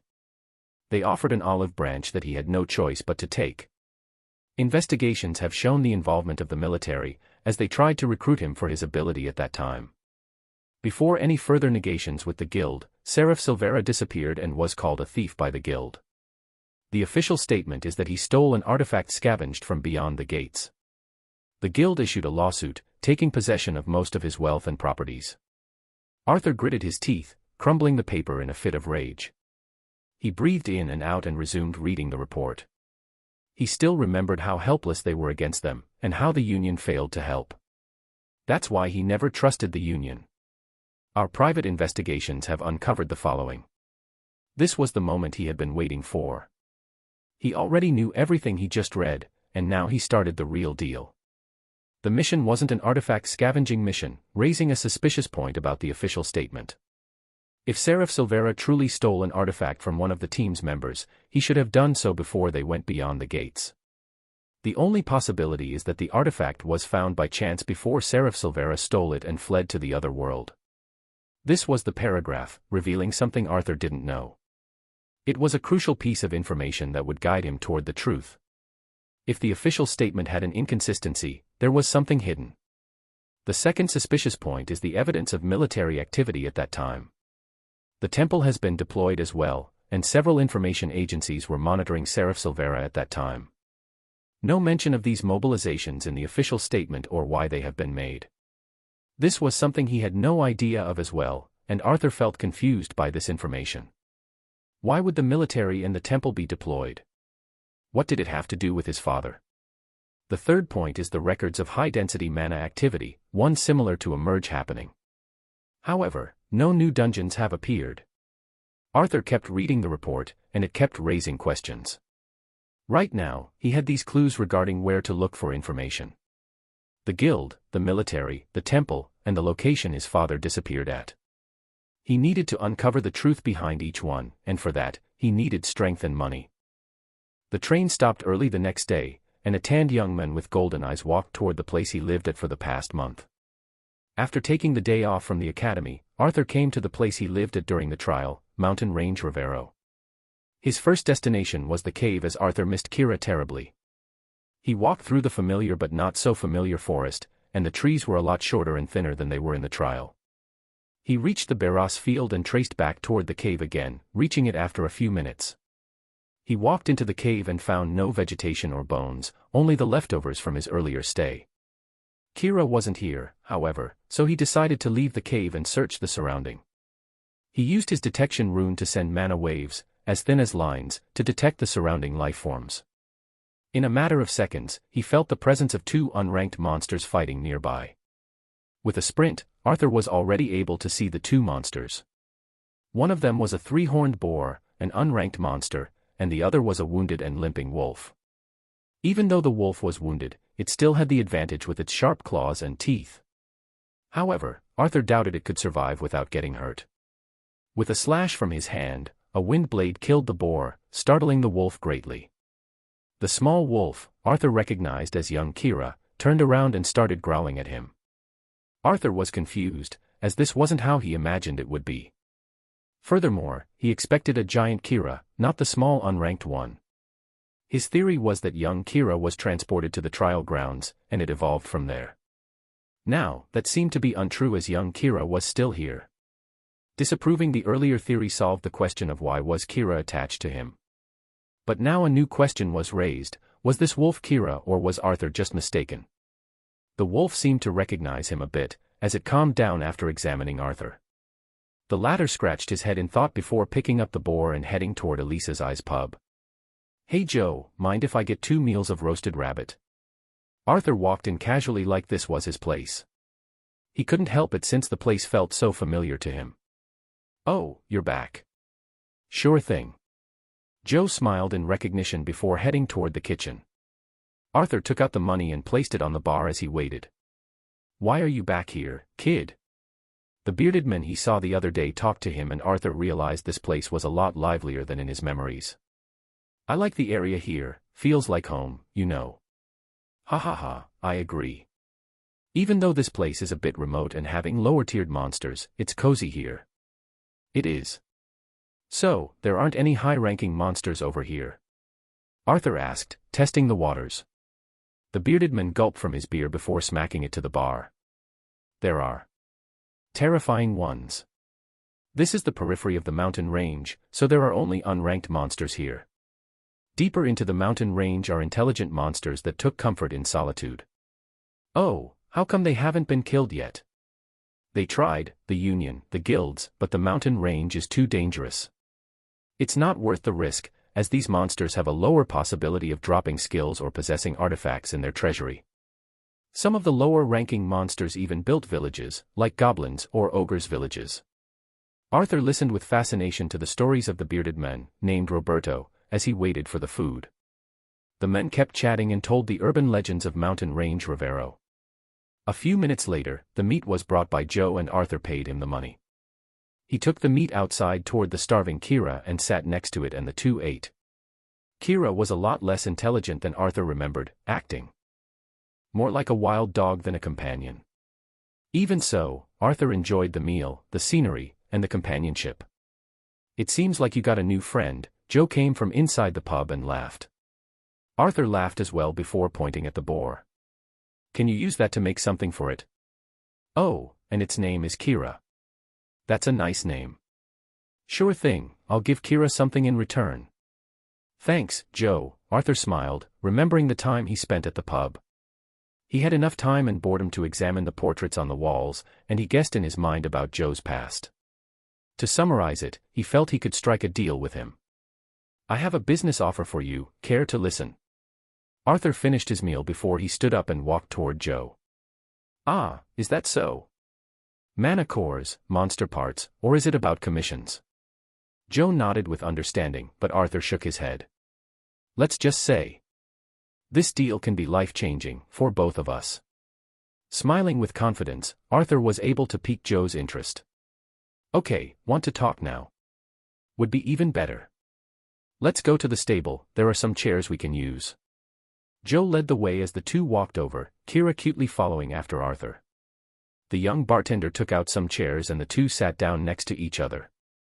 After serving some iced juice, Joe sat next to him and waited for his offer. "I found a way to supply some artifacts, skills, maybe even potions. However, I don't have the time to use the channels necessary to sell them, anonymously, of course. That's why I need someone to act on my behalf." Arthur saw Joe's face turn serious, and he added one more bit to assure him. "I promise they are not stolen, smuggled, or defective. We can even sign a contract to free you of any responsibilities if anything illegal occurs." Chapter 55, New Legacy Rune. "What kind of artifacts are we talking about?" Joe asked with caution, and when Arthur told him they were low-ranking ones, he sighed in relief. "Then why me? I know you can find others in Kara City." That was Joe's second question, and it made sense. "I'll be spending a lot of time here with Kira as I can't take it into the city as a mount yet. Furthermore, I'll be hunting in these areas. I also wish to stay anonymous, away from the hustle and bustle." Is that so? Joe nodded in understanding, as a lot of mercenaries staying here wished for the same. So are you going to be staying at my tavern? On most days at least. I still have a lot of business to take care of in the city. I'll also count on you for any mana cores or monsters part to be sold. Sounds good to me, let's make some money. What's your name, by the way? Joe nodded and reached out his hand, and Arthur shook it. Call me Aldo. It was a distrustful thing to use a fake name, but Arthur felt like it was necessary if things came to worst. Since Joe owned a tavern that dealt in mana cores and monsters part, he was licensed to buy and sell these items without going through any legal matters. Most mercenaries disliked such things, so the government made it easier for them. Although this would allow for unsupervised hunting, they encouraged this due to some areas where monsters that escaped the dungeons couldn't be reached in time, like Mountain Range Rivero. Joe was also fine with Arthur using a pseudonym, making this a lot more comfortable to Arthur. The two discussed the ratio, the delivery, payments, and other finer details until it was the afternoon and Joe treated Arthur for a meal. Arthur couldn't stay in the mountain range for long, so he planned to head back toward the city after asking Joe to take care of Kira. Sensing no danger and being offered food, the wolf stayed next to the pub obediently. Even more, it was reassured by Joe's mount existence as it started following it. Arthur and Joe laughed at the two wolves forming a little pack of their own, and Arthur went home. His body was still injured, but finding Kira took priority for him. Even if it was a lot weaker now, Arthur wouldn't forget the bond they shared in the trial. If he couldn't find the giant Kira, he needed to take care of this one until it matures. After he was back home, he sat on top of his bed as he opened his legacy. Level, 15, 16%. Strength, 67. Agility, 64. Stamina, 58. Perception, 50. Mana, 65 out of 65. Abilities, Beginner Runes Wordsmith, 20%, Usable Runes, 10. Skills, Lesser Mana Breathing Skill, F, Poison Strike, F, Camouflage, F, Earth Manipulation, E, Bladeless Wind Slash, E, Shadow Swap, E. Insignia, The Breaker. These were the stats he absorbed while hunting with Hazel, Miko, and the bastard Jean. He also remembered that when he absorbed the Dark Queen, the legacy told him that he absorbed Dark Essence, but he had no idea what that was. His legacy didn't show it, so it is probably something he can't use yet. That's it. Self-ridicule was the most intense feeling Arthur had as he felt this was not enough. Did he end the trial just for these gains? Shut up. Don't be conceited. The trial gave him the chance to grow so much stronger in a short amount of time. Even if Arthur's life was at stake, he still acknowledges that no real strength came from playing it safe all the time. His strength, agility, stamina, and perception increased by 2 or 3 times than they were before the trial. He also gained 5 skills plus many runes from the trial alone. There was also the matter of his new legacy rune, Dark Essence, an insignia that he had yet to understand. Speaking of the former, Arthur read its description for the first time. Release, legacy rune that releases the limits of the human body and burns all of the user's mana for short duration amplification of physical stats. The duration and the amplification percentages depend on the user's physical body and mana. A backlash may occur if the body isn't strong enough. It had a lot of explanation unlike the absorb rune, but it was simple to understand. It was a berserk rune, with a few tweaks here and there. First was the amplification. Arthur had witnessed his powers after using the rune firsthand, and he could easily beat up the genius berserk to a bloody pulp. The second was the duration, as this was a short burst of power that couldn't be used for long. The third was the release of the limits, and this was the reason for the insane increase of power. Limits were there for a reason. They were there to protect you against using too much power and ending up hurting yourself or even losing it. They determined the amount of power you could use without hurting yourself, and everyone's body was designed that way. Lastly was the use of all of his mana, as Arthur would be rendered extremely weakened by this. He had to thank the Restore Eye that he also used at that time to supply him with mana, resulting in the blue hues he released. This rune was extremely powerful, but it was also extremely risky to use. However, if Arthur wanted to face a final boss, this rune would be a godsend gift for him. In any case, he still had the other 2 things he needed to figure out. The first was the dark essence he absorbed from the queen and the second was the insignia. He didn't know if these made him stronger or not, but he needed to be careful as he studies about them. After all, he obtained both by unorthodox means. Arthur lied down to sleep, deciding to rest before going to the academy tomorrow. Tomorrow was the last weekday. And he wanted to solve Oren's issue and arrange the meeting with his club members. The last few days flashed in his mind, and he was suddenly worried about Miko, Uran, and Hazel. He had no idea how they were doing, but he knew Hazel's last name from the time Jean called her. He made a mental note to look it up later on as he drifted to sweet sleep. The next day at the academy was boring, to say the least. There were a few lectures here and there, and Arthur trained a bit using the virtual machines. He realized the academy only served to boost his knowledge, so he decided to go to the library and read later on. Other than that, however, the academy was only a channel he used to participate in the national exam that would be hosted in Girano College.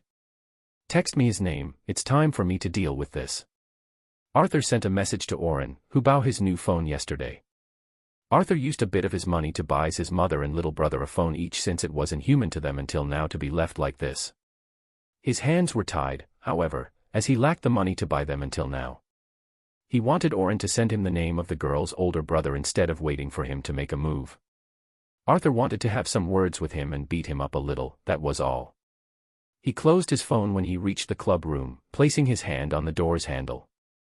Before he could enter and apologize for not coming the past few days, an explosion erupted from the club room that flung the door wide open, barely missing Arthur, who dodged in the nick of time. Damn it, it's another failure. Ori cursed as he threw his long hair over his head, revealing the dark circles under his eyes. Gia and Ellen were also there and were charcoaled as if they were in a comic, with Gia's blonde hair standing erect. What's happening here? Arthur asked in wonder, looking at what looked like a glove on the table. Oh, Arthur. You haven't escaped.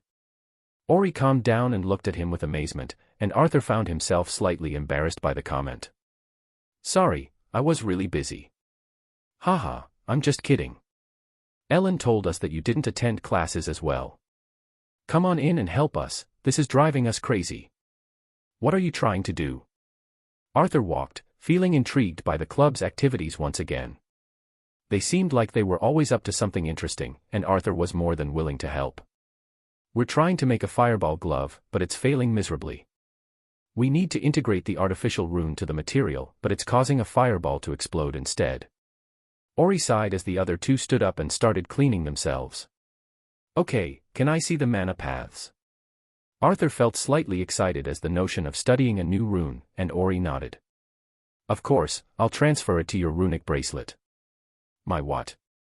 Chapter 56, Cody Nitroad. Your runic bracelet, aren't you registered in Yalvaran Runes Association? Ori asked with confusion, looking at Arthur like he was an alien species. There's a Runes Association. His eyes turning wide, Arthur was even more confused.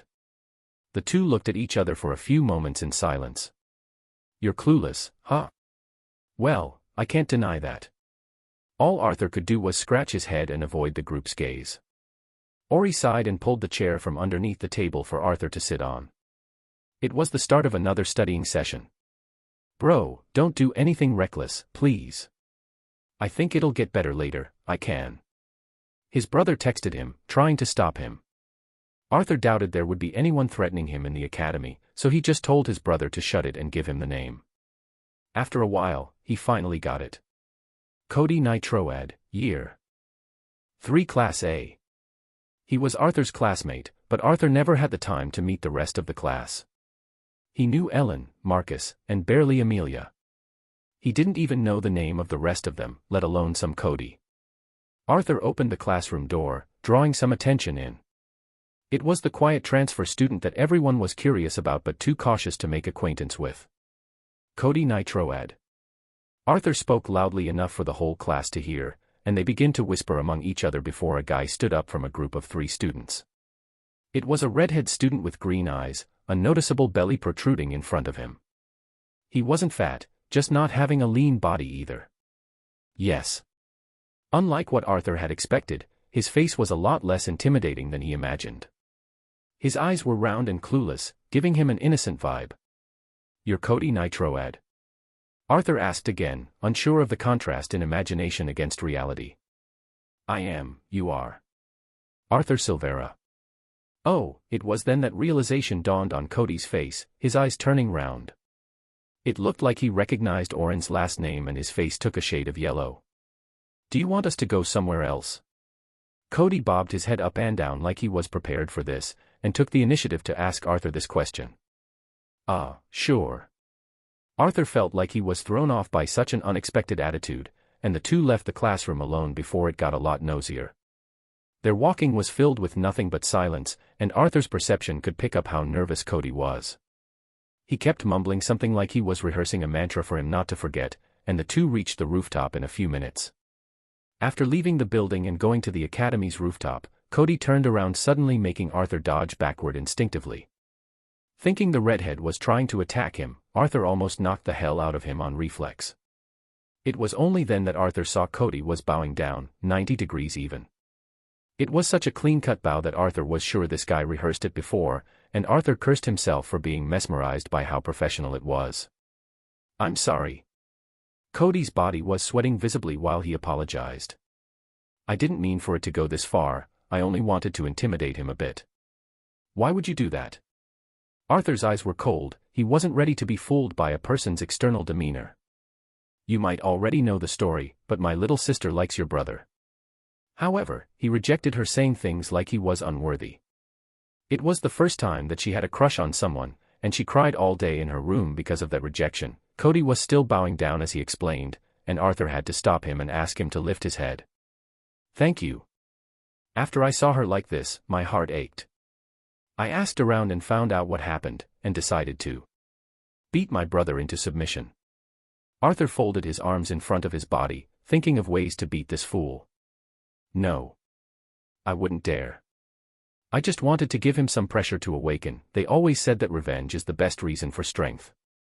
Cody shook his head like a scared chicken, and Arthur realized his reasons. That doesn't explain why you hurt him.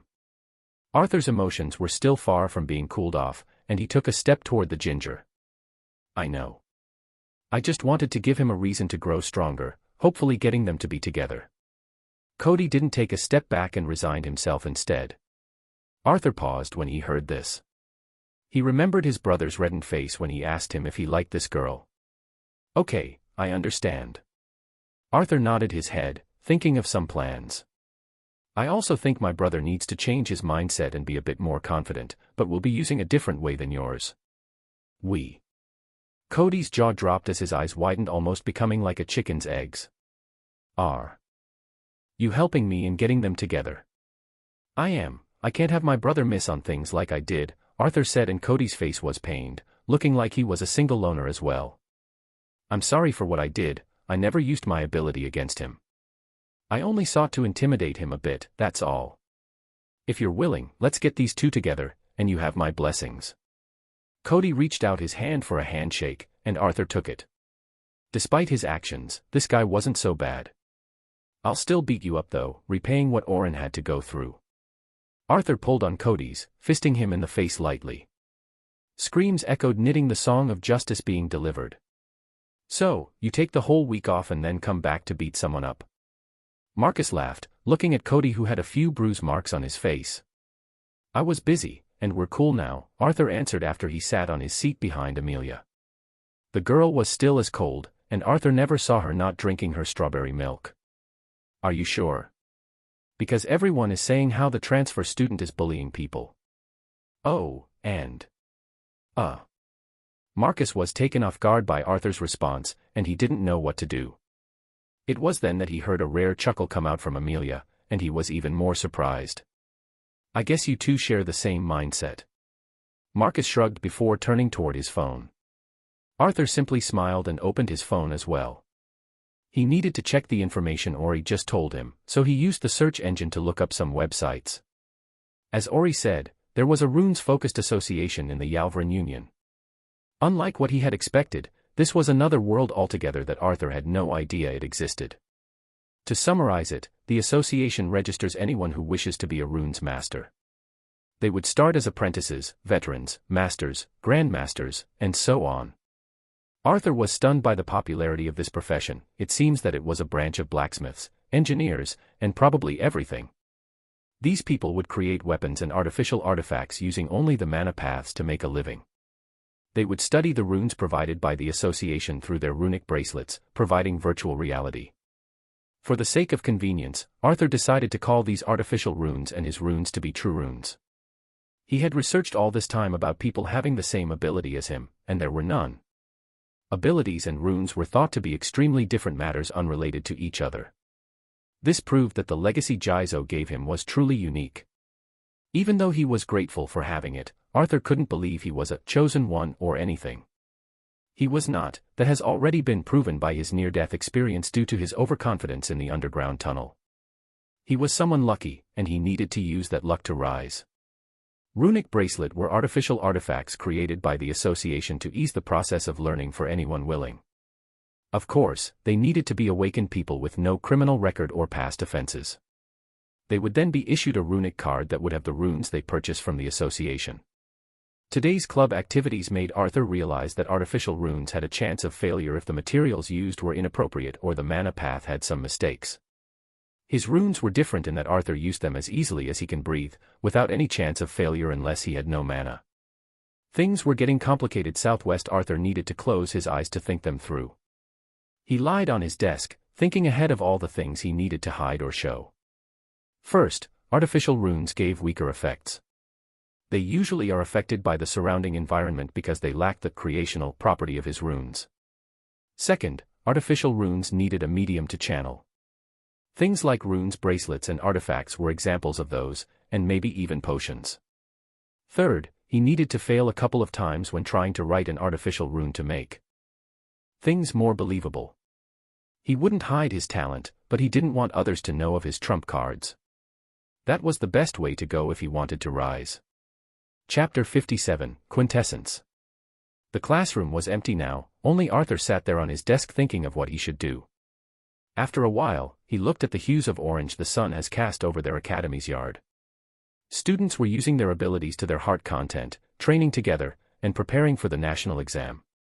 Others were honing their minds, aiming for any field of magical engineering they could obtain. A breeze tickled his face, refreshing his thoughts.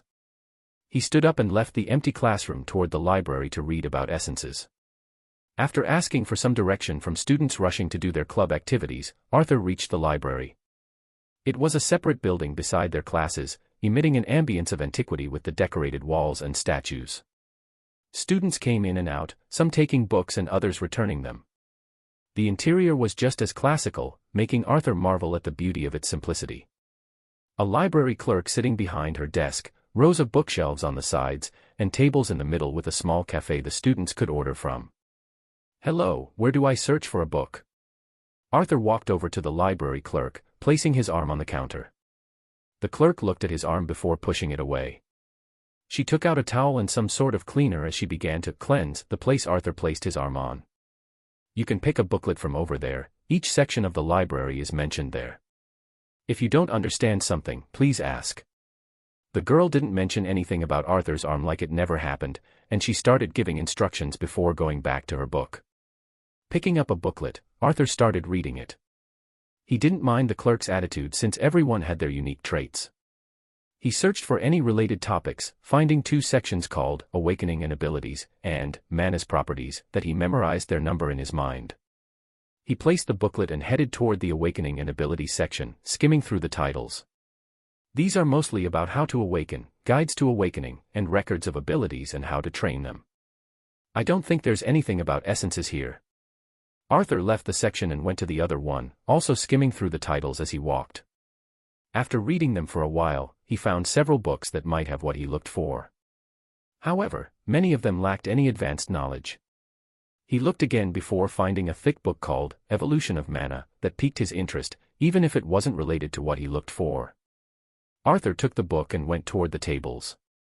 Unfortunately, all of them were occupied by students and their friends since the exams were so near.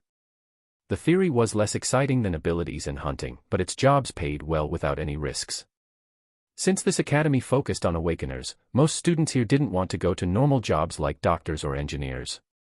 They wanted to specialize in the more magic-related fields since that would give them an exciting major in college plus being a lot more profitable.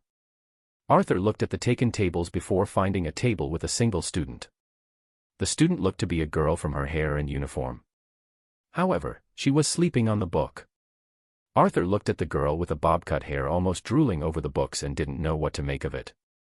In the end, Arthur used his camouflage skill to decrease the noises he made and sat on the opposite end of the table. The girl didn't wake up and Arthur sat down to read his book quietly. The book described mana in general, its history, etiology, its role in the world and the human body, and its properties like mana resonance, mana waves, and any other properties of this energy. It was a fun read, as Arthur learned a lot of things from it. However, he needed to leave the finer reading later since he needed to understand the essences. Referring to the index, he found a chapter titled Quintessence and Essences. He flipped the pages until he reached the beginning of the chapter where the author began to narrate some historical facts. Dungeons appeared 300 years ago, and that's a fact. However, their emergence doesn't correlate in any way to mana. Mana existed since ancient times since it was the energy of life.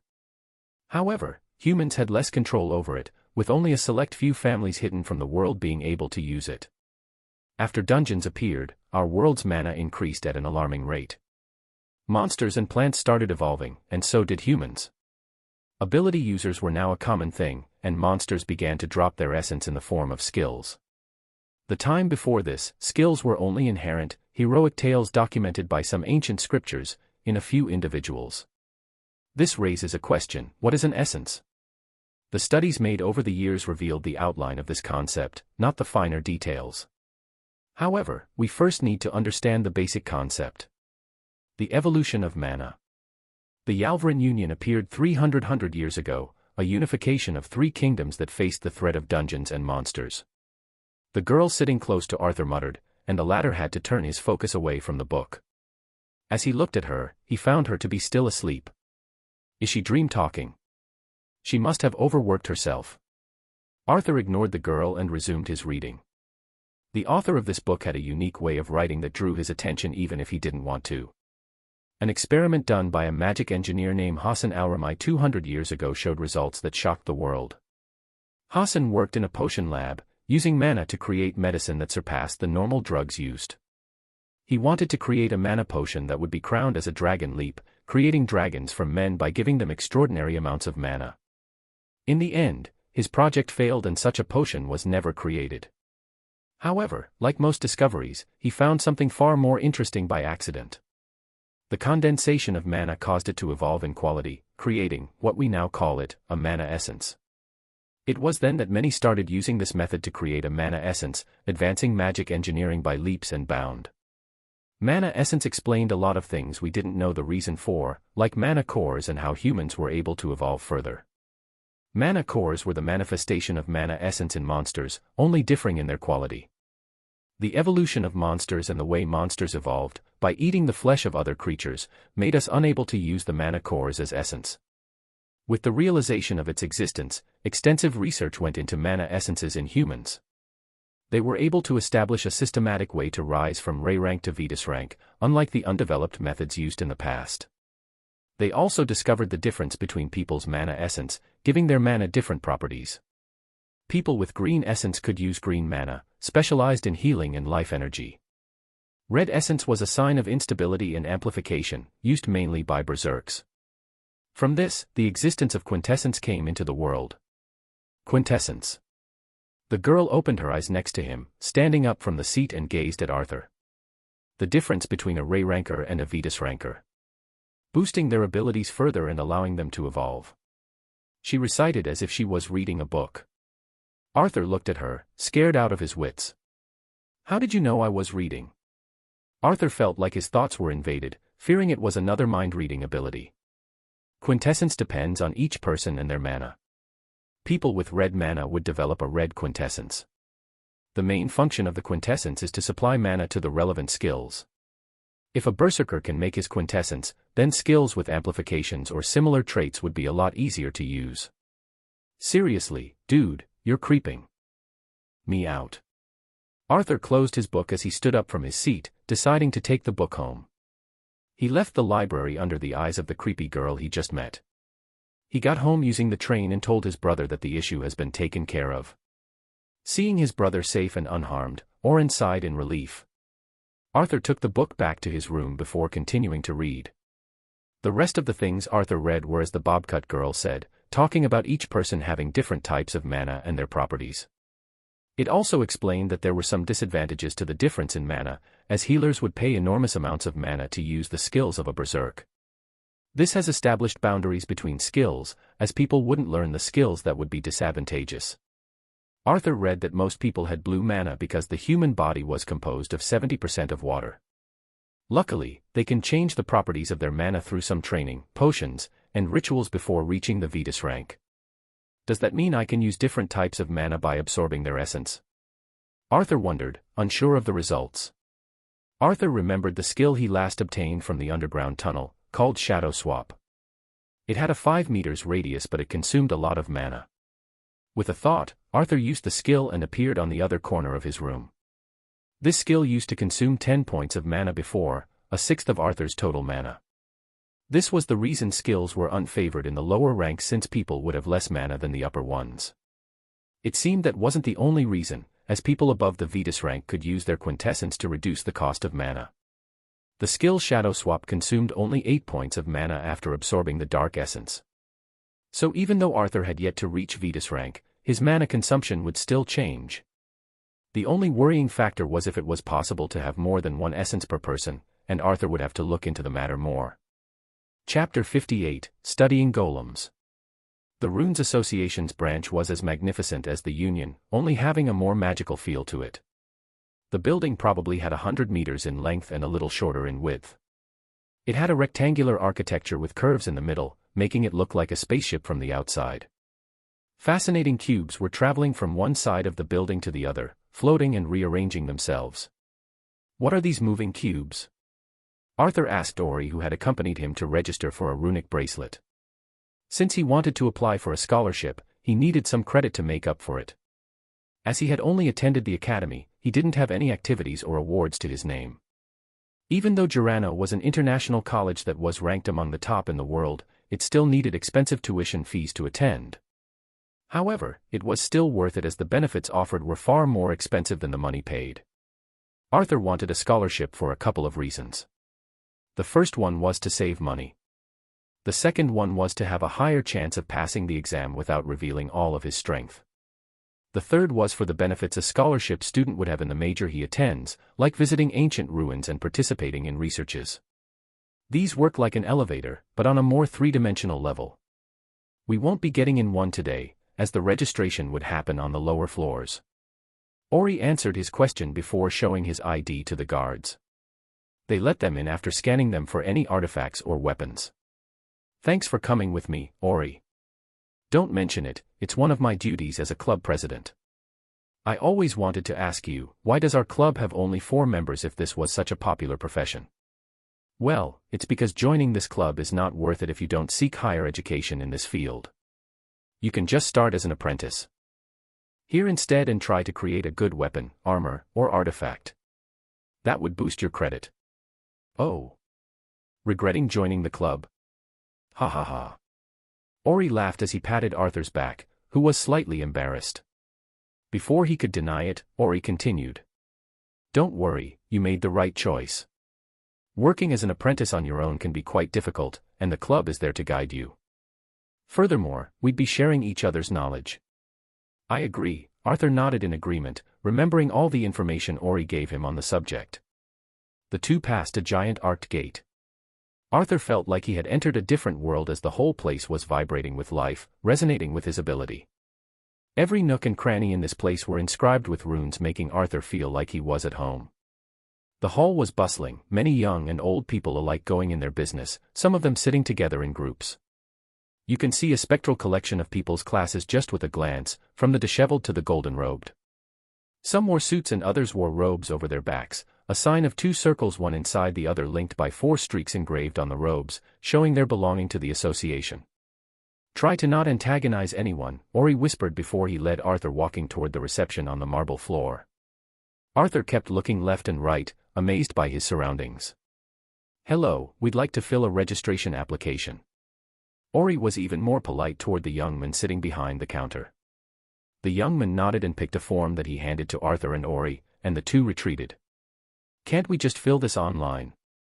Arthur asked, picking up the pen to fill his personal information. No, this is a tradition set by the association. It's a tiresome process, but it keeps the applicants humbled or something. Furthermore, this pen would authenticate your personal information by going through public records. So this application is merely a formality. Arthur found it all useless, but he still did it anyway. Ori told him there would be a test later on to determine his skill level, but that would be for another day. There were rounds of the test, so he had to wait for a bit before he can go. After finishing with the application, Ori and Arthur left the association toward their final destination, the Green Golem's dungeon. They had agreed earlier this week, a month in Arthur's perception, to hunt in this dungeon to study the runes that made these golems.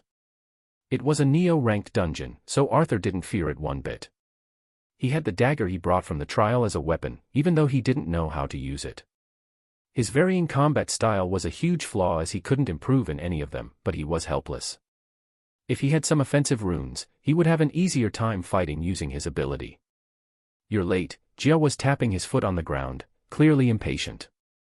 Ellen stood a distance away from him wearing an oversized robe that made her look even more doll-like.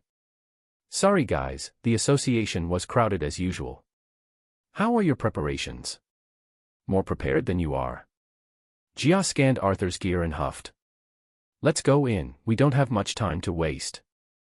Sorry about that, he's a good guy, just a bit conceited, Ori whispered to Arthur and the latter simply nodded, unfazed. He even found his attitude a bit cute. The team entered the dungeon that was shaped like a maze, green bushy walls running in all directions. They started walking as Ori and Arthur chatted, Jia throwing a few comments that weren't so nice, and Ellen staying silent as she walked behind them like a lost puppy. After a few moments, a low-pitched roar rang in their ears. A 2 meters green golem emerged from the wall, standing in front of them. It had a chiseled body, human-like muscles apparent.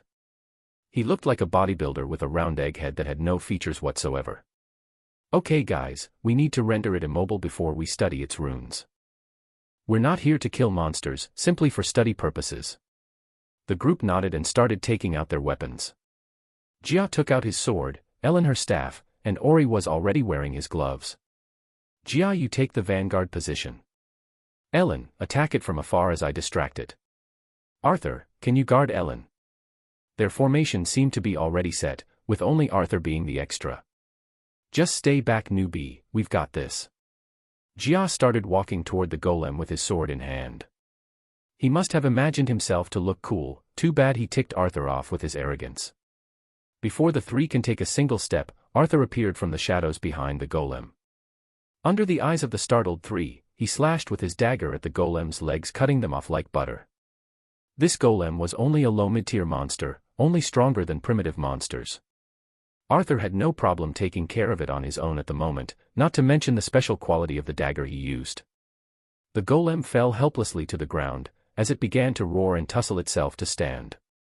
Arthur gave it no chance to realize what happened, nor did he give the group, as he amputated its arms as well. You were saying? Arthur fastened his dagger to his belt, creating something like a holder. Even though he lacked the sheath for his weapon, by no means did the group dare look down upon him. They were speechless, as they had never expected Arthur to be strong. Many could kill a low mid-tier monster in their school, but they were usually ones that focused on combat and abilities, not runes. They had all ill-assumed Arthur's weakness due to the fact he knew nothing about runes, but he still tried to join their club. With the fact that he was transferred here only recently, they had all thought he was a weak person who wanted to earn any credit he could get. Jia gulped as he sheathed his sword, too embarrassed to look at the group and Arthur. He felt like he has been slapped on the face, but he couldn't deny it was because of his childishness. Even still, he felt bitter inside for being humiliated. The group began to examine the golem, Arthur taking the lead as he studied the runes on its arms. He found out that the way the golem moved was similar to humans. There was a cord in its arm that was attached to the forearm. The cord was made of elastic metal that would be shortened when needed.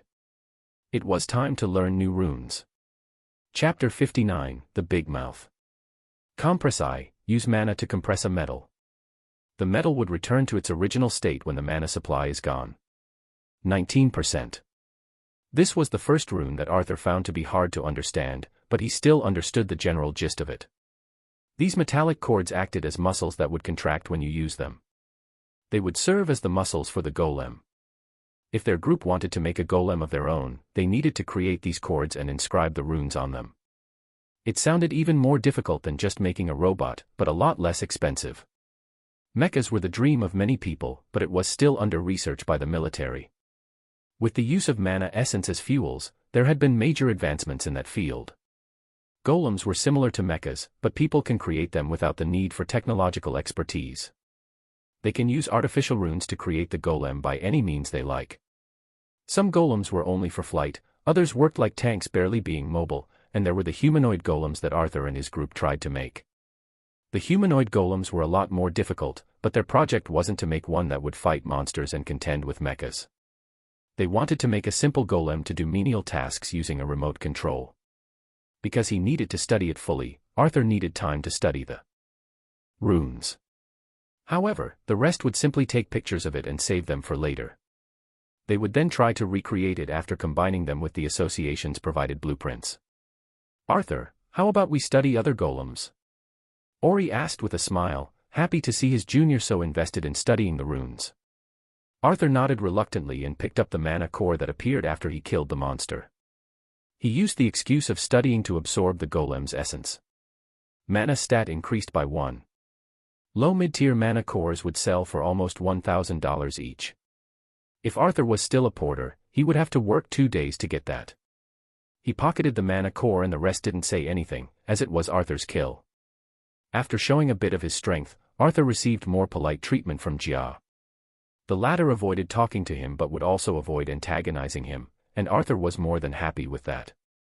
Ellen was still as silent, but Arthur felt like she walked closer to him than earlier. He guessed she sought protection from him in case something happened since she was a long-range attacker. Ori was the real deal, being a full-fledged runes maniac unlike the other two who studied them for personal reasons. From their conversation earlier today, Ori told Arthur that Jia's father had a weapon factory and Jia wanted to learn about runes to inherit it. As for Ellen, it seems she was from a struggling family as she simply wanted to earn money as soon as possible. Even though Ori was a good person in Arthur's mind, he had a big mouth that wouldn't cease talking. Arthur reminded himself to not say anything personal in front of him since the whole academy would know of it the next day. They wandered the maze looking for golems and worked together to study them. As he kept studying, Arthur found another rune that the golems used. Vegetation I, accelerate the growth of plants and vegetations at great costs of mana. 2%. This rune was on some golems, and they would use it to have twigs attack the group like spears, attack with poisonous flowers, and accelerate the growth of some man-eating plants. Since these were low mid-tier golems, all of their runes were of the basic ones. Arthur didn't know if advanced runes would be labeled as 2, 3, and 4 but he decided to make sure by asking Ori. Well, yes. There are advanced runes, those of greater details that would serve as multifunctional runes. I once read that the difference lies in their layers, as advanced runes were multilayered in a sequence of activation. Theoretically, there's no limit on how many runes layers you can make. That's why they are numbered as first tier, second tier, third tier, and so on. The more complex and effective the rune is, the higher tier it would be. Right now, we can only make first-tier runes. Higher runes would be created in college. What difference would these runes have? Some of them would create sequenced effects, like turning ice into water then turning it into vapor. Although this example is inaccurate, it gives you a better understanding of what higher-tier runes can do. For example, on a TV show with one of the greatest runes masters, she said that flight runes cards are one of the most complicated ones. There would be a need to inscribe runes for levitation, propelling force in all directions, and even runes to decrease the air resistance. All of these in one rune. Yes, they are a series of runes that merge into one. Just like words and letters, although they are comprised of different letters, words still have their meaning. It all depends on how you arrange them to work together. That's brilliant. Arthur was truly amazed as he pondered over the meaning of Ori's words. It was the same as he had understood in the underground cave, but he never thought how these runes would work together to make skills. Compress I, use mana 2. Compress a metal. The metal would return to its original state when the mana supply is gone. 43%. Vegetation I. Accelerate the growth of plants and vegetations at great costs of mana. 25%. This was the result of today's training, and the group decided to hunt one more monster before they returned home. They walked through the maze until they heard the voice of a roaring golem, and they dashed toward its location. As they were near, they realized there was another group studying the runes on the golem as they restrained it. They were a group of 5 people, wearing expensive-looking armor and robes. The golem lying on the ground was a middle mid-tier, something that Arthur was able to kill but with difficulty. It has been dissected and studied by the group of people, seemingly coming here for the same reason like them. Oh, Ori. The robed person standing in the middle turned around with surprise. Arthur had difficulty determining if this person was a man or woman since he was too beautiful to be a man. However, some masculine features remained in his handsome appearance. Turin. What are you doing here? Ori's face was gloomy, unlike his usual self. Arthur felt his change in mood and studied the men more closely. It wasn't a long shot to call this man one of the most beautiful people Arthur had seen in real life, and he wouldn't find it weird if this man turned out to be a model. However, what grabbed Arthur's attention was that this young man was dignified beyond his age. Plucking out flowers, as you can see, his voice oozed with sarcasm even though his expression didn't change. Ori's face turned a shade of red as anger overtook him. Why haven't you been answering my calls? Ori changed the subject and Turin turned around and crouched to study the runes on the golem further. I have no time to play, unlike you with that club of yours. I'm doing actual research. You. Ori's body trembled and Arthur felt like he might need to step in to calm him down. Are you and your little circus participating in the Runes Apprentice Cup? If so, we'll have an easy time winning. Turin mocked and the rest of his friends began laughing. Arthur could perceive that Ori might as well have a heart attack at any moment, so he stepped in and grabbed his shoulder. Be careful, show-offs who run their mouth are the first to fall. Arthur smiled thinly and Turin's expression turned into a frown. Ori has conned by Arthur's intervention and led the group away under the icy glare of Turin. Who was that? Arthur asked after they were a distance away. Ori took a deep breath and sighed. We used to be friends before he started ignoring me, going to his family's research institute. He started looking down on me after he found out I made a runes club, and our relationship turned into one of competitiveness afterward. We'd meet in tournaments in the market. Ori's mood was down and Arthur had no idea how to console him. The other two didn't know what to say either, so the group ended with an awkward silence. He's also my childhood crush, Ori coughed in embarrassment. This guy was really a big mouth. Chapter 60, Hunting for Runes. The group left the dungeon and headed out to have some dinner, but Arthur told them he had things to do. He needed to learn the runes since they sounded so useful for the current him, so he decided to go into the dungeon alone. The dungeon's portal glowed brightly as people came in and out of it as if it welcomed everyone to its stomach. Arthur walked into the portal that was in the middle of the building, and his body disappeared from this world. Finding himself in the maze again, Arthur took a deep breath and crouched down. With his muscles tensing, he sprinted through the maze looking for the golems. His speed has reached new heights than it was before the trial, and Arthur realized how much he had changed. GOOW. He slid across the ground when he stopped to see the source of the voice. With a flick of his hand, the detection rune appeared and told him the exact location of the golem. He bolted toward the monster and found one deeper into the maze, a middle mid-tier golem. It had several branches mottling its limbs and body as if it had been molded from a forest's grounds. This was bigger than the earlier golems, clearly a middle mid-tier monster. Arthur grinned as adrenaline pumped through his body, feeling the thrill and excitement. Come, he pointed his dagger at the giant golem and the latter roared, provoked. It started stomping on the ground as it ran toward Arthur, sending a giant fist at the thin-framed human. The vegetation rune it had made the trees surround the fist like a glove, increasing its size and strength. Arthur waited for the right moment to use his skill Shadow Step to appear behind the golem. Although it still had a considerable mana cost, it was worth it for sneak attacks. He slashed several times with his dagger in hand, sending multiple poison bladeless wind slash, a combination of the wind slash skill and the poison strike skill. The golem's back was now riddled with deep wounds and decaying superficial ones. It roared with agony, but Arthur gave it no time to counterattack as he jumped and stepped on the soil he controlled to ascend the golem's back and attack its neck. There were no cords on the neck, and Arthur dodged the trees that came his way and descended to the ground while slashing the golem's arm from the shoulder to the hand. He did fine work to reveal the cords the monster had on its arm, and his first goal was accomplished. For the rest of the fight, Arthur observed the runes glowing on the monster's arm as he dodged left and right. He also made sure to immobilize it by attacking its joints. The golem was soon tattered and dismembered, and Arthur received a message from his legacy. Compress-I rune has been learned. He breathed in relief as the fatigue from the earlier fight started weighing down on him. He sensed someone coming from behind and he looked back to find Turin. A magnificent show of strength, Turin smiled warmly, a smile that would send butterflies in any girl's stomach. "Anything I can help you with?" Arthur noticed the group accompanying him wasn't here, so he was suspicious at their meeting. "There is, of course, a lot of things. Unlike Ori, you have some backbone. That's a quality I like, a person who's not afraid to do things if they need to. Dude, just tell me, what is it that you want?" Arthur sighed and felt tired of these dramatic people showing up in his life. Did every awakener need to practice drama beforehand? Haha, I see you're a practical person. Join my group, that's all I want. We have a purpose unlike your little club, and it would be more beneficial to work together. Oh, is this because of Ori? I heard you had quite the past. Arthur smiled, slightly irritated by Turin's conceited attitude. Turin's face showed anger and disgust for the first time. Still has a big mouth, it seems. Arthur could see this person's complex surfacing.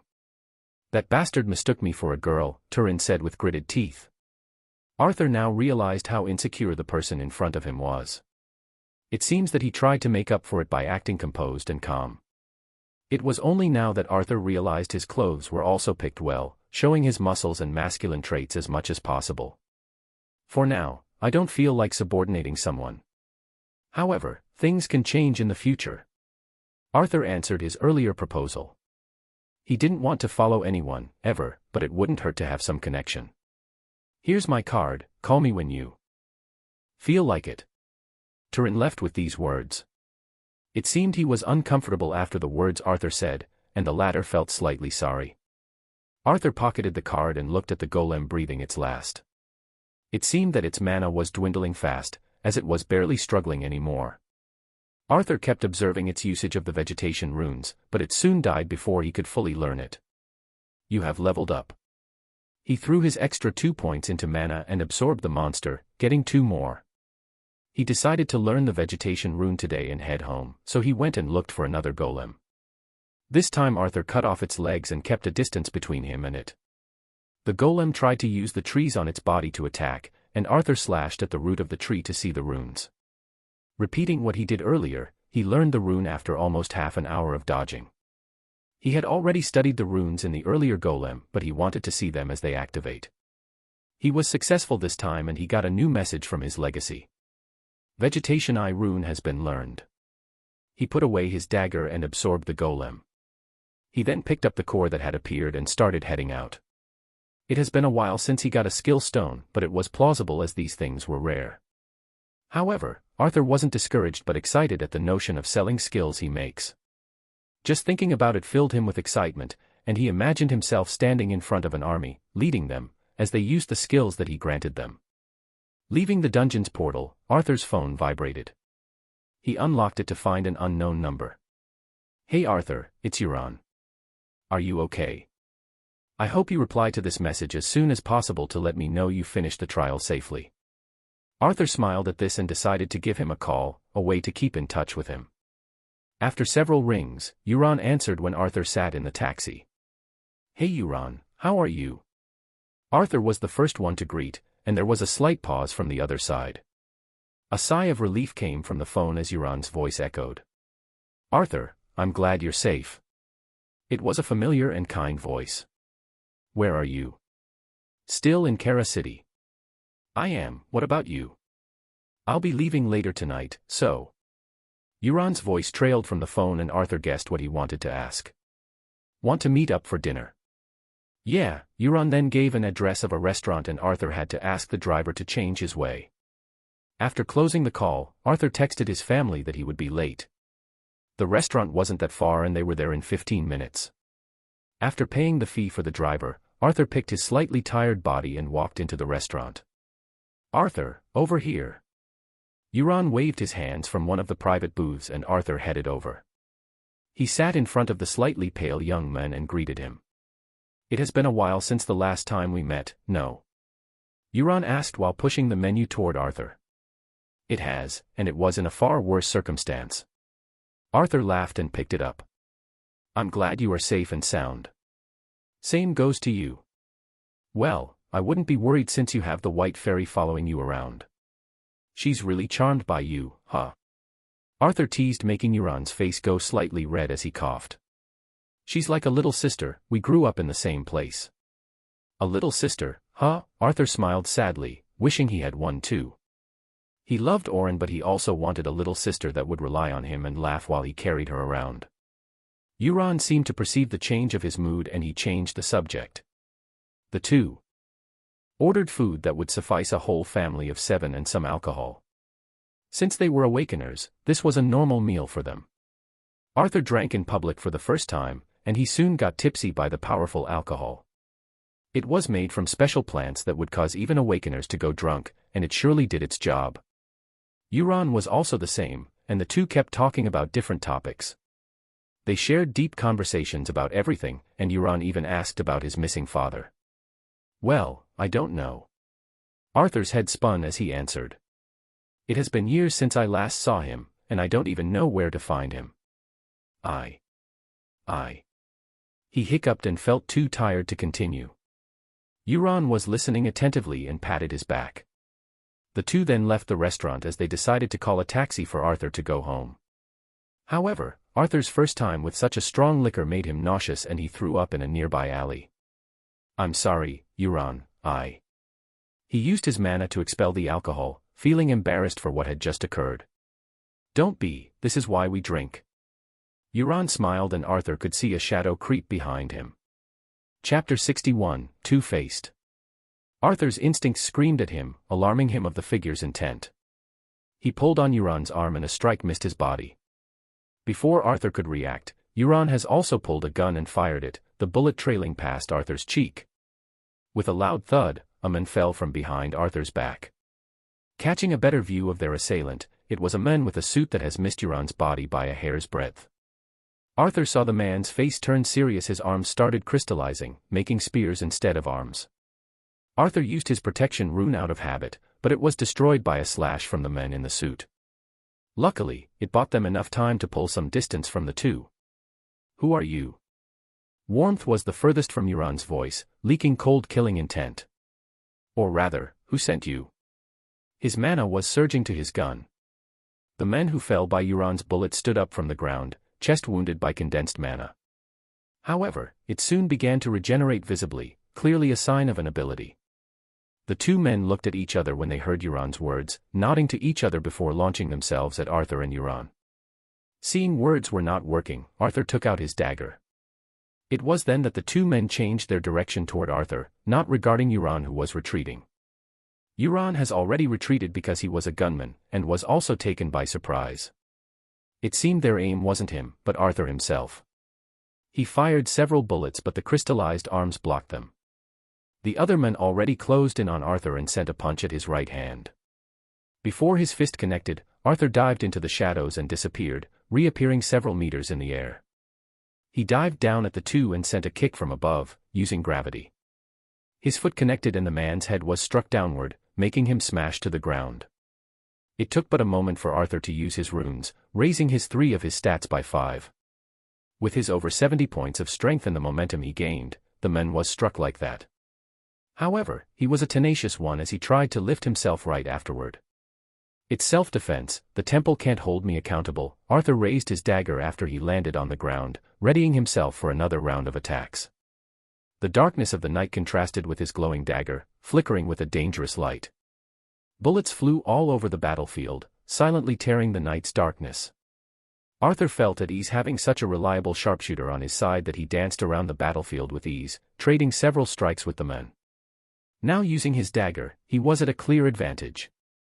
Deciding to end it, Arthur prepared himself from the last stretch as he started moving his mana. Be careful. Euron's voice came like a thunderclap, startling Arthur to retreat instinctively.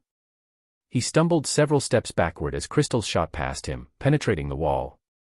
Before he could reposition himself, the man with regenerative ability came forward and stretched his hand. Arthur slashed with his dagger in an attempt to have the man retreat, but his expectations failed him as the man clutched on his dagger even though it penetrated his flesh and struck his bones. The man then tried to take the dagger from Arthur's hand by force, even at the expense of his mangled hand. This was the first time Arthur met such an extreme method of fighting, and he realized they were after his dagger. However, he was not about to let it go just because these people wanted it. For the fraction of a second, Arthur used his legacy rune and burned half of his mana. His body became a blur as he punched the man in the stomach, leaving a fist mark on his body. The man vomited blood and Arthur took the dagger from his hand by force, cutting several of his fingers in the process. He stopped using his legacy rune and his body returned to normal, only fatigued as if he has just run a mile in a second. This was the backlash of him using a fraction of a second from his legacy rune. It was a miracle that he survived last time. Shit. The crystal's ability user smacked the ground with his hands as a crystal wall appeared between the two parties. Euron was about to give chase but Arthur fell to the ground exhausted. Are you okay? Euron asked, concern evident in his voice. Arthur simply nodded and picked himself up with difficulty. Sorry for getting you involved. No, it's okay. Why were they after you though? They even disregarded me to attack you. Euron placed Arthur's arm around his neck as he lifted him. He started walking away from the alley, not worried about the fleeing assailants since one of them was badly injured. I think I have some idea, but I don't know who sent them. Arthur breathed heavily as he tried to trace back his enemies. However, none of them explained why they were after his dagger. Let me try something. Euron stopped and closed his eyes. With bright blue color glowing, mana spread from his body around the two. The mana kept changing in thickness until a resonance occurred from Arthur's pocket. The two looked at it and Arthur took what was inside. It was the card Turin has given him earlier. It was glowing brightly. It seemed they tracked you through this. The next day, Arthur woke up feeling better than yesterday. Euron gave him a potion and he also used his heal rune to heal his body, so he was a lot better. He picked his backpack, preparing for a journey to the mountain range. He would spend several days there exploring and hunting to get stronger. After last night's incident, Arthur realized how two-faced people were. Turin tracked him down and sent people to steal his dagger, clearly being able to recognize its worth. Arthur has been too careless in showing it off, and he was caught by an expert. It seems he wanted to steal it for himself after witnessing Arthur using it to kill mid-tier monsters with ease. Payback is a must, but for now I need to get stronger. Arthur fastened his backpack with some items and supplies before leaving home. He boarded the train and arrived at the familiar mountain range shortly after, smelling the fresh scent of the wilderness. Sprinting directly toward the pub, Arthur enjoyed the familiar but a lot less dangerous scenery that he lived through in the trial. After a few short moments, he took Kira from the pub and headed deeper into the mountain range, passing the spot Aaron's camp was located in the trial. Primitive creatures were of no use to him, so Arthur mainly fed them to Kira after killing them. The young wolf started getting stronger and eating more as he did. Arthur smiled with satisfaction as he saw it grow a bit by bit, and he vowed to take care of it. Following him like a duckling following its mother, Kira was growing attached to him because he protected it and helped it evolve. Arthur was amused by how their roles reversed, chuckling slightly as he enjoyed the companionship of the young wolf. Going deeper into the mountain range, the scenery began to change. Instead of a tower in the middle, there was a giant valley between the mountain that hosted a forest and a stream coming from the lake. The monsters started getting stronger and stronger until Arthur found a group of low mid-tiered monsters. They were goblins patrolling the area, and this signified a major clue for Arthur. A goblin village was nearby. Goblins weren't intelligent, as they weren't capable of speech or difficult tasks. However, they were blessed by the fine ability to make and use simple weapons along with their numbers, allowing them to thrive.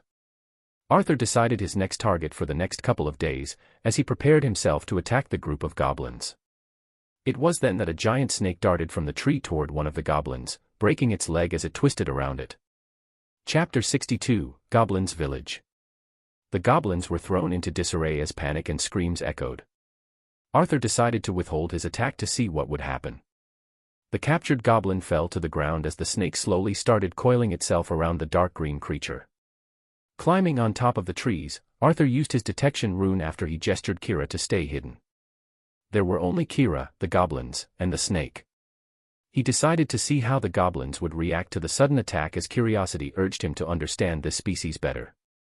The rest of the goblins, a tall one with a spear and a fatty with a shield, tried to help their fellow goblin. The tall goblin started attacking the snake with its spear and the shield goblin tried to defend when the snake attacked. Needless to say, they were not its match. Goblins were considered low mid-tier because they used weapons and hunted in groups. However, in front of a full-fledged low mid-tier monster, they were weaker individually. The goblin that has been captured was turning a shade of blue due to suffocation. Arthur decided he has seen enough and jumped from the tree, killing the unaware snake in one blow from his dagger. Its head rolled in front of the stunned gazes of the goblins like a tomato running down the street. Now, what should you do about you guys? Arthur pushed with his foot the captured goblin to the ground and pointed his dagger at the two. The tall and fat goblins, fangs protruding from their jaws and a large nose under their small eyes, shook with fear. The appearance of a more dangerous predator wasn't in their expectations, it seemed. Under Arthur's curious eyes, the two goblins threw their weapons and fell to their knees on the ground. It seems this was similar to some animals playing dead when a large predator came their way, and Arthur couldn't help find their behavior interesting. He pushed the goblin underneath him with his foot toward the other two and gestured them to stand up. The two seemed to understand his gestures and picked up their friend and stood up, staring at Arthur with confusion. "Lead me to your camp," Arthur ordered in a low voice, but it seemed the goblins weren't that intelligent. It was a difficult thing to convey what he wanted them to do, so he just threateningly slashed in the air. The group shook with fear and started walking somewhere, checking if Arthur was still following them. It seemed their instinct was to go back to their camp for protection, as Arthur began to see some wooden huts in the distance. Rather than huts, they were wooden poles with leafy branches for a ceiling. It seems the goblins had a tendency to build things, and Arthur saw their primitive living condition to be an opportunity. He used his camouflage skill and retreated backward, jumping on the trees. The group couldn't see him after checking for one more time, and they sprinted toward their habitant. Arthur had an idea of using the goblins to his benefit. He was no saint, and he needed to earn money fast. For that, he needed to create some artifacts that would sell and earn him money. On top of the trees, he used his detection runes to scan the whole village. In the middle of the primitive village was a single life force that was a tier above the others. It was a high mid-tier monster. It was weaker than giant Kira, but it was still a foe Arthur needed to consider carefully. If he used the blanket of the night to sneak attack it, he might have some chance given his dagger and legacy rune. The sun stood high in the sky and Arthur needed to retreat for now, until he could sneak attack their leader and make them submit. He had no idea if he could make them do so, as he wasn't a tamer or anything. Furthermore, taming only worked for unintelligent monsters. The goblins were humanoid, so he hoped absorbing the leader gave him the skill to make them submit. If not, he would still get stronger. "Hey buddy," Arthur crouched down next to Kira who was waiting, scared to move because of how dangerous this area was for it. Arthur felt bad for making it feel this way but he wanted it to get stronger. He stroked its mane and the wolf didn't refuse him. Arthur looked for a suitable spot before he used his skill, earth manipulation, to create a small compartment. He brought a flashlight with him from home and some dried-up food for consumption. Leaving his supplies after covering his hideout, Arthur set off to kill some monsters. They were low mid-tier or middle mid-tier so he had an easy time getting stronger. His stats started increasing for the first time after the trial, although it was a slow process since these monsters gave him fewer points than before. He set a pace for himself to hunt safely rather than quickly, as he couldn't expect to come out unscathed from every danger. Until they stopped giving him points, Arthur kept hunting low-tiered monsters. Before he realized, engaged with fighting and honing his fighting skills, twilight already dyed the sky soft orange as the sun started hiding behind the mountains. The day announced its end as darkness came to overtake the world. Kira has also started growing bigger. Eating the flesh of different types of monsters in a short amount of time seemed unusual for the common unranked monster. It seems it was another meal or two before it could evolve to be a primitive monster. With the night already here, Arthur had Kira stay in his artificial cave for now. It was hard to convince the wolf to leave his side and stay alone, but Arthur managed to convince it somehow by leaving food in the cave. With the darkness as cover, Arthur used his camouflage rune to blend in. For some reason, he felt revitalized by the darkness and gloomy atmosphere. Arthur knew this was not a hallucination since the dark essence was still on his mind. Experimenting a bit with his mana the previous days proved that it had gone several shades darker. There was no doubt that he would witness a qualitative change once he became a Vetus ranker. He dashed across the forest, avoiding the trees and rocks. He jumped over the stream and headed toward the location of the goblins' village. He would scout the area and strike if he felt like he had a chance of winning. Using a branch as leverage, he started jumping on the trees to advance. The night was dangerous even for the goblins as more monsters appeared. So they have stuck to their village and its periphery. There were a couple of patrols going around, but Arthur easily infiltrated the camp using the trees. His camouflage skill decreased others' perception of him by 5 points, and Arthur doubted these goblins had a high perception, making this skill work perfectly with the night to conceal him. With the distance he put by climbing the trees, infiltrating the camp was even easier. Standing on one of a hut's poles, Arthur stared at the giant hut in the middle. It seemed even the goblins knew of hierarchy systems, as this hut was different altogether. Its walls were built of rocks and soil, showing a disturbing scene of human-likeness. Arthur shook these thoughts as he reminded himself again of his resolve. He needed to get stronger to fend for himself. The trial, Jizo, his father, Aaron, Jean, and Turin. He told himself not to forget why he needed to get stronger. His detection rune showed that the village's chief was resting in the hut, with 2 mid-tier goblins guarding the hut. Arthur jumped from one tree to another, before making a long jump that placed him directly atop the hut's roof. His body started descending as his internal organs shifted upward due to his fall, making him a bit uncomfortable. He was still using his detection rune to figure out where the chief was at exactly. Before crashing to the hut, he used his shadow swap skill to reappear above the chief. Befitting of his high mid-tier rank, the chief opened its eyes as soon as Arthur was inside the hut. Arthur felt slightly intimidated by the large stature of the chief, as it was over 3 meters tall with giant fangs on each side.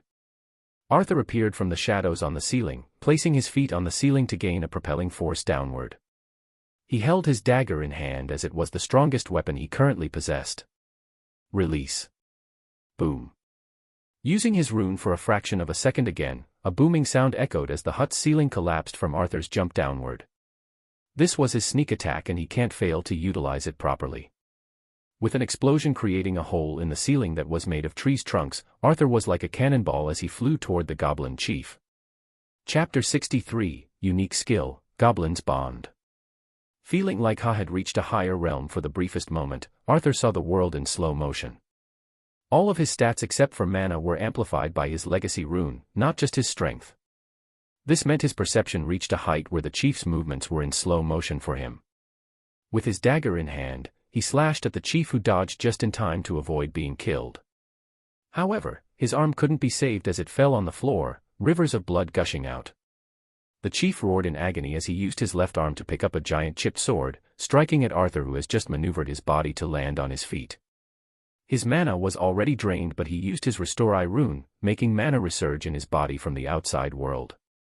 He knew this rune would leave his body unable to use mana, but he doubted he needed any to defeat the others. He used his shadow swap again and reappeared behind the monster that has been slashing at him. With a jump and a piercing motion, Arthur penetrated the chief's neck, ending its life. It has been a short battle, but Arthur has gone all out in it. Strength was the undeniable truth in fighting, determining who wins and who loses in an instant. If the goblin had been stronger, Arthur wouldn't have been able to kill it this easily. He could hear chaos on the outside, and Arthur had to hurry. He picked up the high mid-tier mana core from the ground and used his absorb rune. Strength has increased by 1. Unique skill has been absorbed, Goblin's Bond, unique. Goblin's Bond, unique. Establish a bond with submitted goblins. Strength 2 rune has been obtained. Agility 2 rune has been obtained. Strength 2, increase strength by 10 points. Agility 2, increase agility by 10 points. There were many rows of messages that Arthur stood there blankly to read them. The skill was an unexpected harvest, but he didn't know there were unique skills out there. He has never heard of them, so he had no way to judge how useful it was. The only thing he thought about is how he seemed to be going on the right track here. His plans of taking over the goblins' village would be a lot easier with this kill. His absorb legacy absorbed skills even if they didn't drop as skill stones, but sometimes it did not. There was that one time when he needed to absorb the essence of different monsters to get the skill earth manipulation, so it was clear that the skills he obtained depended mostly on the monster he absorbed. That makes it rather reasonable that he gained this skill by killing the chief of this goblin village. He didn't know if unique skills like this dropped as a skill stone or not, so he had to assume his legacy had something to do with it. That's why it was a unique skill. His new runes were a result of the runes tree doing its function, finally evolving the runes he used the most. Even though he hasn't researched the relevant runes, it seems his constant use of them allowed them to be more refined. The door of the hut, poles tied together, was pushed open by the two middle-tier goblins, only to be dumbstruck by the scene they saw.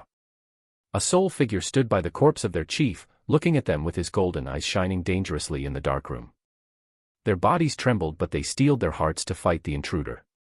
Before they could do anything, Arthur walked to the body of the chief and used the last of his mana to decapitate its head.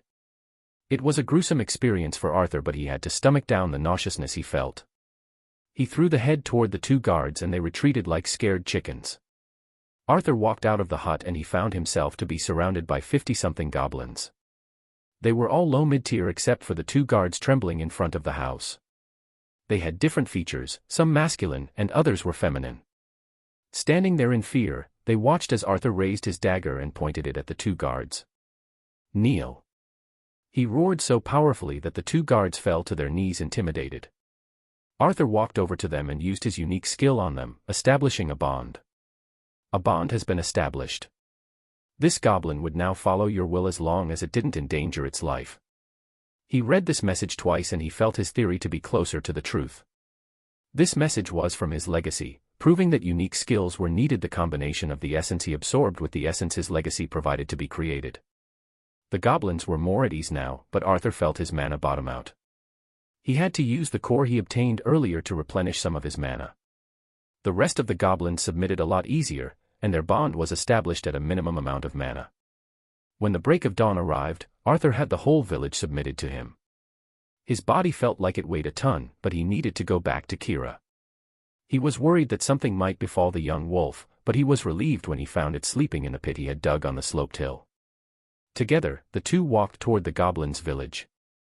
It would be his new residing place in this mountain range as he explores it, since there would be northwest safer place. He also had plans of strengthening the goblins since Arthur now saw them as his group. With primitive cores being so easily obtained, he could make permanent runes to strengthen them. He could even give them skills like heal, detection, protection, restore, vegetation, and compress. As he headed to the village, he was already making plans on how he would make use of his runes.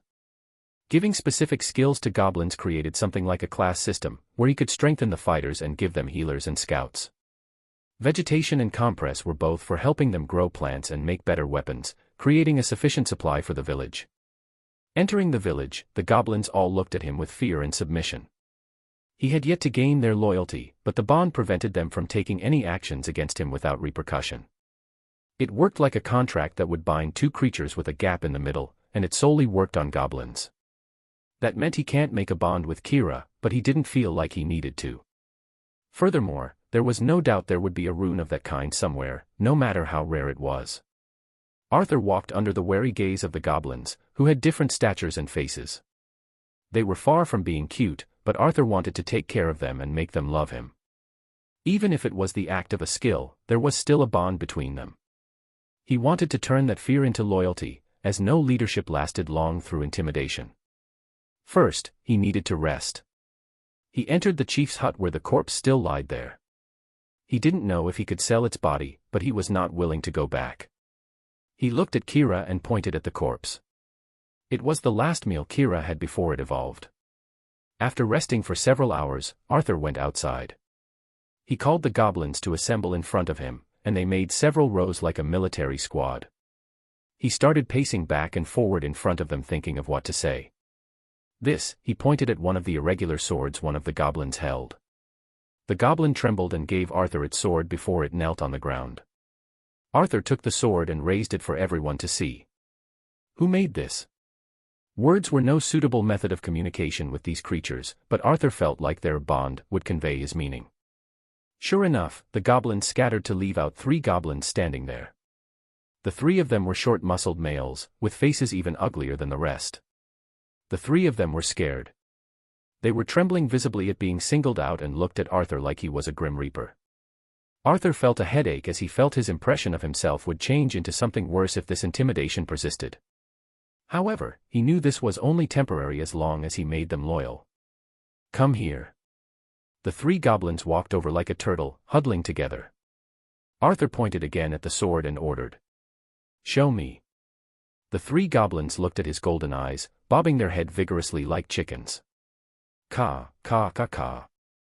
They spoke incomprehensible words before the youngest started running toward one of the huts. He brought out several metallic ores that Arthur had no idea where from and placed them on the ground in front of Arthur. Looking at one of the goblins who walked forward, Arthur wondered what they were up to. It was then that he witnessed an amazing feat of magic. The goblin picked up the ore and treated it like clay, reshaping it as its hands glistered with mana. He picked another ore and fused the 2 and reshaped them into what looked like a pole. However, it seemed the goblin's mana was at its limits as he handed the pole to the other goblin. The next one resumed the work and made something like a handle, slowly reshaping it into a sword.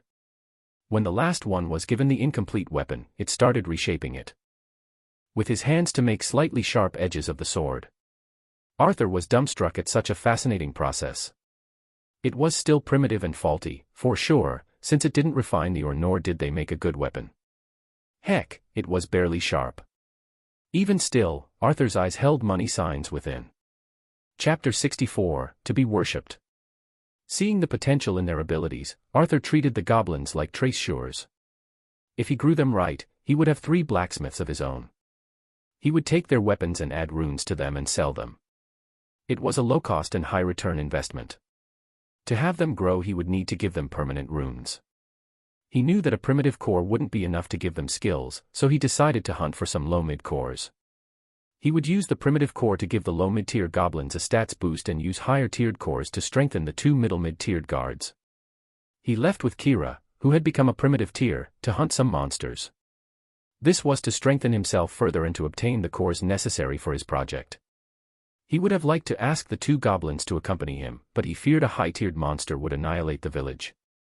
Since they were the only middle-mid-tier goblins in the village, Arthur decided to name them. At first, he wanted to give them names like Long Face and Oval Face, but he knew it would be annoying to call them that forever. That's why he gave them shorter and neater names, Nero for the long-faced one and Marrow for the oval-faced one. He didn't want to strengthen them before he strengthened himself since he knew the bond would break if they became stronger than him. He was not about to use his ability to strengthen himself, that would be foolish. He hunted some low mid-tier monsters, raising his level further. As he looked at his legacy, he reviewed the changes he had and what could be used to help him.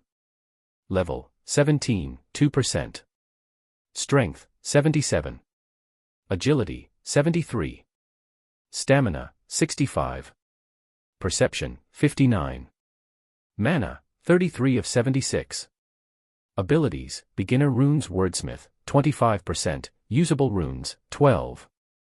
Skills, Lesser Mana Breathing Skill, F, Poison Strike, F, Camouflage, F, Earth Manipulation, E, Bladeless Wind Slash, E, Shadow Swap, E, Goblin's Bond, Unique.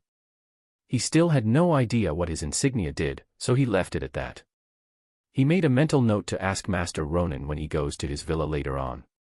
He wouldn't tell him about his insignia, as he knew it was bad news from its name. If words leaked that he was the person who ended the trial, he would be doomed. His anxiety acted up as he remembered Jean. He wasn't worried about Miko and Hazel, since he still trusted them. The good thing was that Jean didn't know his last name, only his first. There are a million Arthurs out there, so he wouldn't be found out. The only possibility would be him forcing Hazel to reveal, but that had a really low shot of happening. Arthur was sure that after she received her legacy, her worth shot up in her family. She would be protected from any harm, being treated like the so-called genius berserker. With Annabelle, the Witch of Icy Islands by her side, Arthur was sure she could contend with Aaron Volder himself. He still had a long way to go, but he wasn't worried. He was already nearing the boundaries of the Neo rank even though he had awakened not long ago. Walking back after successful hunting, the wolf and men enjoyed their trip carrying several monster corpses. Kira was already twice his size after he evolved, making Arthur able to mount it. However, its speed was rather slow if he carried Arthur on its back. They entered the village, welcomed by Mero and Nero. Arthur began to gut the animals and skin them, a feat he learned from all the knights in the trial. He wasn't that skillful yet, but he got the job down. He started roasting the meat, making the aroma spreading in the village, making many heads turn. Arthur found out that the goblins ate their meat raw, giving them many diseases. They still evolved from eating mana-rich meat, but they were born to parasites that lived in them. Smelling the good smell of seasoned meat, the whole village turned up salivating at the sight of roasted meat. Since Arthur had more than one corpse, one being that of a barras and another was that of a giant horned rabbit, Arthur didn't mind sharing with the village. It seemed that food was the best in sight, if not matter what species you were and how green your skin was. Arthur started handing out portions of meat to the goblins, and they all gleefully ate. He made sure to give Mero, Nero, and the 3 blacksmiths extra portions to raise competitive spirit among the rest. His plans seemed to be fruitful immediately, as the others eyed the meat the blacksmiths ate with envy. They began to talk among themselves and point, only to start running off somewhere. The next scene was one that made Arthur laugh a lot, as the goblins started giving him things like ores and broken weapons. Others were giving him mana cores they had stashed for some reason, although they were mostly primitive ones. Arthur accepted all of them. If food was all they wanted, then he would give it to them.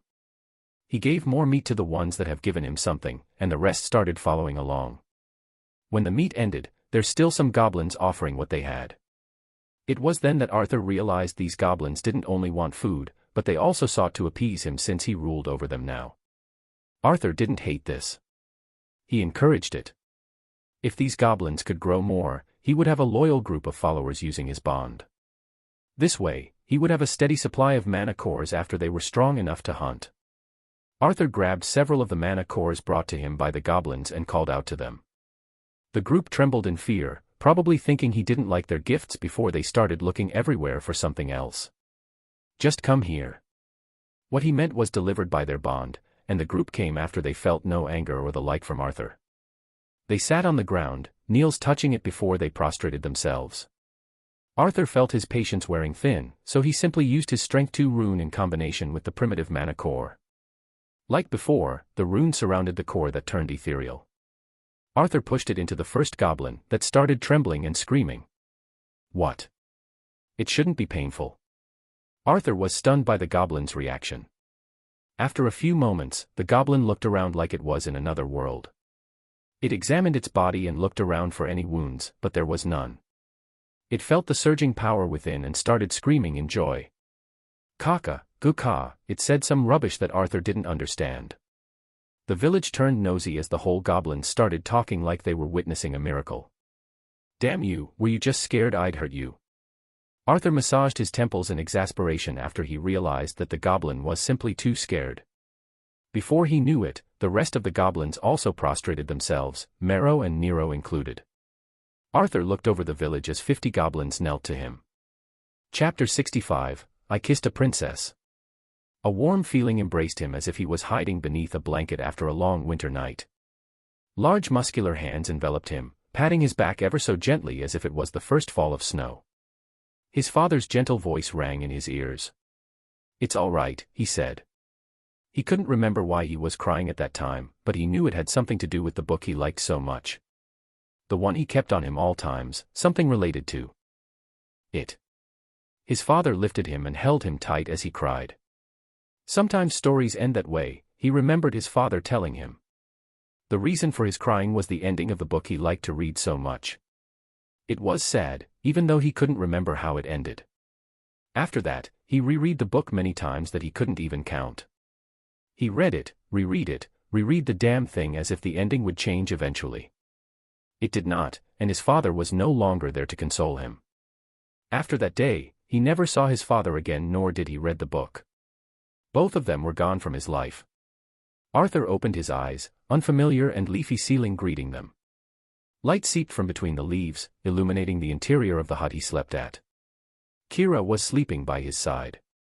He lifted himself and felt the hard bedrock underneath him. He traced the cracks in it as if this was the only way to familiarize himself with them. "I'm at the goblins' village," Arthur muttered inaudibly, realigning himself with reality. That was a nostalgic dream, but it was already burying itself away from Arthur's awareness. He stood up and stretched his body. Yesterday was quite tiring. After the goblins realized his worth as their leader, they began to actively follow him. It seemed the goblins weren't used to have such treatment, and Arthur wondered what kind of leader the chief was. However, Arthur made it clear that he would only award those that accomplished things for the village. He made an example of those that gifted him things for others to follow, and it was quite successful. In a single day, everyone was either building, mining, or hunting. Arthur wanted them to build a wall surrounding the village, to avoid monsters or the like attacking them in their sleep. It was easy to convey his meaning after their bond was strengthened by loyalty, making the goblins understand what he wanted. After one day, the village was surrounded by tree trunks and rocks of all kinds that Arthur saw when he was out of the hut. Arthur doubted that such a wall could be used for defense, so he decided to use his skill earth manipulation to strengthen the walls of soil. Kakan, Marrow bowed him to when he was out. It seemed their language didn't have many words in them, only what was necessary to convey their roles and orders. From what Arthur understood, they all referred to him as Kakan. Maybe it was something like boss. Arthur mused to himself. "Today, I will leave." His words came as shock to the chubby goblin, but Arthur explained further that he would be back in a couple of days. Until then, they needed to make the wall. Arthur proceeded to instruct him how they would make the walls when he's gone. He was no architect, but to make walls of soil would be hard without support from both sides. He instructed Marrow to place trees around them. After he comes back to the village, Arthur would harden the walls of soil to strengthen the defenses. He also asked them to make a trench beyond the wall. Even though these measures wouldn't be enough against powerful monsters, but they would be enough to deter any annoyance. Arthur left the chubby goblin and headed toward the three blacksmiths. He wanted to give them his rune compress to help them in making proper weapons. The three knelt as soon as he was near, and he had to ask them to stand up. Before he knew it, all gazes turned to him when they saw him talk to another group of goblins like yesterday. "I'm going to give you a skill," Arthur ignored the rest. No, he was pleased that they were watching. His eyes glowed dangerously as his next words trailed. "If you ever betray me or slack off." The three goblins nodded like scared chickens, trembling all over. Arthur nodded and picked up a low mid-tier core that he had picked yesterday after the worshipping he received. Just remembering the event made him cringe. The core turned ethereal again, only this time being bigger and more detailed. It flickered with a radiant light that made the whole village silent with amazement. Before he realized it, the goblins were kneeling again. Not willing to entertain another cringe memory, Arthur hurriedly pushed the skill into the goblin. The ethereal sphere merged with the goblin's body as it stared in amazement and shock. It let out a few screams of surprise while clenching its fist, tasting the new power it had gained. "Kakan, Kakan, Kakan." Hands trembling, the goblin kneeled slowly on the ground while repeating these words like a mantra. "No fucking away, I'm letting them do this again." Arthur asked them to stop, but the whole village was kneeling again. In retrospect to today's events, Arthur would learn that Kakan didn't mean boss in their language. It meant God. Arthur went back to his home after dropping Kira at the pub. Many thoughts flashed by faster than the scenery on the train. Things were getting chaotic after the change in his life. Even with his legacy, he had a late start. Girano was one of the top colleges in the world. Even though its examination was for students in the Yalvarin Union, it also accepted international students. Of course, students from other countries and kingdoms would opt for closer colleges. Some could contend with Girano, but Arthur wanted to enroll in this one so there would be no language barrier. Girano College accepted only 200 students per batch, making the competition extremely fierce. For a sought-after international college, this was like a drop in the ocean. The number of applicants could easily exceed 50,000 students, making the 200 spots look like an impossible dream to many. That would be a 0.4% acceptance rate, Arthur noted. These 50,000 would also be the top of their classes, the prodigies of their families, and the geniuses of their generation. Arthur had to contend against that.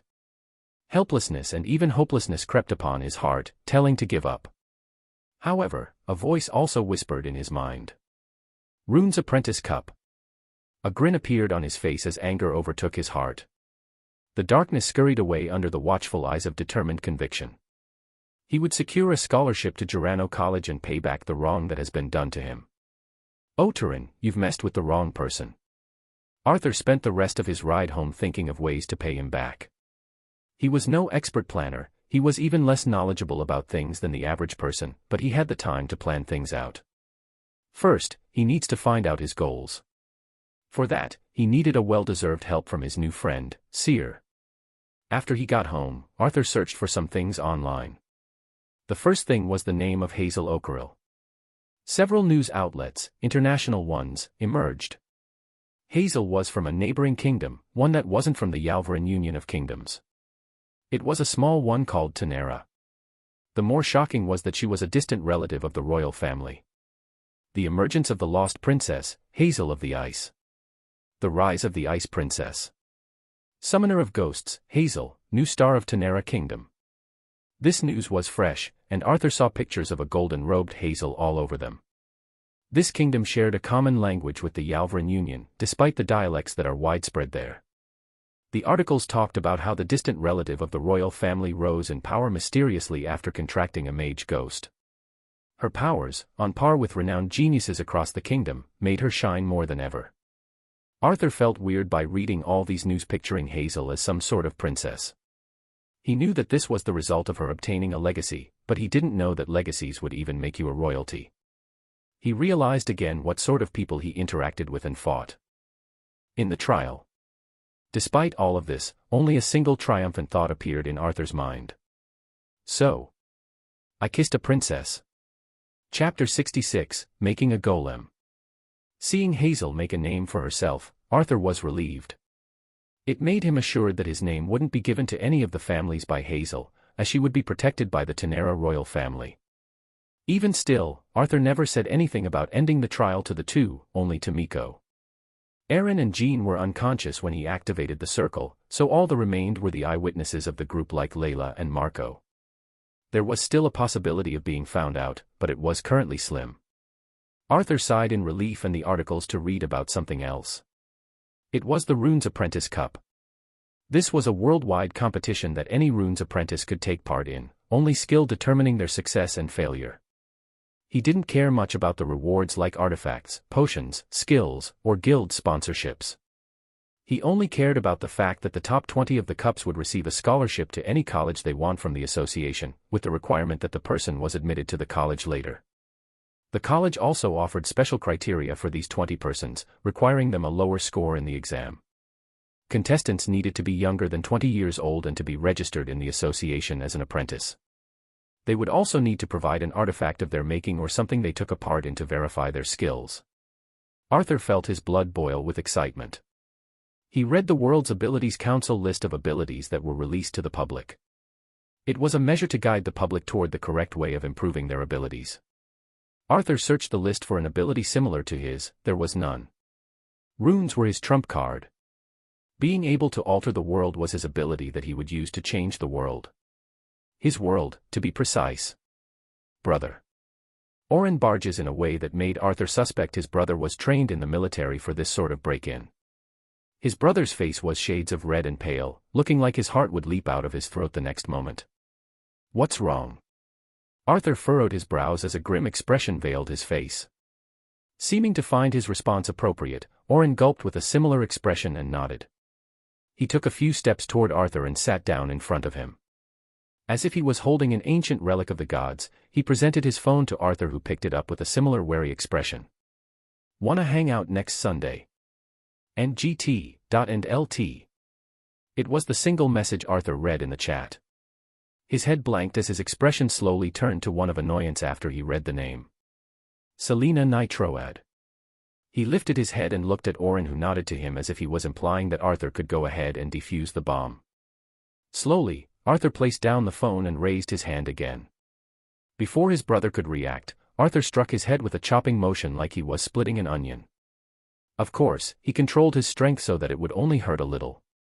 Ouch. Bro, what are you doing? Shut up and turn around, don't tell anyone what we're about to do. Arthur took out some cores as he decided it was time to strengthen his brother, hoping it would make him grow a spine. Being absent for 2 days didn't seem like it would affect Arthur's grades, but it would certainly affect his college entrance exam if he lacked the necessary knowledge. They didn't live in barbaric times. Even strong awakeners need to have minimal knowledge about dungeons, dungeons' properties, ranks, monsters' weaknesses, potions, and other information that would help immensely in clearing the dungeons and fighting the monsters from the other world. Some fields needed people to develop. There were the mechas, magic, engineering, magic arts, biomagic engineering, dimensional summoning, dungeons prediction, magic spaceships, and other fields that were still in development. Their world was prospering. Yet it was being fought back by the internal struggle for supremacy as it fights against the invasions of monsters and mythical creatures. However, Arthur had nothing to do with these for now. Maybe I do. Arthur thought while looking at their homeroom teacher, explaining things Arthur was too distracted to notice. Miss Rachel, the young and ambitious teacher, had handwriting that was almost as beautiful as she was. Almost, being the key word. The matter of whether any of the male students or the females even paid attention to what she said more than her face. He remembered C's words after they talked about his legacy. The abrupt end of the trial caused a domino effect. As if waiting for this chance for a long time, every nation was mobilizing its force as if they were expecting something. Arthur knew there was something they were hiding from him, but he didn't ask just yet. He didn't want to keep asking for things without offering them his value while acting skeptical of anything they said. He was, indeed, skeptical of anything these days. You can never trust someone anymore, he felt. They can always have a different side, or a reason, that would make them backstab you. It wasn't that he has grown cynical of every living person, he just understood that others might have reasons he didn't know of. Arthur had his reasons, too. Even if others' reasons explain their action, they don't excuse them. Men like Arthur, as far as he knew about himself, didn't want to live a life of immoral glory at the expense of others. The end never justifies the means. The bell rang, ending their class. Arthur picked himself up from his seat and headed toward his clubroom. Unknown to him, he has distanced himself from the other students after he came back from the trial. Most of the students were more than happy to keep away from him after the incident with Cody. Of course, there were always exceptional people from the common masses.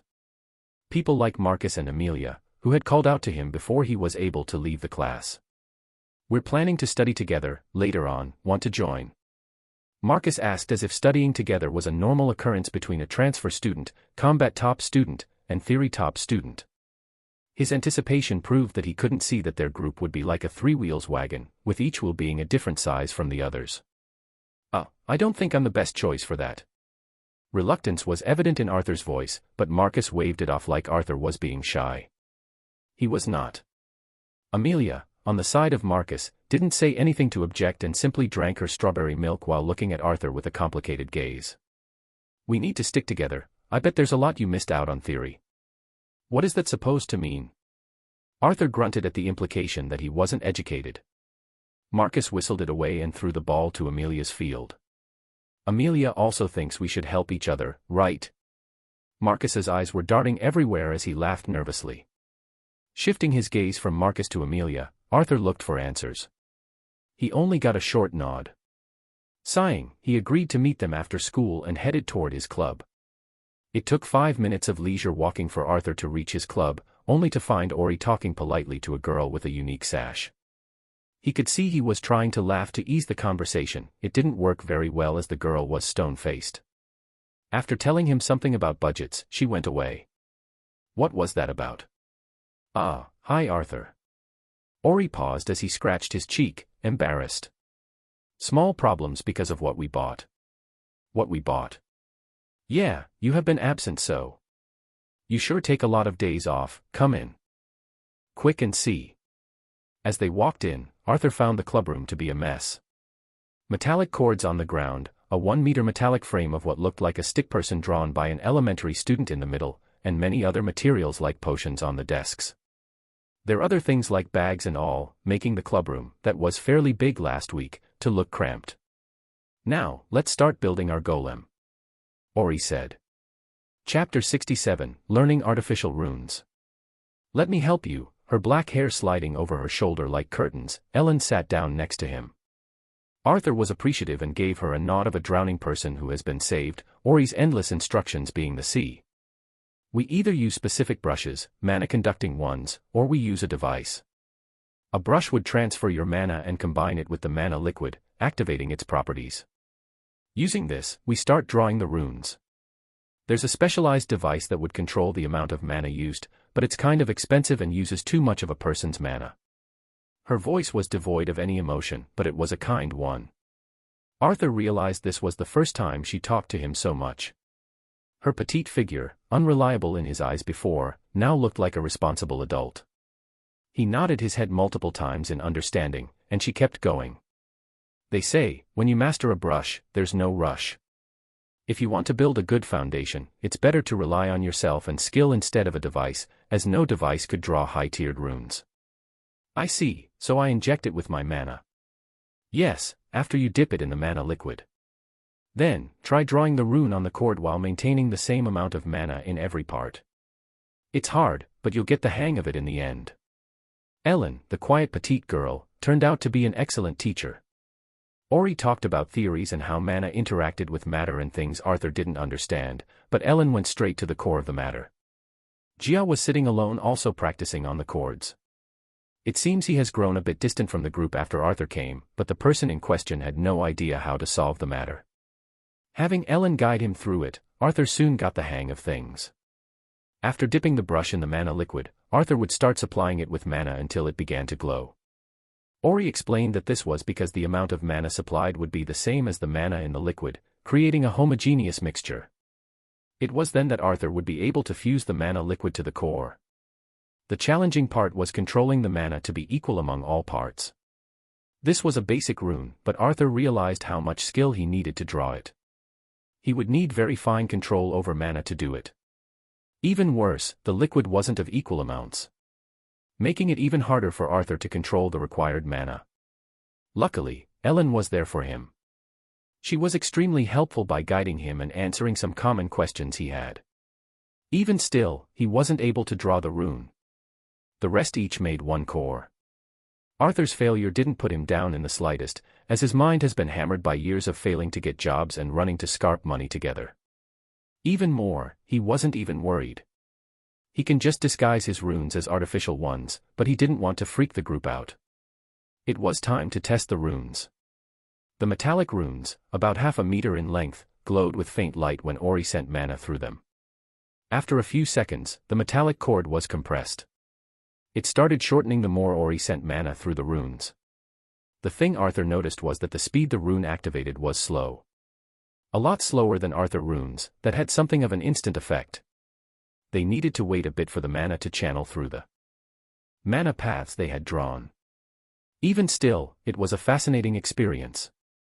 To see the world altering by your effort, the group took a bit of time to savor the moment. Metaphorically, they had control over life in its tiniest corner. After they were done, Arthur offered to help Ellen take some supplies back home. They would make the cords separately for now, even though the group had no expectations for Arthur to do them. Arthur didn't say anything when Ori told him it was okay even if he didn't make any, as that would require some skill and training. Picking up the 2 boxes with ease, Arthur walked with Ellen out of the clubroom. She was able to lift the box herself, but it would block her view due to her height and small stature. Oh, damn. I forgot that Marcus and Amelia asked to study together after school. Arthur paused his steps as he remembered. He looked at Ellen and she looked back at him but didn't say anything. Do you want to join us?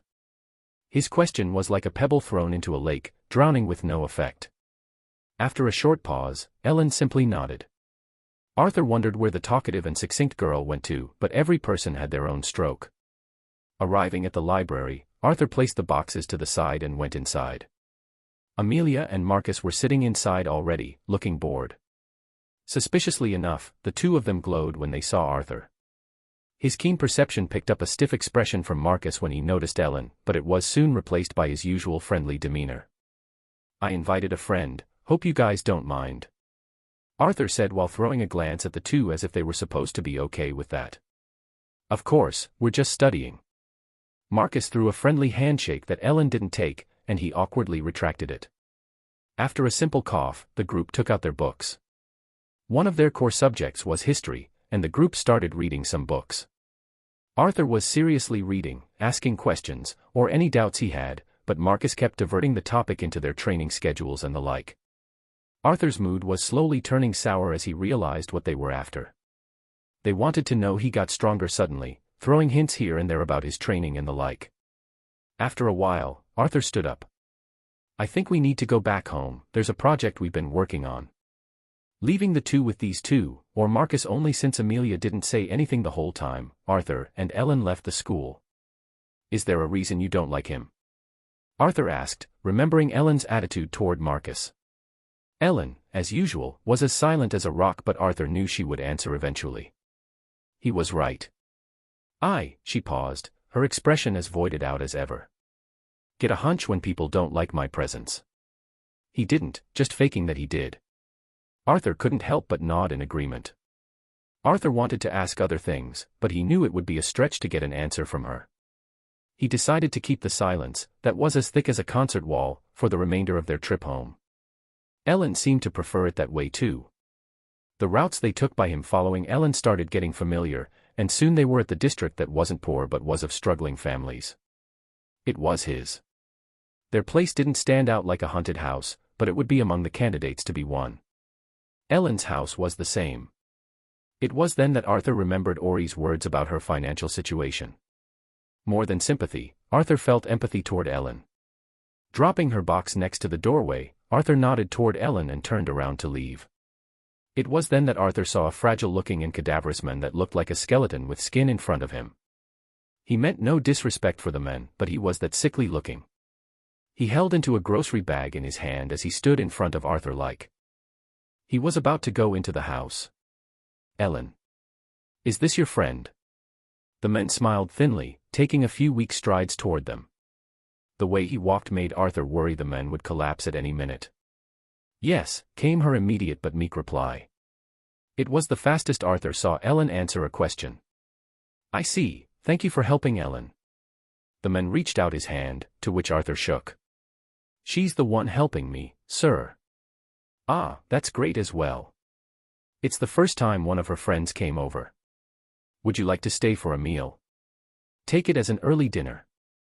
Arthur tried to refuse, but the man, looking to be Ellen's dad, insisted. He didn't want to flatly reject him and go away, so he decided to eat here since his home was quite close. They placed the boxes in the entryway before taking off their shoe. Ellen's father left them in the living room and headed to the kitchen, starting to make some food. If the silence on their way home was as thick as a wall, then now it was a wide river. Fearing her father to find it awkward, Arthur started to chat with Ellen. Weirdly enough, she was quite social. Before the food was ready, Arthur decided to use the bathroom. Following Ellen's directions, he entered the hallway where the bathroom was at. In his way, he found a room with an open door. Quite frankly, it was a reflexive gesture from him to glance inside. However, once he did, he immediately regretted it. Inside the bedroom where the light gently seeped into, was a single bed with flowered nightstands on the side. A woman with tubes so many that it looked like a blooming flower lied there silently. Chapter 68, Road to Become a Tycoon.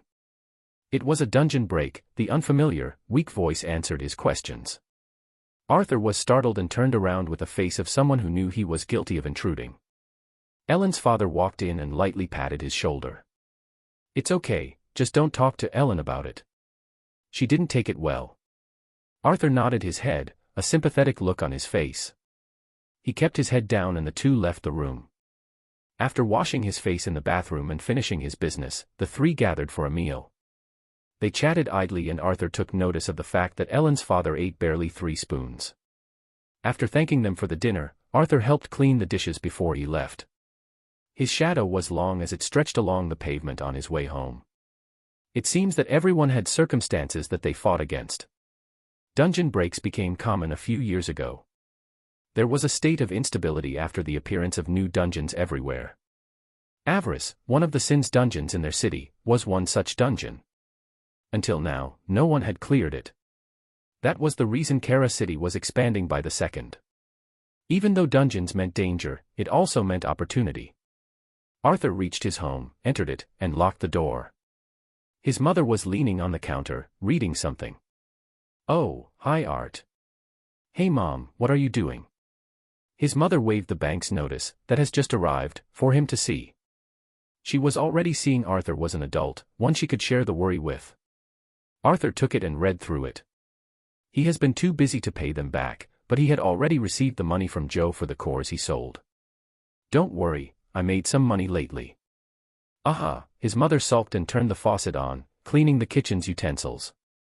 Arthur sighed and placed the letter on the table before he hugged her. "I'm sorry for leaving for 2 days, I had to." He remembered how his mother was against him leaving to hunt in the wilderness. Even though he didn't explain what he was doing, she had the general idea of it. She disapproved of it. It's been hard losing one of my family again. I don't want it to happen again."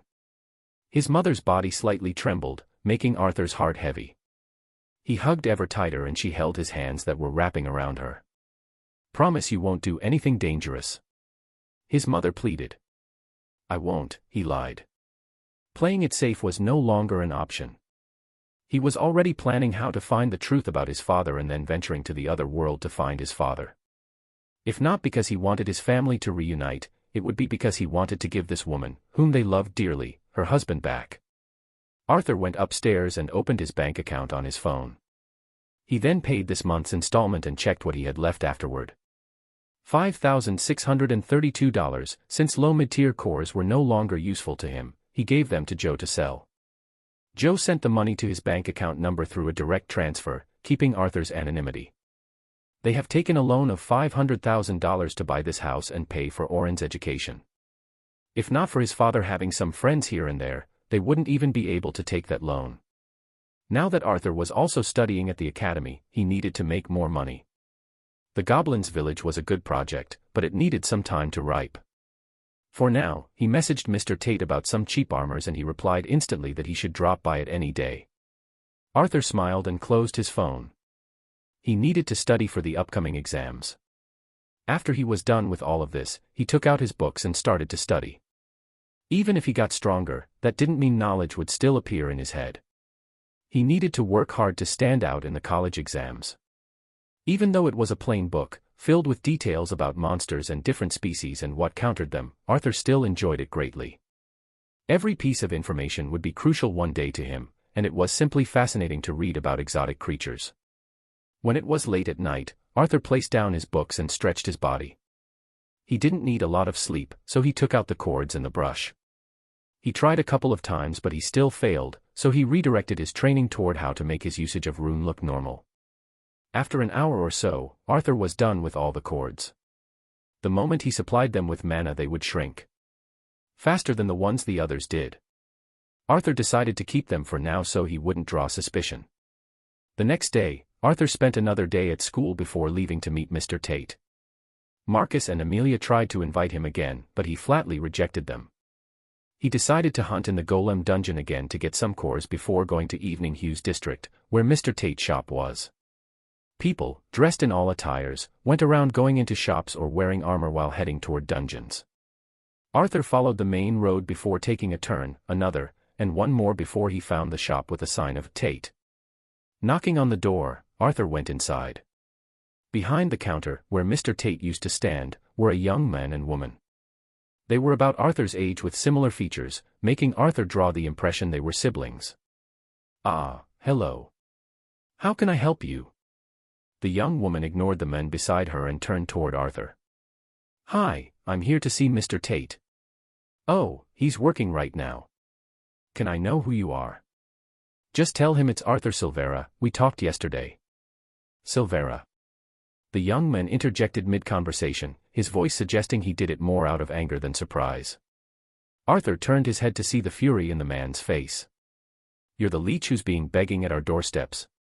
The man walked from behind the counter and stood in front of Arthur, looking him in the eye. Before Arthur could answer, the man was already grabbing him by the collar. "I don't care what friendship your father had with mine, stop coming here. Our business is already suffering enough." His words were loud and incoherent, a clear sign of his agitation. Arthur, on the other hand, was quite calm. He looked at the man and saw the resemblance he bore to Mr. Tate, concluding this must be his son who he has never met. "You bastard!" Before Arthur could answer, a roar shook the shop as the man was sent sideways with a smack on the head. Mr. Tate, clearly agitated, stood in front of Arthur and his son who was on the ground groaning. "Dad! Why did you do that?" The young woman hurried to help her brother, looking at her father with dissatisfaction. Mr. Tate, rage-filled, pointed at the two and spat each word. "You think you have the right to interfere in my business? How dare you disrespect my friend's son this much? Friend this, friend that. Isn't it supposed that family comes first? Our business is dying, yet here you are giving away free weapons and armor. You. Mr. Tate was clearly about to have a heart attack, making Arthur feel like he should step in. He held the old man by the shoulder, making him turn to face Arthur. "They're right, Mr. Tate." Arthur wasn't offended in the slightest. He welcomed this event so he could establish a proper business relationship instead of one of friendship. Even though he was immensely grateful for having Mr. Tate on his side even against his own family, he still preferred the old man wouldn't hurt his financial situation for him. "I'm here to pay for the debt, the price of the $10,000 for the armor and sword." Prices of the equipment were a lot more expensive, but the ones he had taken from Mr. Tate, his father's old gear, was simply a primitive tier weapon that held no special characteristic. Within a moment, Arthur sent the money to Mr. Tate's account.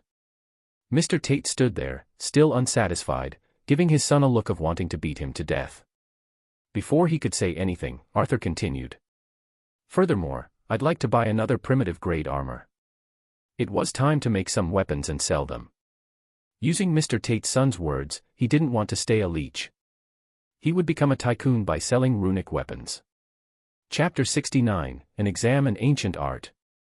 His footsteps clicked on the marble floor of the association, his hands slightly sweaty. Even if he was confident, being tested was still anxiety-striking. Arthur peered into the hall he reached, seeing people of all ages sitting inside waiting.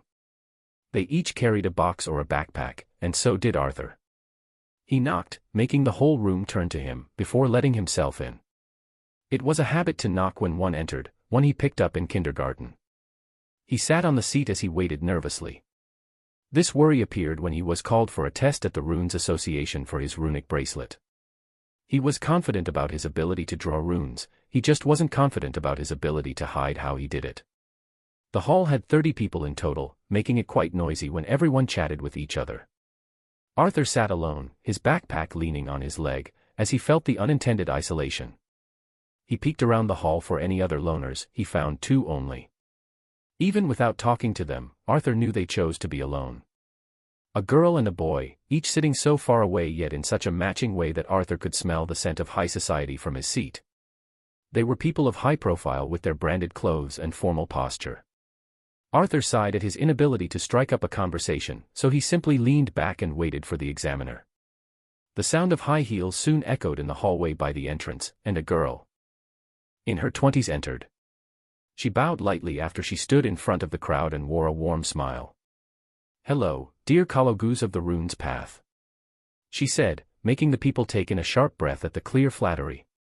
Everyone, except for Arthur of course, seemed to recognize her as they started chatting among themselves. Picking up some words from the noisy hall, Arthur tried to make sense of her identity. In the end, he only heard the words youngest and genius before the girl lightly clapped, making the hall go mute. "Today, we'll be holding an exam for you to become runes apprentices. I don't expect many to succeed, since the path of runes is a long one. Just remember that everyone is running their race, so don't be discouraged if you fail." Positive energy filled the hall at the good-hearted encouragement. Arthur saw the girl in a better light for her effort to decrease the stress these participants had. Like she said, becoming a runes apprentice wasn't easy. A select few had the skill to inscribe runes successfully since it needed extreme training since they were young. If one didn't practice the runes inscription since they were young, it was a hard call to become a runes apprentice. If not for his ability, Arthur would have never been able to achieve this feat. That's why his group didn't think Arthur would make it, simply supporting him because it was what the club was there for. The girl seemed to approve of their energized eyes after her words, nodding as she a circle in the air. Arthur noticed a ring glowing on her finger, creating a hologram in the air in front of them. Inside the circle were many questions and runes. Arthur's head blanked for a second when he saw the questions. Reading the first one, he felt his head drench in sweat as his anxiety ate at him. What is the most appropriate material for these runes to be inscribed on? Name the function of the runes on this artifact. Who uncovered the following runes? Please list the date if possible. Using the theory of Julia's mana intersection, describe the work of the following rune. There were these 4 questions. Even though Arthur knew there would be a written exam, Ori said it was really easy. Merely a formality, he called it. Looking at the questions, Arthur could answer the second one fully. He had his legacy to help him identify runes. The first and third questions were out since he sucked at history and didn't know the materials used in blacksmithing or runes inscription. Arthur only had the last question to pass. I summon you, the ancient art of the forgotten. Head my call and come, art of bluffing your way through. Arthur picked up his pen as he prayed in his heart. Using the little knowledge in his brain, he had to write an essay about how this rune worked. The exam was 1 hour long, 15 minutes for Arthur. He used his legacy to identify the runes on the second question and what little creativity he had, plus the understanding of true runes, to explain the work of the last rune. The others would glance in the direction of the confident and chill participant, often cursing their luck. What Arthur didn't know was that this exam was truly a formality, since people would have a hard time passing it. Identifying runes and how they worked were things that were impossible to know for 2 reasons. The first was that runes were undisclosed to the public. One would have to come across a different artifact or attend a specialized college for them to study these runes and identify them. If one knew some of the runes by chance, they would only be 1 or 2. Runes were diverse and some runes looked complicated yet similar, making identifying them quite hard. For example, the gate in Avarice Dungeon was inscribed with runes, making anyone who looked at it become dizzy. People who didn't have the necessary knowledge to identify runes would simply be confused by these ancient texts. Leaning back blankly, Arthur seemed to be one of extreme confidence. What others didn't know was that Arthur was simply mourning how he'd have to retake this exam after failing it. The examiner, like the others, also gazed at Arthur deeply. It was her first time meeting such a confident examinee, so she held some slight expectations. The ironic part was that the 2 participants, whom she had high expectations for, seemed to be less relaxed as they kept scribbling. For this exam, she had brought more difficult questions than usual. The passing score was less since she didn't want to be unfair regarding the other participants, but she wanted to filter out the good ones. When there were 30 minutes left, the calm student picked up his paper and bag and headed her way. It was then that she noticed that this ordinary, poor-looking, and average-looking man was not what she had thought him to be. His eyes, meeting hers, glowed like golden embers in the darkest pits. Here, he held his paper in front of her, making her reflexively reach out while keeping eye contact. The practical exam would be half an hour after the end of this one. So, 1 hour from now, you should be back in this classroom. He left after a barely noticeable nod, making her question if he merely stretched his neck. Even despite her fame, he still didn't act nervously in front of her, raising his status further in her eyes. She was dying to see his paper, but her head turned a white sheet of paper when she looked at it. Not just metaphorically, the paper was almost fully white. He barely wrote at all. As long as there's a practical, I can still pass. I didn't think this would be this hard. I spent so much time leveling up that I barely studied things. This can't go on, I need to increase my knowledge. Arthur chewed on the rice and chicken he ordered from the cafeteria, enjoying the spice it held. It was aromatic enough to make his stomach growl before he started eating. He didn't know how, but the taste was enhanced greatly. He was eating at the cafeteria of the association, so there was a high possibility that the food's taste was enriched using runes.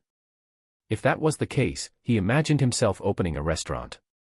He laughed at himself merely for thinking that way, and it seems his relaxed behavior didn't sit well with some. You think this is a joke? A cranky voice interrupted his meal, making Arthur turn toward its source. It was the lofty guy from earlier, looking as if Arthur was distasteful to his eyes. Arthur kept chewing while he stared at him, not willing to ruin his meal or stop it for this guy. Why do they always pick me? Arthur wondered to himself. Was it how he looked? Maybe it was how he acted. Was he inviting these people to bother him unconsciously? The guy was alone, but Arthur noticed several participants around them. The girl from earlier was also there, neutrally looking at them. Seeing he was being ignored, the guy felt humiliated. It was then that he flared up, flipping Arthur's tray over him. Hindered by his chair, Arthur was unable to retreat his body in time. Food splattered over his clothes, staining them. Arthur looked at his clothes, one he was worn many times because he never enjoyed the luxury to buy new ones, as he heard the snickers of the guy in front of him. "Oh, sorry. My hand slipped. But hey, treat this as an opportunity to change those crappy clothes." The guy held a triumphant smile as he stared down at Arthur, belittling him. The girl, who had witnessed this scene, sighed and decided to intervene for them to stop. Seeing people bullied left a bitter taste in her mouth. Taking the first step, she was forced to a halt as she witnessed an unexpected scene. Reflexively, or anger-driven, Arthur grabbed the guy's head and smashed it to the table. Without making the guy's face dent itself into the table, he let go of his head, making it bounce off like a basketball. The scene was so unexpected that a few runes masters turned their heads in their direction. One of them was the examiner from earlier, the youngest runes master. Chapter 70, A Daughter of a Wealthy Family. Humans have this unexplainable desire to see the world burn. A crowd formed around Arthur and the guy who had a nosebleed. He started bellowing at Arthur, who looked at him with an unimpressed stare. He kept throwing profanities at him with a threatening tone. Arthur was ready that the guy would attack him, but some intervened at the last second. Enough. The examiner from earlier stepped forward. Her warm appearance from earlier was nowhere to be seen, her eyes as cold as a bottomless frozen lake. "What do you think you two are doing?" Her tone was far more threatening than the guy from earlier, and he had to stomach down his humiliation and not flare up. He pointed at Arthur, hand trembling as if he had suffered great injustice from a wild beast. This person attacked me. For no reason. His nose was still bleeding, his eyes had tears in them because of the strike to his nose. "Oh, you're crying." "My hand just slipped." "I'm not crying." "Sure, need some tissues." "Does anyone got some?" "This guy is a bit sensitive." "You." "I'm not crying."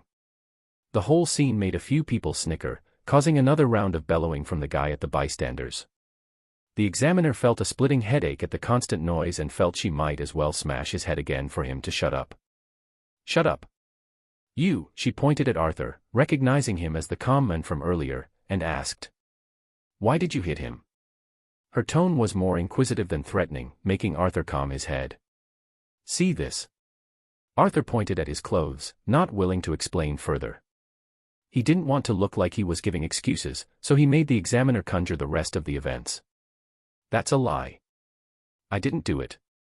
As if a thief caught red-handed, the guy started denying before the examiner asked anything.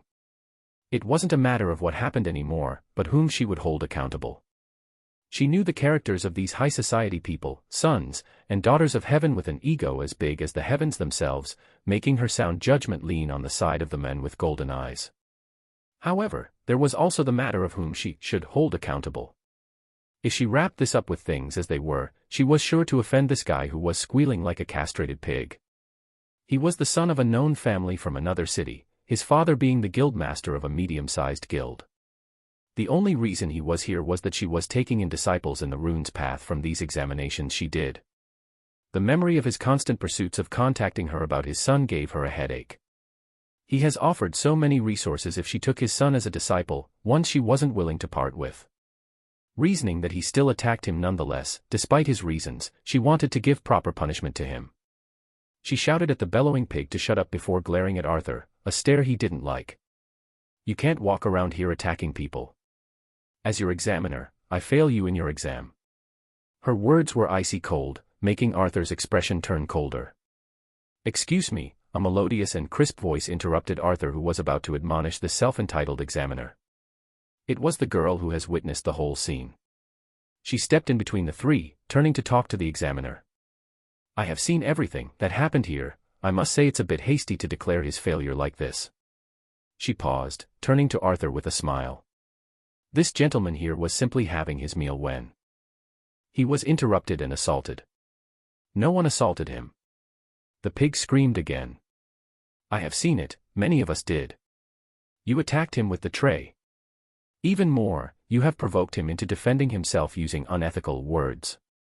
The vague use of unethical was a bit cheap, as it could be interpreted to many meanings. The examiner, frowning deeply, sighed and gestured for them to stop.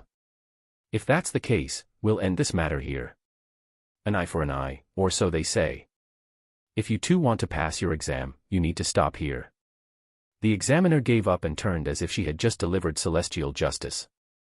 Arthur, unimpressed, stared at her back and engraved her face in his mind for later. He wouldn't do anything against her, but this even gave him the impression he needed. The guy with a nosebleed left after glaring at Arthur and throwing several threats like a second-rate villain before leaving as well. The crowd dispersed and the girl walked up to him. "I owe you one, thanks aren't enough," Arthur said, expecting this was what the girl wanted to hear. He was surprised to see her simply chuckle and take something out of her pocket. "I doubt you have anything that I want," she said as she placed a card on his clothes. The light was emitted from the card and before Arthur realized it, all of his stains were absorbed into the card. His clothes were clean again. His words stammered at the overwhelming feeling of gratitude. The girl simply smiled and returned the card into her pocket. She started walking away, leaving Arthur standing there. "I guess you're still hungry, no?" The girl turned and smiled. Her name was Emma, the daughter of a wealthy family. That's how she presented herself. If not for her warm attitude, Arthur would have suspected she was boasting. She wasn't, merely stating a fact. "Why did you intervene, though?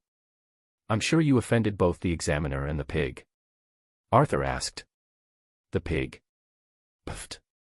Her hand was on her mouth as she laughed, etiquette rarely seen these days. Arthur took notes that this was probably a lady from a noble family. "I like those who don't take an insult and keep quiet. Not that it's wrong, but bravery wasn't always the smartest move. And in your situation, I must say." She paused, grinning so brightly that Arthur felt like he needed to close his eyes. "You did more than not keeping quiet.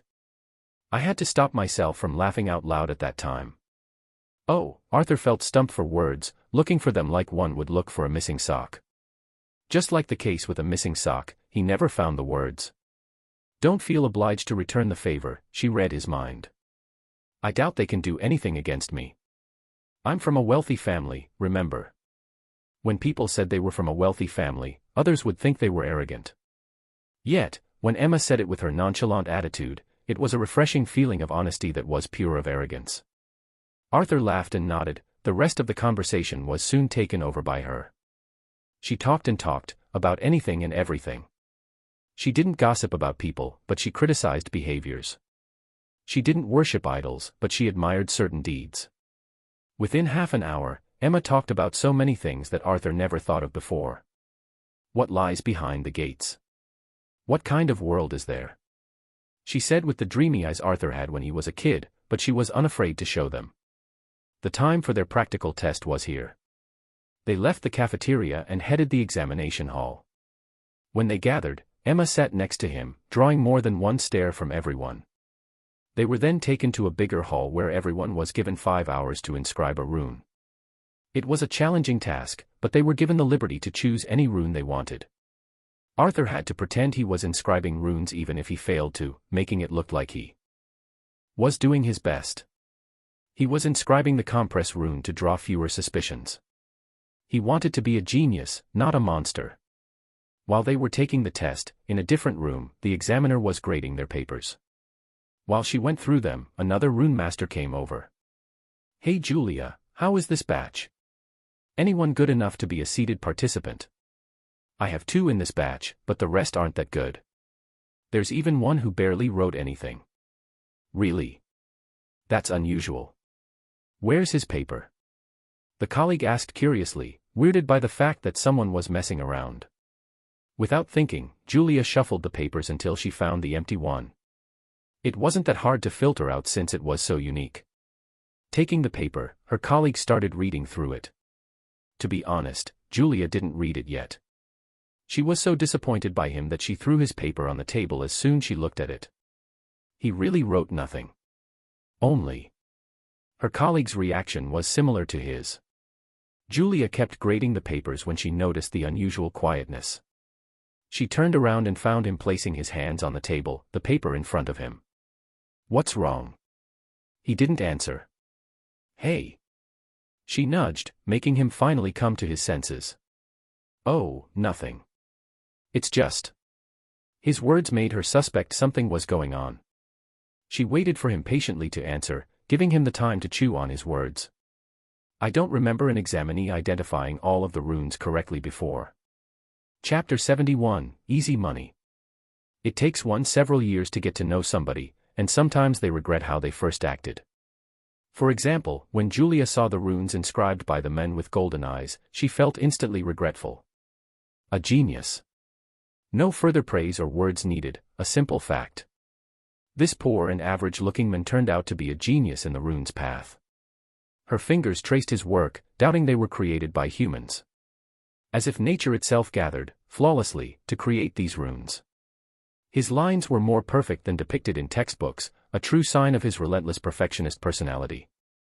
No average Joe could spend this time learning something. What did she do, instead of appreciating him, to this genius? She tried to fail him for her benefit. She might be a genius herself, but it was hard to find another one. One that she could have as her assistant. Just imagining the quality of work that they could make was enthralling. Her heart ached as she wrote down his score. Barely passing in written, yet full score in practical. It was probably the first time someone gained a full score for a rune they inscribed, no matter how perfect it was. I need to be shameless, she thought. She wrote down the address that she read in his application and decided to visit him in his home. What are you hiding, Arthur? Emma asked as they sat in the arcade. They ordered some snacks and refreshments, to quench their thirst after several hours of playing together. Hiding. Arthur almost choked drinking the juice when he heard her question. I saw your work. She ate some of her ice cream, waving her spoon afterward and pointing it at Arthur.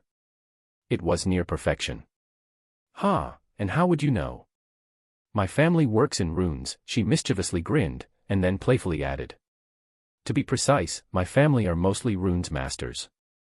Oh. Arthur felt stumped for words. He used the 5 hours pretending to inscribe runes, a torturous experience he never wished to relive.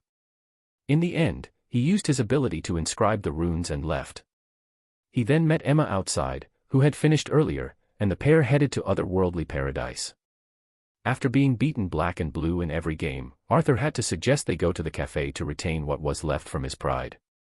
As they sat down, the interrogation began. Arthur didn't mind since it was more curiosity than anything for Emma. The truth is, I've always wanted to be a runes master. The only reason I applied to be an apprentice is to participate in the Runes Apprentices Cup. Emma nodded, seemingly lost in thought. After a lengthy silence, she asked something making Arthur tilt his head in puzzlement. The preliminary has already started though. The what? Huh. Arthur almost fell from his chair out of shock. He lost his ability to coherent proper sentences as this sudden revelation. Yeah, you can't just walk into the Runes Apprentices Cup. Unless you have a recommendation, you need to participate in the preliminary rounds. They began a week ago, I think. Maybe you can still make it. Oh, thank God. But, wouldn't it be easier to gain a recommendation? Emma asked, greeted with a confused face. Some people can recommend participants, like branches of the association, runes masters, and some institutes. They are fought for since the preliminary rounds are a pain in the... She coughed and stopped right there, realizing how improper her words would be. I see, then I need a runes master to recommend me. The examiner from earlier is someone who's looking for apprentices, Emmy suggested, but Arthur simply scowled. I'd rather not.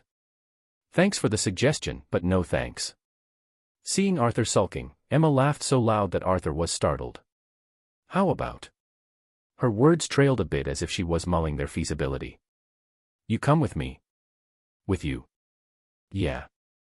Go where? Buffed, to the Runes Apprentices Cup. Just give me your contact information, and I'll tell you if I can get you a recommendation. Arthur saw Kira in the distance, playing with Joe's mount. He smiled warmly and headed their way. Sensing his presence, Kira stopped and looked in his direction. With a loud howl, it happily ran toward Arthur and started to circle around him. Easy, boy. Arthur smiled and stroked its mane. "Hey Aldo," Joe came out after he heard Kira's howl. Arthur nodded in his direction in a greeting. "How is it?" "Sold. $30,000. Joe grinned as he said. Arthur's heart was beating with joy at his words. The armor he bought for $10,000 from Mr. Tate was sold for $30,000 after he inscribed it with Protection 2 rune. It's such a waste that it has only been sold for this much because of the armor's quality. Even more, its mana consumption is a bit high for warriors. It would mostly suit mages as an extra trump card." Joe sighed regrettably. Arthur nodded his head in understanding. Because his mana stat and strength state wasn't that much different, he didn't see it as disadvantageous. However, for warriors who boosted high stats in strength and low stats in mana, it would be incredibly inefficient. For mages, it was the opposite as it provided another protection layer for a very low cost. Even still, this was sold for 200% profit. If Arthur kept making them, he would grow rich instantly. After taking out some fees, Joe sent the remaining money to Arthur's account.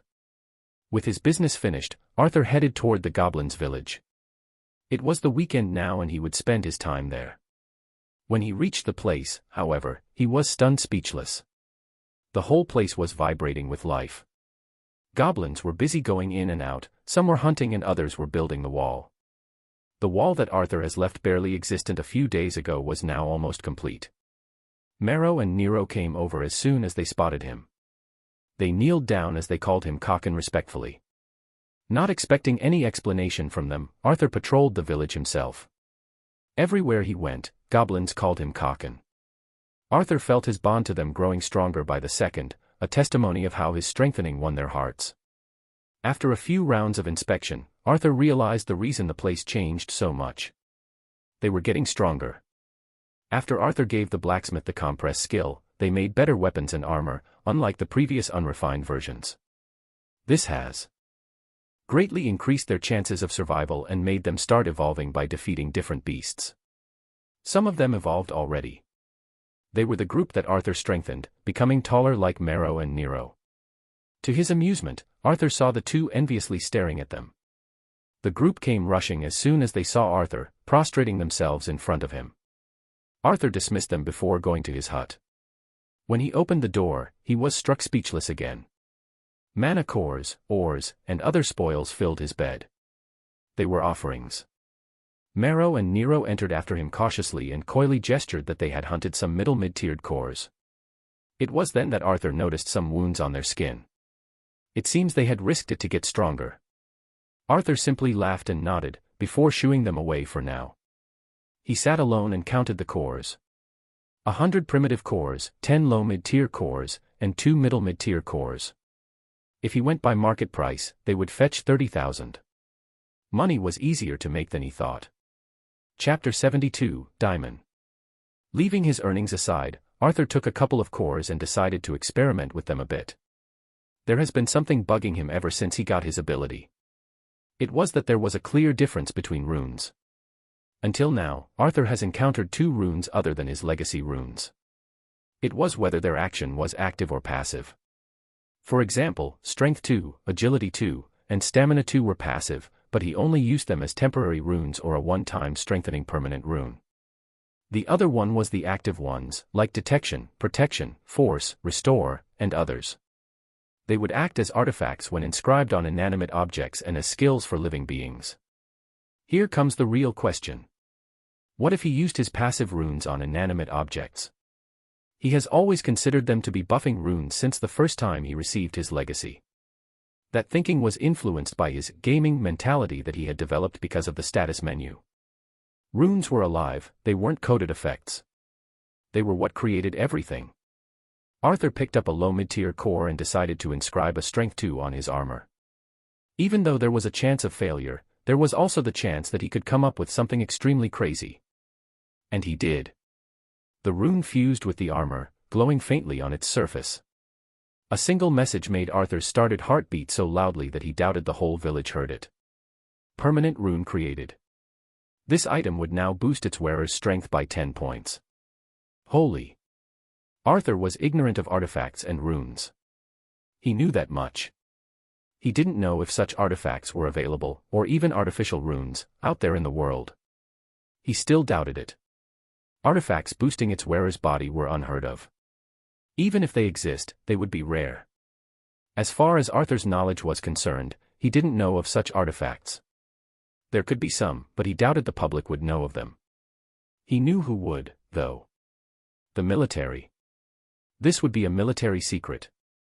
What would happen if Arthur started selling these? Countries, kingdoms, and any power would fight over them. They were the perfect equipment to make armies. If you gave 1,000 people several artifacts, each strengthening them by 10, you'd have an army of awakeners in a matter of seconds. Such a terrifying notion. Wars would happen at a moment's notice. Arthur even feared someone might find his equipment and find out what they did. What would he tell them? Did he get it out from the military? He either needed to discard old equipment or only inscribe new ones. He felt a headache thinking about this. The world was already brimming with tension, as he said. He knew the reason for this. His breaking of the trial. He didn't know why, but it seems that the major powers around the world are tensed at the unexpected occurrence. Someone has succeeded in prematurely ending the trial. Someone they didn't know his identity. They were probably thinking a new power has emerged. The blood of the guardians. This was the key to enter the trial. Arthur remembered bits of his conversation with Jizo. Long ago, there were 9 guardians that ruled over the world and protected the human race. Worshipped by the people as the lords of the world, these guardians boosted great prestige. However, Arthur remembers how his body felt like it was going to get crushed when Jizo looked angry. It was for a brief moment, but Arthur could label that moment as one of the scariest in his life. 5 of the guardians betrayed the wills of their people, 2 remained neutral, and 2 opposed the other 5. I was one of those that opposed. And what happened? He remembered himself asking. We split the world into 2. Leaving the hut in the afternoon, Arthur felt the power surge within him. He strengthened himself using 3 mid-tier cores. He increased his strength, agility, and stamina each by 5 points. After his runes evolved, he was able to evolve the permanent runes he had on his body as well. The net increase in stats was 5 points each since he already had the previous version giving him 5 points. Level, 17, 32%. Strength, 85, plus 10. Agility, 80. Stamina, 72. Perception, 60. Mana, 80 out of 80. Abilities, Beginner Runes Wordsmith, 25%, Usable Runes, 12. Skills, Lesser Mana Breathing Skill, F, Poison Strike, F, Camouflage, F, Earth Manipulation, E, Bladeless Wind Slash, E, Shadow Swap, E, Goblin's Bond, Unique. Insignia, The Breaker. This was his current stats. A whopping 95 points in strength. If he used them with his Strength 2 rune, that meant he would have 105 points in strength. If he further used his Legacy rune to burn mana. If by a sneak attack, he could probably kill a high-tier monster in one blow. As for fighting against one for a long time, Arthur didn't see much hope with the huge backlash his rune gave him. Gu Kaken. A loud screech resounded from the village's entrance if an opening in the wall could be called an entrance. The 3 middle mid-tier goblins came back with something on their back. That something was wiggling. Arthur frowned heavily at this, making the goblins sense his intention and stood by the entrance. He then called to the blacksmiths and had them make an iron mask. He tied it to some leather before wearing it. The quality of their work increased greatly, making their creations lighter and more refined. It seems their manipulative ability of metal has evolved when they got the skill compress or something, as they could now refine metals of impurities by compressing it first. Wearing the iron mask, Arthur headed to the village's entrance. His suspicions were right when he saw what was on the goblin's shoulder. It was human. Let go. He cried and thrashed about. He looked to be only 15 years of age, leather clothing everywhere. His skin was tanned and ripped despite his youth, making it clear that it took some handiwork for the goblin to restrain. Being monsters in nature, the goblins wanted to kill this human. However, Arthur's bond prevented them from attacking any human beings in the area. This was one of the instructions he gave them before he left the village. The reason was simple: he didn't want any guilds to attack his village. If humans became aware that a goblin village was slowly evolving, they would make sure to eradicate it before it grew into real danger. "Why did you bring him here?" Arthur's glare was filled with discontent, making the goblins tremble and whimper. They tried explaining with their language, a futile action if not for their bond. After several minutes, Arthur understood that this human was found lurking around the village. The goblins tried to chase him away, but he ended up following them. With a gesture from him, the goblin threw the kid on the ground and restrained them. Arthur studied the kid's clothing, finding them extremely bizarre. A leather robe covering the entirety of his body and a belt around his waist. It was almost medieval. "Who are you?"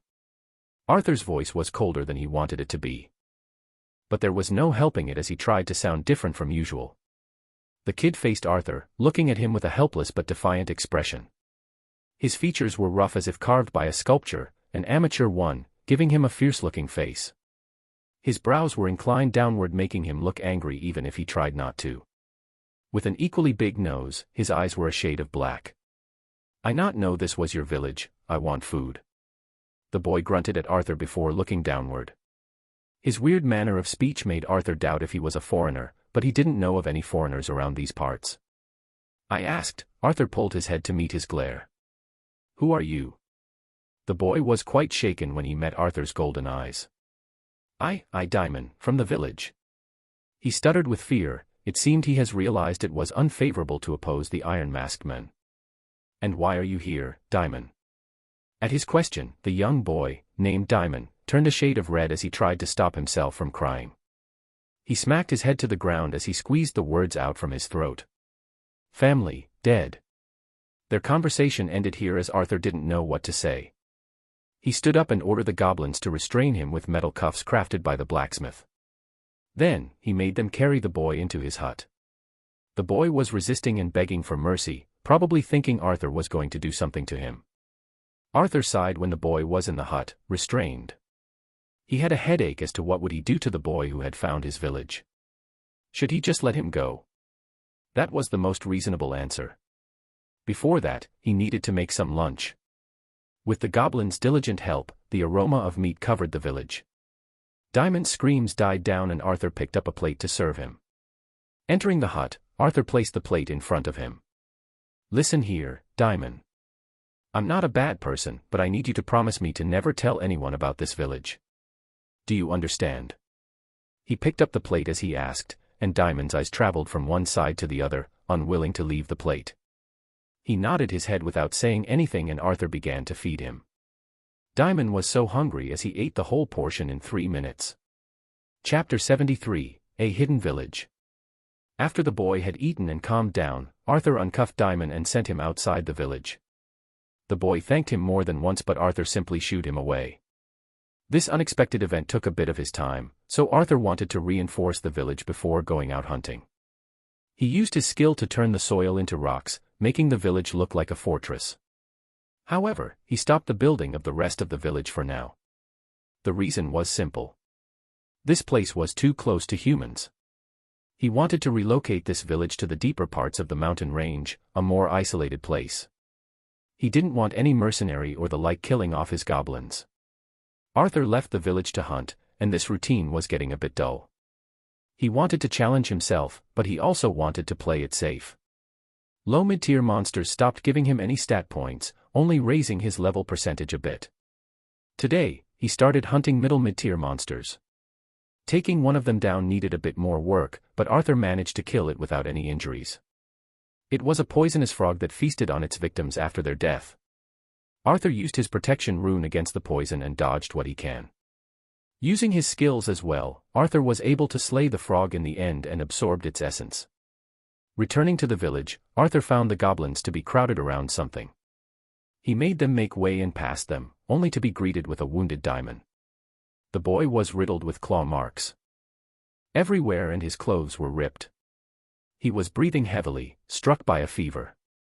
Arthur looked at him for a good few seconds and then turned to the others. They all shrugged their shoulders in avoidance as if they were saying, "We have nothing to do with this. Is it that damn hard to take care of yourselves?" Arthur grunted and picked the boy up. Diamond groaned in pain, but Arthur was busy complaining how every single person he met needed saving these days. Arthur closed the hut's door behind him. The goblins looked at the hut fearfully, since it was the first time their new lord was this irritated. After a few moments, they heard him shout out, "Kira, come and spit." The wolf, who was busy eating on the side, carried itself with annoyance and entered the hut after Marrow opened the door for it. Inside, Arthur used his heal eye rune on Diamond. He also cleaned his wounds and wrapped them in bandages after Kira licked them. Arthur then pondered for a while before he grabbed a bottle of water and used the rune on it. Using a primitive core, he fused the heal eye rune on it. Healing water has been created. This water would double the natural healing of living tissues of whoever drinks it for 10 minutes.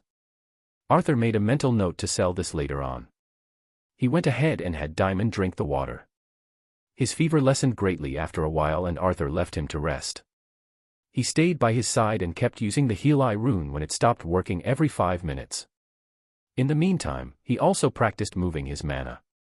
It was a tedious and boring training, but he couldn't help it. The night quietly passed as Arthur watched the boy slowly get better. He sighed again as he remembered himself back in the days when he had to go from one company to the other and beg to be hired. When he finally succeeded, he was thrown into cleared dungeons to look through the dirt for artifacts. Times are rough. In the end, though, times change. He made Diamond drink some healing water again before stepping outside. He went around strengthening some goblins that were especially hard-working before making dinner. Kira ate by his side as goblins nibbled on the food. Arthur retired to his hut only to find Diamond has woken up. The boy was examining his wounds before being startled by Arthur's entrance. "What happened to you?" Arthur asked behind his mask. "Bear attacked me." His manner of speech was still broken, but Arthur could make sense of it. He sighed as he realized letting this boy on his own wasn't the brightest idea that Arthur had. He sat down next to the bedrock as he stared at Diamond. "What happened to your village?" After a night of piecing out Diamond's broken words, Arthur managed to understand the general events surrounding the boy. There was a village where Diamond lived inside the mountains. Arthur had no idea how. He has never heard of these people living there, but Diamond said there was a mage responsible for hiding them. From Arthur's hypothesis, these were refugees that couldn't handle the expenses of living in the city and have taken shelter in the mountains. Many such tribes or villages hid in these parts away from civilization. The events preceding Diamond's appearance at Arthur's village's entrance could be described but nothing but creepy. It all started when the mage who kept their village hidden disappeared. They looked for him everywhere but to no avail. He was nowhere to be found. The villagers returned after that and decided that they needed to move deeper into the mountains. Their plans were proceeding smoothly as they sent scouts to find a suitable place. The following nights, several villagers disappeared. Every time night descended, a couple more would disappear. No matter if they stayed awake or not, it made no difference. It was on one of those nights that Diamond woke up. He heard noises around the house only to find his family walking in their sleep. He tried to wake them up, but it was futile. They were like walking corpses, no signs of life except their breathing. Diamond followed his family until they reached an ancient cave, hidden behind a grove. His family walked inside, but Diamond was too afraid to follow.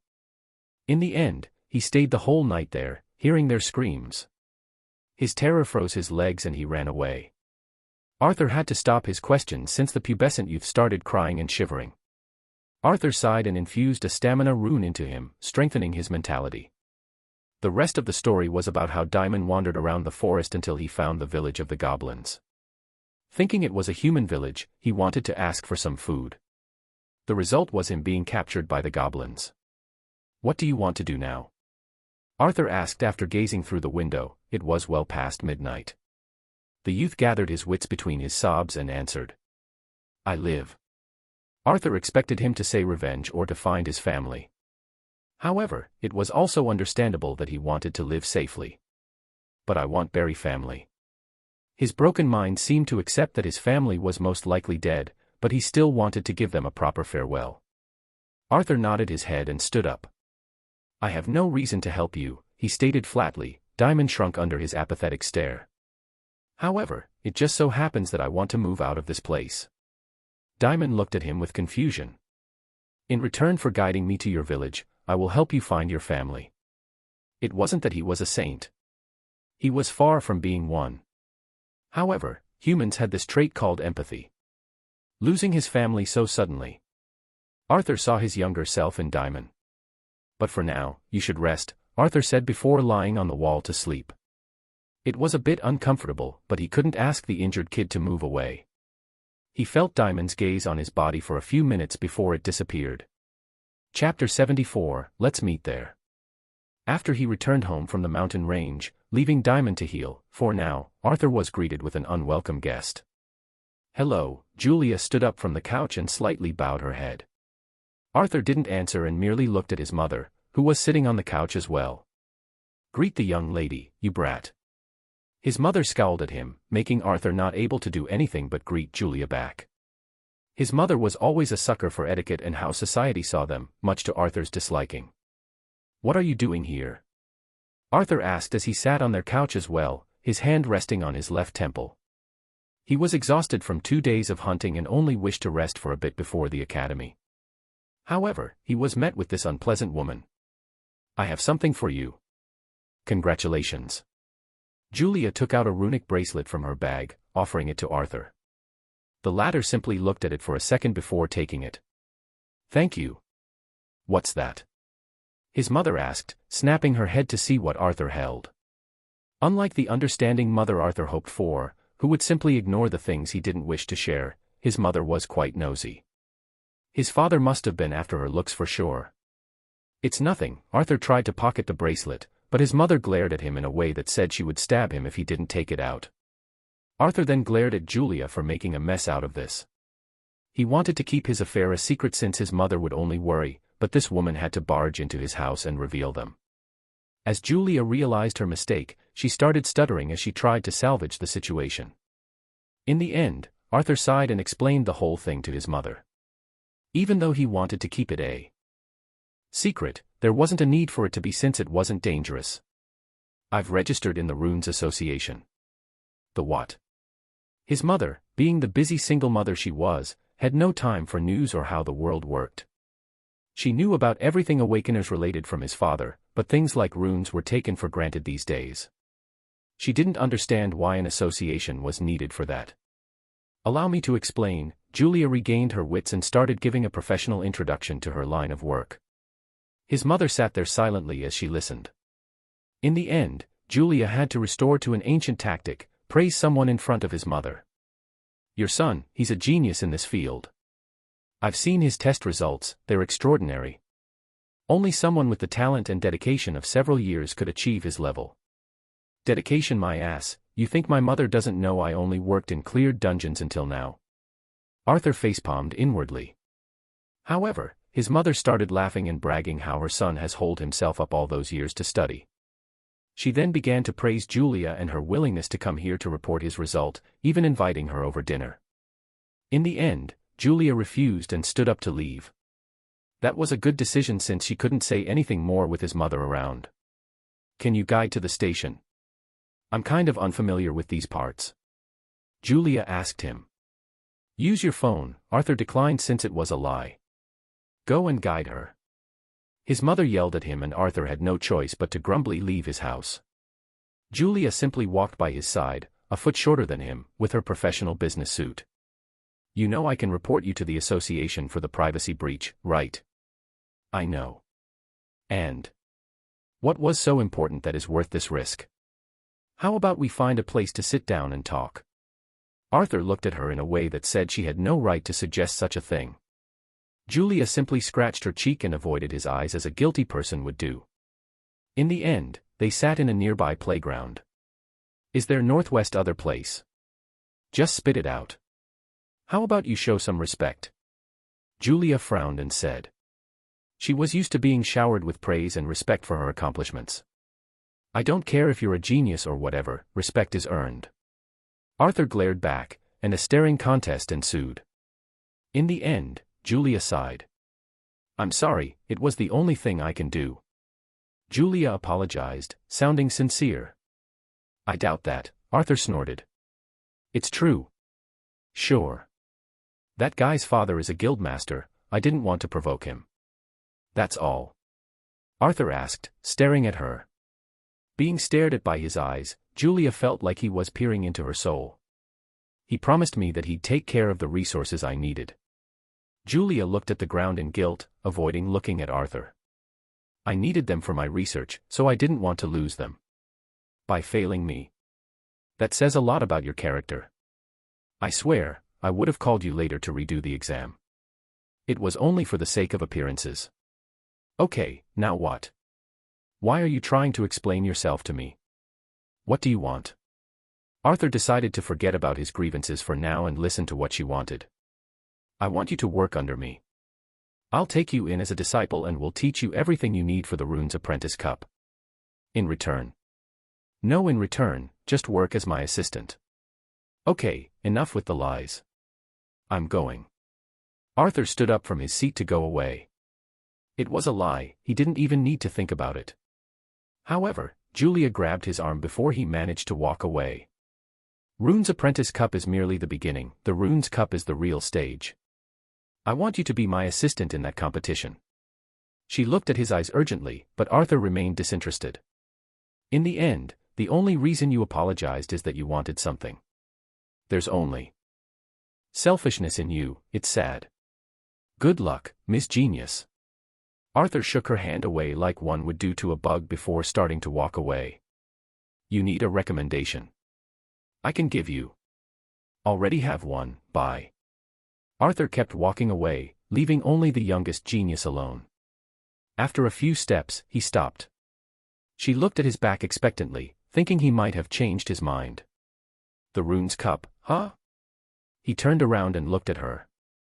The setting sun reflected ever so brightly in his eyes. Let's meet there, he said with a grin before leaving her to understanding the meaning of his words. Meet there? Does that mean? Julia wished he meant as her assistant, but that was far from it. His grin said it all, he meant he would compete against her. The next day, Arthur came into the clubroom wearing his runic bracelet. The bracelet could connect to the internet and provide him with a collection of artificial runes from the association that he could purchase. However, their prices were more than Arthur could currently handle, so he left his plans to evolve his runes for later. He emptied the box on the ground, revealing 6 runic cords that the club mates looked at with amazement. After examining them, they were far more efficient than what the others made. In the end, they used his cords for the main body parts like limbs and movements. How did you do it? Ellen asked him while working to attach the cords to the frame. Even after a couple of days, each one of the other club members only came out with 2 successful runic cords.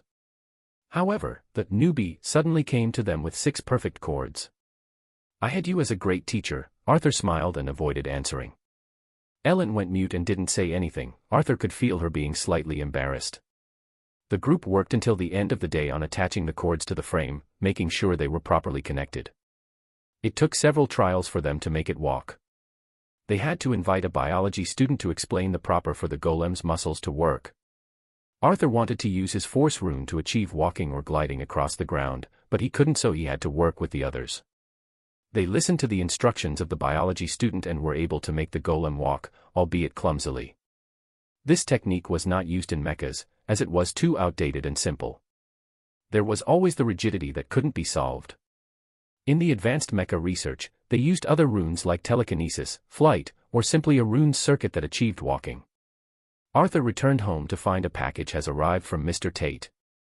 What he had ordered from the men was already here, it seems, and Arthur took the box upstairs.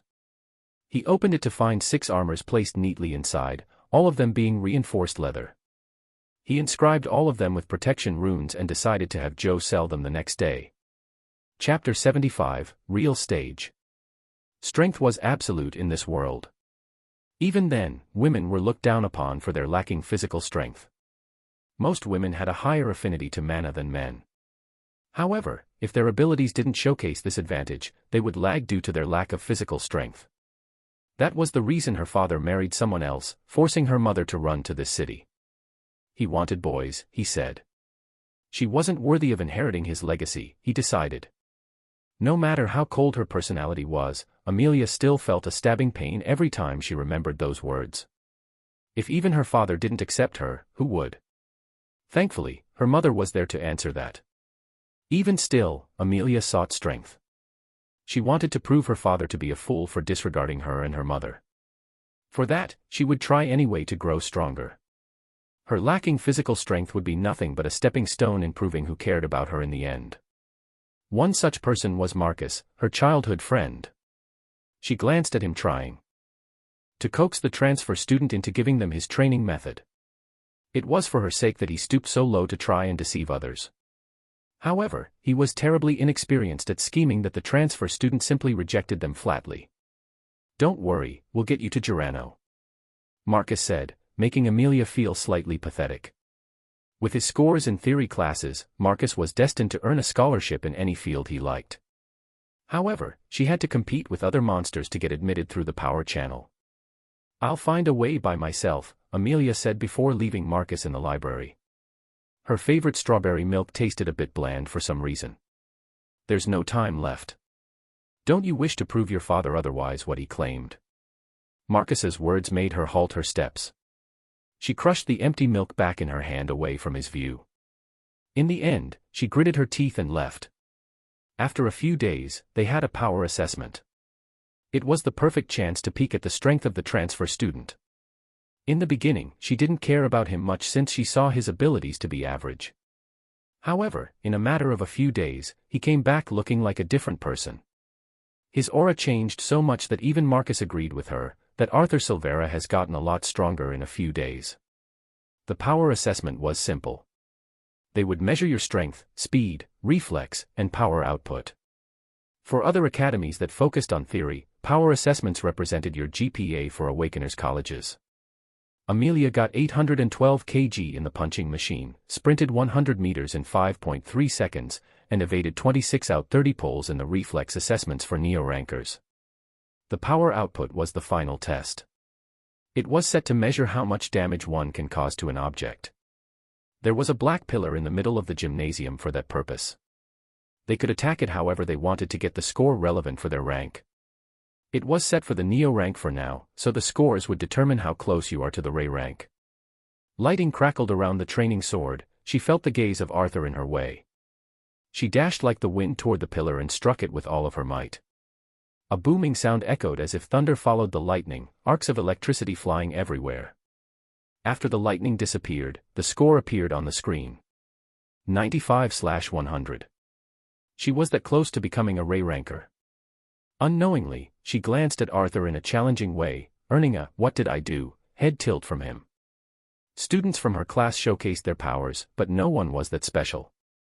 They were average at most. She felt slight indignation for not being able to study in the capital, where the real monsters were, but college was the real stage. It was Arthur's turn at last.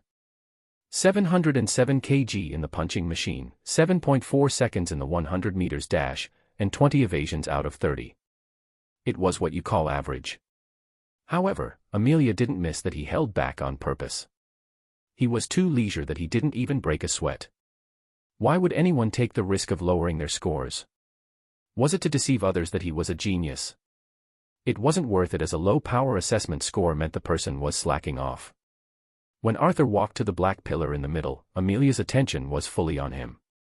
Just how did you grow so strong in a few days? She wondered to herself.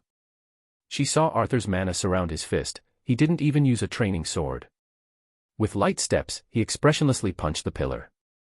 It showed a score of 71 out of 100. Amelia, for the first time since she came to this academy, felt suffocating anger. He was not taking this seriously. She would train until she bleeds every day, yet, here he was treating this as a joke and belittling what she achieved. Their day ended, and she felt obliged to take it out of her chest. When the day was over, she followed him when he left school. "Why did you hide your strength today?" Her voice was a bit louder than she would have liked, but it couldn't be helped since she was not used to talking in the first place. "What?" he asked, frowning. How she would have loved it if he had the same easygoing personality as Marcus, but she wasn't any better. "You held back today. These grades are important, you know." She shot back.